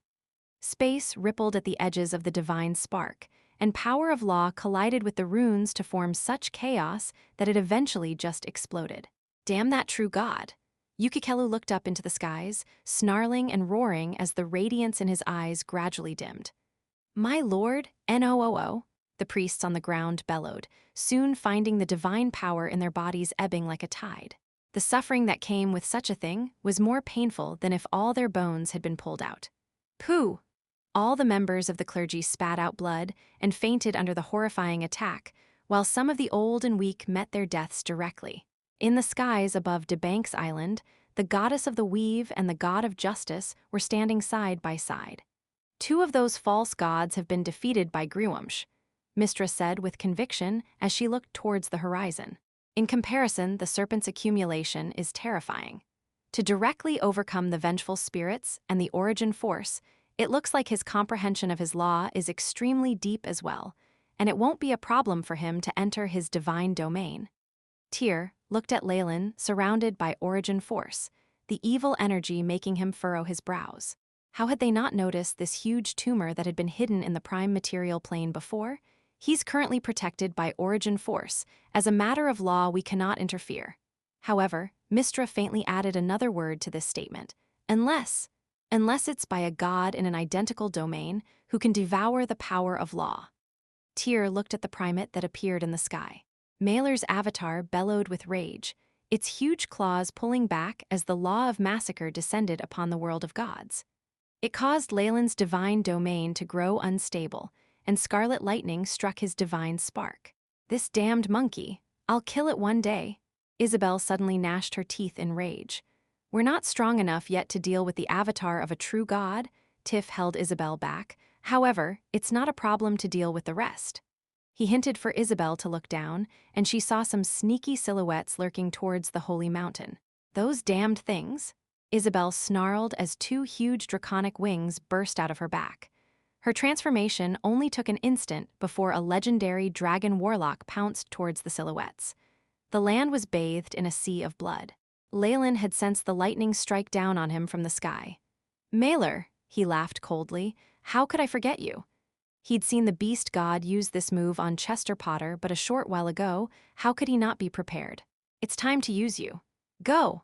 Leylin's hands suddenly opened up, and surging divine force mixed with the power of faith isolated the scarlet lightning for a moment. Leylin fished out a crystal ball with a huge amounts of blurry spirits inside it, directly transforming them into soul force that was absorbed by the godfair. These spirits had been stored by Akhabin, the emperor of the former Sakart's empire. A small number of them had been used for tests in Badr, but now Leylin had cast most of them out. His godfair rumbled as it absorbed so many spirits, its power skyrocketing as a sparkling translucent crystal emerged, the depiction of his divine domain. This crystal was flawless, a hint of blood to its color indicating that it belonged exclusively to a god of massacre. Such a pity. Mailer is only a lesser god in the end. If Cyric was here, this demigod could only fall. Mistra's face was full of doubt. Why exactly is Cyric sitting back and watching others take over his domain? "There's no use guessing right now." Tyr shouted from beside her, his huge sword in hand. "All we can do now is wait. The power of laws and the prime material plane will stop protecting him once he ascends, and he'll be thrown out. A lesser god has nowhere to run facing my true body." As a greater god, Tyr was confident in himself. "That's the only way," Mistress sighed. Her heart was filled with anxiety, but she had no other choices. Leylin currently wasn't in the mood to care about the outside world. Once the crystal appeared in his godfair, it commanded the entirety of his focus. Buzz!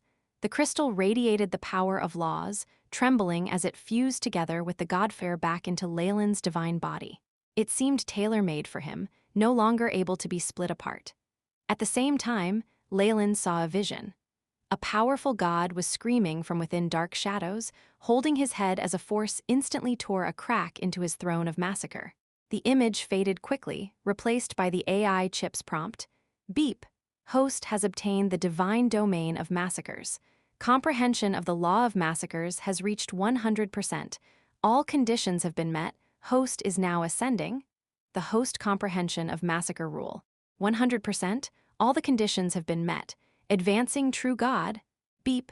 Host has automatically been classified as a legendary priest. All spells unlocked. All of Leylin's followers seemed to sense something at this moment, their eyes brimming with tears of excitement as they started praying.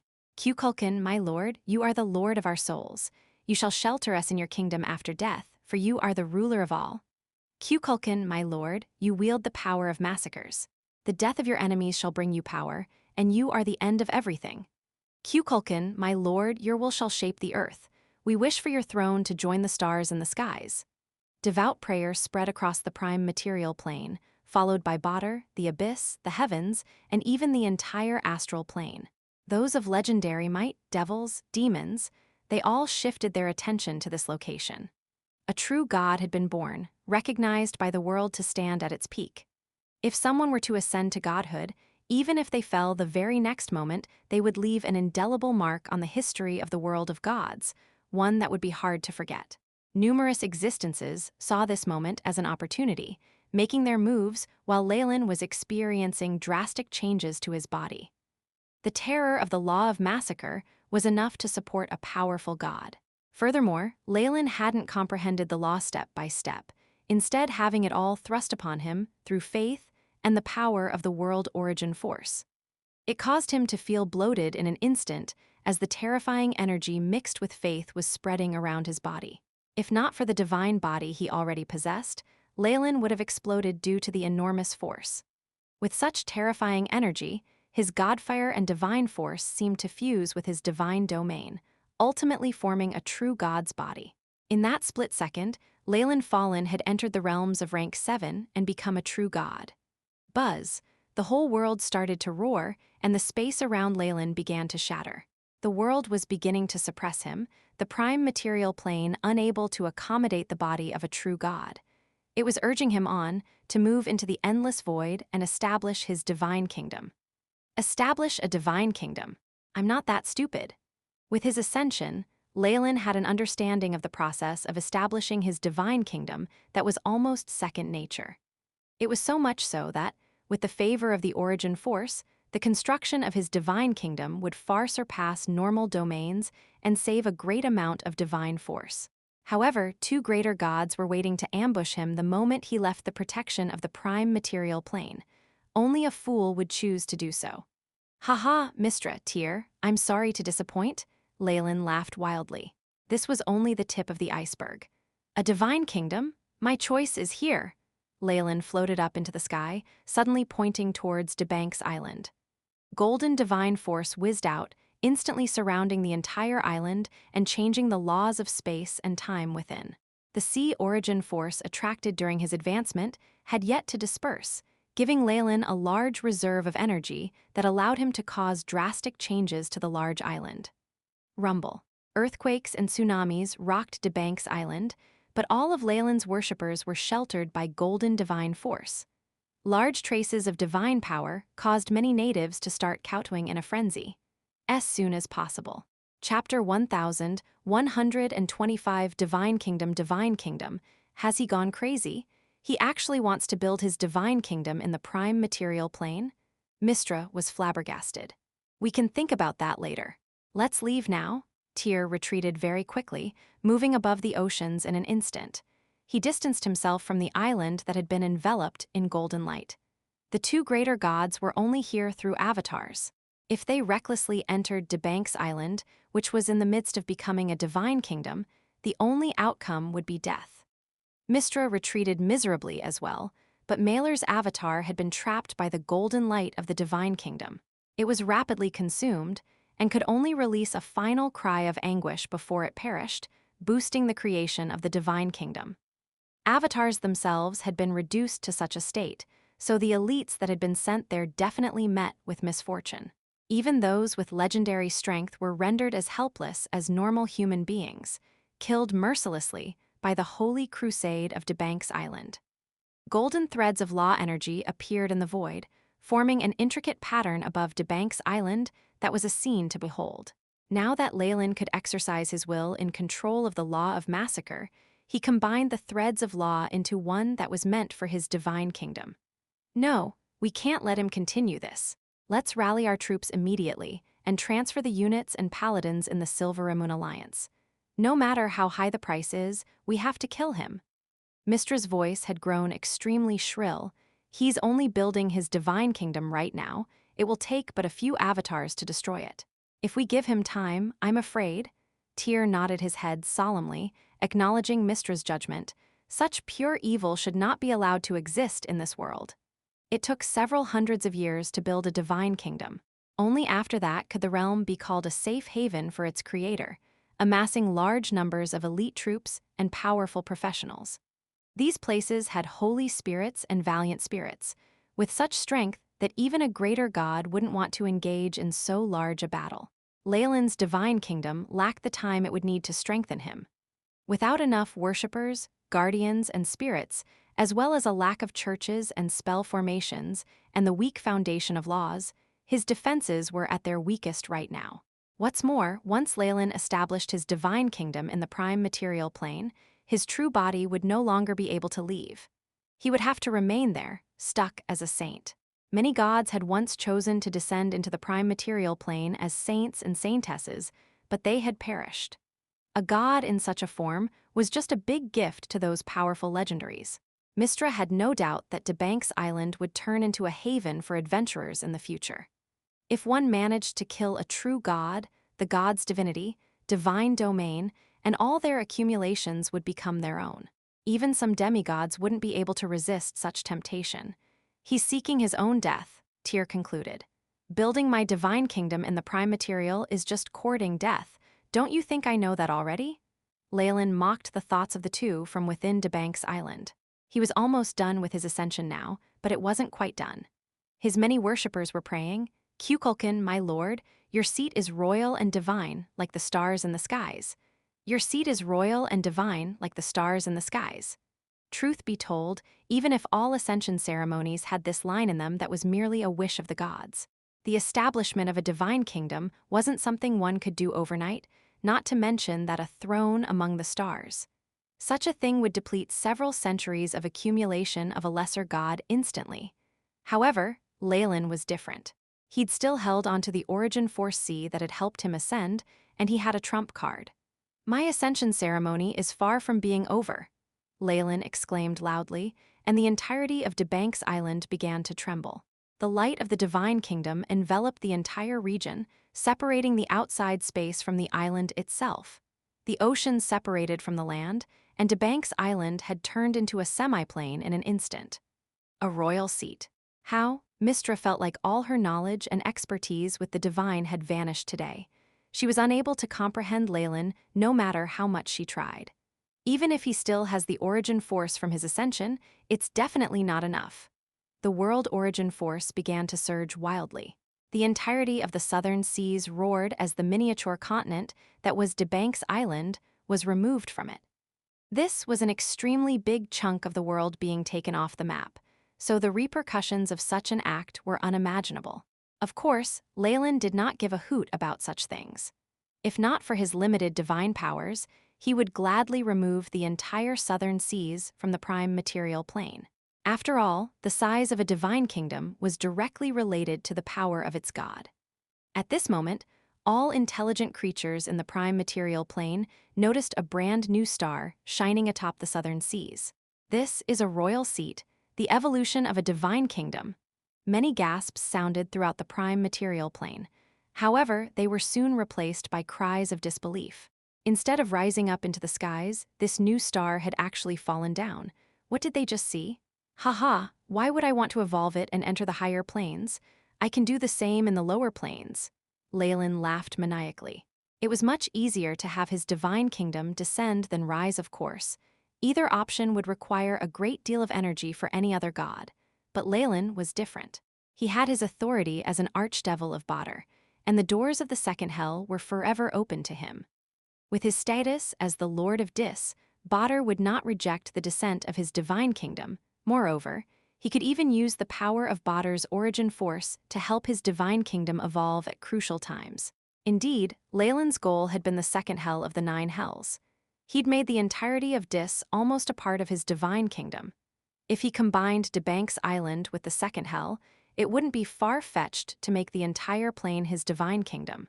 With the unlimited space in Badr, and the laws of Dis alongside his divine kingdom, Leylin's powers immediately surpassed that of lesser gods to enter the rankings of intermediate gods. His divine kingdom was equivalent to ones that intermediate gods would put painstaking effort into building. At this point, Asmodeus' schemes and Mystra's hostility could all be thrown to the sidelines. Dis would eventually become a strong fort for him. The destination is Badr. Let's go! A phantom of Leylin appeared in the skies. At the borders of the world, one could see the giant turn its head towards Badr. Boom! A fist comprised of immense, endless origin force broke free of any obstructions posed by the prime material plane. Beginning to sink down, the second hell of Badr, Dis. The origin force of the world began to smolder as an infinite power of law moved out to link with Debank's island. Cuculcan, my lord, you are the marshal of all devils, the lord of hell. The entirety of Dis shall become your divine kingdom. In the innumerable space nodes within Dis, the devils that were dispatched from Debank's island had begun to pray in unison. Dis trembled violently, as if welcoming a newborn child. Many devils of Badr sensed the change and began to turn uneasy. However, even the highest level of their hierarchy in the Lords of Badr couldn't do a thing about it. Noo! An extremely unwilling roar rang out from the ninth hell. The deep valley of Nessus was split open to reveal the massive body of a devil. This was the true body of Asmodeus, the supreme of Badr. It had been recuperating from serious injuries all this while, leaving all matters to be taken care of by a clone. Right now, however, Asmodeus could no longer tolerate Leylin's actions. He'd always wanted to unify the nine hells, and now that Leylin wanted to take the entirety of Dis for his own, never to leave, he couldn't stand it anymore. A primordial contract appeared in Asmodeus' hands, causing the origin force of Badr to whistle in rage. His body expanded to nearly cover all of Badr, blocking the arrival of Leylin and his divine kingdom. I hereby invoke the primordial contract, exercising my right as the sole party allowed to collect souls. I have the authority to unify all of Badr. You, get lost? As Asmodeus roared in rage, a massive wave of hell's energy surged towards Leylin. You pathetic existence! You want to stop me, a true god? The same origin force congealed behind Leylin. As the overlord of Di's, I now proclaim that Dis is no longer a level of Badr. With Beelzebub's authority in hand, Leylin used it to the utmost. It took only a few moments for a huge chunk of the origin force behind Asmodeus to be ripped off. In my name as Cuculcan, Dis now has the authority to collect the souls of my worshippers. The primordial contract shall be rendered void. Leylin immediately used his godhood to counter Asmodeus. Asmodeus was aided by Badr because he had the authority to harvest souls on its behalf. Now, however, Leylin removed this right by law. Such an attack hurt Asmodeus even more than just the loss of Dis. You actually dare? Asmodeus seethed with venom. There's no use in making any noises, get lost. Dis rumbled, and Asmodeus' figure immediately turned smaller. As Leylin activated the onslaught of his divine kingdom, the devil was sent flying back to Nessus. Boom! Debank's island had immediately merged with Dis and radiated with a holy light. As soon as possible. Chapter 1126, Divine Domain, Cuculcan, my lord, you are the creator of order, the overlord of all devils. You are the wielder of massacre, the lord of Dis. Prayers resounded as the two planes experienced a perfect fusion. Leylin had prepared for this, remodeling Debank's island to be similar to Dis so they could draw closer. A golden glow spread across the former second hell. A large region around the middle of the Iron Tower in the middle of Dis had been evacuated, and Debank's island fit into the place like a tile of a puzzle. The laws of the two began to blend together, eventually forming a divine kingdom that belonged to Leylin alone. With the accumulated area of Dis, Leylin instantly overtook all lesser gods in the aspect of his divine kingdom. Golden light shrouded the heavens and the earth, and all of Leylin's believers, regardless of race, obtained an enormous boost to their power. On the other hand, the rebel armies were dumbfounded. Entire batches of their elites started to melt under the divine light, nourishing the growth of the divine kingdom. Haha, Dyer, Mediclo, and Hesses, Dis is now the Lord's divine kingdom. Can you even run away now? Aslock roared. With the power of the divine kingdom, he was close to rank 7, and the other pit fiends couldn't even unleash the strength of intermediate devils. They were easily tortured to death. With his divine kingdom in tow, Leylin could suppress the rebellion with ease. In fact, just his subordinates were enough to settle this problem. So he was also a lord of Badr. We've failed completely this time, Mistra laughed bitterly. The entirety of Dis as his divine kingdom and an endless army of devils, he really is hard to handle. That evil forces were thriving caused Tyr to furrow his brows. No matter how much thought he put into it, he never would have been able to guess Leylin's plans. Even after Leylin's success, his insane approach was still unbelievable. Such a large divine kingdom, once it's completely built up, he'll definitely be even harder to kill, Mistra sighed. With such resources, even as a lesser god, I'm afraid his power is. He's started to raise his divine essence. Tyr interrupted at that instant, causing Mistra to calm down and begin sensing the movements in Dis. Divine essence was the proof of a god's strength. To an extent, it was even more important than their position in their domain, giving them their divine rank. Some ordinary true gods, if they accumulated divine essence the moment they advanced, would just be jokes at divine rank 0. To be at divine rank 1 just as one advanced to become a lesser god could be considered very good, while rank 2s and 3s were rare geniuses. Of course, this didn't count those like Cyric, who had the fortune to inherit the divinity of powerful gods. Those were special cases and could not be compared to the rest. He's begun. Did he break through to rank 3 directly? He really is a genius. Just as Mistra was speaking, the two gods' eyes suddenly bulged. They sensed Leylin's divine rank rising rapidly, not slowing in the slightest after he reached rank 3. He broke through rank 4 and 5, slowing down only when he reached rank 6. He'd become rank 7 in a flash. Divine rank 7, near the peak of the lesser gods, his talent is really, Tyr laughed bitterly. No, it's still rising. However, Mistra's face changed. She sensed Leylin still growing after rank 7, breaking through to rank 8 before he stopped. He was now at the pinnacle of lesser gods. Divine rank 8, the pinnacle of the lesser gods, just one level away from being an intermediate god, he's a monster. A monster. Tyr and Mistra discovered that they had nothing else to say. One's divine rank represented their power, and was the most direct way of determining a god's battle capability. Those up to rank 8 were lesser gods, 9-17 were intermediate gods, and those at 18 and above were categorized as greater gods. The higher one's rank, the greater their power. As well, the abilities their divine spark granted them also grew more terrifying. Leylin was currently at the pinnacle of lesser gods, only one breakthrough away from being an intermediate god. Leylin was currently focused on his own transformation, the AI chip frantically updating his status as many prompts surfaced. Beep. Host has ascended to godhood, divine rank 8. Beep. Host is affected by divinity, all primary stats +8. Beep. Arcanist rank has been supplemented by divine rank, level +8. Host is currently a rank 35 Arcanist. Beep. Host has obtained the divine abilities, Warp Reality, Epic Massacre. Leylin instantly felt his own power evolve greatly. Unlike the rest of the astral plane, even one stat point in the world of gods caused a drastic change. Even those with powerful divine force only had their stats floating around the 50s.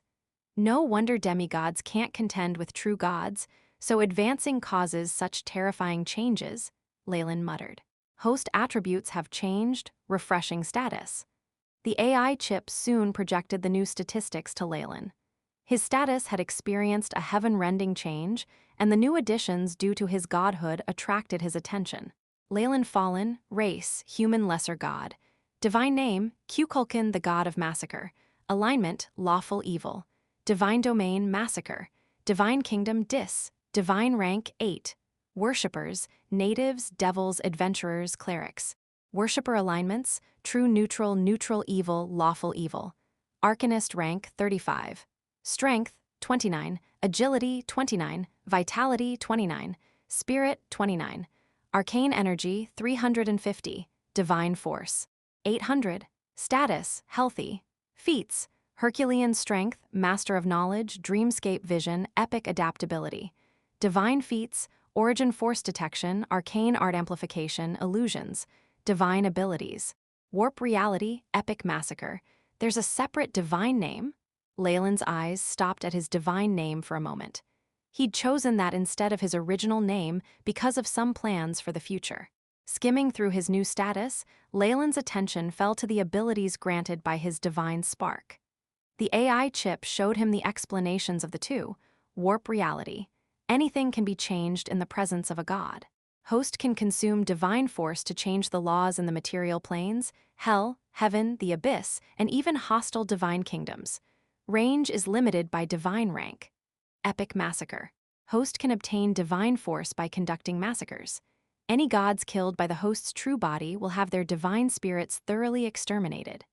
Although the explanations were simple, they caused Leylin to suck in a cold breath. Such formidable powers of massacre, this is what true gods rely on. Even though he'd skipped right to the peak of lesser godhood, Leylin didn't have the slightest amount of doubt. After all, a god's strength was directly connected to their divine kingdom. Take Avernus, for example, the first hell. There were two gods within it, the god of Kobold's Kurtulmak and the god of the Sahuagin Sekala. Still, a vast region of it remained unoccupied. Leylin, on the other hand, had swallowed the entirety of the second hell, the lands he possessed far surpassing the two combined. Moreover, he had built a perfect divine kingdom without having to waste the slightest amount of divine force, and this in spite of only being a lesser god. Even compared to the gods, the word genius wasn't enough to describe him. Instead, he befit the title of monster. With the sheer size of Dis, Leylin didn't have to spend much effort perfecting his divine kingdom. He'd even acquired a great number of devil hunters. Besides, he himself had advanced to the peak of lesser gods, with abundant divine force. More importantly, the cards he had prepared for his ascension had been hidden away, and not all of them had been revealed. This is much better than what I anticipated. The worst-case scenario didn't come into play. Leylin had been prepared to reveal his identity as a Magus if worse came to worst, falling out with the gods and killing Mistra directly as he restarted the final war. Right now, however, time stood on his side. He could spend his time accumulating power, to great effect once the war did come back. It's not good to leave my cards hidden, I should at least reveal my power and determination. Resolution flashed across Leylin's eyes, and Thultanthar glowed with a chilly radiance inside his semiplane. It was like a ferocious ancient beast, ready to devour its prey. All of Dis was now under Leylin's control, having become his divine kingdom. Just a thought caused space to flicker as a few silhouettes appeared in front of him. "My lord," two devil hunters saluted obediently the moment they saw him. "Tiff," Leylin instead called out to his pope, "you shall spread my glory around the world." Leylin waved his hands, and a surge of divine power gushed out of them. A golden radiance fell upon Tiff's body, and the original papal symbol that was a demigod weapon cheered as it entered the ranks of true divine weapons. "Your will shall spread through the entire world, my lord." Tiff piously got on his knees to pay his respects. As soon as possible. Chapter 1127. A divine battle. Tiff's transformation didn't end there. Leylin had showered the man with divine grace, raising him to a legendary priest immediately. This ability was unique to true gods. Demigods could only give their priests rank 0 to rank 5 divine spells, while true gods could go all the way up to rank 9, even legendary divine spells like Revive that only existed in rumors. This was also the basis of the influence of true gods' churches.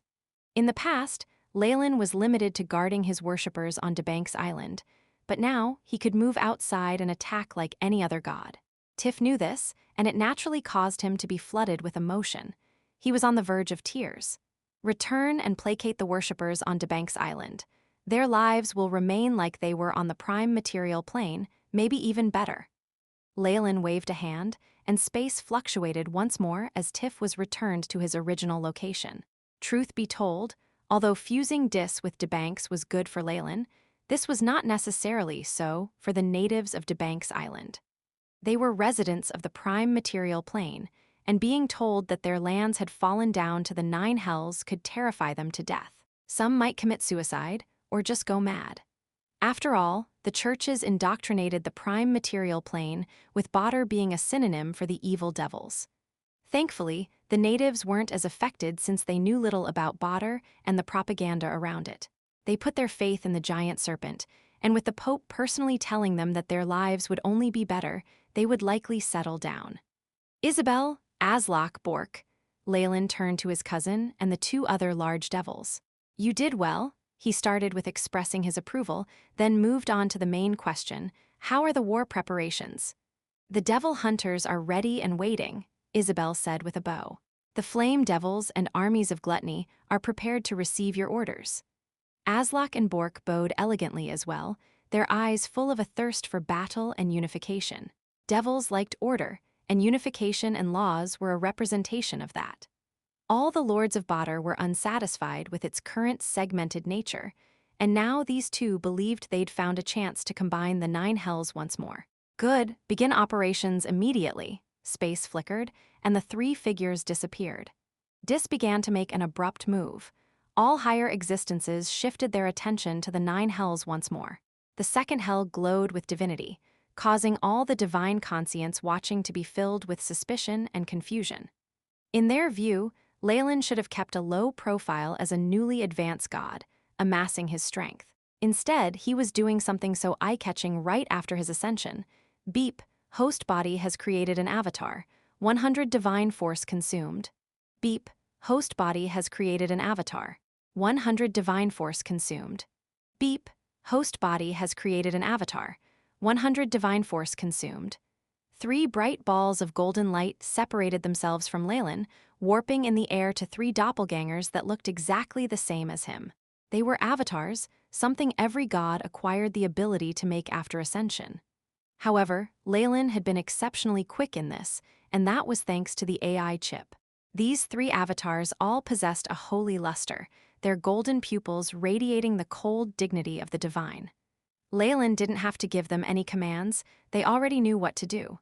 Rumble, the 3 avatars left instantly, reappearing in front of Isabel and the army of devil hunters. Isabel raised the red dragon sword high up, announcing, "The Lord has sent us a decree. The target is Minoros.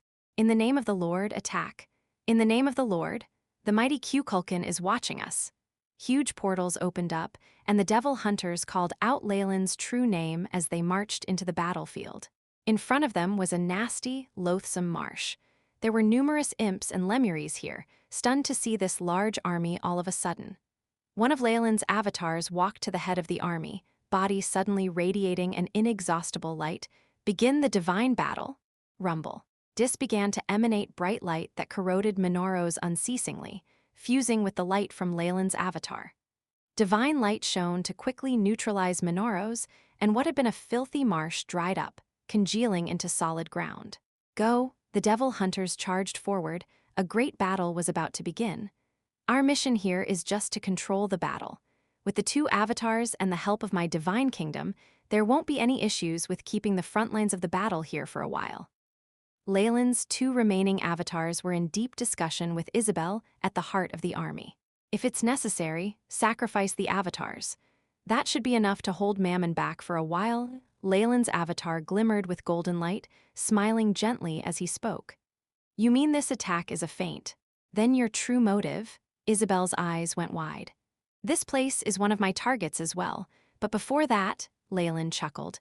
The earth rumbled as even greater power radiated than before. Divine light filled the first hell, and in that moment, the laws of Leylin's divine kingdom fused with the original laws of hell to begin remodeling everything. Those gazing upon Badr from the outside would see an extremely interesting scene. Avernus and Minoros, as the first and third hells respectively, had originally been sandwiching Dis between them. Now, Dis began to emanate a bright luster that was corroding these 2 hells of Badr. Minoros was only slightly affected, but Avernus was taken over completely. Under Aslock and Bork, large numbers of devils had broken through into Avernus from Dis. Numerous powerful conscients arrived in the place in a moment, filled with anxious questions and terrifying roars. Nothing could exceed this situation in its abruptness. So what if you're true gods? What if Mammon is a lord of Badr? If I don't do this now, there won't be a better chance in the future. Leylin was incomparably calm at the center of this storm. He seemed extremely resolute, ignoring the intent of the 2 gods of Avernus to negotiate. Once he made up his mind about something, he would never change. Amidst the army at Minoros, Leylin's avatar was still speaking to Isabel. "There's 3 reasons I want to seize 2 of the hells immediately," he said frankly. "First and foremost, my divine kingdom is but one of the 9 hells. If I don't occupy more and gain the upper hand, the other lords will definitely unify to resist me. While I'm not afraid of them, I'd lose the opportunity to grow further. However, if I can fuse the first 3 layers, I'll immediately have the power to choose between attack and defense. The rest of the lords aren't of one mind, and I'll be able to rope them in or attack them individually." Since Asmodeus was gravely injured by the Origin Force during the descent of the Divine Kingdom, he can't come out anymore. The rest of the lords are leaderless, so they can't work together now? Isabel seemed to understand. "Yes, making use of the momentum of becoming a true god, I'll suppress them and give them no chance to react or establish ties with me. In the future, we can learn of each other better. Then it'll be even more difficult for them to reach an understanding amongst themselves. Instead, they'll serve me. After we take these 2 hells, we'll be stronger than them. We won't be afraid of being overthrown." "The second reason is for the other gods to see." Leylin's eyes glimmered with wisdom. "The other gods?" Isabel exclaimed in surprise.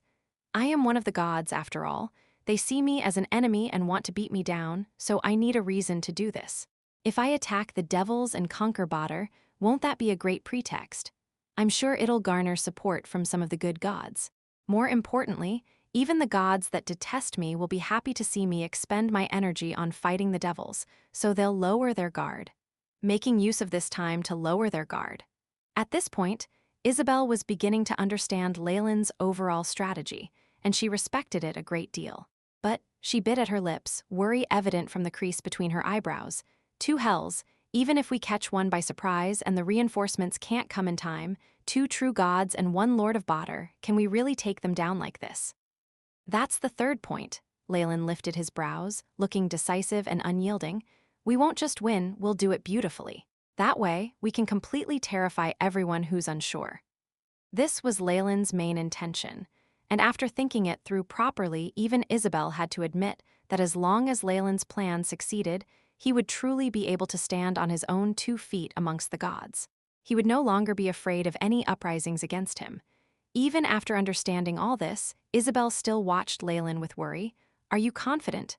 100%. Leylin's boundless confidence was evident in his smile. His divine body took 1 step forward and arrived inside his concealed semiplane. "Master!" Shaylin and Ilio appeared atop the flying city. "Thultanthar is ready for launch as soon as possible." Chapter 1128. Shadow. The ancient Netherese had established the splendor of the Arcanists. In the period of darkness after the dusk of the gods, the Arcanists had saved the commoners from savagery and foolishness, building a civilization the gods themselves feared. Combined with their flying cities, ancient great Arcanists had the power to kill gods themselves. The gods would not stand such an affront to their existence, and the Arcanists who coveted Origin Force and touched on several taboos were exterminated. However, that very war that had destroyed the Netheril Empire had also gravely hurt the gods. Many had fallen, and the numbers of gods decreased without end. Because of this painful lesson, the Arcanists became taboo and were annihilated by numerous churches.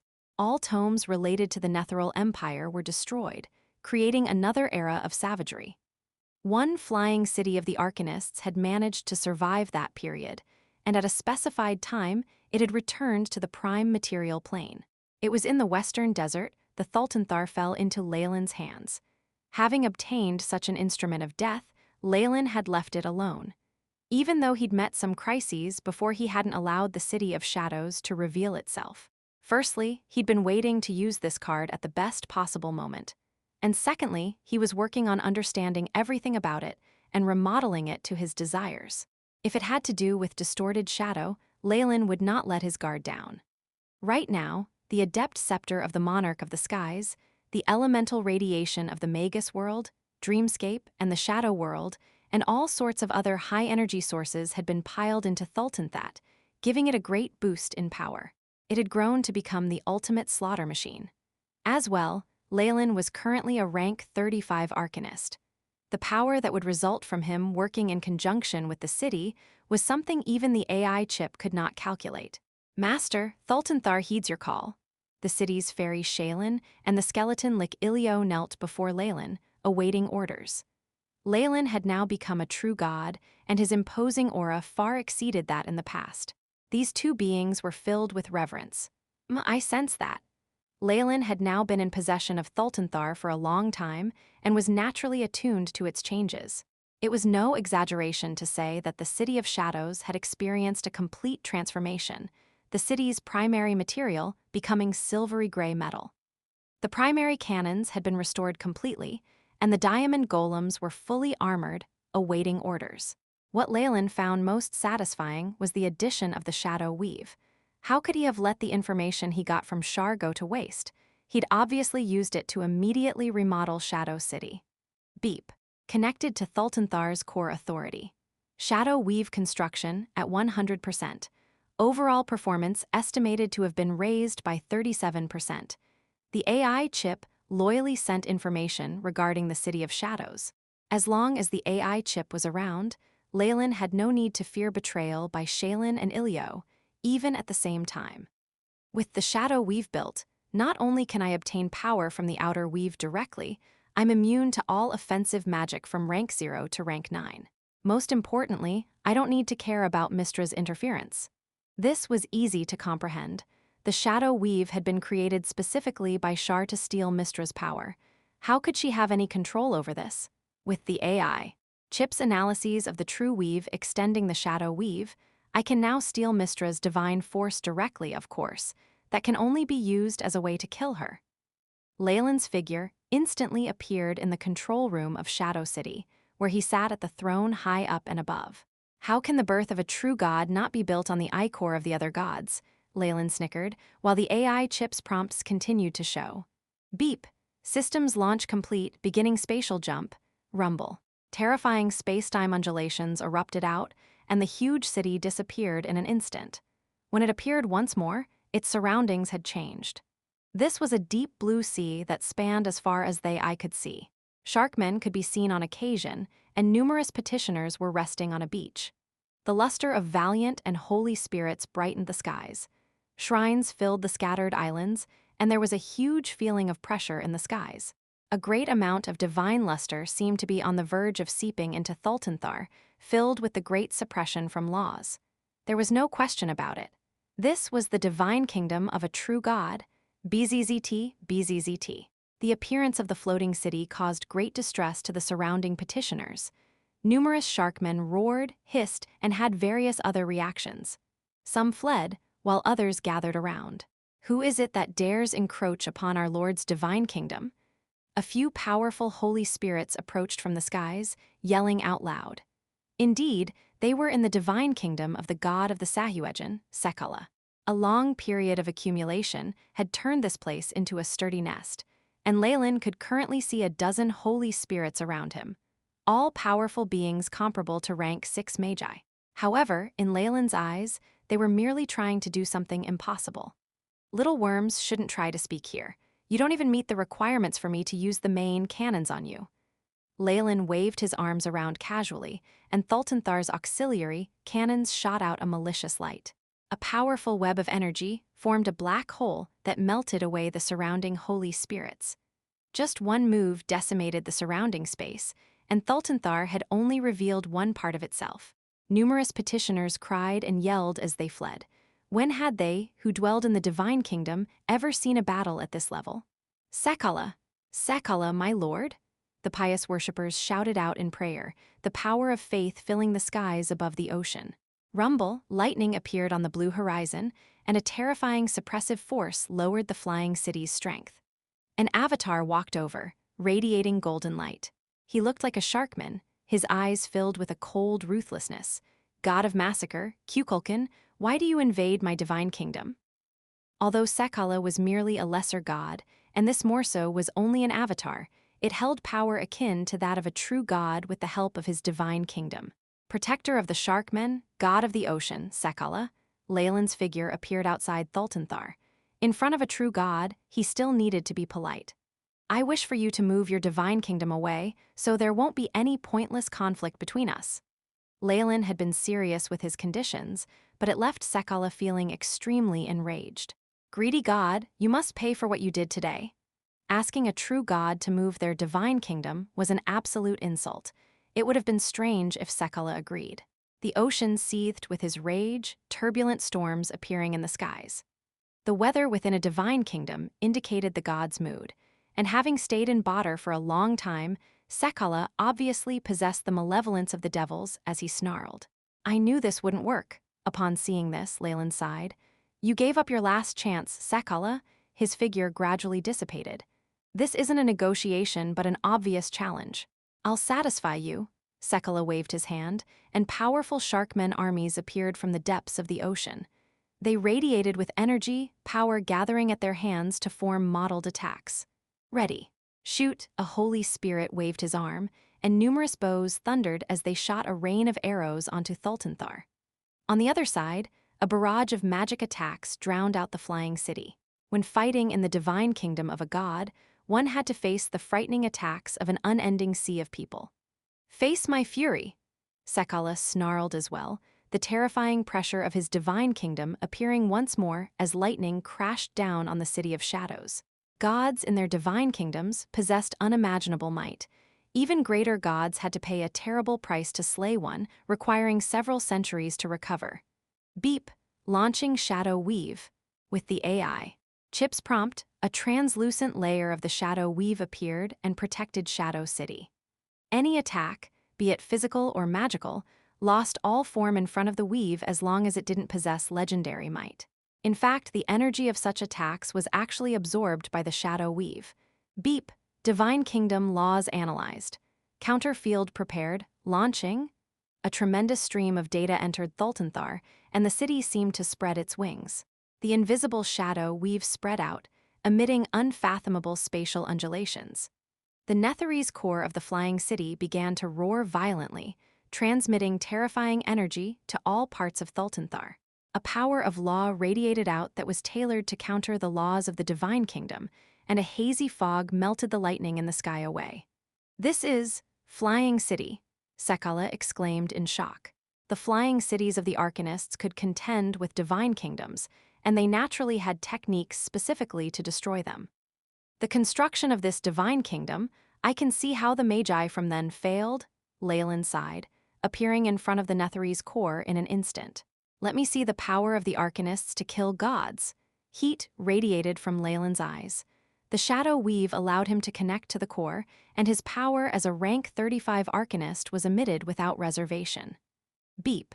Antigod network prepared, primary cannon 2 charged. The AI chip prompted robotically. Afterwards, incomparably terrifying energy arose from Thultanthar, attracting the attention of all beings high above. Rumble. As soon as possible. Chapter 1129, Fall of a God Light. White light. A scorching, dazzling brilliance that seemed to come from multiple worlds radiated origin force as it was launched from Thultanthar's primary cannon. This was a fusion of a great Arcanist and a flying city, possessing the power to kill gods. Such might showed itself once more in this world, causing many existences to cry out in alarm. Rumble. Space shattered in the Divine Kingdom, and the Avatar melted away under the white light. The light cut a path of destruction through the ocean, eliminating anything in its way. Shrines, holy spirits, or obstacles, they were all reduced to dust under the light, before even that dust was reduced to nothingness. Boom! The white light finally burst through the Divine Kingdom, breaking through the confines of the first hell to disappear into the endless void. Sekala's Divine Kingdom had received a massive amount of damage. Numerous petitioners perished in an instant, and many more valiant and holy spirits cried out in pain. Beep. True body discovered, sniping down.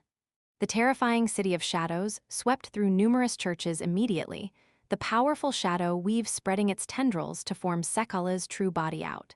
The true body of the Sahuagin god was much larger than his avatar. He looked to be made of gold, but he'd already lost an arm, the area around him horrifyingly translucent. This ease evidently due to the main cannon firing just now. Wait, I'll admit defeat and leave Badr, Sekala yelled loudly. Too late. I need the fall of a true god to pave my path to victory. This will intimidate the other gods as well. Leylin expressionlessly sent down the order. And the terrifying cannon rumbled once more on the prime material plane in a hidden church in the ocean. Sekala, my lord, please protect us and ensure our victory in battle. Guided by a priest, a group of sharkmen piously knelt down before a statue of the sharkman god. As the lord of the Sahuagin, Sekala was the protector of the entire race.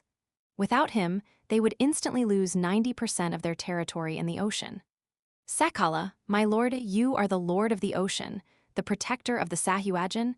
Devout power of faith gathered in front of the statue, glimmering with traces of light. Kacha, however, at this very moment, slight shattering sounds could be heard from the statue. The sharkmen below exchanged glances. Finally, someone gathered the courage against the danger of profaning a god and looked up. Afterwards, the poor man gaped, his mind going blank. The statue, the other sharkmen looked up, but were alarmed to find that the glimmer on the statue was dimming without end. Finally, with a loud crack, the holy light of the statue disintegrated. The entire statue began to fragment and turned into little piles of dust. Priest! The sharkmen desperately looked for their priest, but found that he was now lying on the ground, the holy light leaving his body. He was twitching uncontrollably, a look of pain on his face as he lay unconscious. All the sharkmen cried and yelled, feeling that the mighty existence had completely cut off all contact with them and left them feeling empty inside. Our god, Sekala. An elderly sharkman knelt on the ground, large drops of tears flowing from his eyes and turned into beads of pearls that fell to the surface of the ground, producing crisp sounds. God, our true god has fallen?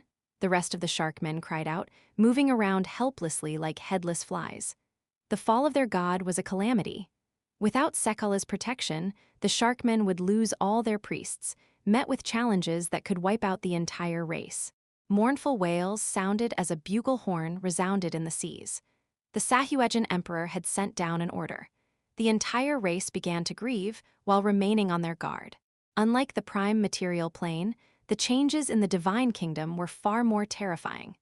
Layer after layer of chains undid themselves, and terrifying destructive storms poured in from the outer world, causing great disasters. The petitioners and valiant spirits fell without the ability to resist, while the other beings and holy spirits didn't fare much better. Wide expanses of space crumbled. If nothing went wrong, the laws of Badr would enter and remodel the place once more, restoring it to the wasteland of bloody streams that was Avernus. BZZT, BZZT. Thultanthar rumbled violently as it moved about the divine kingdom, bringing ruin and destruction everywhere it went. The city steamrolled all resistance. Beep! Treasure trove discovered, energy undulations at grade C. A dazzling shrine opened up, revealing a treasure trove filled with gems and other precious materials that contained energy. This was something Sekala had accumulated after he ascended, but the City of Shadows took it all without reservation. As a time-space fort, Thultanthar was essentially merged with the semi-plane it was created in. It had near endless space, and it would be no problem for it to store hundreds of such treasure troves. Leylin was currently standing atop Thultanthar, allowing Shaylin to sweep through Sekala's divine kingdom in her excitement. He was paying attention to the greatest harvest of the battle.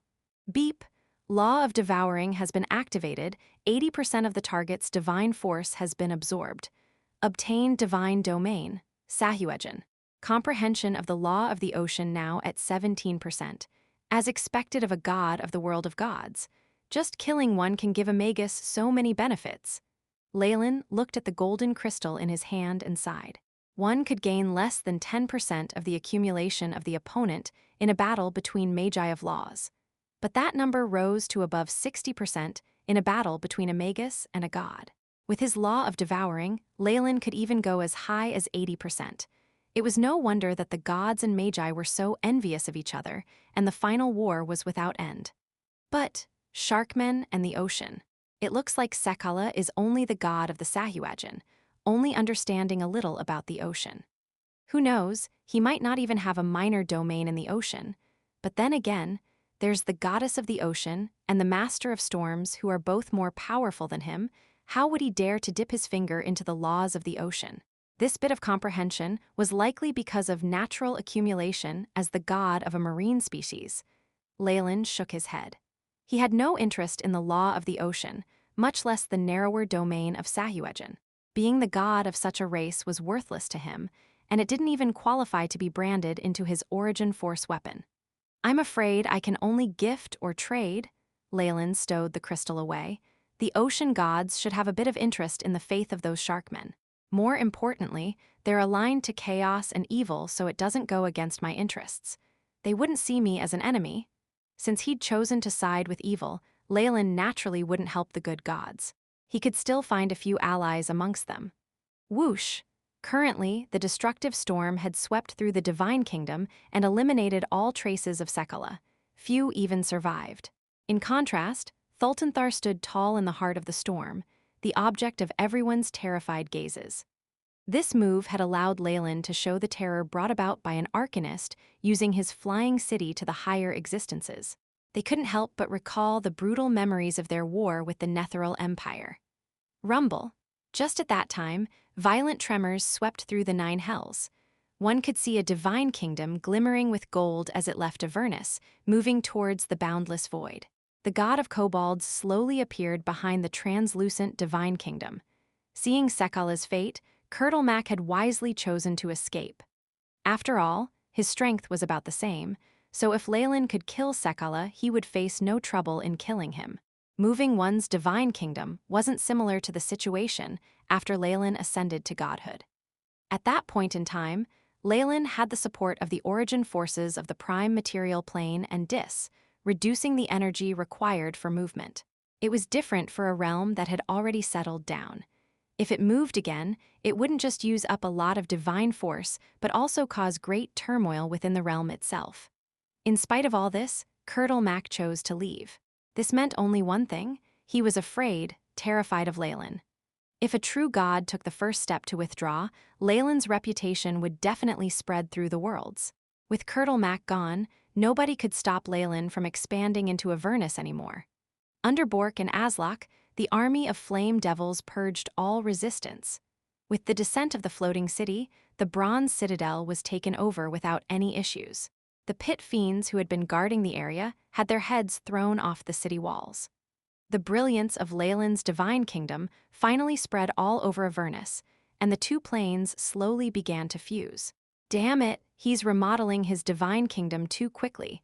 Is this because of the momentum from his ascension, or because he's a lord of Badr? Glacia watched Thultanthar from outside Avernus. Seeing the city that looked like a heavenly country, she gritted her teeth before leaving, choosing not to attack. Glacia had no confidence of victory in front of a true god's divine kingdom. More importantly, her father's main body was grievously injured, and their allies had become unreliable. She did not have the energy to waste here. The laws of the devils were much more cruel than those in the mortal world. Asmodeus, who was seriously injured, had become prey to many of the archdevils. This included even her, a lord who had risen from his shadow, as soon as possible. Chapter 1130 Expansion. It wasn't just the archdevils watching the changes in Badr. High up in the skies, Mystra looked away. What a pity! If the archdevils of hell were more united, this would definitely cause a huge blow to the god of massacre. Wanting those sly devils to work together is like wanting them to abide by the rules. The god of justice Tyr spoke up at the side. Due to the nature of his domain, he felt no goodwill towards these evil beings. That's true, Mystra laughed wryly. She obviously knew what the devils were like. Every second was spent hating on their superiors, as well as scheming to obtain greater status. Things would have been all right if Asmodeus wasn't injured, and with his prestige, he would have been able to construct a joint army. However, he'd been smashed back into the depths of Nessus when he was trying to stop the Divine Kingdom from descending. This injury arose from going against a sea of origin force, and even Asmodeus would have to spend a long time recovering. Would Leylin let a chance like this slip by? Worry was evident in Mystra's eyes. He's now unstoppable, Tyr stated. His voice was full of helplessness, and he seemed to see how troubled Mystra was. If it was just a lesser god at rank 8, we could have launched a holy war against him. As long as we didn't mind the consumption of energy, we would have been able to knock him off his throne in a few centuries, unfortunately. Mystra looked at Thultanthar that was within Leylin's divine kingdom, knowing what Tyr was afraid of. They wouldn't be scared off by a divine kingdom, nor by a great arcanist and a flying city. However, if the two were to be fused together, the power boost wasn't just additive. A flying city supported by a divine kingdom. Even the great arcanists of Netheril hadn't considered such a thing. On top of that, Leylin's arcanist ranking was 35. Even in the Netheril era, he would have been at an unstoppable peak. He was in existence able to kill gods. Such a high-ranked arcanist and a flying city was a nightmare to all the gods. Divine beings had enormous calculative abilities, and Mystra understood the price that had to be paid to wipe Leylin out. Even a greater god will face destruction of their divine kingdom, and their divine force will be weakened to the limit. They'll enter a coma, and who knows how many tens of thousands of years it will take to recover. For the gods, a greater god on the verge of falling was the tastiest prey. So here came the question.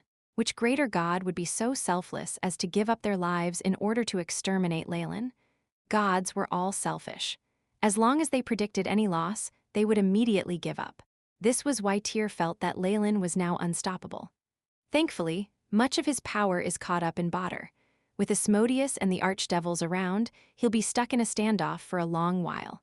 It wouldn't be a wonder if it took thousands or tens of thousands of years.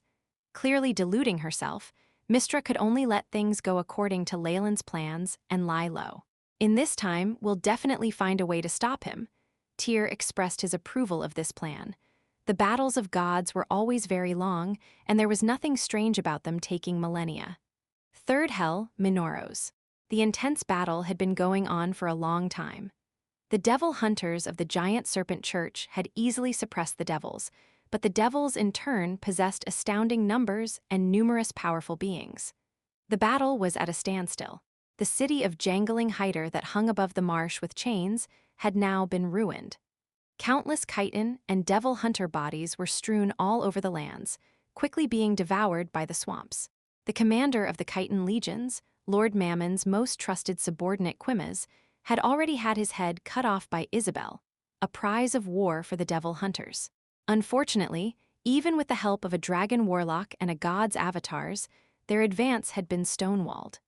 That was because the Lord of Greed himself had descended in front of them, his serpentine lower half resting above the devil armies.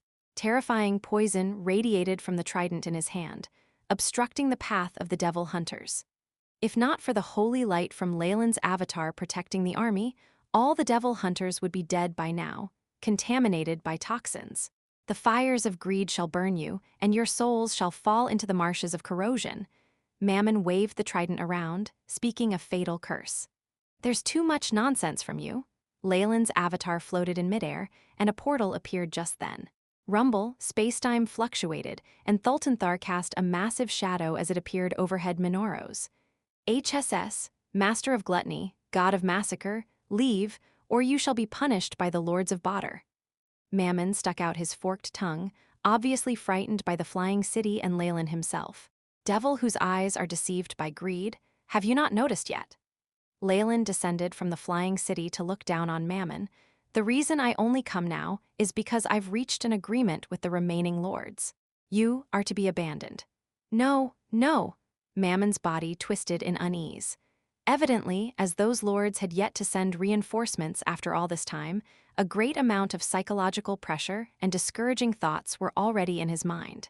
Now that Leylin had uncovered them, the anxiety in his mind became more apparent. The flying city extended the shadow weave, counteracting Mammon's authority as an archdevil. Divine light invaded the area. We're now on equal terms, with our main bodies against each other. The winner gets everything, while the loser shall turn into sludge. Leylin's main body walked down from above the flying city, looking like he had a cloak of golden light around him. A Targaryen appeared in his eyes, hissing at Mammon. Its pupils betrayed a terrifying intent to devour its target, as if it had found prey it had been hung up on for a long time.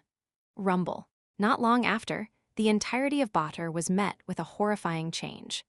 The light in Dis moved to the third Hell of Minoros, and the first three hells began to merge into a single body that was Leylin's divine kingdom. Besides those immediately having faith in Leylin, the devils living in there, and very much against him, turned into soil. The power of evil was converted into fertilizer for his divine kingdom. A few archdevils watched these changes from the lower hells, fear evident in their eyes but unwilling to do anything to stop it. None of them was a match for Leylin alone, and they didn't have someone to band around. Asmodeus was gravely injured, his coma causing intense unrest in Badr. However, Leylin's divine kingdom had also reached its limit after taking over 3 hells in total. His divine force was at a critical point, so he halted his movements. The divine light faded, allowing the many archdevils and higher existences to heave a sigh of relief. Within the divine kingdom, Leylin, who was standing on top of the flying city, was clearly thrilled. Though this operation was extremely risky, he had succeeded. From here on, even if the other lords were to band together and resist him, he now had the means to contend with them. He also had no need to fear other gods interfering. Beep, primary body's law of devouring is in action. Comprehension of law of greed, 100%. Divine domain condensed, greed. The AI chip's prompts came to view. It's actually 100%. Is it because he's a devil and we're essentially the same, and also that the law of greed is compatible with me? Leylin stroked his chin, looking to his refreshed status. Leylin Fallen, race. Human lesser god. Divine name, Kukulkan, the god of massacre. Alignment, lawful evil. Divine domain, massacre, greed. Divine kingdom, Avernus, Dis, Minoros, merged divine rank, 8. Worshippers, natives, devils, adventurers, clerics. Worshipper alignments, true neutral, neutral evil, lawful evil. Arcanist rank, 35. Strength, 29. Agility, 29. Vitality, 29. Spirit, 35. Arcane energy, 350. Divine force, 200, 800. Status, healthy. Feats, Herculean strength, master of knowledge, dreamscape vision, epic adaptability. Divine feats, origin force detection, arcane art amplification, illusions. Divine abilities. Warp reality, epic massacre, no rise to my divine rank. Leylin closed his eyes for a long while and sighed. However, he had expected such a result. He was now already a peak lesser god, and if he were to raise his rank slightly, he would become an intermediate god. An intermediate god in the world of gods was akin to a rank 8 Magus, grasping multiple laws and nearly immortal. The Snake Dowager, Trial's Eye, Nefarious Filthbird, and other great existences that had their names spread far across worlds were only average. How could they have advanced so easily? 3 levels is enough. I need to keep a certain amount of divine force in case of any surprise situations. The newly merged planes of hell and the devils also need to be reorganized. Leylin looked underneath Minoros, where a few archdevils looked at the divine kingdom up ahead cautiously, eyes showing their fear. Let's leave things like this for now, Leylin smiled, and then drew up an armistice for 100 years to the bottom layers of hell. Those devil archdukes must be eager for that, as soon as possible. Chapter 1131, touring the waves from the ascension of numerous demigods soon died down. While most of them had failed, the one who had succeeded managed to spread his name across multiple worlds. Even the most ignorant and ill-informed of people who stayed in labs all day long or liches, deep in sleep, heard of the god of massacre, the ruler of devils. The golden light glimmering from the divine kingdom that spanned the first 3 levels of Badr was enough proof of Leylin's unmeasurable strength. The 9 hells had, because of Leylin's arrival, undergone a massive change. Souls that fell to Badr now moved along the Styx to reach the 4th hell Phlegethos, governed by Samuel. Only his own worshippers would enter his divine kingdom. In other words, Leylin had used the souls of his own followers to replace the primordial contract that governed the harvest of fallen souls. With this foundation overturned, Asmodeus could no longer control the first 3 levels of Badr. However, Leylin still had very few worshippers when compared to the number of souls that used to fall to the 3 hells. Even with the faith of the natives, these numbers did not measure up to the original harvest of the first 3 hells. However, Leylin did not mind at all. His divine kingdom needed to be reorganized, and having too many devils was nothing good. Asmodeus might have dreamed all his life of becoming the lord of all devils, but that was not what he was pursuing. Few of his worshippers in the prime material plane wished to become Lemures. The burning iron city at the core of Dis was long gone. In its place, a region with birdsong and fragrant flowers that looked like utopia. A holy mountain made of white jade towered into the clouds, with a huge shrine atop it. Countless petitioners piously prayed and thanked their god for the favor, and golden power of faith illuminated the skies. "My lord," Tiff entered the shrine quickly, bowing to Leylin, who was on his throne. "The Flame Devil army and other devils have been reorganized. Of them, a total of..." Tiff reported the number of devils willing to serve Leylin. Leylin lifted his brows, making an inference based on the information in an instant. The first 3 levels of Badr were now entirely Leylin's territory. Those who did not submit would either be expelled or killed, becoming fertilizer for his divine kingdom. Those able to live up to this point were naturally all his followers. Of course, it was hilarious to expect faith from devils. "You did well," Leylin nodded, acknowledging Tiff for his work. "Bringing the church to Badr was just a plan of convenience. Be prepared. We can't give up the intelligence network we've established on the prime material plane either." All gods treated the prime material plane as the biggest cake, as it was their main source of faith. While Leylin had moved to Banks Island and the native empire to the divine kingdom to be used as his own territory, the faith in the prime material plane could not be abandoned. He was now a true god. He had nothing to fear when up against the other gods' churches, and could grant his priests spells up to rank 8. This was the largest difference between a true god and a false god. This was the best time to spread faith. "Understood. Your will is our command." Tiff respectfully accepted Leylin's order.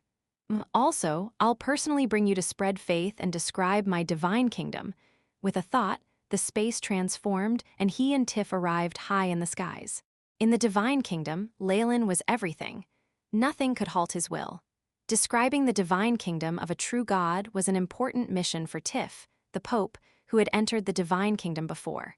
In general, all living beings wish for something better. Even gods cannot stop their desires, Leylin spoke. Tiff looked around. The treacherous environment of Dis had turned to grasslands, with bright green shrubs everywhere giving it some vitality. Avernus and Minaros were undergoing the same changes, the soil becoming more fertile as regions of danger were wiped out. In terms of the image, this was like turning hell into the mortal world, and perhaps someday, transforming it into heaven. "Those who have faith in me wish to reach heaven after death and get a better life, which is why they're willing to give me faith. This is a contract between them and the gods. Even greater gods can't stop this." Leylin waved his hand, and several scenes appeared. A few native petitioners were diligently farming some fertile land. Since it hadn't been a long time from Leylin's ascension, he had few dead followers. Dis could contain all of them, and there was a lot of space for more. Leylin had partitioned out large areas for agriculture, and with just some work from the followers, heavy rice plants and fruit trees grew from the soil. Numerous petitioners prayed towards the holy mountain with their eyes brimming with tears, thanking Leylin for this miracle. "This," Tiff stared at Leylin in amazement. "A petitioner doesn't just pray all day long. This will only cause them to become rigid and rot away, or perhaps perish." Leylin laughed, eyes glimmering with wisdom.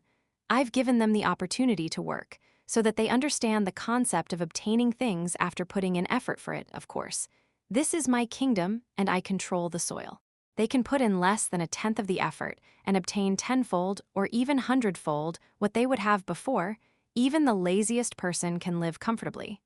Tiff listened closely. When it came to the construction of a divine kingdom, it included Leylin's understanding of the path of faith. As a pope, he needed to be on the same page as his god. Also, the feeling of superiority comes from comparison. In order for followers to understand how difficult it is to lead better lives, I've provided this. Leylin brought Tiff along and moved away. This time, they were at the boundaries of the divine kingdom, where some of the treacherous characteristics of hell remained. Many Lemures, soul shells, imps, and even chained evils, bone devils and other higher devils had chains around their feet as they moaned and shrieked. They were like slaves as they transported blazing rocks, constructing a fort and a better landscape. These are the devils who went against me. I've especially kept a few of them here." At this moment, an imper cried out and fell down after being burned. The supervising devil hunter moved forward expressionlessly, lashing out with a whip filled with holy power. Pack, the cleansing force from the whip, was a punishment even more terrifying than barbs and poisonous hooks. Blood and flesh flew everywhere from the imp who had been hit, and it began to cry out. This caused the surrounding devils to tremble in fear. These devil slaves are in charge of the basic infrastructure in the divine kingdom. They don't have much power. Every time a new follower's soul comes to the divine kingdom, you can bring them here to take a look. A barely detectable smile appeared at the corner of Leylin's lips. In the divine kingdoms of other gods, all worshippers were treated equally, gaining eternal life. They did nothing, not living up to their true potential. However, things were different here. With these lower devil slaves as a comparison, the followers would realize that the place they were living in was indeed heaven, which would give them motivation and increase the power of faith. That would be a huge profit for Leylin. When it came to the suppression of these beings, Leylin and Tiff were expressionless, as if they had seen nothing. They were all unwavering people and had seen more than their fair share of these happenings. As long as it was useful to them, they would never withdraw. I've prepared 2 choices for the new followers' souls. Leylin brought Tiff back to the shrine atop the holy mountain, beginning to state his plans. The common idea is to live in the divine kingdom as a petitioner, becoming immortal as I am. On the other hand, they can turn into devils if they wish to, entering the army. Then they'll follow the laws of Badr. This is very simple. Also, I wish for the original devils to be dealt with this way. With a wave of his hands, Aslock, who had been a pit fiend, appeared, causing Tiff to exclaim. He had obviously seen this devil commander before, but there was now a huge change to his form. He now had a translucent body that was glimmering with gold rays, causing Tiff to feel like he was approachable. He knew that the essence of this devil had undergone a change. "Master," Aslock's eyes were full of fervor as he devoutly bowed to Leylin. "Discovered anything yet?" Leylin glanced at Tiff. "This is a holy spirit," Tiff muttered. "I've altered the form of the devil legions such that they have the characteristics of petitioners. From here on out, they shall be the guards of my divine kingdom. If followers wish to turn, they will also achieve this form." There was no point in keeping the devils of the past.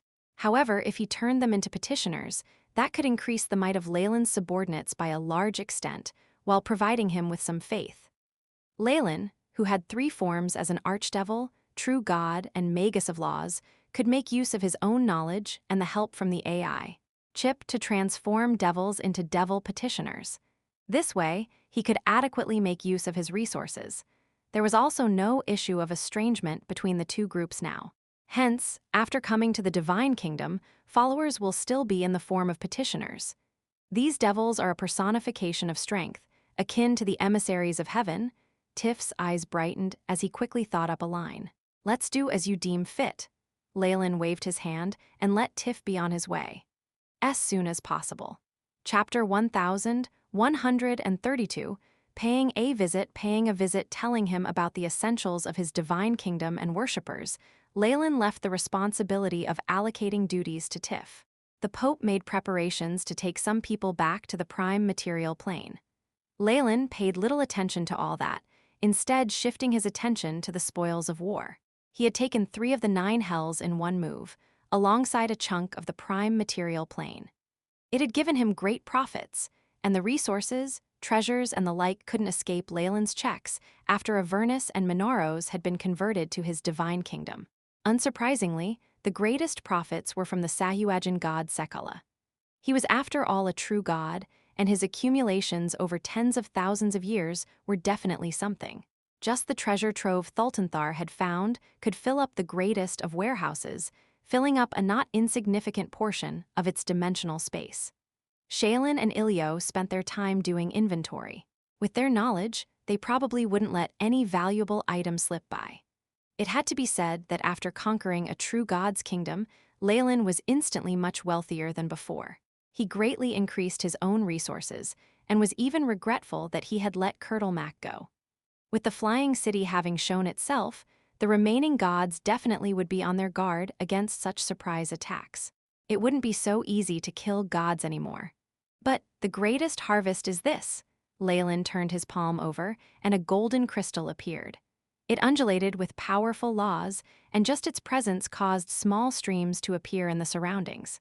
The sound of the ocean rang forth from the crystal, and the figures of numerous Sahuagin, the sharkmen, could be seen living within. Sakala's divine domain was that of the Sahuagin, and this was Leylin's greatest harvest from killing him. It represented a complete law, able to cause other magi of laws to go crazy. Even the gods that were interested in the faith of the Sahuagin, those related to the ocean, would be willing to pay a huge price to make an exchange with Leylin. It really isn't very useful. Leylin had no interest in a domain pertaining to a specific race. No god or demigod not related to the seas would be interested in it. However, if he could condense the divine domain of the ocean instead, probably all of the gods would be in a hurry to obtain it. After all, much of the prime material plane was water, and the ocean was a source of faith able to support a greater god. There's few able to make an exchange with me. If I were to choose Umberlee and Talos. There were many ocean domain deities, but even as a lesser god, Leylin wouldn't consider most of them. Those gods weren't even comparable to him, and there wasn't much use in getting them on his side. The only two choices were Umberlee, the intermediate goddess of the ocean, and the greater god of storms, Talos. Talos is obviously the better option when it comes to power, but it's not always about power with allies. Besides, he's of the storm domain and his faith is concentrated around the natives of numerous islands. He wouldn't be as interested in beings of the ocean. Leylin's eyes flashed with thought. Just at that moment, he sensed divine force approaching him, and he involuntarily revealed a smile whoosh. The seas surged outside Leylin's divine kingdom, and a god's avatar stood upon the ocean spray. She was dressed in flowing blue, the bottom of her clothing merged with the endless waves of the sea. Her look was one of divine dignity, as she held what seemed to be a golden trident with endless waves rippling forth from its tip. The lady did not advance, waiting outside his divine kingdom. The avatar of an intermediate god would still just be free food if they entered a lesser god's divine kingdom. Instead, she sent out her energy undulations, like an identification used when knocking on the door. Umberlee, the unique nature of the divine force allowed Leylin to identify it in an instant. "Welcome, my lady." He moved to the boundaries of his divine kingdom instantly, golden light opening up a path to enter. "I am the master of massacre, the ruler of devils. I express my goodwill to the goddess of the ocean." Umberlee squeezed out a slight smile and entered his divine kingdom, her fearlessness causing Leylin to nod to himself. Rumors say Umberlee is a moody goddess, even capsizing a few ships at sea for fun and using such fear to obtain faith. It looks like she's rather intelligent. This goddess had made quite a name for herself on the waters. There were many of the scarlet tigers who worshipped her. Leylin was currently seeing another side of this goddess. She seemed calm and wise, ascertaining his goodwill with one look as she entered the divine kingdom of an unknown god without fear.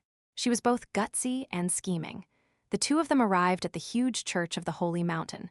Watching Umberlee, Leylin suddenly revealed a smile. "Lady Umberlee, may I know why you're here today?" "I'm here for the divinity of the Sahuagin." Umberlee had a hoarse voice, but there was a magnetic feel to it, sounding rather unique. She didn't beat around the bush at all. "Oh, while this divinity is indeed useless to me, why are you so sure I'd trade with you?" The smile about Leylin's lips widened. "I have more than just one choice. There's Talos as well. The god of storms would probably want the faith of an ocean race. After all, the sharkmen are quite large in number. Talos would just kill you and take all your divinities away." Umberlee fiddled with the golden trident in her hands. "But I'm different. We're close to each other in power, and without any conflict of interest, we'd make for strong allies." "Ha, well said." Leylin applauded, throwing the golden crystal over. Umberlee seemed slightly confused, evidently not expecting Leylin to be so generous. The crystal buzzed with excitement the moment it reached her hand, glowing water rippling around it as proof of the compatibility. Fusing with it wouldn't require much effort. "Aren't you afraid I'll just leave?" Umberlee looked at Leylin, as if trying to see through him. "I believe in your reputation, my lady. You'd treat another god with respect." Leylin was very confident, not the least bit worried that she would not pay him back. Such self-confidence obviously came from his own strength, which caused a myriad of emotions to flash in her eyes. I came here for a trade. However, it seems I can't quite satisfy you. Audrey laughed wryly, a similar golden crystal appearing in her hands. The faint sounds of blades clashing sounded from the crystal, full of the taste of blood and murder. Divinity in weaponry, while it's incomplete, it's more compatible with your massacre domain. It shouldn't take much divine force to mend it. This is one of my prized possessions, Umberlee introduced. Not bad those battle gods should like this. Unfortunately, Leylin shook his head. Having chosen his path, he had no plans of lusting after other laws. All right, well, what do you need? It was obvious that Umberlee valued this divinity greatly. After all, the Sahuagin were a huge race in the ocean, and obtaining this would allow her to consolidate her power in her own domain. There was no substitute. If this crystal fell into the hands of another, they could make use of the Sahuagin's faith to have designs on her ocean domain. This was something she definitely couldn't tolerate. An alliance, a single instance of help with certain conditions, of course, and you need to guide me into the Celestial Hall. Leylin stated his demands. Forming a so-called alliance and guiding him into the Celestial Hall would take Umberlee no effort at all. However, that one instance of assistance was somewhat useful. Umberlee was rather surprised by Leylin's lenience. It took her a long period of silence before she nodded. In my name as Umberlee, I swear to uphold a single request of the god of massacre Kukulkan as long as it is within my capabilities. The Styx materialized itself. An oath made to the abyssal river under the true name of a god was quite restrictive, and even greater gods wouldn't be able to wriggle their way out of the situation. Leylin naturally eased up. The first time a new god enters the Celestial Hall, the palace of 10,000 gods, they need someone who's already a god to lead their way. As your ally, I'm willing to be your guide. Umberlee's grim face seemed to loosen up, revealing a flowery smile. At the highest point of the world of gods, its core, was a boundless sea of origin force. A golden shrine floated within this sea. The doors held the power of spacetime, and the history of the entire world was engraved into the walls, detailing the rise of the many gods. It was filled with a sense of archaic wisdom. With just one look, Leylin felt his mind blown by the vastness and magnificence of the palace. Spacetime strength, a domain only rank 9 Magi can touch upon, Leylin sighed with awe in his mind. Umberlee continued speaking to him. The Celestial Hall was created by the Overgod, and only true gods qualify to enter it. It will remember your aura the first time you walk in, and a pedestal that is uniquely yours will be erected. Only legendary world wills like those of the world of gods and Magus World can imbue a place with spacetime powers. Leylin naturally knew that world will of the world of gods was referred to by the gods as their overgod. It had incomparable strength and even set up all of the gods' laws. Its influence spanned across the various worlds that formed the cluster. However, the world wills of both the world of gods and the Magus World had been greatly injured in the final war, pushing them into a deep sleep as they recovered from the damage. The Overgod had sealed the world of gods within the crystal sphere, resulting in the current situation. As soon as possible,